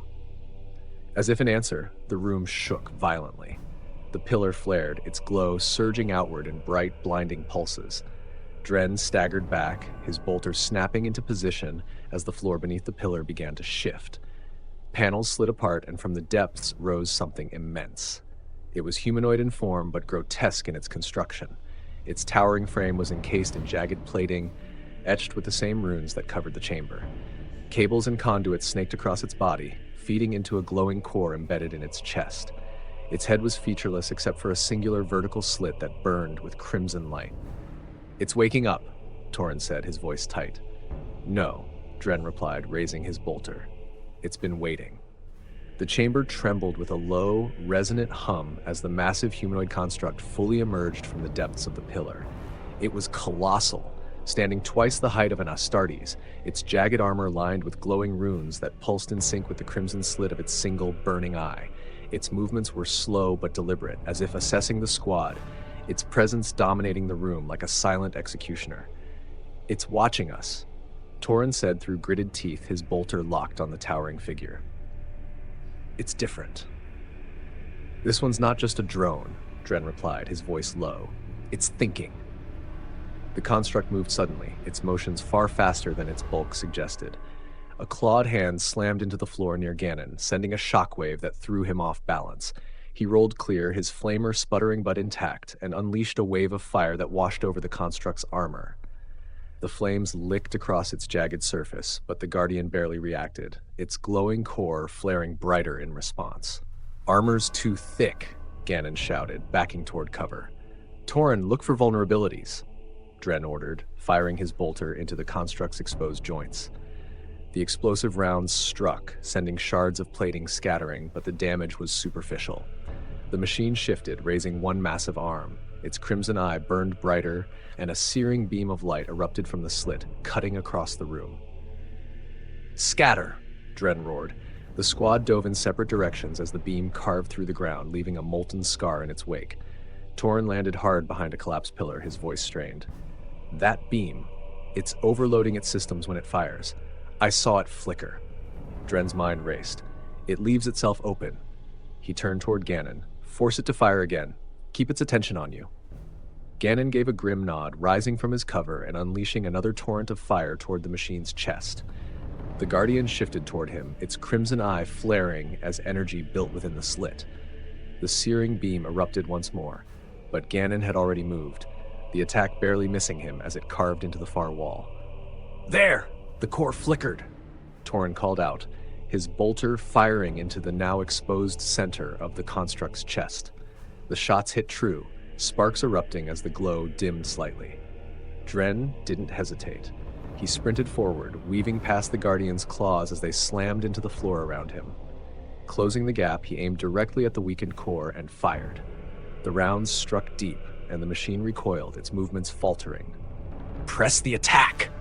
Dren shouted, falling back to regroup as the Guardian's core pulsed erratically.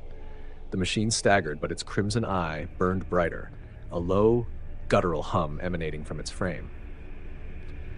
"It's not done yet," Torin muttered, reloading his bolter. The ground beneath their feet began to tremble again, the machinery lining the chamber walls lighting up with flickering red and green hues. Dren raised his bolter, locking eyes with the towering construct. "Then we finish it."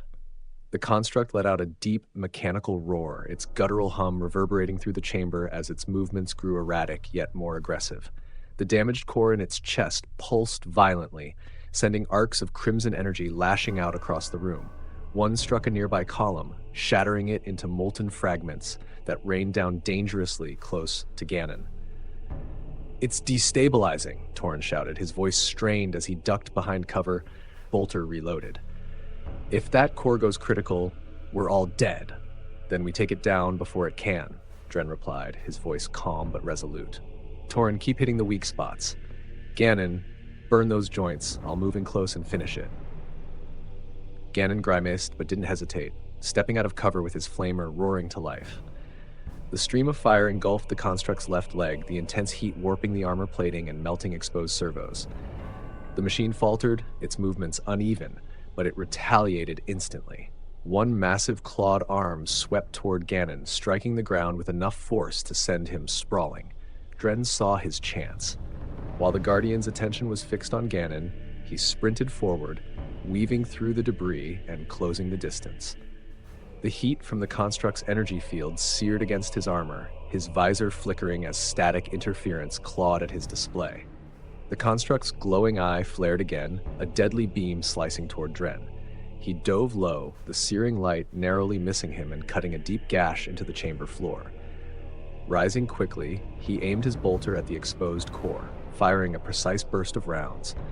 Each shot struck home, the pulsing light within the construct's chest dimming and sputtering as the machine let out another roar. "It's staggering," Torin called out, bolter rounds hammering into its arm joints. Sparks flew as one of the Guardian's claws collapsed, useless, to its side. The construct lashed out wildly with its remaining arm, smashing into a pillar and sending chunks of metal and stone cascading to the floor. "Dren, now!" Ganon yelled, flames still pouring onto the construct's legs, keeping it immobilized. Dren closed the final gap, charging toward the towering machine. He leapt onto a piece of fallen machinery, using it as a platform to vault upward. His combat knife was already in his hand, its edge glinting with the faint glow of energy. He landed on the construct's chest, directly over its damaged core, and drove the blade deep into the exposed mechanisms. The reaction was immediate. The machine convulsed violently, its core flaring and sputtering as Dren twisted the blade.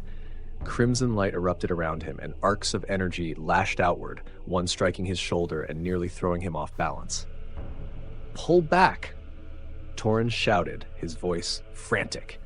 "It's collapsing!"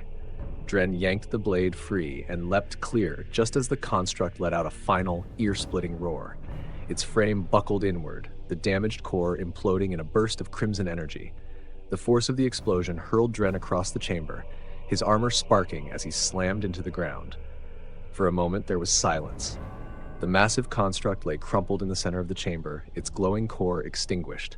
The faint hum that had filled the room since their arrival was gone, replaced by a deep, unnatural stillness. "Dren, report!" Ganon's voice cut through the ringing in Dren's ears. "I'm alive," Dren replied, forcing himself to his feet. His armor was scorched, his shoulder plate cracked, but he was functional. He glanced at the fallen Guardian, smoke rising from its shattered body. "Is it dead?" Torin scanned the wreckage with his auspex, his visor flickering. "No readings, it's gone." Ganon stepped forward, his flamer lowered but still alight. "That thing nearly took us all with it. If there's another one of those down here..." "There isn't," Dren interrupted, his tone firm. He turned toward the faint glow still emanating from the central pillar, the machinery around it flickering weakly. "This was the last line of defense. The Ethnarch isn't hiding behind more constructs, he's ahead." The faint glow of the central pillar pulsed weakly, the once dominant hum of the Ethnarch systems reduced to a fading whimper. The air around the chamber was thick with the acrid stench of molten metal and charred circuitry. Dren motioned the squad forward, his bolter raised, every step deliberate. Whatever lay ahead, he knew it wouldn't rely on the brute force of constructs anymore. The Ethnarch was waiting. "This whole place is dying," Torin muttered, his voice rough. He limped slightly, but kept his bolter steady, his visor flickering with intermittent static. "The energy grid's collapsing. Whatever's powering this, whatever he's using, it's burning itself out." "Good," Dren said, his tone cold. "It means we're close." Ganon stepped up to the jagged remains of the pillar, flames still dancing faintly at the nozzle of his flamer. "You think he'll face us himself, or is he hiding behind more tricks?" "He's here," Dren said firmly. He pointed to the far end of the chamber where a narrow passage cut deeper into the rock. Unlike the other corridors they'd traversed, this one was smooth and clean, as if recently carved. Faint green light bled from its edges, spilling onto the floor in sharp, unnatural patterns. "No constructs, no guards," Torn noted, his tone wary. "It's too clean." "He knows we're coming," Dren replied. "Stay sharp." The squad moved into the passage, its oppressive silence weighing on them more than the chaos of battle ever had. The green light grew stronger as they descended, casting strange, flickering patterns across their armor. The walls here were marked with intricate carvings, alien and angular, their sharp lines twisting into shapes that made the eye linger too long. Dren forced himself to look away, his instincts screaming that these designs were meant to distract, to disorient. "It's like the walls are alive," Ganon muttered, his voice hushed. "They might be," Torin replied. He adjusted his auspex, but his visor displayed only static. No readings, no heat signatures, no movement, just interference. The passage opened suddenly into a vast circular chamber. At its center was a raised platform, surrounded by machinery that pulsed faintly with green and red light. Standing on the platform, bathed in the unholy glow, was a figure both monstrous and regal, a tyrant of flesh and machine, watching them with unflinching malice. He was tall, far taller than a human, but his grotesque form bore the undeniable mark of Terran origin, twisted and augmented beyond recognition. Jagged metal jutted from flesh stretched taut, and cables snaked from his spine into the surrounding machinery, pulsing faintly as if feeding him power. The once human figure's face was a hollow mockery of life, a pallid mask interrupted by angular implants and a pair of eyes glowing green with cruel intelligence. "You've come far," the figure said, his voice hollow yet commanding, reverberating as though the chamber itself spoke for him. "Farther than most, but you are fools if you think you've already won." Dren stepped forward, his bolter leveled at the abomination. "Your machines are broken. Your armies are gone. This ends now." The figure's lips twisted into a faint, hollow smile. "Broken? Gone?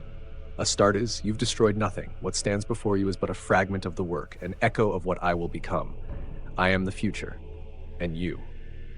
He gestured with one jagged claw, and the surrounding machinery surged to life, spilling blinding red and green light. "Are relics of a dying age." The platform trembled, and the walls seemed to shift. From concealed alcoves in the chamber, things began to emerge. They weren't constructs, not entirely. These were warped horrors, sickening fusions of flesh and machine. Their limbs jutted at unnatural angles, skins stretched tightly over exposed servos and wiring. Their movements were jerky and twitching, as if their bodies rebelled against their existence, but their glowing, soulless eyes burned with purpose. "The last of my creations," the figure said, his voice mocking. "Perfection born of humanity's failures, and you will fall to them as all others have." Dren didn't hesitate. "Ganon, burn them. Torin, cover the flanks. Push forward." The corrupted horrors surged forward, screeching as they moved. Ganon's flamer roared, its fire sweeping across the first wave. The abomination's skin blackened and blistered, melting into the mechanical components beneath, but they still stumbled forward, relentless even in their agony. Torin fired in tight bursts, dropping two that lunged at their flanks, but more swarmed from the alcoves, their sheer numbers threatening to overwhelm. Dren's bolter barked as he advanced, each shot precise and controlled. The platform loomed above, and the creature that had once been the Ethnarch stood watching, cables pulsing with energy. The figure raised his clawed hands, arcs of energy crackling between them as he gathered power. "You'll die here," the figure snarled, his voice rising to a furious crescendo, "and your Emperor's dream will die with you." The creatures advanced with deliberate, jerking motions, their forms a strange fusion of machine and flesh. One broke away, darting toward Torin with surprising speed. Its claw scraped across his armor, forcing him to stumble. Torin fired a quick burst from his bolter, hitting the creature's midsection. It dropped instantly, collapsing into stillness. "They just keep coming," Torin said, steadying himself as he reloaded. "They're defending something," Dren replied, his tone calm but urgent. His bolter tracked a second creature moving along the wall, and a precise shot brought it down. More emerged from the shadows, moving with an eerie synchronicity. "They're not going to let us through without a fight." Ganon stepped forward, his flamer igniting with a dull roar. The flame washed across the advancing creatures, forcing the nearest ones to fall back. "They don't like that much," he said, a hard edge to his voice. One staggered through the flames toward him, its movements sluggish, and Ganon stepped aside, directing another burst of fire to halt its advance. "Status?" Dren called as he advanced carefully, scanning for new threats. "Still functional," Ganon said, planting his feet and watching the line for any gaps. "They're slowing, but they're not done." Torin took down another as it tried to lunge from the side, his bolter precise. "We don't have much time to waste," he said, the strain in his voice tempered by determination. "Whatever's powering this, it's ahead."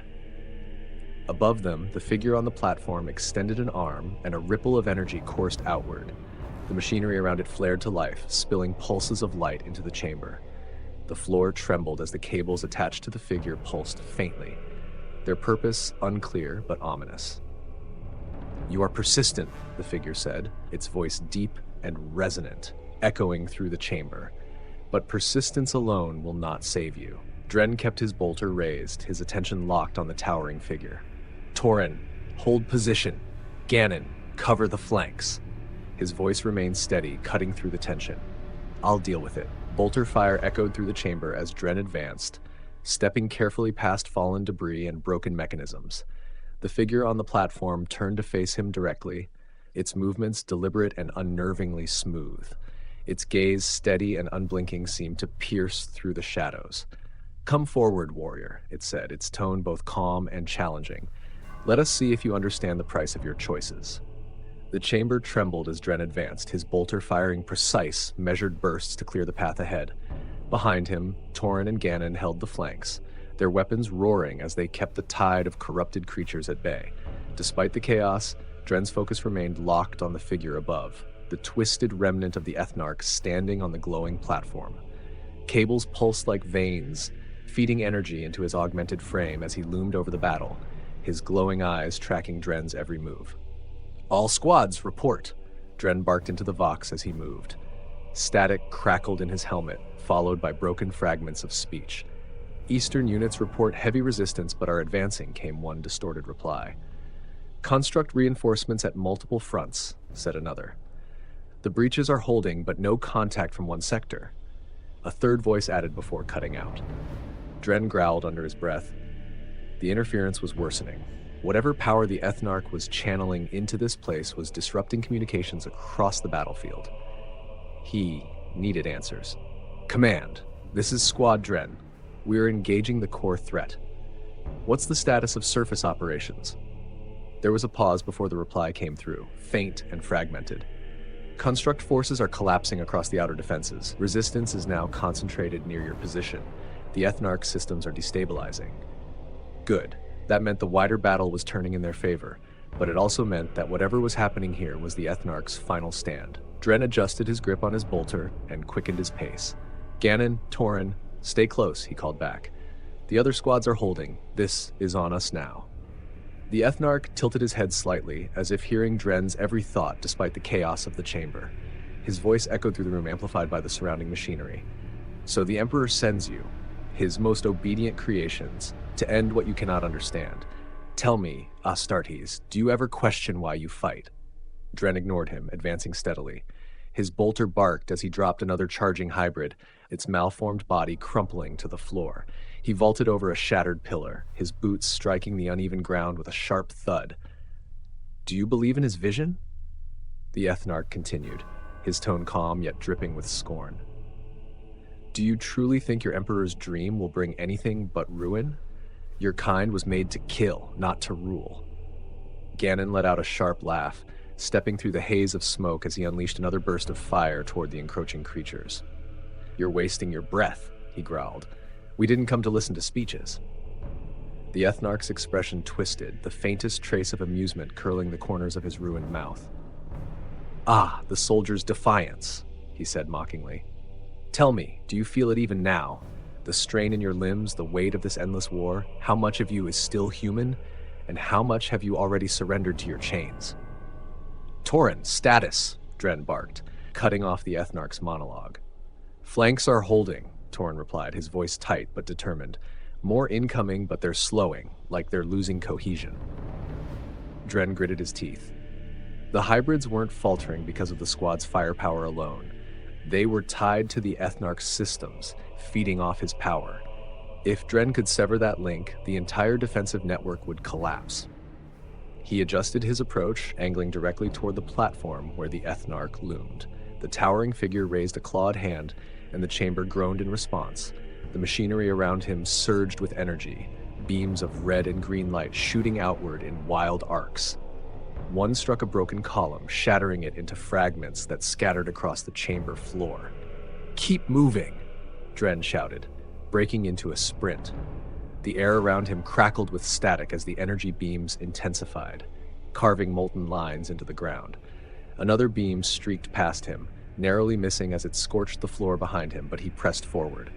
The Ethnarch extended both arms, his cables pulling taut as sparks erupted from the machinery tethered to his frame. The glow around him intensified, a blinding swirl of red and green light. "Do you see, Astartes?" he roared. "This is what your Emperor fears. The power of those who refuse his chains. The strength to forge our own destiny." Dren leapt onto the base of the platform, his bolter raised and ready. He fired 3 quick shots, striking the Ethnarch's shoulder and forcing him to stagger back. Sparks erupted from the impact, fragments of metal falling away to reveal the pale, scarred flesh beneath. The Ethnarch's glowing eyes narrowed, his voice rising in fury. "You dare challenge me?" The platform beneath Dren's boots vibrated with unstable energy, each pulse radiating through the chamber like the fading heartbeat of a dying beast.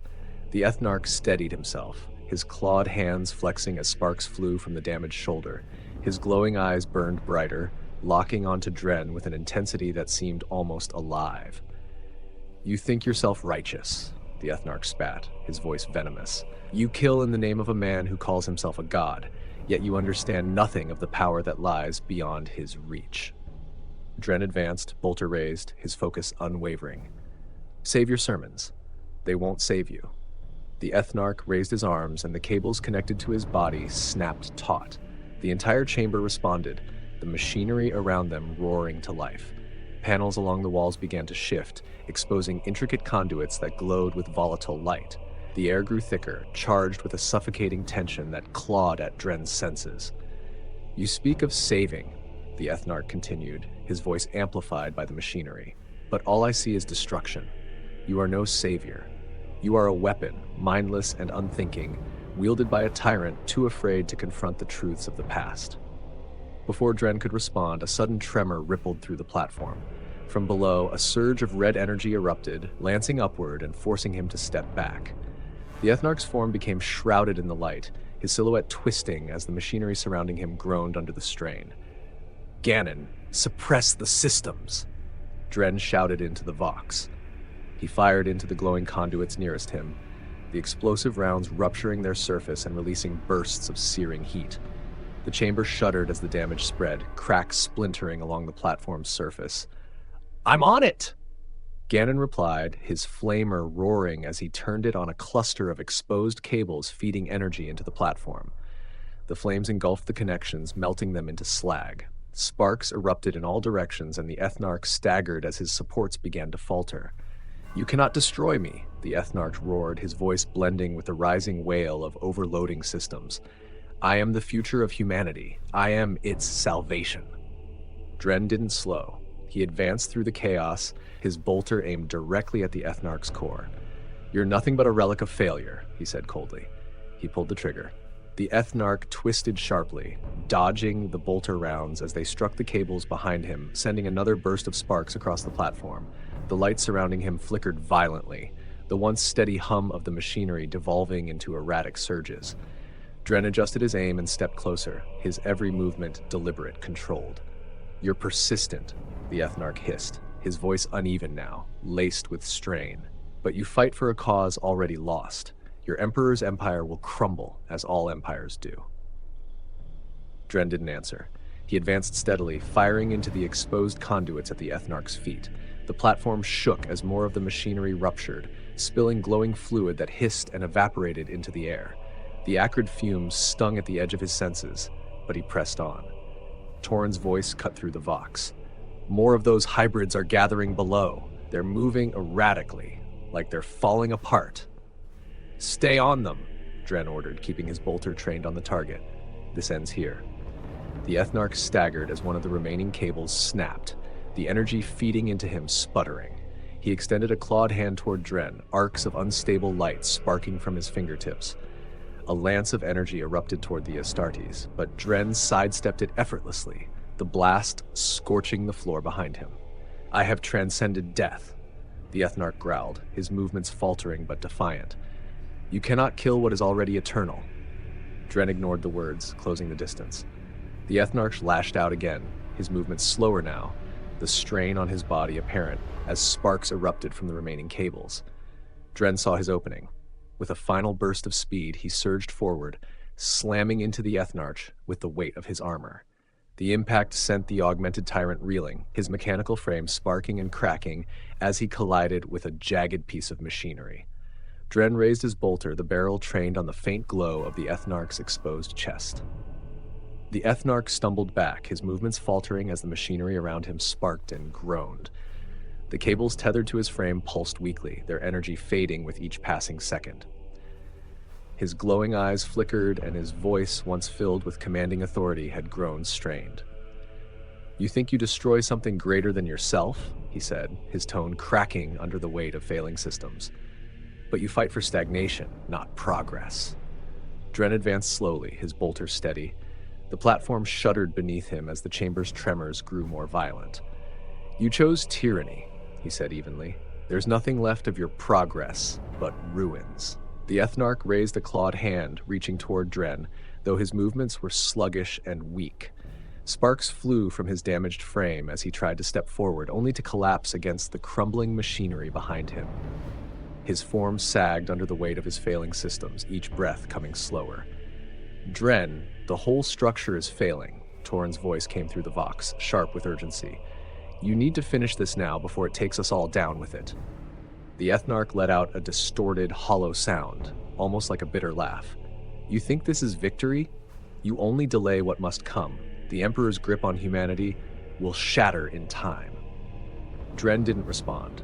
He stepped forward, his bolter still trained on the Ethnarch's core. The light within the cables dimmed further, their flickering pulses barely illuminating the chamber now. "Ganon," Dren said calmly over the vox. "Clear the remaining systems. Make sure nothing here survives." He steadied himself, his eyes fixed on the fading remnants of the Ethnarch's power. Without hesitation, he fired. The bolter round struck true, tearing through the flickering core at the center of the Ethnarch's chest. For a moment, the cables tethering him to the machinery twitched violently, sending one last burst of unstable energy rippling through the platform. The light in his eyes faltered, flickering faintly before fading entirely. His frame slumped forward, collapsing into the tangled remains of the failing systems around him. The chamber grew eerily still, save for the groaning of the overstrained machinery. Dren remained motionless, his bolter still raised, waiting for any sign of movement. None came. The Ethnarch's final defenses, his machines and corrupted creations, had failed. "Target neutralized," Dren said into the vox, his tone flat but resolute. "Systems are shutting down," Torin called out from the flanks. "The hybrids, whatever was driving them, are collapsing." Ganon's voice followed, calm but alert. "Confirmed. Secondary systems are degrading fast. This whole place is starting to come apart." Dren turned, stepping down from the unstable platform as tremors began to ripple through the floor beneath him. Sparks leapt from exposed conduits, and the walls of the chamber began to groan ominously, shedding loose fragments of metal and stone. The Ethnarch's death had triggered a chain reaction. "Torin, Ganon, regroup now," Dren ordered, his voice steady despite the rising instability. "We're done here." The two Astartes moved quickly, falling into formation as the tremors intensified. The glow of the collapsing systems illuminated the chamber in fractured bursts of red and green, casting their shadows across the ruins. As they moved toward the exit, Dren spared a final glance at the fallen Ethnarch, now little more than a broken husk among the ruins of his ambitions. There was no satisfaction in the victory, only the grim acknowledgement of another enemy defeated in the Emperor's name. The chamber quaked violently as the squad moved toward the exit, the dying machinery around them emitting bursts of light and heat. Sparks rained down, and the air filled with the sharp tang of burning metal. The floor beneath their boots cracked and shifted, each step more treacherous than the last. "Stability is dropping fast," Torrin said, his voice clipped but calm. His bolter was raised, scanning the shadows for any lingering threats. "We need to get out before the entire structure collapses." Gannon glanced over his shoulder, the nozzle of his flamer still glowing faintly from the earlier battle. "The tunnels won't hold much longer. Let's hope the surface isn't buried by the time we reach it." Dren took the lead, his stride purposeful as he guided them back through the narrowing passageway they had entered from.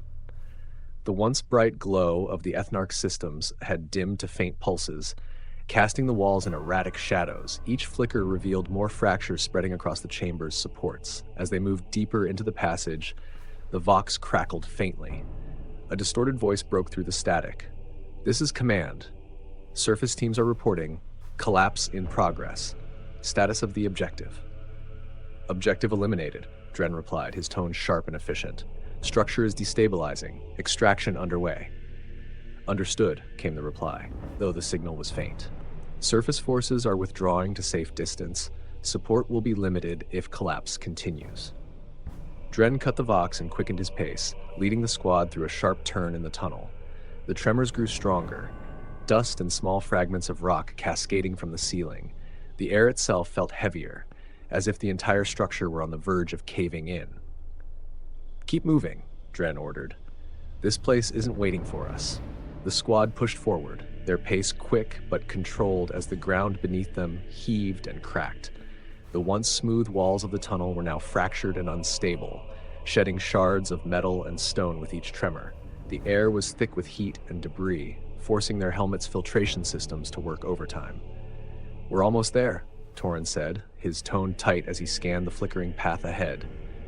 His injury had slowed him, but he kept pace, bolter ready in case anything stirred from the collapsing shadows. The breach point should be just beyond the next turn.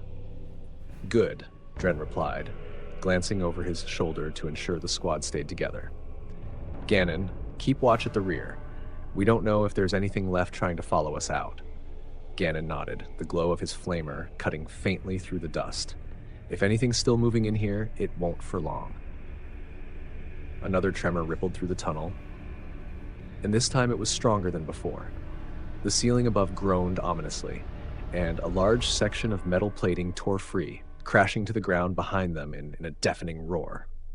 The squad stopped for a moment, their visors flickering as the shockwave sent debris scattering around them. "Move, now!" Dren barked, motioning forward as the tunnel behind them began to cave in. The squad broke into a sprint, their armored boots pounding against the unstable floor. The walls groaned louder, sections of conduit sparking and collapsing as they passed. Dust filled the air, thick and choking, but their path was still visible, a faint, flickering light at the end of the tunnel guiding them forward. Finally, they emerged into the breach point, a jagged opening in the side of the vault where they had first entered. Beyond it, the ashen skies of the Caucus Wastes loomed, still thick with smoke and the faint flashes of distant battles. "We're clear," Torrin called, stepping out into the open air and scanning the horizon for any immediate threats. Dren turned back to the collapsing tunnel, his eyes narrowing as the last remnants of the Ethnarch's fortress groaned and buckled under its own weight. A low rumble echoed from deep within, followed by a final, thunderous collapse. Dust and debris surged outward, but the squad held their ground. "Command, this is Squad Dren," Dren said into the vox, his tone steady. "Objective is confirmed neutralized, extraction complete." The squad stood in silence for a moment. the dust settling around them as the echoes of the collapse faded into the distant rumble of the wastes. The Ethnarch's fortress was gone, reduced to rubble buried deep beneath the earth. What had once been a bastion of defiance, bristling with ancient technology and impossible creations, was now just another ruin in humanity's long, violent history. "Looks like that's the end of it," Ganon said, lowering his flamer. His tone was calm, but there was an edge of exhaustion in his voice. No more constructs, no more machines, just the ashes. Tauren leaned against a fractured piece of rock, rolling his shoulder as if testing his injured side. "It should feel like a victory," he muttered, looking back at the still smoking remains of the vault. "But it doesn't, not really." Dren turned toward his squad, his gaze lingering on each of them in turn. Their armor bore the scars of the battle, scorch marks, dents, cracks, but they were alive. They had completed their mission. He spoke with the quiet certainty of a leader who had seen many such moments. Victory doesn't feel like anything, it's just another step forward. The Vox crackled faintly in Dren's helmet, cutting through the stillness. "This is command.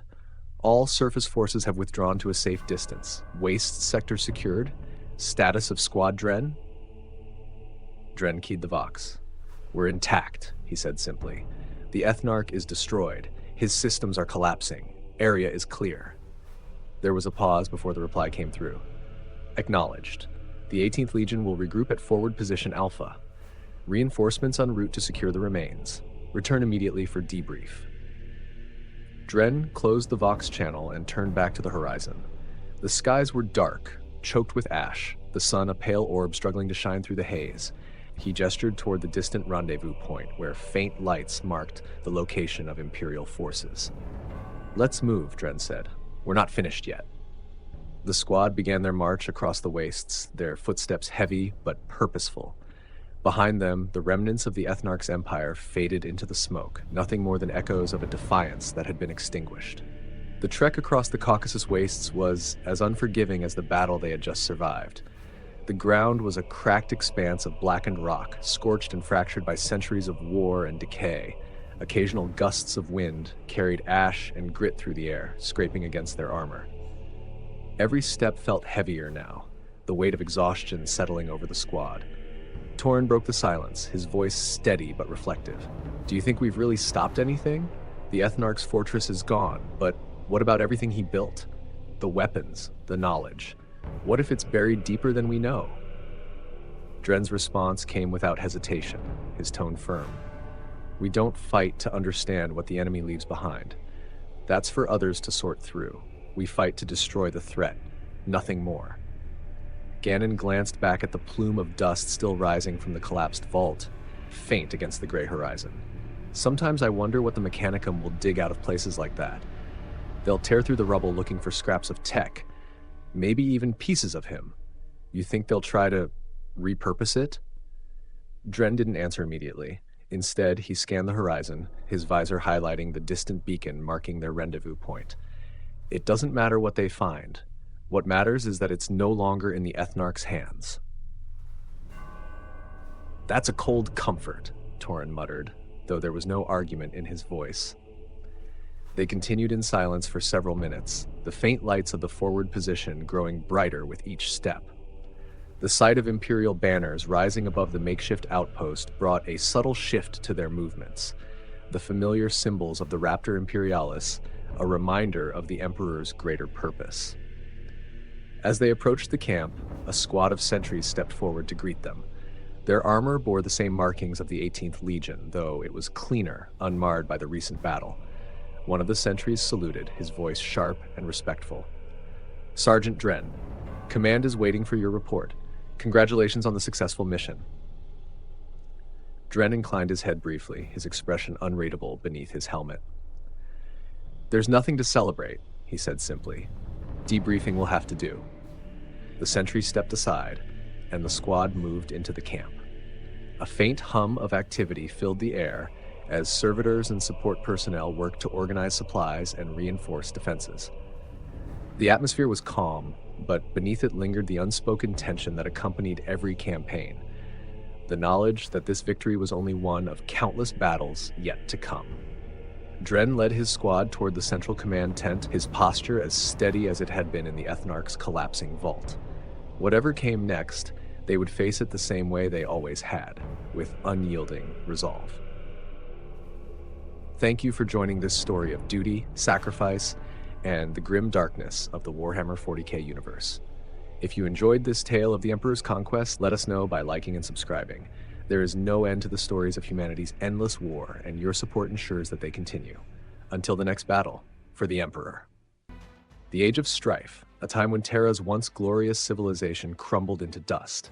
What had once been humanity's golden age of stellar conquest degenerated into a dark and savage epoch, cursed, where knowledge was lost and mutation spread like a blight. Earth fractured, each region a battleground of ferocious warlords, but none were as infamous or deadly as Nord Afrik, a land scarred by irradiated wastelands and ruled by brutal, mutant warlords. In these ashen wastelands, where sunlight was often obscured by ceaseless dust storms, a leader rose among the mutants. His name was wrapped in shadows, known only as the Fireborn. But this was no ordinary mutant. He was a psyker of terrible potency, a creature whose body had been twisted by the untamed energies of the warp, that chaotic, unpredictable realm beyond the physical. His flesh was scarred and torn from the mutations that plagued him, his skin cracked and darkened like burnt stone, and his eyes blazed with psychic fire. The flames were both his gift and curse, an inferno that could consume any who opposed him. With this power, he inspired and controlled the hordes of mutants who rallied under his banner.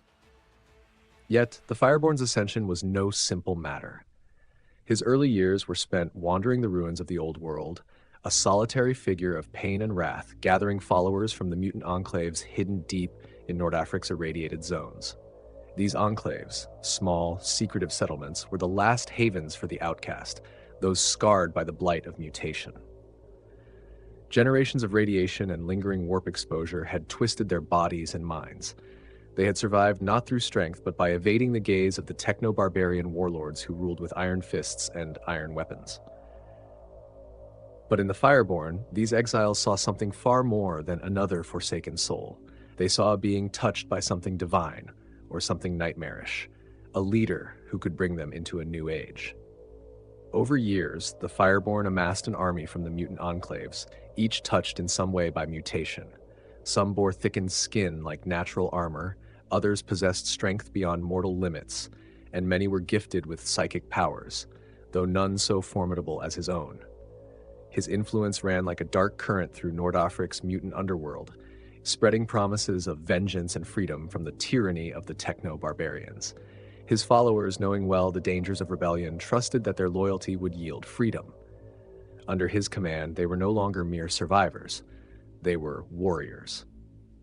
The Techno-Barbarians who ruled Nord Afrik had long sought to eradicate the mutant enclaves.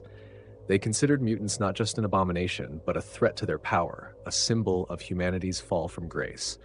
These warlords wielded brutal weapons, ancient guns, explosive devices, and relics from the dark age of technology, and controlled disciplined armies of warriors.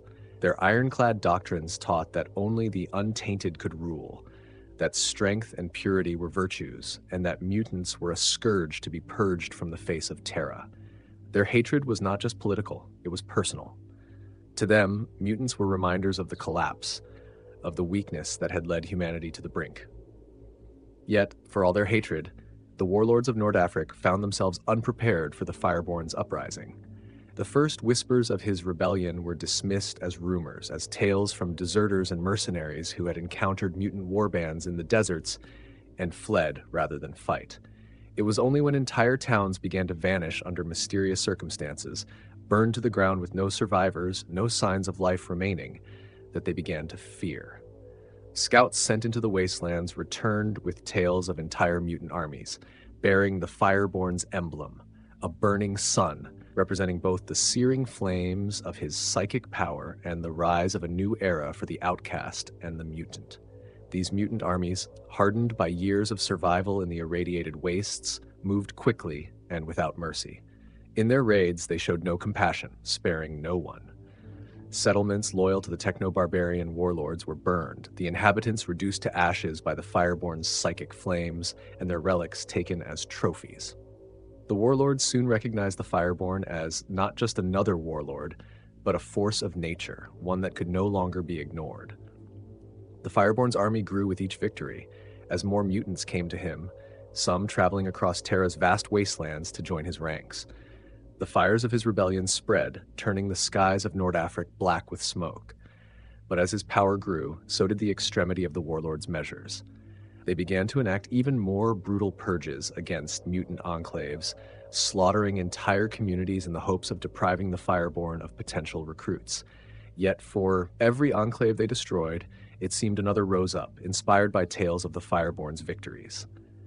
His legend grew, becoming a story whispered in terror and reverence alike, a story of retribution, of liberation through flame. The Fireborn, ever the strategist, understood that his power lay not just in raw numbers or mutant strength, but in the terror his rebellion inspired.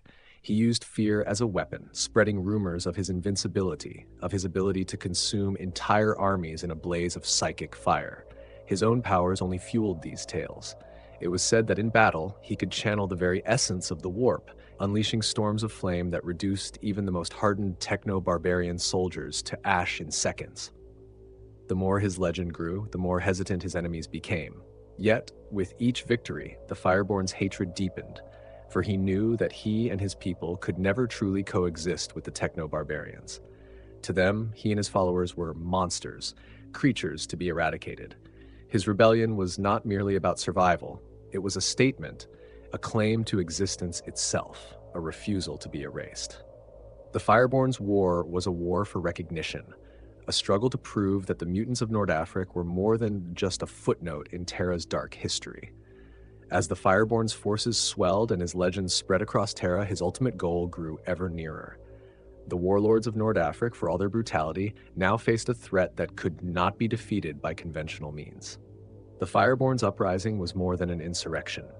It was a harbinger of a world in which the downtrodden, the mutated, and the castaways could stand on equal footing with their so-called pure-blooded oppressors. And in his mind, he knew that if he could hold out long enough, perhaps Terra itself would recognize the fire within him as something more than a mutation, as something righteous. Yet, even as he tasted victory, forces beyond his understanding and beyond his control stirred on the horizon. For in the shadows of Terra, hidden in his mountain strongholds, the Emperor of Mankind watched. The Fireborn's defiance had reached the ears of the one being who understood both the potential and the peril of the mutant, the Psyker, and the chaos that was now engulfing Nord Afrik. And though the Fireborn had yet to encounter the Emperor's forces, he would soon find himself facing a foe far beyond the techno-barbarians he despised. In the smoldering wastelands of Nord Afrik, the flames of rebellion burned bright. The Fireborn's name became legend, and his rebellion a beacon of hope and vengeance alike. But unbeknownst to him, his fiery uprising was but the beginning of a larger struggle, a war that would reshape Terra and decide the fate of humanity itself. The coalition of Nord Afrik's techno-barbarian warlords gathered at the plains of Ashadar, casting a grim and determined silhouette across the horizon. Their banners, dark and bloodstained, flapped under the scorching winds as a testament to their brutal resolve. From their ranks came the thunderous rumble of war machines and the snarls of battle beasts bred for slaughter. To the warlords, Ashadar represented the heart of a malignant uprising, a defiled fortress that had once been their stronghold, now held by mutants who sought to overthrow their rule. Within Ashadar's walls, the Fireborn watched from the ramparts, his eyes blazing with the psychic fire that had become his trademark. His lieutenants, each bearing the scars of their mutations and their loyalty, stood at his side, ready to unleash their fury upon the advancing armies. The once grand fortress, now twisted into a fortress of mutants, was fortified with salvaged defenses and layered in makeshift barricades. Psyker sentries lined the walls, their minds connected in a web of psychic energy that pulsed like a heartbeat through Ashadar's stone walls. The Fireborn's gaze fell upon the warlord banners approaching. Lord Draven, a fearsome figure clad in armor adorned with the skulls of defeated foes, rode at the head of the coalition, his darkly gleaming helm marking him as the commander of this united host. Draven was notorious for his cruelty, a ruler who viewed mutants as little more than vermin to be exterminated. His hatred for the Fireborn was personal, stemming from the mutant raids that had decimated his lands and burned his towns. Behind him marched warlord Kalen and matriarch Soraya, each a feared leader in their own right.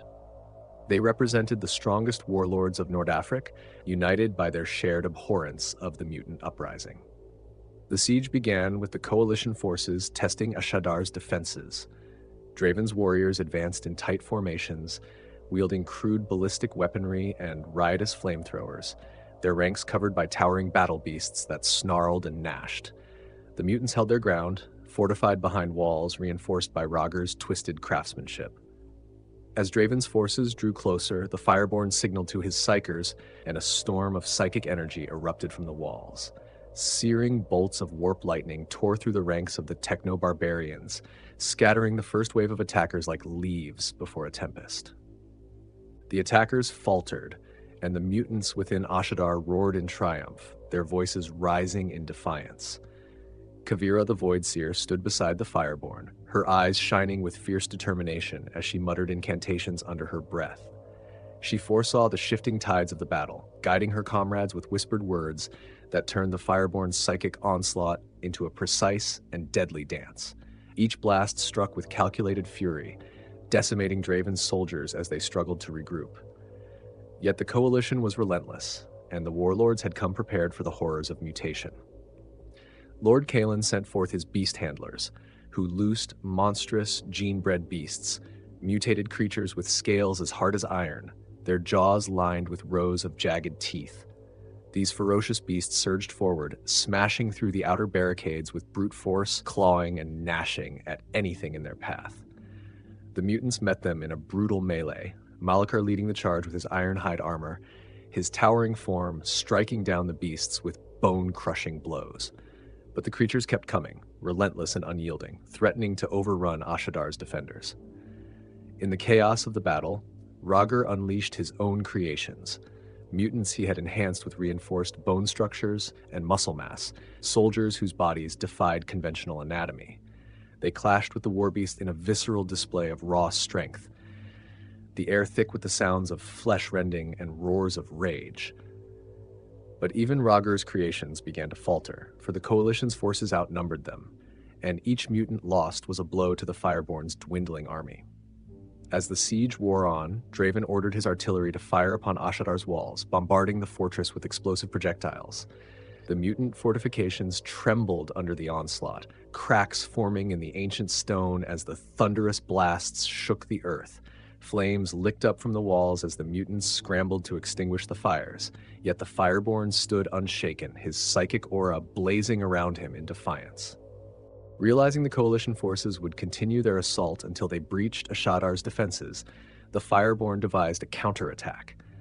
He ordered Kavira to lead a detachment of mutants through hidden tunnels beneath the fortress, ancient passageways built long before the Age of Strife. With her visions guiding her, Kavira led her troops through these dark corridors, emerging behind the Coalition's artillery lines. In the dead of night, they fell upon the gunners with savage precision, silencing the guns in a storm of blood and fire. The Coalition forces, caught off guard by the ambush, scrambled to defend their artillery positions, but Kavira's raiding party struck with ruthless efficiency. Psyker mutants unleashed bursts of psychic force, hurling soldiers across the battlefield like ragdolls, while Kavira herself wielded a twisted staff that channeled her warp-gifted visions into blasts of energy that reduced enemies to charred remains. The Coalition's artillery lay in ruins by dawn, their gunners slain, and the Fireborn's forces returned to Ashadar victorious, though battered and bloodied from the night's skirmish. Yet for every victory, the Fireborn knew the cost of holding Ashadar was rising. His forces were dwindling, and the Techno-Barbarians would not relent. As dawn broke, Lord Draven ordered an all-out assault, summoning every available soldier to take the walls of Ashadar. The Coalition's warriors surged forward in a tide of flesh and metal, determined to breach the fortress or die trying. The Fireborn rallied his forces, his voice booming across the battlefield, reminding them of their purpose, of the freedom they fought to claim. The fighting grew desperate. Draven's warriors breached the outer defenses, and combat spilled into the streets of Ashadar itself. House by house, room by room, the mutants and techno-barbarians clashed in brutal hand-to-hand combat.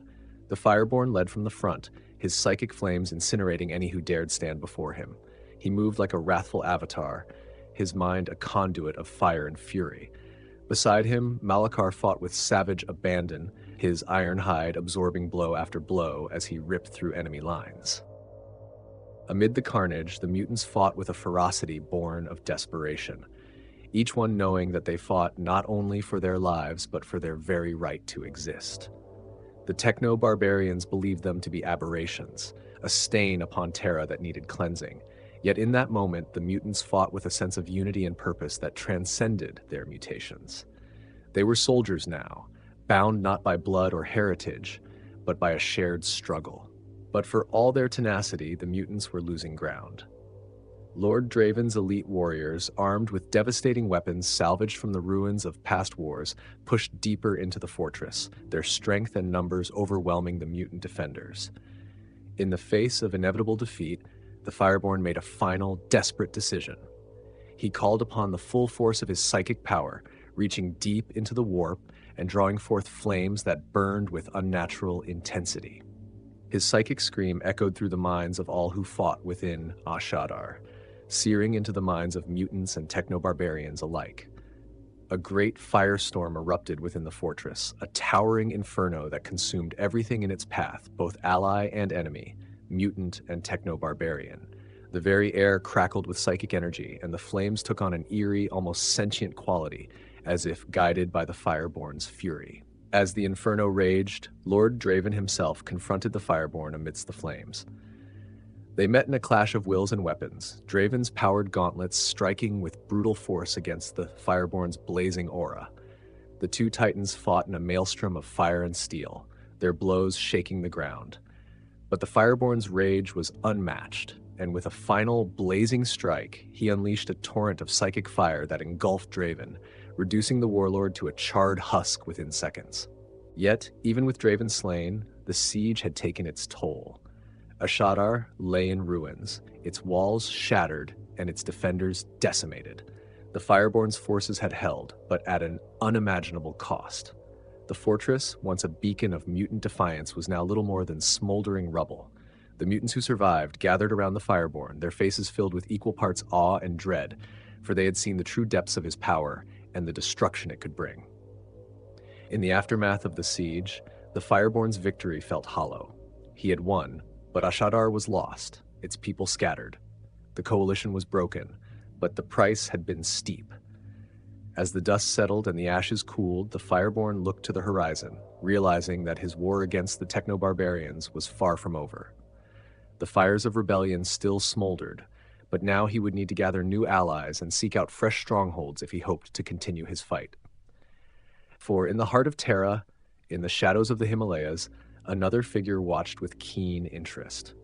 The Emperor had seen the fire of the Fireborn's defiance and recognized its strength, but he also saw the danger it posed to the order he sought to impose on Terra. Soon the Fireborn would face a new adversary, one far greater than any he had known before.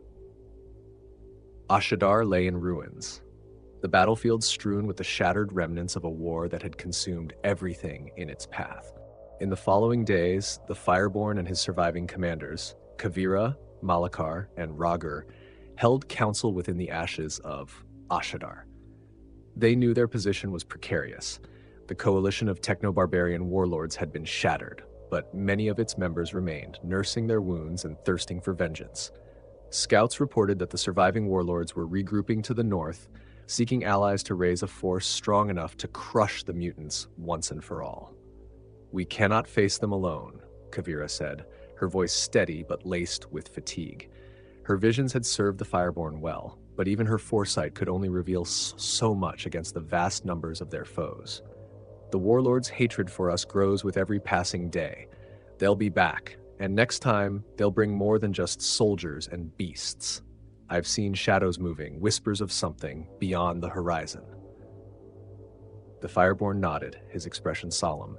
He sensed it too, a growing presence, an aura of power that loomed over Terra, closing in on Nord Afrik and all other techno-barbarian territories. It was something he couldn't fully comprehend but felt deeply, a watchful force observing his every move. He had dismissed it as a product of the warp's influence, but now the weight of it was undeniable. "We cannot remain here," he said, his voice as steady as steel. "Ashadar has served its purpose. It was our beacon, a signal to the warlords that we would not be cowed. But it is no longer safe. We must find new ground, gather new allies, and if necessary, reach beyond Nord Afrik. There are others on Terra who live as we do, outcasts hunted by those who see them as nothing but animals. They too burn with the fire of survival. We will bring them to our cause." With this decision made, the Fireborn ordered his followers to begin the arduous task of abandoning Ashadar. They salvaged what they could from the fortress ruins, carrying weapons, armor, and supplies on makeshift carts. Malakar and Ragur led patrols, guarding the caravans as they began their trek across Nord Afrik's wastelands. Alongside them marched mutants of every shape and form, their mutations grotesque but their determination unshaken. Some were mutants with unnatural strength, others bore psychic gifts, and still others possessed traits that rendered them resistant to radiation, making them invaluable scouts in the irradiated lands. As they journeyed northward, the Fireborn sent emissaries to the scattered mutant enclaves hidden in the region. In their message, he called upon all who had been outcast or scorned, all who had endured the cruelty of the Techno-Barbarians, to unite under his banner. Rumors of his triumph at Ashadar had spread swiftly, tales of the fiery Psyker who had single-handedly decimated the armies of Lord Draven and defied the strongest warlords of Nord Afrik. His call resonated with mutants and Psykers alike, and they began to arrive. Small bands of exiles, lone wanderers, and entire families who had once hidden in the shadows. Each new arrival brought their own abilities and stories, tales of persecution, survival, and rebellion. One such group was led by Iskar the Stonebound, a mutant with skin that had turned to rock over years of exposure to warp energies. His body was heavy, his movements slow, but his strength was unmatched, and his people revered him as a symbol of endurance. Alongside him came a cadre of mutants with stone-like exoskeletons, resilient but weighed down by their mutations, each one a living fortress in battle. Others were outcasts from the Indonesic bloc, a region once dominated by the psychic rebellions. They had fled after the warlords of Indonesia unleashed brutal purges to exterminate psychers and mutants alike. These new allies, psychically gifted and well-versed in survival, added to the Fireborn's ranks, bringing powers that only strengthened his cause. Under his guidance, they trained, learning discipline and tactics, becoming more than mere outcasts. They became an army. The Fireborn's following grew, yet his every step felt haunted by the presence he had sensed at Ashadar. The visions Kavira had warned him about grew darker, shadows lengthening in her mind's eye, clouding her foresight.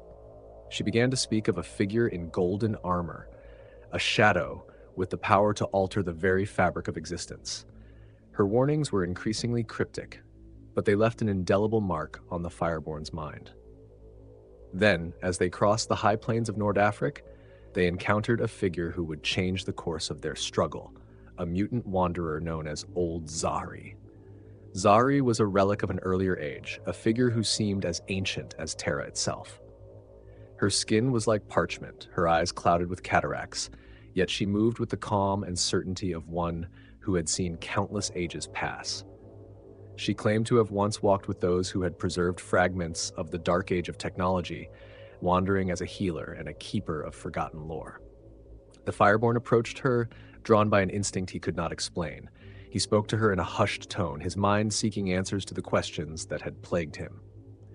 Zahri, with her knowing gaze, seemed to understand his unspoken doubts. She offered him a prophecy in return, a story from the days before Old Night. "Listen well, Fireborn," she said, her voice a whisper against the howling winds. "Before the Age of Strife, humanity wielded power over flesh and mind, over the stars themselves. But we grew arrogant, we tampered with what should not be touched. The warp opened its maw, and we fell into darkness. Now, there are forces on Terra who seek to reclaim what was lost, to control not just men, but the very blood in their veins." Zahri's words struck the Fireborn like a hammer blow. She spoke of the Emperor, though she did not use his name. She spoke of a being who had been waiting, watching Terra's downfall, waiting for the moment to step forth and seize control over humanity's fate. The Fireborn felt a chill as he listened, as if the shadows Kavira had foreseen were gathering around him. "What do I face, old woman?" he asked, his voice tinged with both reverence and dread. "You face a power unlike any warlord," Zari replied. "He will offer you peace, perhaps even understanding.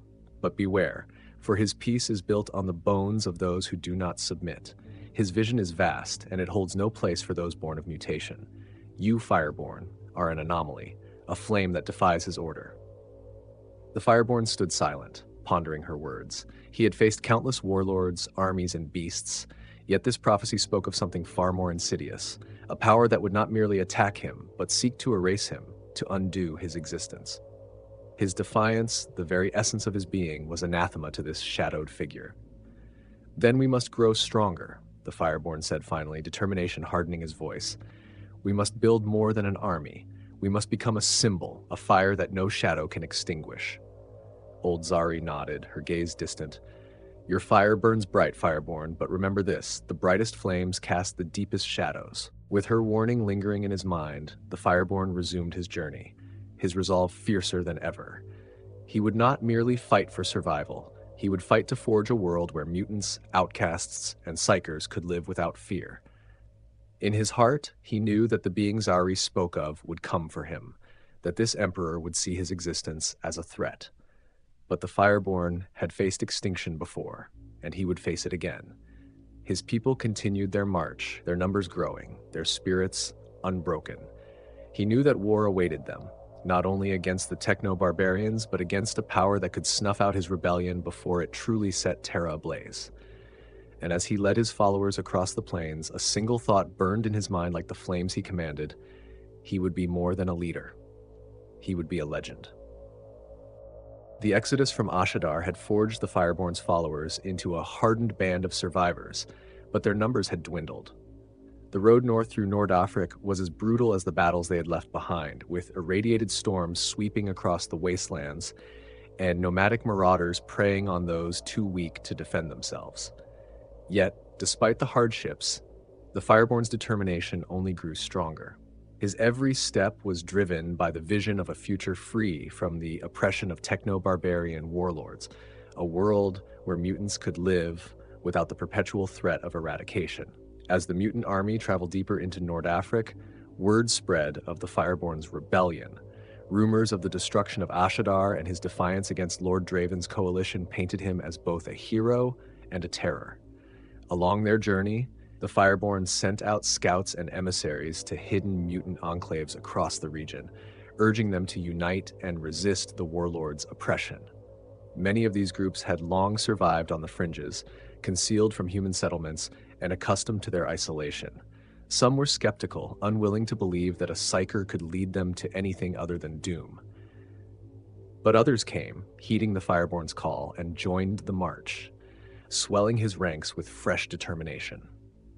During this time, a new figure entered the Fireborn's camp, one who would become a crucial ally in his struggle. Known only as Seherin, she was a powerful psyker from the distant lands of Indonesia, a region ravaged by the psychic rebellions. Tall and shrouded in flowing dark robes, her eyes glowed with an eerie light, giving her the appearance of seeing beyond the present moment. When she arrived, she claimed to bring a vision of the future, a warning of forces gathering in the distant mountains to the east, preparing for a conquest that would sweep across Terra and extinguish the flames of rebellion. The Fireborn met her with cautious curiosity, for he had always been wary of other psychers. But Seherin's insight was profound, and her vision was compelling. "There is a shadow growing over Terra," she said, her voice low but unwavering. "A being of great power rises from the mountains. He gathers an army, warriors unlike any we have seen, armored giants forged to carry his will. He will seek to bring order, but his vision holds no place for those like us." The Fireborn listened, his expression unreadable.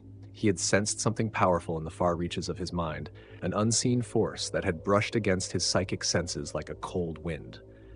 He remembered Old Zari's prophecy, the words she had spoken to him in the desolate plains, warning him of a golden figure who would threaten everything he fought to preserve.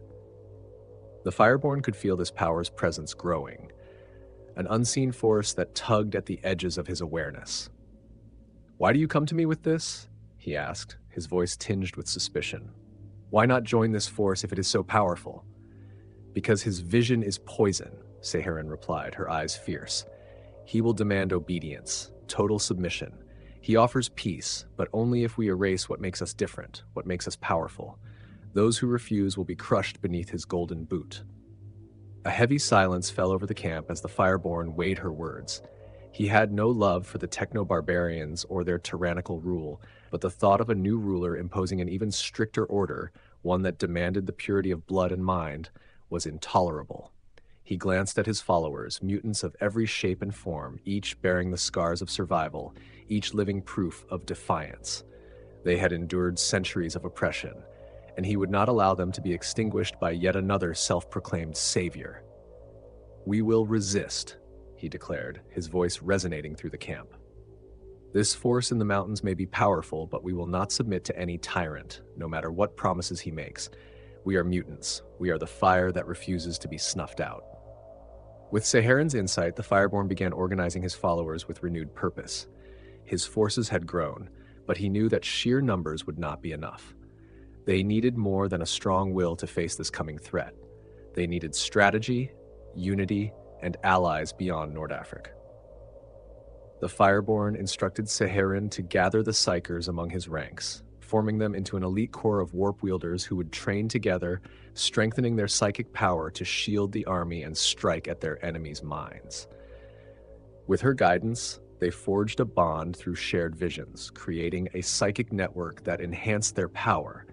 A dangerous tactic, for it meant that failure could affect them all, but it also made them a formidable force. Beyond Nord Afrik's borders, the Fireborn's messengers reached out to mutant enclaves and hidden psyker communes scattered across Terra. Most were wary, accustomed to survival in the shadows, but some answered his call. They brought their own stories of persecution and whispered tales of the Golden One rising from the east, a figure whose shadow seemed to touch every corner of Terra. Slowly, these scattered groups began to rally, joining the Fireborn's movement in small bands. Each group brought unique skills and knowledge, from the biomagi of the Pan-Pacific gene cults to the mystics of the blasted European arcologies. Together, they began to create something Terra had never seen before, a unified mutant army. Then, as the mutant force moved through the wastes of Nord Afrik, they encountered an ancient fortress built into the crags of a mountain range. Known as Caucus Redoubt, it had once been a stronghold of a forgotten techno-barbarian tribe, but had long since been abandoned. The fortress had decayed over the centuries, its walls eroded by storms, its battlements overgrown with alien flora.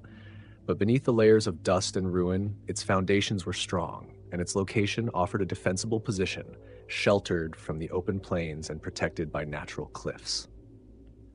The Fireborn seized Caucus Redoubt, seeing it as the ideal headquarters for his growing army.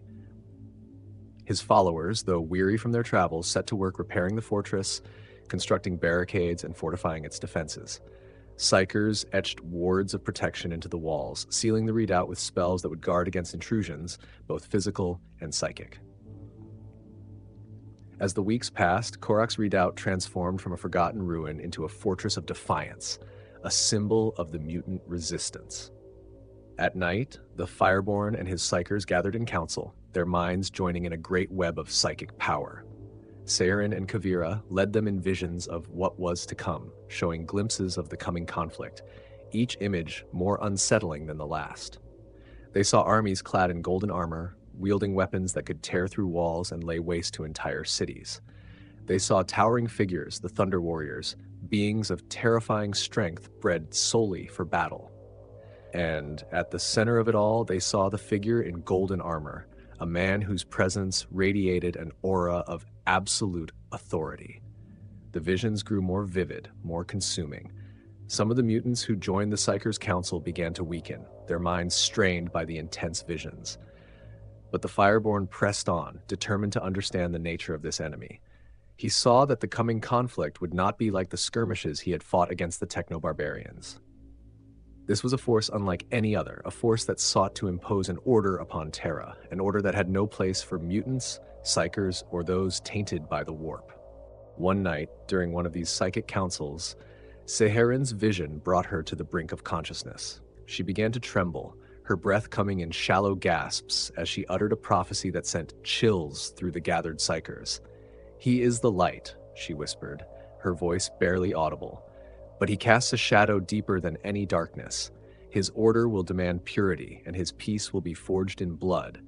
Those who are touched by the fire will be extinguished." Her words hung in the air, a warning as cold as the winds that howled through the redoubt. The Fireborn felt the weight of her prophecy settle over him, a heavy mantle of responsibility. He knew that this Golden One would bring an end to the mutant enclaves, the psyker communes, the bio-magi cults, everything that had endured on Terra's margins, clinging to life despite the odds.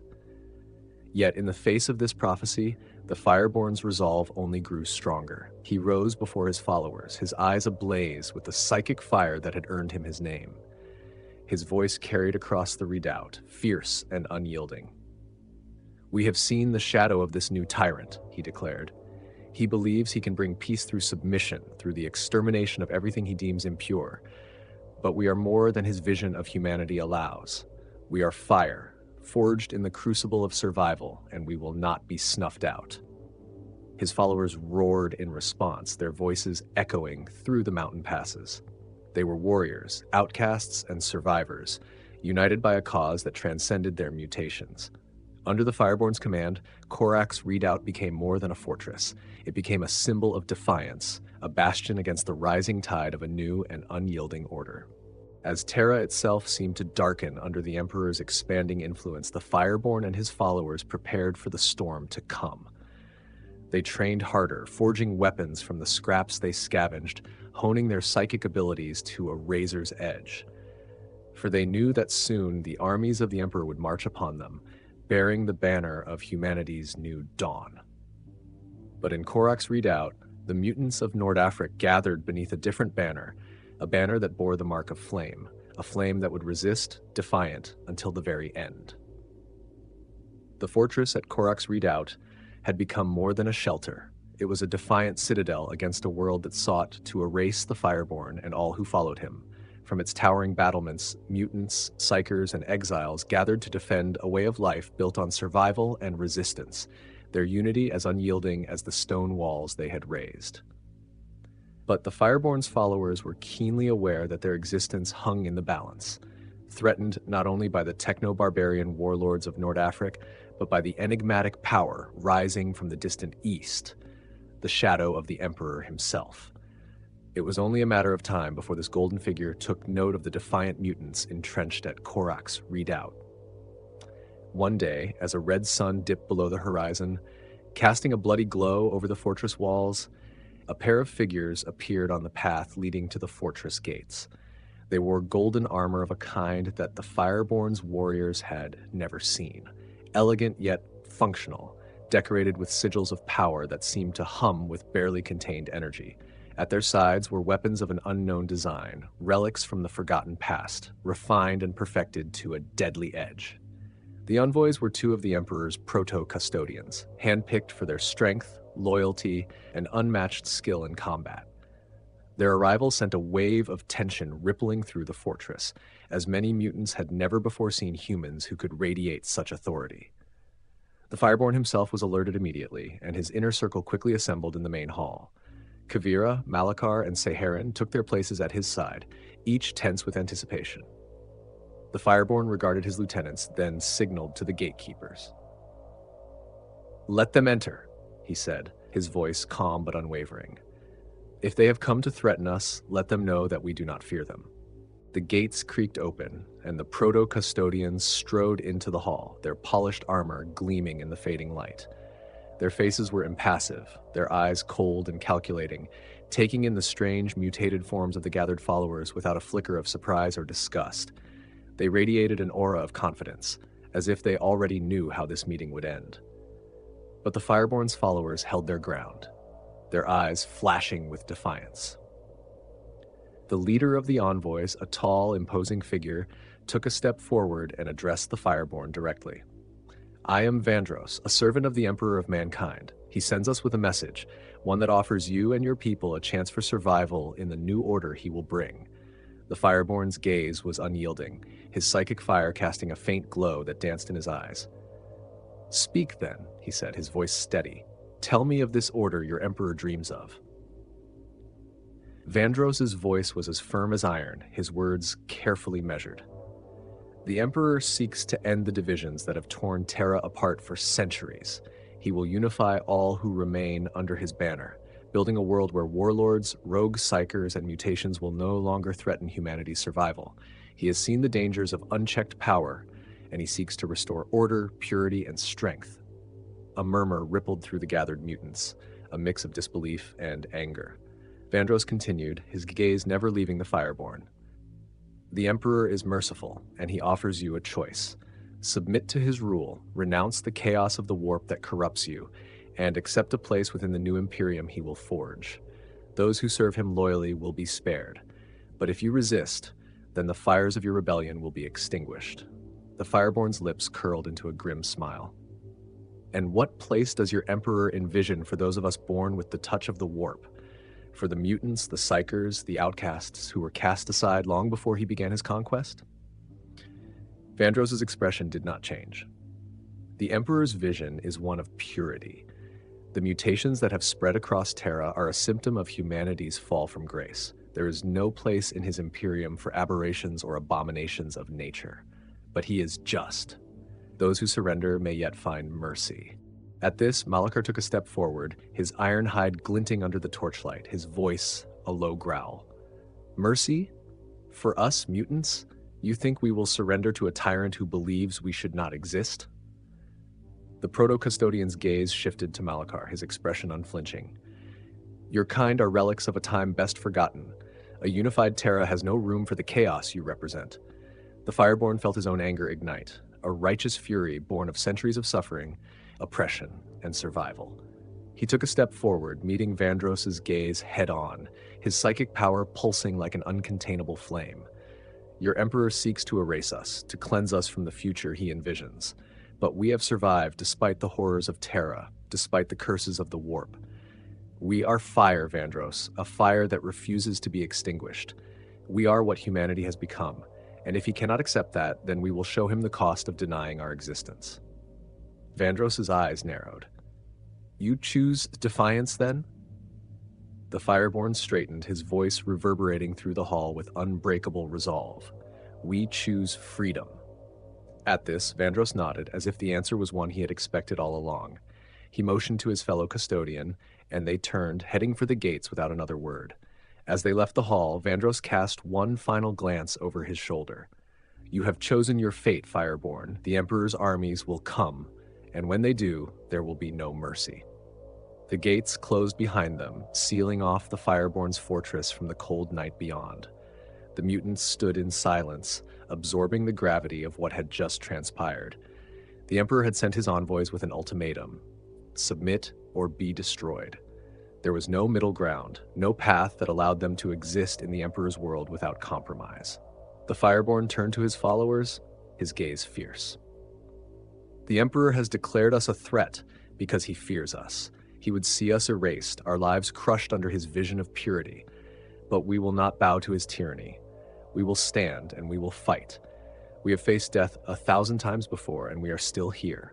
This Emperor believes he can break us, but he does not know the strength that is born of survival, the power of those who have walked through fire and emerged unbroken." His words reignited the defiant spirit that had driven them to Ashadar, that had carried them through the wastelands to Korok's redoubt. The mutants roared their approval, their voices rising in a fierce battle cry. They would not be silenced, not by the Emperor or any force he commanded. Kavira stepped forward, her eyes glinting with a visionary fire. "The Emperor underestimates us. He thinks us divided, isolated. But we have allies across Terra. Mutants, psychers, those the Imperium would see erased. We must reach them, show them they are not alone." Saren nodded, her voice quiet but resolute. "If we stand together, if we gather our strength, we can be more than survivors. We can be a beacon for all who live under the shadow of the Imperium." The Fireborn listened, his mind racing as the seeds of a plan began to form. The Emperor had power and resources, true, but the Fireborn had something the Imperium could not understand: hope, a unity born not of dominance but of shared struggle. If he could gather the scattered enclaves, unite Terra's psychers, mutants, and outcasts under one banner, they might stand a chance against the Emperor's oncoming storm. We will send word to every enclave, every hidden community, every last soul who has been cast aside by this vision of purity, the Fireborn declared. Our message will be clear. The Emperor brings tyranny disguised as salvation. But here, with us, there is another path, a path where no one is silenced, where none are erased. He turned his gaze to the eastern horizon, where the Emperor's armies would soon march. The shadows of those golden warriors, the looming threat of thunder warriors and proto-custodians filled his mind, yet his resolve did not waver. He knew that what he faced was greater than any foe he had encountered before. But for the Fireborn, there was no other choice. They would stand in defiance of this Emperor, a united force of the marginalized and the scorned, a fire that would blaze across Terra, even if it consumed them in the end. Thus, under the cloak of night, the Fireborn's envoys were dispatched once more, riding to the far reaches of Terra to rally the outcasts and rebels, to forge a coalition that could stand against the Imperium's dream of absolute control. For he knew that, no matter the odds, their flame would burn fiercely until the last breath. The Emperor would come, but he would find a world unwilling to bow meekly to his vision. Caucus Redoubt became a gathering ground for mutants and psychers from across Terra, their numbers swelling as they prepared for the storm. And the Fireborn, now truly the beacon for all those deemed aberrations, prepared his people to resist the Emperor's army, a defiance that would echo across Terra, even if it was destined to end in fire. The wind swept across Caucus Redoubt, carrying with it the sounds of preparation and urgency. News had arrived of a great force marching toward them, the Emperor's own Thunder Warriors, his proto-custodians, and legions of warriors bred and trained for one purpose alone, the unification of Terra under his iron rule. For the Fireborn's forces, this meant one thing: the final battle was upon them. Mutants, psychers, biomagi, and exiles from every corner of Terra had gathered, filling the fortress to capacity. Over the past weeks, the Fireborn's envoys had rallied allies from distant lands, bringing a new swell of hope to his followers. His forces now included the mutant enclaves of Old Europe, the Indonesic psychers, and even outcasts from Pan-Pacific gene cults. Together, they forged a defiant coalition, a unified army of those Terra had deemed aberrations. They were more than an alliance. They were kin, bound by survival against a world that had rejected them. Inside the fortress walls, preparations intensified. Malachar, the iron-skinned warrior, drilled his troops, instilling discipline among mutants who had once lived only by scavenging and survival. Kavira, the Voidseer, gathered the psychers into a council, preparing them to weave their powers into a great psychic shield that could defend against the brutal force of the Emperor's legions. Roger, the Flesh Shaper, worked with biomagi from Pan-Pacific, enhancing mutants' physical abilities, reinforcing their bones, and imbuing their bodies with defensive augments. Every corner of Caucus Redoubt buzzed with purpose, an army determined to resist the Emperor's vision at any cost. In the hours before dawn, Seherin, the Indonesic psyker, approached the Fireborn. Her expression was troubled, her eyes distant with the weight of recent visions. "The Emperor's forces are closer than we thought," she warned. "They march in numbers that blot out the ground itself. This will not be a battle of equals, Fireborn. We face extinction." The Fireborn's face was impassive, his gaze unflinching as he looked out over the fortress walls. "Extinction is what they have threatened us with since the dawn of this cursed age of strife. If we must die, then let it be in defiance. Let our last stand become a warning to those who seek to impose their will on us." Seherin nodded, a steely resolve hardening in her gaze. "Then we will show them what it means to face the Forsaken." At the break of dawn, the Emperor's forces appeared on the horizon. Row upon row of soldiers marched with disciplined precision, their golden armor gleaming in the early light. The proto-custodians led the vanguard, towering warriors whose armor and weapons radiated an aura of authority and power.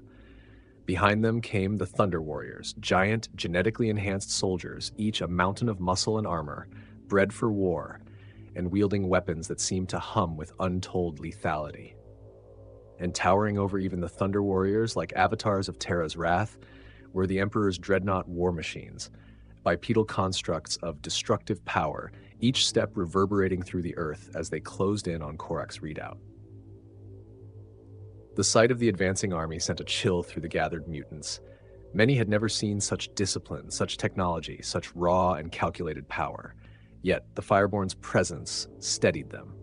He stood on the ramparts, his psychic aura blazing, casting an ethereal light over the walls of the fortress.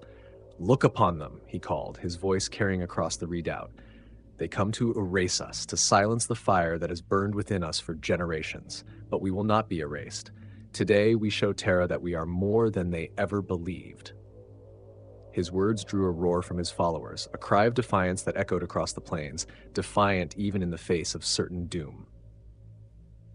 The Emperor's forces halted a few hundred meters from the fortress, and silence fell over the battlefield. Then a lone figure emerged from their ranks, walking calmly toward the gates of Korak's redoubt. Dressed in resplendent golden armor, he radiated authority and power, his every movement resonating with a quiet menace. This was not the Emperor himself, but Valdor, the Emperor's favored custodian who had been given command over this assault.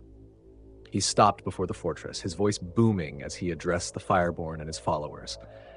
"The Emperor offers you mercy," Valdor called, his voice both cold and resolute. "Surrender now, and those of you who renounce your twisted ways will be granted a place in the Imperium. Resist, and you will be crushed beneath the weight of the Emperor's will." The Fireborn's laughter rang out over the battlements, sharp and defiant. "Your Emperor has made his terms clear, and so have we. We will not yield, we will not bow to purity, nor bend to a tyrant's vision of order. We are the unwanted, the cast-asides, the fire that Terra could not extinguish." Valdor's expression remained as inscrutable as ever. He gave a single nod. "Then so be it." With a raised hand, he signaled the assault to begin. The Emperor's forces surged forward, Thunder Warriors leading the charge, their weapons raised high as they thundered toward the walls of Korak's redoubt. The Fireborn's psychers chanted in unison, channeling their energies to create a psychic shield, a flickering, ethereal barrier crackling with power as it deflected the initial wave of attacks. The first Thunder Warriors reached the shield and struck with brutal force, their weapons crashing against the barrier. The psychers staggered, their energies strained as they fought to maintain the shield. Kavira, directing the psychic effort, poured her strength into reinforcing it, her face pale and glistening with sweat as she strained against the sheer power of the Emperor's forces. But the relentless assault began to splinter the barrier, each blow weakening the delicate psychic web holding it together. As the shield began to falter, the Fireborn gave the order to unleash the redoubt's artillery. Salvaged heavy weapons, built from ancient scrap and forgotten relics, unleashed a barrage upon the advancing forces. Explosions tore through the front lines, scattering Thunder Warriors and Proto-Custodians alike, but the disciplined soldiers swiftly reformed, pressing forward once more. On the ground, Malachar led his mutant warriors in defense of the gates, his iron hide shielding him from the storm of bullets and shrapnel. His roar echoed through the air, rallying his warriors as they clashed with the Emperor's soldiers in a desperate struggle. Each mutant fought with the ferocity of those defending not just a fortress, but their very existence. The Fireborn's laughter rang out over the battlements, sharp and defiant. "Your Emperor has made his terms clear, and so have we. We will not yield, we will not bow to purity, nor bend to a tyrant's vision of order. We are the unwanted, the cast-asides, the fire that Terra could not extinguish." Valdor's expression remained as inscrutable as ever. He gave a single nod. "Then so be it." With a raised hand, he signaled the assault to begin.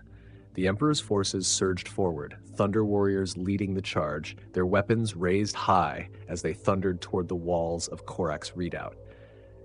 The Fireborn's psychers chanted in unison, channeling their energies to create a psychic shield, a flickering, ethereal barrier crackling with power as it deflected the initial wave of attacks.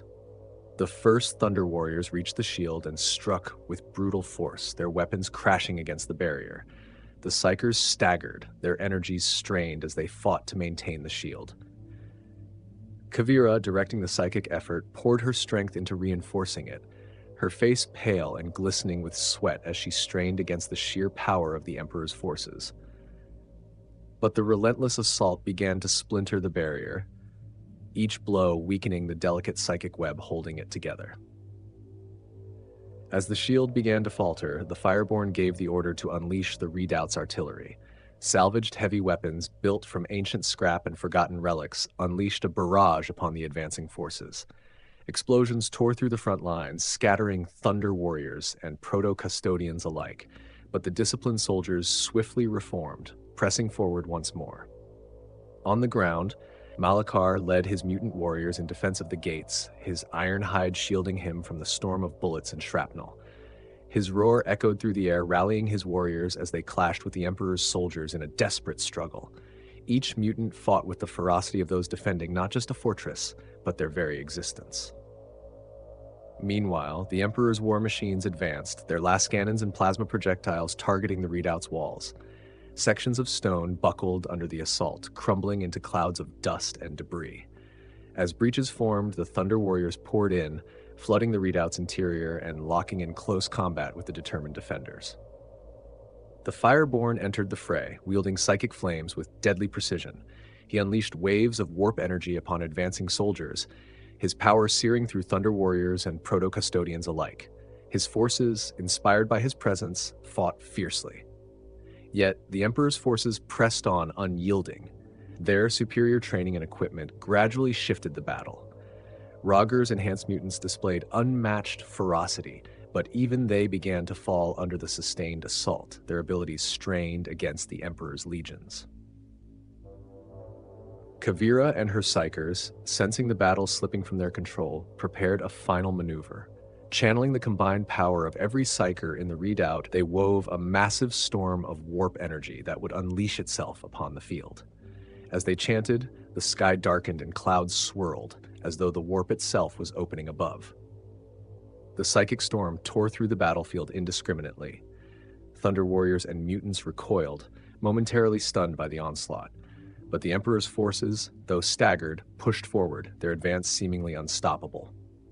In a final act of defiance, the Fireborn faced Valdor himself. The two clashed, will against will. The Fireborn unleashed his full power, his flames blazing as he fought to break Valdor's defense. Yet, Valdor's skill was unparalleled.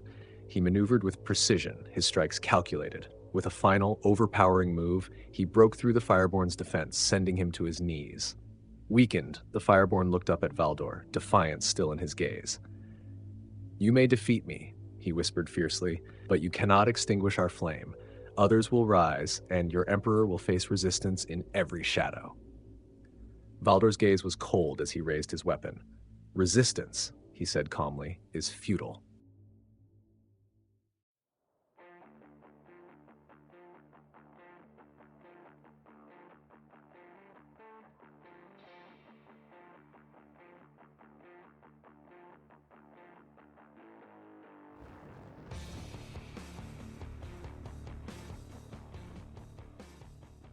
The siege of Mount Ararat was the final bloody chapter of the Unification Wars. On a Terra battered by centuries of anarchy and decay, the Emperor of Mankind sought to forge a unified future for humanity. His armies, led by the bioengineered Thunder Warriors, brutal and unstoppable, had broken every warlord, enclave, and kingdom that dared oppose his grand vision. Yet one final stronghold remained: Mount Ararat. This ancient mountain, scarred by extinct volcanic forces, had become a fortress for humanity's outcasts. Its labyrinthine tunnels sheltered the remnants of a shattered age, techno-barbarians, rogue psychers, and refugees clinging to the old ways. These renegades rejected the Emperor's offer of peace and unity, answering his envoys with blood. Ararat was no mere obstacle, it was a statement, a rejection of the Emperor's new order. The Emperor's response was decisive. Mount Ararat would not be subdued, it would be eradicated. The siege began with the full force of his war machine. Thunder Warriors, titanic engines of destruction, led the charge, supported by the 9th Legion's siege masters, the 3rd Legion's saboteurs, and the shock troops of the 12th. Alongside these veterans stood the Emperor's newest creations, the Space Marines, gene-forged warriors designed to surpass even the Thunder Warriors in skill, resilience, and loyalty. This battle would test their worth and define their future. The defenders fought with desperate ferocity, exploiting the mountain's natural defenses and layered fortifications. Anti-aircraft guns thwarted Imperial airstrikes. Trenches and gun lines carved into the earth inflicted heavy casualties on the advancing forces, but the Imperium's relentless assault could not be stopped. Artillery fire shattered the outer defenses, sabotage undermined key positions, and the combined strength of the Thunder Warriors and Space Marines ground the enemy down, yard by yard. As the battle reached its peak, the Emperor himself descended into the mountain's volcanic depths, leading his custodians and the Space Marines into the darkened halls where the last defenders had made their stand. It was here, amidst the suffocating ash and blood-slicked stone, that the Techno-Barbarians were annihilated, and the final victory of the Unification Wars was secured. But this triumph came at a grim cost, one buried beneath the gilded histories. In the volcanic depths of Mount Ararat, the Emperor's final betrayal unfolded. The Thunder Warriors, whose unmatched strength and savagery had united Terra, had served their purpose. They were imperfect, prone to mental and physical instability, relics of a brutal age that had no place in the Emperor's new order. And so, the custodians and the Space Marines, bound to the Emperor's will, turned on their allies. The Thunder Warriors fought back with the ferocity of cornered beasts. Some fought brilliantly, their immense strength and hardened battle instincts allowing them to bring down custodians and Space Marines alike. Even as their gene bodies began to fail, they exacted a bloody toll, their rage unrelenting, their cries of betrayal echoing through the mountain halls. But attrition wore them down. Their numbers dwindled under the unrelenting assault until, one by one, they fell. The mountain's halls ran red with their blood, their broken bodies a grim testimony to their loyalty and their obsolescence. When the smoke cleared and Mount Ararat lay in ruins, the Emperor declared himself ruler of Terra and all mankind. The age of the Imperium had begun, built on the ashes of its heroes. This is the story of that battle.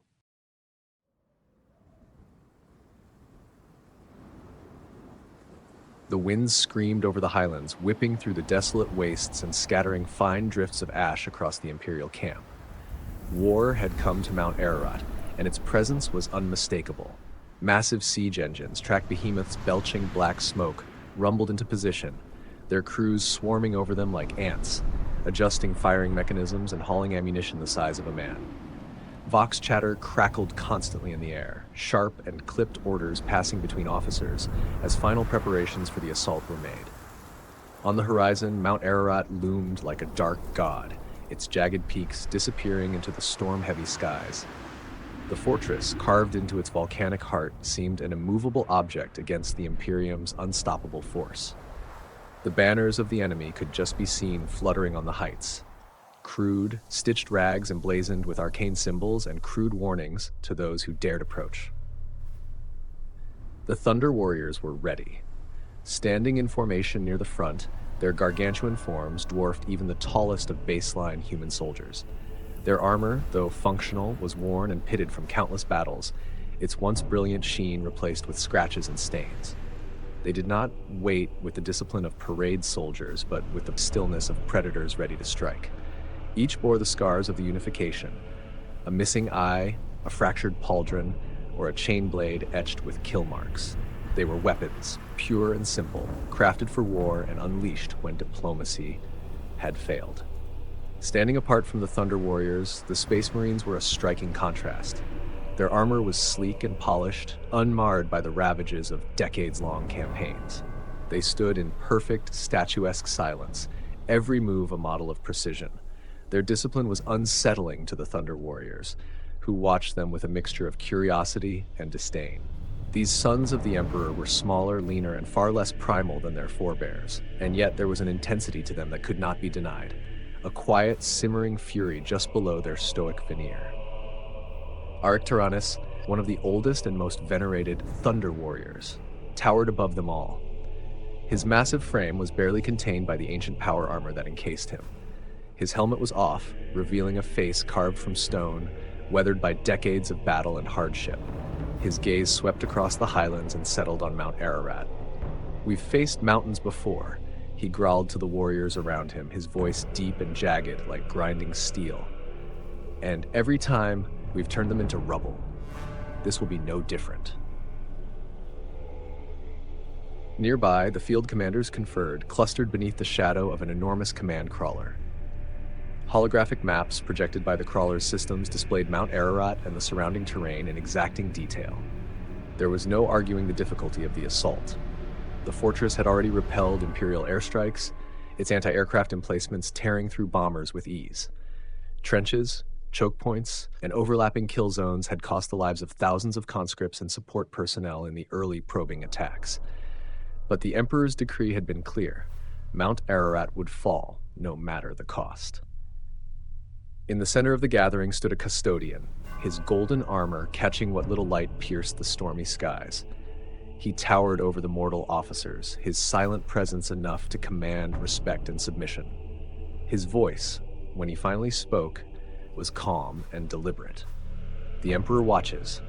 Do not fail him," he said before turning back toward the distant mountain. Above the assembly, the crack of thunder rolled across the sky, as though the heavens themselves acknowledged the gravity of what was to come. The assault was about to begin. The assault began with fire. Artillery batteries that had been painstakingly positioned for days unleashed their fury on Mount Ararat's outer defenses. The sky turned red as shells arced overhead, their descent marked by fiery trails before they detonated against the mountainside. The blasts sent plumes of shattered stone and dust into the air, obscuring the fortress from view. Thunder followed each impact, a rolling cacophony that shook the ground for miles. For hours, the bombardment continued without pause, battering the outer layers of the enemy stronghold. Yet, when the dust cleared, the mountains stood unyielding. Crude defensive fortifications were crumbled, trenches collapsed, but the inner fortress, buried deep within the ancient volcanic ducts, remained untouched. The defenders returned fire with vicious efficiency. Anti-aircraft batteries tracked and shredded Imperial recon drones, and heavy autocannons embedded in natural rock formations unleashed torrents of explosive shells on the advancing Imperial forces. The order to attack came suddenly. Thunder warriors surged forward, their movements as brutal as they were unstoppable. Unlike the precise marching formations of the Imperial Army or the disciplined advance of the Space Marines, the Thunder warriors charged in a frenzy, their heavy boots pounding into the ashen earth. The first lines of trenches were little more than an inconvenience to them. Great figures of genetically enhanced muscle and wrath leapt over the barriers or plowed straight through them, smashing aside barbed wire and barricades with ease. The defenders fought back with a ferocity born of desperation. From hastily dug foxholes and pillboxes, they unleashed withering volleys of firepower. Autogun rounds sparked harmlessly against the ceramite armor of the Thunder warriors. But heavier weapons, rocket-propelled grenades, plasma projectors, and chain blades wielded by hulking brutes began to take a toll. Even as the genetically engineered giants advanced, bodies fell, torn apart by explosions or pierced by concentrated fire. Eric Tyrannus was in the thick of it. He moved like a living weapon, his massive chain axe carving through defenders as if they were paper. He roared, his voice a battle hymn that roused the warriors around him. Each kill was swift, brutal, and final. He took a rocket to the shoulder and barely stumbled, shrugging off the explosion as he hacked down a gunner wielding a flamethrower. Around him, the Thunder warriors pressed forward, relentless and unstoppable. But then the traps were sprung. The defenders had prepared for this moment, anticipating the raw power and momentum of the Thunder warriors. Hidden charges detonated across the battlefield, collapsing trenches and sending jagged shards of metal and stone into the advancing warriors. Ambushes erupted from the flanks, where enemy forces, hulking mutants, and savages wielding crude but effective weaponry poured into the sides of the Imperial assault. Tyrannus fought through it all, his axe roaring as it cleaved through flesh and armor alike. But even he could see the cost. Thunder warriors fell around him, not in ones or twos, but in clusters. For every defender they killed, two more emerged, entrenched deeper in the labyrinthine defenses of the mountain. Their advance slowed, then faltered. Behind the first wave, the Space Marines advanced in silence. Where the Thunder warriors roared, they moved with eerie precision. Their bolters fired in synchronized bursts, each shot a carefully aimed killing blow. The defenders who thought themselves safe in their entrenched positions were caught in flanking maneuvers, grenades and melta charges clearing them out with cold efficiency. It was not enough to stabilize the assault. The mountain's defenses had yet to truly give way. Far above the battlefield, in the distant command crawler, the custodian watched without expression. His eyes lingered on the battlefield below, scanning the rising tide of ash, flame, and blood. Without looking, he spoke into the Vox. "The Thunder Warriors cannot do this alone," he said, his tone neutral, almost clinical. "Commit the reserves." At the custodian's command, reinforcements moved forward. Entire divisions of the Imperial Army marched into the fray behind the vanguard of Thunder Warriors. Their purpose was clear: to support the assault and sustain the momentum. Against them, the defenders of Mount Ararat unleashed a storm of fire. Trenches bristled with autoguns, and heavy weapons fire raked the advancing ranks. Yet for every soldier that fell, another took their place, driven forward by duty and the Emperor's decree. Imperial war machines rolled across the battlefield, great engines of steel and fire. Basilisks and Medusas unleashed thunderous salvos, their shells blasting apart bunkers and trenchworks. The mountain's defenders fought on despite the devastation, entrenched deep and fortified against every advance. Smoke and fire consumed the horizon as the Imperials pushed forward, step by grueling step. At the front, the Thunder Warriors took the lead. Their strength was overwhelming. They crashed through the defenders' lines with raw power, scattering those who stood in their way. Where trenches and barricades sought to slow them, they broke through, using their immense size and strength to clear the path. Behind them, the Imperial army filled the gaps, consolidating the advance. Eric Tyrannus, one of the Thunder Warriors' greatest leaders, stood out among the chaos. Wielding a massive chain axe, he struck down enemies with ruthless efficiency, his voice booming across the battlefield as he rallied his warriors. Forward, break their walls and let them see what true strength looks like. Though the defenders had been pushed back, they had prepared well for this moment. Hidden charges erupted beneath the advancing lines, throwing earth and debris into the air. From the flanks, ambushes struck with deadly precision. While the Thunder Warriors weathered the worst of it, the coordinated attacks began to slow their momentum. Behind them, the Space Marines advanced with their characteristic discipline. Each squad moved with precision, clearing out trenches and bunkers with coordinated attacks. Where the Thunder Warriors struck with overwhelming force, the Space Marines dismantled the enemy's defenses with tactical efficiency. Grenades and melta-charges collapsed key strongpoints, allowing the assault to continue. The tide shifted as the defenders unleashed their reserves. Great gates on the mountain's face rumbled open, releasing waves of reinforcements. Armored warriors wielding scavenged weapons and heavy flamethrowers, alongside hulking warbeasts bred for battle. These new threats crashed into the Imperial lines, throwing the advance into disarray. Tyrannus met the enemy head-on, his chain axe roaring as he fought to hold the line. His strikes were unrelenting, cleaving through enemies with ease, but the sheer number of attackers threatened to overwhelm even him. The Thunder Warriors around him fought with unparalleled ferocity, holding their ground against the tide.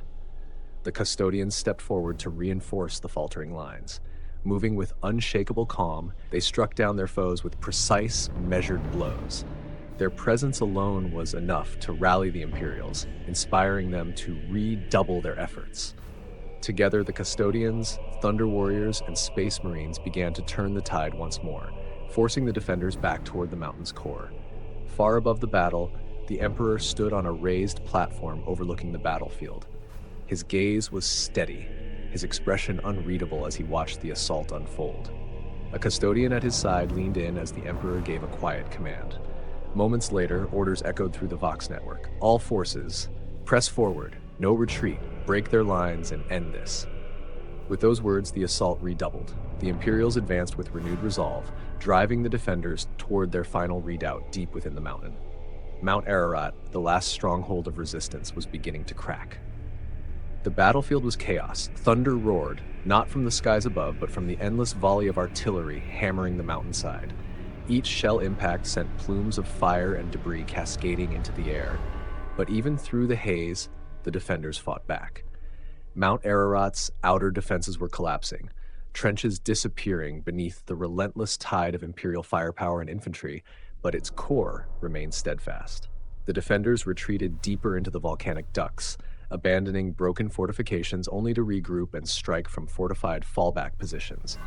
These narrow passages, carved from ancient rock, created deadly choke points where a handful of fighters could hold off an entire company. From those positions came the defenders' most brutal response yet. Barrages of crude but devastating rockets streaked from concealed emplacements, detonating amid the advancing lines. Streams of fire belched forth from flamethrowers hidden in rock alcoves, immolating squads before they could react. Still, the Imperium advanced. Thunder Warriors took the brunt of the resistance, smashing into each new line of defense like a living battering ram. Their heavy boots crushed charred bodies underfoot as they cleared the way with chain blades and brute strength. Blood, both theirs and the enemy's, coated their dented and battle-worn armor, but they pushed onward without hesitation. Eric Tyrannus led from the front, his chain axe howling as it carved a swath through the defenders. He fought with unrelenting fury, his towering frame a beacon of wrath amid the carnage. Around him, Thunder Warriors bellowed war cries, their voices competing with the roar of battle. "Hold nothing back," Tyrannus shouted, his voice crackling over the vox as he tore through a barricade. "These cowards hide in their mountain because they know they cannot stand before us. Show them what we are." The Space Marines advanced more deliberately. Squad after squad pushed into the volcanic labyrinth, each step calculated, each shot measured. Where the Thunder Warriors forced their way through with raw might, the Space Marines worked with precision. Assault specialists from the 12th Legion used breaching charges to clear blocked passages, while heavy weapon teams from the 9th Legion provided covering fire that suppressed enemy reinforcements. The narrow passages of Mount Ararat were treacherous, littered with mines and rigged explosives. Every step forward risked triggering death. Still, the Imperials pressed on, their determination unshaken. For every mine detonated, for every soldier lost, they moved one step closer to breaking the defenders' spirit. The defenders fought like cornered animals, driven by desperation and a refusal to surrender. Despite their inferior weaponry, they held their ground through clever use of the mountain's defenses. They funneled the Imperials into ambushes, sniping from above or collapsing tunnels to trap their enemies. From hidden firing positions, they unleashed volleys of gunfire, cutting down advancing squads before retreating into deeper passages. The custodians remained unflinching. Their gleaming armor now streaked with ash and soot. They moved with methodical precision, leading the charge into the narrow halls. Their halberds cleaved through enemy ranks with deadly efficiency, and where resistance was fiercest, their presence alone inspired fear and hesitation. Amid the chaos, one of the mountain's largest defensive gates loomed ahead, a towering slab of reinforced steel, riddled with pockmarks from Imperial artillery but still standing firm. Behind it lay the mountain's core and the last remnants of its defenders. It was here that the Thunder Warriors and Space Marines gathered, preparing for the final push. A squad from the 12th Legion moved forward, placing melta charges against the gate. The air shimmered with heat as the charges detonated, melting through the thick steel in an instant. The blast echoed through the mountain, followed by the deep groan of the gate collapsing inward. The Imperials surged forward into the darkness beyond. The final battle for Mount Ararat was about to begin. The molten heart of Mount Ararat swallowed the Imperials whole. The once narrow volcanic ducts opened into vast chambers carved over centuries, their jagged walls illuminated by the crimson glow of magma pools far below. Shadows danced across the cavernous expanse as firelight flickered against towering stalactites and the makeshift barricades of the defenders. The air was thick with heat and ash, stinging eyes and scorching lungs, but there would be no retreat. The defenders had made their final stand here, gathering every fighter, weapon, and war machine they had left. Their barricades were crude but formidable. Stacks of scavenged rockcrete slabs, spiked barriers, and armored vehicles turned into stationary gun platforms. Ragged banners bearing symbols of old Terra's forgotten tribes hung above them, a last futile statement of defiance. The defenders themselves were gaunt and battle-worn, but their desperation gave them strength. Their war cries, hoarse and raw, echoed through the chambers as they prepared to meet the Imperium's fury one last time. The Thunder Warriors led the charge, their massive forms emerging from the tunnel mouths like a tidal wave of iron and flesh. They roared as they stormed the barricades, meeting the defenders with brutal ferocity. Chain blades revved and bolters barked, their deafening cacophony drowning out the screams of the dying. Eric Tyrannus was at the forefront, his chain axe swinging in deadly arcs that tore through men, barricades, and even scavenged vehicles. His voice bellowed commands over the Vox, rallying his warriors as they waded into the fray. "Leave no one standing," he roared. "This ends here." The defenders fought like men with nothing left to lose. Mortar teams fired wildly into the charging ranks, their shells bursting with concussive force that knocked even the mighty Thunder Warriors off their feet. Autocannons spat streams of tracer rounds, tearing into advancing soldiers and filling the air with the acrid smell of burning flesh. And from the higher platforms, snipers and gunners rained death upon the Imperials below. But the Imperium was unrelenting. Behind the Thunder Warriors came the Space Marines, their bolters flashing as they moved with cold precision. Squads split and maneuvered to flank the barricades, lobbing grenades into weak points and methodically eliminating defenders.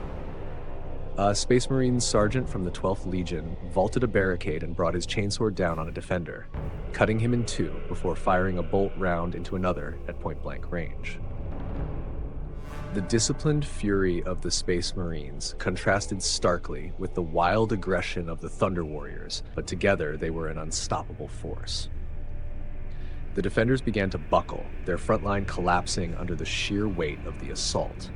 Yet, even as they fell back, their war machines activated. Salvaged tanks, repurposed construction mechs, and hulking brutes enhanced by crude cybernetics charged forward, aiming to halt the Imperial advance. One of these monstrosities, a massive, multi-limbed construct of steel and flesh, thundered toward the line. Its makeshift claws tore through two Imperial Army soldiers before a Thunder Warrior leapt onto its back, driving a power blade deep into its core. The creature convulsed, its crude augmetics sparking wildly before it collapsed with a deafening crash. "Push forward," shouted Tyrannus, his voice cutting through the chaos. From behind, the Custodians advanced, their halberds glowing with power. They moved as a single devastating line, cutting through the defenders with a precision that bordered on artistry. Where the Thunder Warriors and Space Marines broke the line, the Custodians widened the breach, their unyielding advance demoralizing the defenders even further. The battle raged on, every inch of ground paid for with blood. The heat from the magma pools was nearly unbearable, turning the cavern into a sweltering inferno. Even the Thunder Warriors, built to endure far more than mortal men, felt the weight of exhaustion creeping into their bones. But they pressed on, driven by sheer will and the knowledge that victory was near. As the final barricades began to crumble, the defenders fell back to a central platform overlooking the largest magma pool. Here, their leaders had gathered, surrounded by their last reserves and what few war machines remained operational. It was a desperate gambit, their last hope of holding the Imperium at bay. The Imperials halted briefly, regrouping for the final assault. Tyrannus stood at the edge of the ruined barricades, his armor cracked and bloodied, but his spirit unbroken. He looked toward the central platform and gritted his teeth. "This is it," he growled over the Vox. "No mercy. We finish this now." With that, the Imperials surged forward once more, descending into the very heart of the mountain.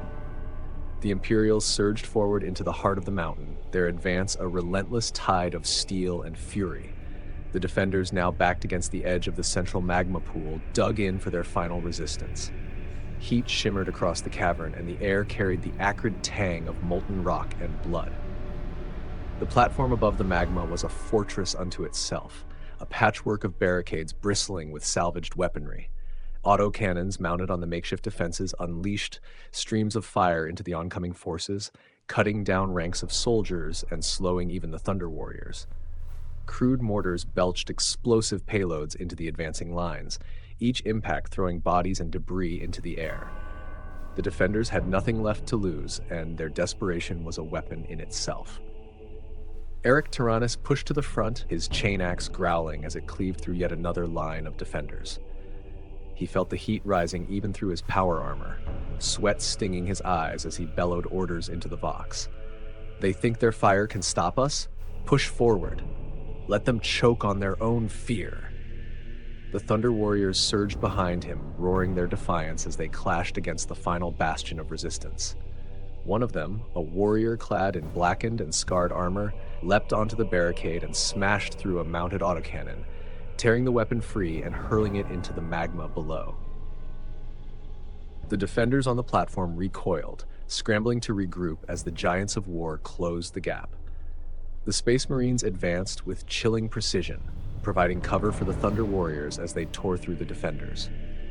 A squad from the 9th Legion moved to the flanks, their heavy bolters suppressing mortar teams while melta-grenades cleared the path. The 12th Legion led the push up the main path, their chainswords snarling as they dismantled the barricades piece by piece. Above the fray, one of the defenders' leaders, a scarred man wearing a makeshift cuirass and wielding a salvaged power sword, stood on the highest point of the platform. He raised his sword and shouted, his voice hoarse but unwavering. "Do not falter. The Emperor is no savior. He is a tyrant. Better to die free than live as his thralls." His words rippled through the defenders, reigniting their resolve. They redoubled their efforts, hurling grenades and unloading weapons with reckless abandon.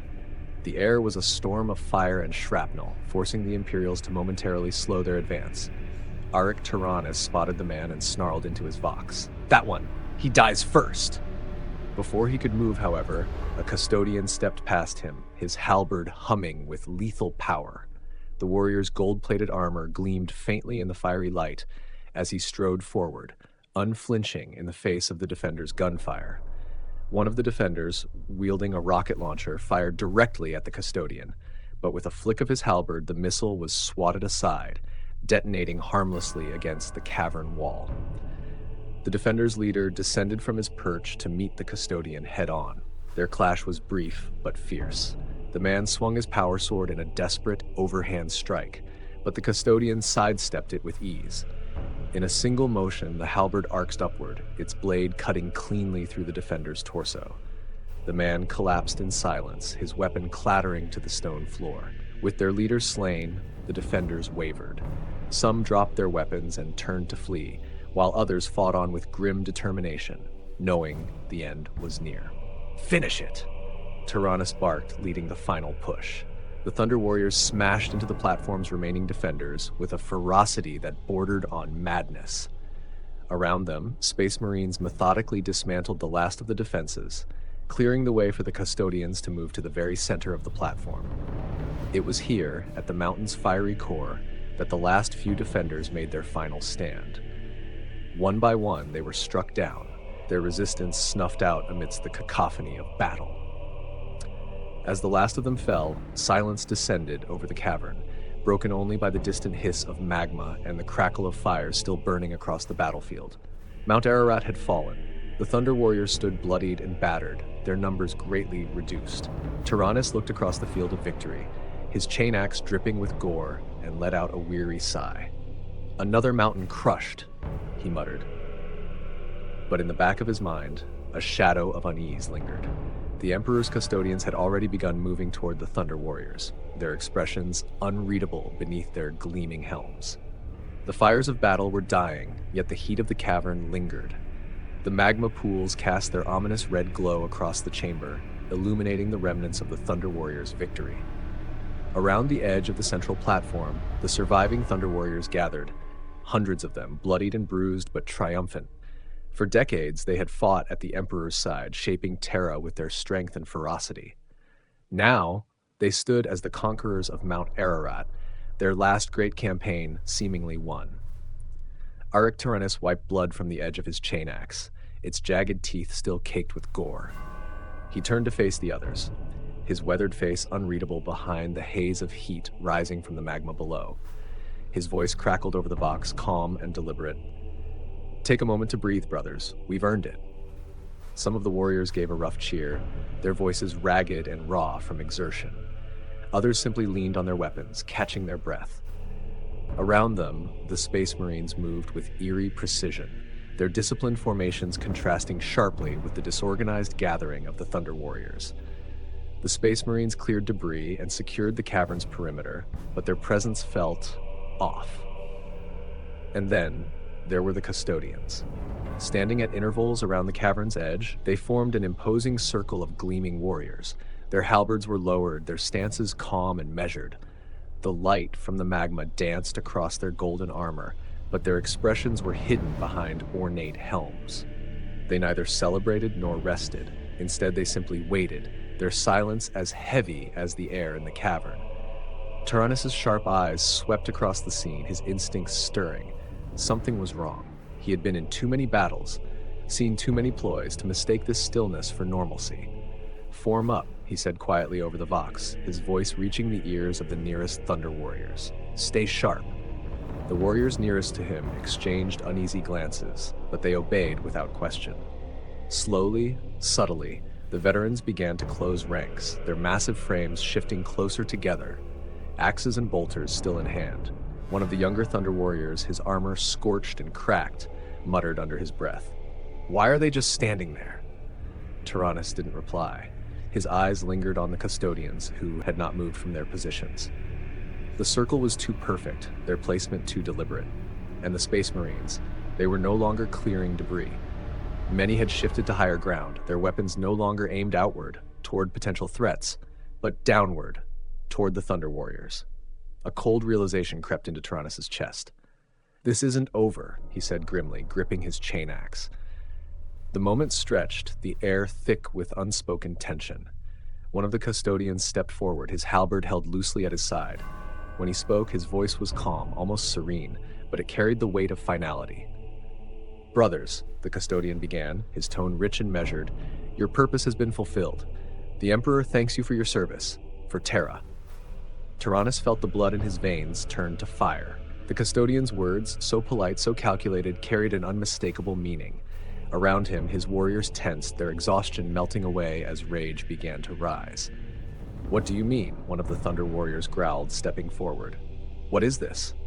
The custodian tilted his head slightly, as if puzzled by the question. His grip tightened on his halberd. "It is the Emperor's will," he said simply. And then the first bolt fired. A Thunder Warrior near the edge of the group stumbled, his armor buckling as a bolt round struck him square in the chest. He fell to his knees, blood pouring from the shattered ceramite before collapsing face first onto the ground. The cavern erupted into chaos. Bolter fire rained down from the Space Marines stationed on the high ground, their precision targeting the clustered ranks of Thunder Warriors. Explosions rippled through their ranks as grenades detonated among them. The custodians, no longer still, moved with practiced lethality, their halberds cutting through the closest Thunder Warriors in a blur of motion. "Ambush!" roared Tyrannus, his voice echoing above the din. He swung his chain axe in a wide arc, catching a custodian in the chest and sending him staggering backward, sparks flying from the impact. "Form up! Fight back!" The Thunder Warriors roared in fury, their blood ignited by betrayal. They were not unprepared. This was not the first time they had been surrounded, and they would not die meekly. They moved as one, their axes and bolters responding in kind, ripping into the Space Marines and custodians alike. The cavern became a bloodbath, the red glow of magma blending with the flashes of weapons and the spray of blood. Tyrannus fought like a man possessed, his chain axe a blur as it cut through armor and flesh. Around him, Thunder Warriors fell, but not without taking their enemies with them. For every Thunder Warrior who fell, one Space Marine was struck down, their bolter fire insufficient to stop the raw power of the Thunder Warriors in close combat. But the custodians were another matter. These warriors moved with terrifying speed and precision, their halberds cutting down 3 or 4 Thunder Warriors for every one of their own who fell. They were unrelenting, their mastery of combat evident as they pushed deeper into the Thunder Warriors' ranks. Tyrannus snarled into the vox. "To me! We're cutting our way out of here! Now!" He swung his axe again, clearing a path as he rallied the nearest warriors to his side. The Thunder Warriors, who remained, fewer than 200 now, moved toward him, their formation tightening as they fought with savage fury. Amid the chaos, Tyrannus spotted a fissure in the rock wall ahead. A tunnel, narrow and partially collapsed, stretched into darkness. An escape route. "Hold the line! We're getting out of here!" Tyrannus bellowed, carving a path toward the tunnel. The Thunder Warriors followed, fighting with a desperation born of betrayal. Around them, the custodians and Space Marines pressed in, their bolters and halberds whittling away at the survivors. The air was thick with the screams of the dying, the clash of blades, and the thunder of explosions. The Thunder Warriors, battered but unbroken, fought on. They would not die here. The cavern was chaos. Fire and shadows consumed everything as the battle raged on, the Thunder Warriors fighting with the ferocity of warriors who had nothing left to lose. But for all their strength, for all their determination, the attackers pressed harder. Bolters cracked like thunder from above, and custodian halberds struck with precision and lethal efficiency. Eric Tyrannus stood in the center of it all, his chain axe flashing as he tore through the encircling custodians. Around him, his warriors fought back with every ounce of strength they had left. The cavern floor was littered with the fallen, both Thunder Warriors and their attackers. "We are not finished yet," Tyrannus bellowed, rallying what remained of his warriors. The custodians moved methodically, their golden forms cutting through the Thunder Warriors with terrifying speed and skill. The Space Marines, perched on the high ground, maintained their fire, forcing the Thunder Warriors to stay close together and defend against an overwhelming assault. Even so, the Thunder Warriors did not falter. They were created for war, and if this was to be their end, they would make it one worthy of legend. Tyrannus swung his chain axe in a wide arc, driving back a pair of custodians who had advanced too close. He glanced toward the far end of the cavern and spotted it, a fissure in the rock wall, partially hidden behind rubble.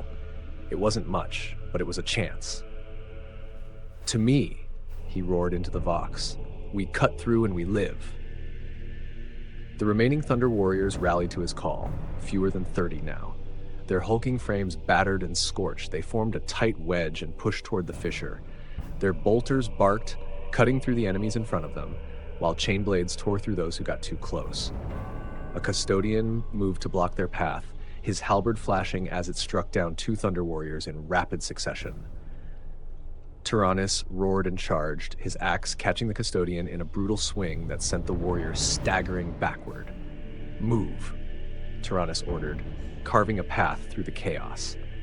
One by one, the Thunder Warriors forced their way into the narrow tunnel, their massive forms scraping against the jagged rock. Tyrannus stayed at the rear, holding the attackers at bay with every swing of his chain axe. A Space Marine fired at him from the high ground, the bolt impacting his pauldron and nearly knocking him off balance. "Tyrannus, go!" shouted one of the warriors from the fissure. With a final glance toward the battlefield, Tyrannus turned and plunged into the darkness. The sounds of battle faded behind them as the survivors pushed deeper into the tunnel, their breaths ragged and their bodies worn. When they emerged on the far side of the mountain, the air was cold and sharp, carrying the distant echoes of the chaos they had left behind. Tyrannus turned to look at the others. 5 warriors stood with him now, their armor scorched and their expressions grim. "We made it," one of them said, though his tone carried little relief. Tyrannus nodded slowly, his gaze drifting back toward the mountain. The faint glow of fire was still visible in the distance, and the sky above was heavy with smoke. "This isn't over," Tyrannus said quietly. "The Emperor will not forget what we've done here." One of the Thunder Warriors stepped forward, gripping his weapon tightly. "Then let him come. If they want the rest of us, they'll have to pay for it." Tyrannus gave a grim smile, but said nothing. For decades, they had been the Emperor's most loyal servants, the instruments of his will. Now they were fugitives, hunted by the very forces they had once called allies. But they were alive, and as long as they lived, the fight was not over. The air beyond the mountain was frigid and sharp, biting through even the hardened flesh of the Thunder Warriors as they emerged into the narrow ravine. Eric Tyrannus stood in the lead, his breath coming in slow, heavy bursts. He surveyed their surroundings, his keen eyes scanning the jagged cliffs for signs of pursuit. The glow of Mount Ararat still lit the night sky behind them, a reminder of the massacre they had barely escaped. Only a handful of them remained. Tyrannus turned to look at his brothers, those few who had managed to break free of the trap. Their massive forms were hunched with exhaustion, their armor cracked and blackened from the relentless battle. One of them, Goda, leaned on the haft of his massive thunderhammer, the weapon's head embedded in the loose gravel beneath his feet.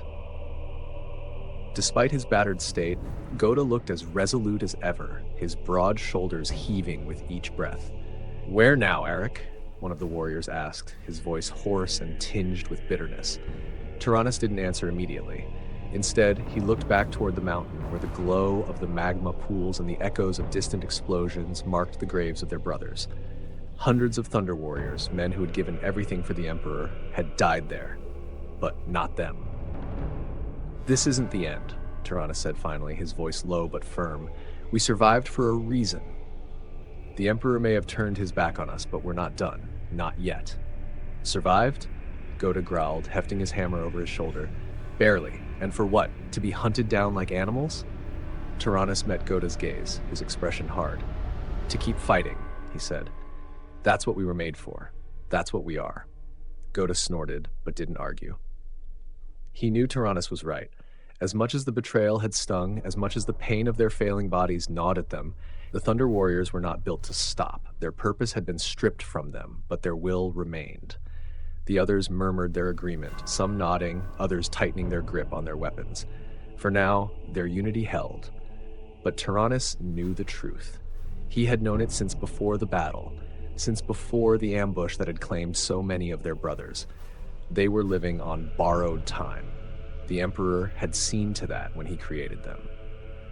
The genetic instability that had once been a rumor whispered among the ranks was now a brutal reality. Each of them could feel it in their bones, in their joints, in the slow degradation of their minds. They were dying. And yet Tyrannus held no hatred for the Emperor. He looked at his remaining brothers and saw the anger in their eyes, the betrayal that burned in their hearts. He understood it, but he didn't share it. The Emperor had used them, yes, but not out of malice. The Thunder Warriors had been a tool, a means to an end. They had done their job, and now the Imperium had moved on. The Astartes were the future, and the Thunder Warriors were relics of a violent past. Tyrannus had accepted that, but he wasn't done yet. "We'll head for the lower districts," he said, his voice carrying a note of finality. "The Petitioner's City. No one watches there. No one cares who you are or what you've done. It'll give us time to figure out our next move." "The Petitioner's City," one of the warriors scoffed. "That's a graveyard for the forgotten. What do you think we'll find there?" "Survival," Tyrannus said simply, "and maybe something more." Goda grunted, his heavy hammer resting on his shoulder. "If you say so, Eric, but I'd rather die fighting than rot away in some gutter." "Then fight," Tyrannus replied, a ghost of a smile on his scarred face. "Fight to live. Fight until there's nothing left. That's what we do, Goda." The Thunder Warriors nodded, their silence carrying an unspoken agreement. There was nothing else left for them. Tyrannus turned and began walking, his boots crunching against the loose gravel of the ravine.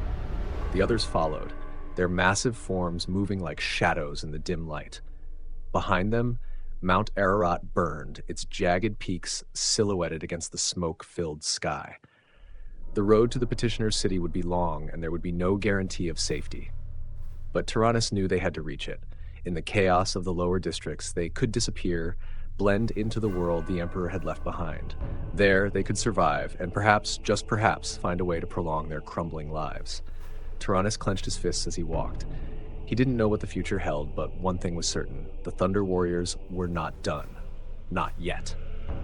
The Petitioner's City was a labyrinth of shadows, a sprawling network of filth and forgotten dreams buried in the lower levels of Terra. This was not the Terra of the Emperor's vision, the shining bastion of humanity united under a single banner. It was the opposite, a city for the discarded, a dumping ground for the unwanted and the lost. Crumbling structures jutted out at odd angles, their steel skeletons stained with rust and grime. Filthy rivulets of polluted water snaked through the alleys, mixing with the ash and filth that coated every surface. The air here was heavy, laden with the acrid stench of decay and industry. The streets were crowded with the desperate, haggard workers, malnourished children, and faceless figures wrapped in rags, all moving like ghosts among the ruins. Most avoided eye contact, their gazes fixed on the ground, while others huddled in alcoves, bartering scraps of food or stolen goods. It was a place where hope had long since withered away. Eric Tyrannus and his surviving brothers moved through the crowd like predators among prey. Even in their battered armor, their immense size and aura of violence parted the sea of people before them. Those who did not immediately step aside were shoved out of the way by Goda, his massive thunder hammer resting across his shoulder. The remaining warriors stayed silent, their eyes scanning the alleys and rooftops for signs of danger. "This place stinks," Goda growled, his voice cutting through the din of the city. "It's a graveyard for cowards." "It's what we need," Tyrannus replied without looking at him. His voice was low but firm, carrying an authority that demanded obedience. Goda sneered but said nothing more. The Thunder Warriors moved deeper into the city, their boots crunching against the broken pavement. Around them, the inhabitants of the petitioner's city watched from the shadows, their faces gaunt and hollow. Some whispered to each other, pointing at the towering figures as they passed. Others shrank back, disappearing into alleyways and crumbling buildings. Tyrannus knew what they saw. Relics of another age, ghosts of the wars that had shaped Terra. The petitioner's city was a place where no one asked questions, but even here, the sight of Thunder Warriors would stir unease. At last, they reached their destination, a decrepit building that leaned precariously against its neighbors. The structure had once been part of an industrial complex, its walls stained with centuries of soot and grime. Tyrannus pushed open the rusted door, the hinges groaning in protest, and stepped inside. The interior was as ruined as the exterior, but it was empty. That was all that mattered. The Thunder Warriors filed in behind him, their massive forms filling the small space as they set their weapons down and began to take stock of their surroundings. Goda leaned his hammer against the wall and looked around, his lip curling in disdain. "This is where we're hiding? I've seen plague pits more welcoming than this." "It'll do," Tyrannus said simply. One of the others, a warrior whose armor was missing a pauldron and whose face was pale and gaunt, slumped against the wall and let out a ragged breath. "How long can we stay here? They'll come for us." "They'll come," Tyrannus agreed, pacing as he spoke. "But this place buys us time." Goda watched him, his brow furrowed. "Time for what? To sit and wait? To rot like the rest of these people?" Tyrannus turned to face his lieutenant, his gaze sharp. "Time to find a way forward," he said evenly. "The Emperor thought us tools to be discarded. We'll prove him wrong." Goda's sneer softened, but his shoulders remained tense. "Prove him wrong?" He gestured at the crumbling walls around them. "You think we'll do that from here?" Tyrannus didn't answer immediately. He leaned against a rusted beam, his gaze shifting to the filthy street beyond the door. A child ran past, her face hidden beneath a hood, clutching something wrapped in rags. She disappeared into the shadows without a sound. "The Emperor built his Imperium on our backs," Tyrannus said finally. "If we're going to survive, we need to stop being tools. We need to take what we've learned, what we've seen, and use it for ourselves. The petitioner's city is just a start." The others said nothing, but they listened. One of the younger warriors broke the silence, his voice quiet. "The petitioner's city is crawling with spies, Imperial agents. They could already know we're here." Tyrannus nodded slowly. "Then we make sure they don't find us. We move carefully, stay in the shadows, and if they do come..." He reached for his chain axe, letting it rest across his knees. "We remind them who we are." Goda grinned at that, the tension in his frame easing slightly. "Now that I can live with." The room fell into a tense quiet, the faint hum of machinery outside filling the silence. Tyrannus removed his helmet, revealing a face worn and scarred, his eyes burning with purpose. He looked at his brothers, their massive forms casting long shadows across the room. "We are not what we were," he said, "but we're not finished." The others nodded, their grim resolve hardening. In the petitioner's city, the Thunder Warriors would disappear. For now. But in time, they would rise again. The petitioner's city was more than a refuge for the forgotten. It was a graveyard of ambition. Every crumbling street and every broken spire whispered tales of those who had tried to rise above the squalor, only to be ground back into the filth. It was the perfect place to disappear, but Tyrannus knew better than to think they were invisible. The Emperor's reach was vast, and his shadow touched even these forsaken depths. The days passed slowly, each one blending into the next. Tyrannus and his brothers worked in the shadows, gathering scraps of intelligence, listening for rumors, and trading what little they had for supplies. The city was a labyrinth of interconnected lives, where secrets were currency and trust was non-existent. The Thunder Warriors, for all their strength, were far from invincible in this world of whispers and knives. Goda, ever restless, had taken to patrolling the streets. His massive frame and the ominous presence of his thunder hammer meant that few dared approach him, but his keen eyes caught everything. He returned to their hideout one evening, his expression darker than usual. "There's a man asking questions," he said, setting his hammer down with a dull thud. Tyrannus looked up from the pile of salvaged supplies he'd been sorting. "What kind of questions?" "The wrong kind," Goda replied, leaning against the wall.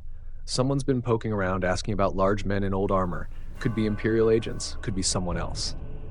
The room fell silent. The other warriors exchanged uneasy glances. "Did they see you?" Tyrannus asked. Goda shook his head. "No, I stayed out of sight, but whoever they are, they're getting close." Tyrannus stood, his expression hard. "We'll deal with them. Quietly. If it's an agent, they won't report back. And if it's not?" one of the other warriors asked. Tyrannus didn't answer immediately. He adjusted the straps on his armor, his hands steady despite the tension in the room. "Then we find out what they want. No one asks about Thunder Warriors without a reason." That night, the Thunder Warriors moved through the city with the precision of predators on a hunt. They had learned to adapt to this environment, their massive forms concealed beneath tattered cloaks and scavenged rags.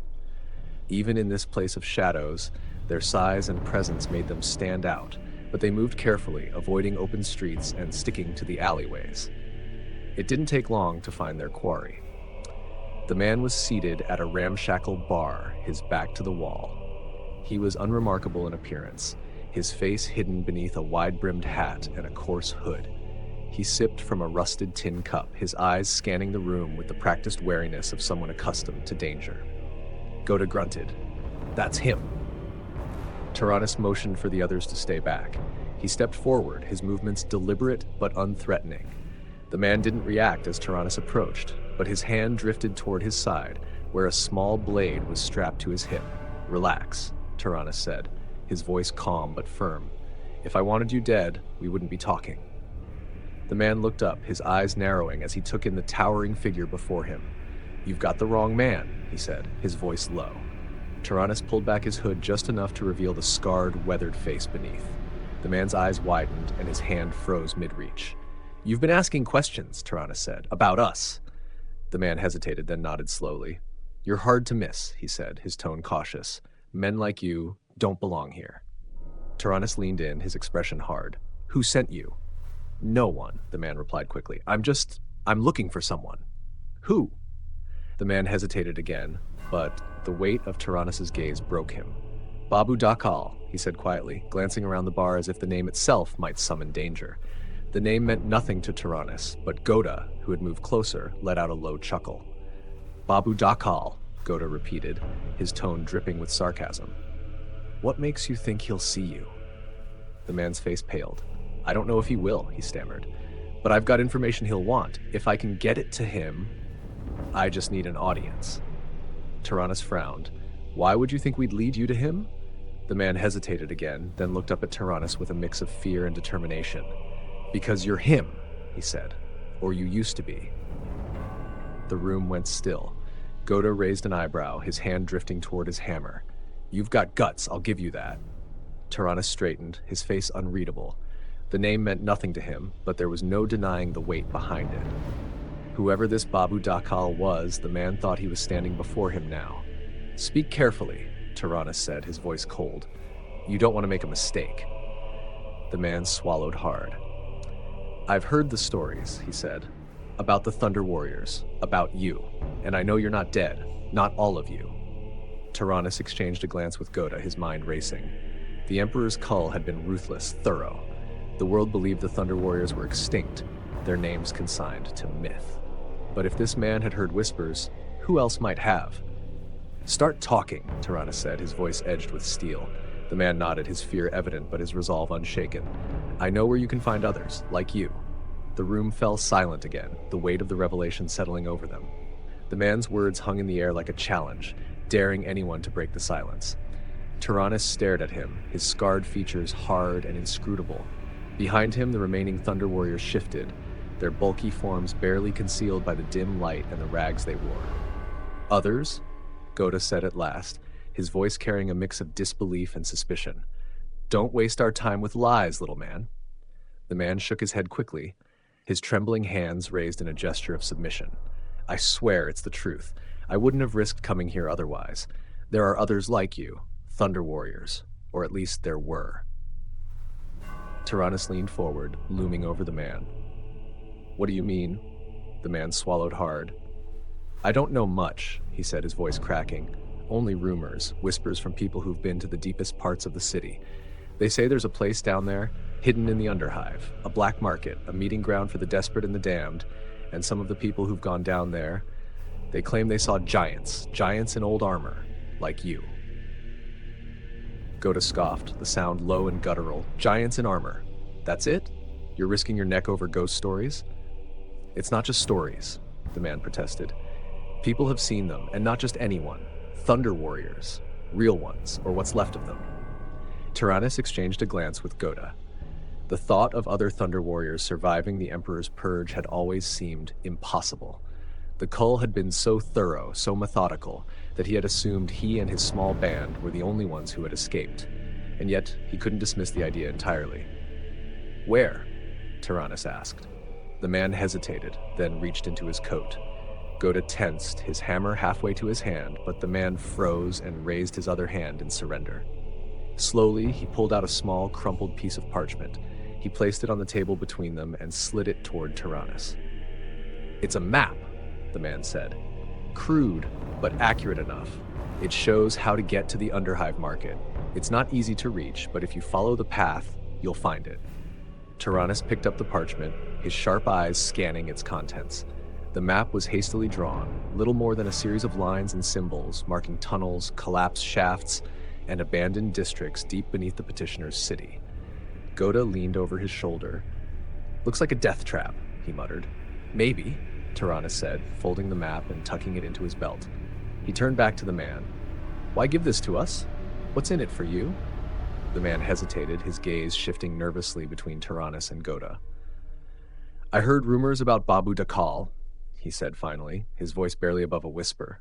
They say he's the king of the Underhive, that nothing moves down there without his say-so. If you're him, or if you know him, I need his protection. Tyrannus frowned. The name Babu Dakal had meant nothing to him before, but the man's desperation suggested it carried weight in these circles. The idea that he, or someone like him, had risen to such infamy without his knowledge gnawed at him. I'll consider it, Tyrannus said curtly. For now, you stay out of sight. If anyone else hears you've been asking questions, you won't live long enough to regret it. The man nodded quickly, his relief palpable. Thank you, he said, his voice trembling. Tyrannus stepped back, gesturing for Goda to follow. The other Thunder Warriors fell into step behind them as they left the bar, their presence once again parting the crowd without a word. They moved through the alleys in silence, their heavy footsteps muffled against the crumbling pavement. When they were far enough away, Goda finally spoke. This is a mistake, he said, his tone sharp. We don't know what's waiting for us down there. It could be a trap. It probably is. It might be, Tyrannus admitted, but if there's even a chance that others survived, we have to take it. Goda grunted. And if it's not others, if it's just more ghosts, more lies, then we'll deal with that when we get there, Tyrannus said firmly. He glanced over his shoulder at the others, their hulking forms moving like shadows through the narrow streets. We're running out of time, Goda. If there's a chance we can find allies or answers, we have to take it. Goda didn't respond immediately. He adjusted the strap of his thunderhammer, his gaze fixed on the horizon. If it's a trap, I'm smashing my way out, he said finally. Tyrannus allowed himself a faint smile. I wouldn't expect anything less. The group continued their march in silence. The map burned into Tyrannus's mind. The petitioner's city was vast, its underhive even more so, but he was determined to find the place the man had described. Whether it held survivors, secrets, or something else entirely, Tyrannus knew one thing for certain. The Thunder Warriors were not done yet. The path to the Underhive market was a descent into the abyss. The air grew colder and thinner as Tyrannus and his brothers moved deeper beneath the petitioner's city, the narrow tunnels twisting and turning like the veins of a dying beast. The map the man had provided was crude but accurate, guiding them through collapsed shafts, crumbling platforms, and ancient service corridors long forgotten by the surface world. Every step felt like a journey backward in time. The deeper they went, the less the passageways resembled anything remotely civilized. The walls, once reinforced with steel and rockcrete, were now corroded and cracked, oozing with moisture that dripped into stagnant pools below. Faint echoes of dripping water and the occasional skitter of vermin were the only sounds aside from their heavy footsteps. Goda broke the silence. "It smells like something died down here, and then kept dying." Tyrannus shot him a glance. "Focus. We're being watched." The others stiffened, their hands instinctively tightening around their weapons. Though the tunnels appeared empty, the sensation of unseen eyes was undeniable. Shadows shifted at the edges of their vision, and faint, scurrying noises seemed to follow them. Whatever lurked in the depths of the underhive, it was keeping its distance, for now. "Let them watch," Goda muttered, his hammer resting on his shoulder. "If they want a closer look, they'll regret it." They pressed on, their pace steady but cautious. The tunnel eventually widened, leading into a cavernous chamber that stretched far into the darkness. Massive support columns, covered in rust and grime, rose like dead trees, their bases disappearing into the pools of sludge that covered the floor. Dim lights flickered high above, their weak glow casting long shadows across the chamber. Then they heard it, the low murmur of voices. The sounds grew louder as they moved forward, shouts, bartering, and the occasional burst of laughter. When they turned the final corner, the underhive market came into view. The market sprawled like a grotesque parody of civilization, its twisted architecture lit by flickering glow lamps and the orange light of burning oil drums.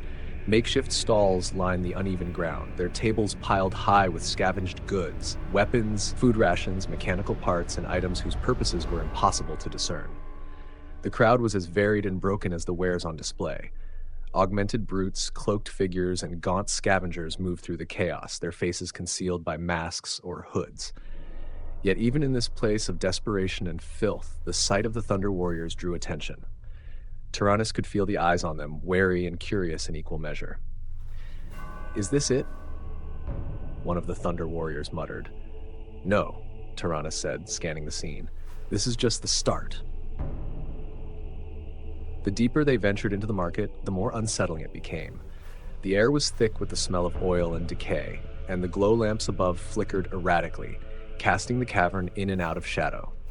Strange figures lingered at the edges of the market, and the wares became darker, more dangerous. Weapons of forbidden technology, armor etched with symbols older than the Imperium itself. Finally, in a quieter corner of the market, a figure stepped out of the shadows. He was tall, his features hidden beneath a hood and a rebreather mask. Augmetic enhancements glinted faintly beneath his cloak, and his posture was relaxed, but there was no mistaking the latent threat in the way he carried himself. "You've come far," the man said, his voice metallic and filtered. "Few make it this deep. Fewer still leave." Tyrannus stepped forward, his scarred face partially hidden by the hood of his cloak. "We're looking for someone. Thunder Warriors." The man tilted his head, his glowing eyes scanning Tyrannus and his brothers. "You're not the first to come looking, but answers come at a price." "What kind of price?" Goda growled, stepping up beside Tyrannus, his hammer hanging heavy in his hands. The man chuckled softly. "The kind you might not be willing to pay, but maybe you'll surprise me." He gestured toward a darkened corridor beyond the market. "If you want to know more, you'll have to walk deeper. Past the market, past the point of no return." Tyrannus narrowed his eyes. "And what's waiting for us there?" "Truth," the man said simply. "The kind that changes everything." For a moment, the Thunder Warriors stood in silence. The air felt heavier, the flickering glow lamps casting long shadows over their scarred armor and tired faces. Tyrannus turned to his brothers. "This is what we came for. If there are others out there, we'll find them. And if this is a trap," he looked at Goda, who smirked. "We'll smash our way out," Goda said, gripping his hammer tightly. Tyrannus nodded and turned back to the shadowed corridor. The market around them continued its chaotic rhythm, but the path ahead seemed to grow quieter, darker, as if even the underhive itself held its breath. As they stepped into the shadows, Tyrannus felt the weight of the Emperor's betrayal pressing down on him. The cull, the lies, the abandonment, they had taken everything. And yet, here he stood, leading the remnants of his kind deeper into the unknown. This was not the end of the Thunder Warriors. It was the beginning of something new.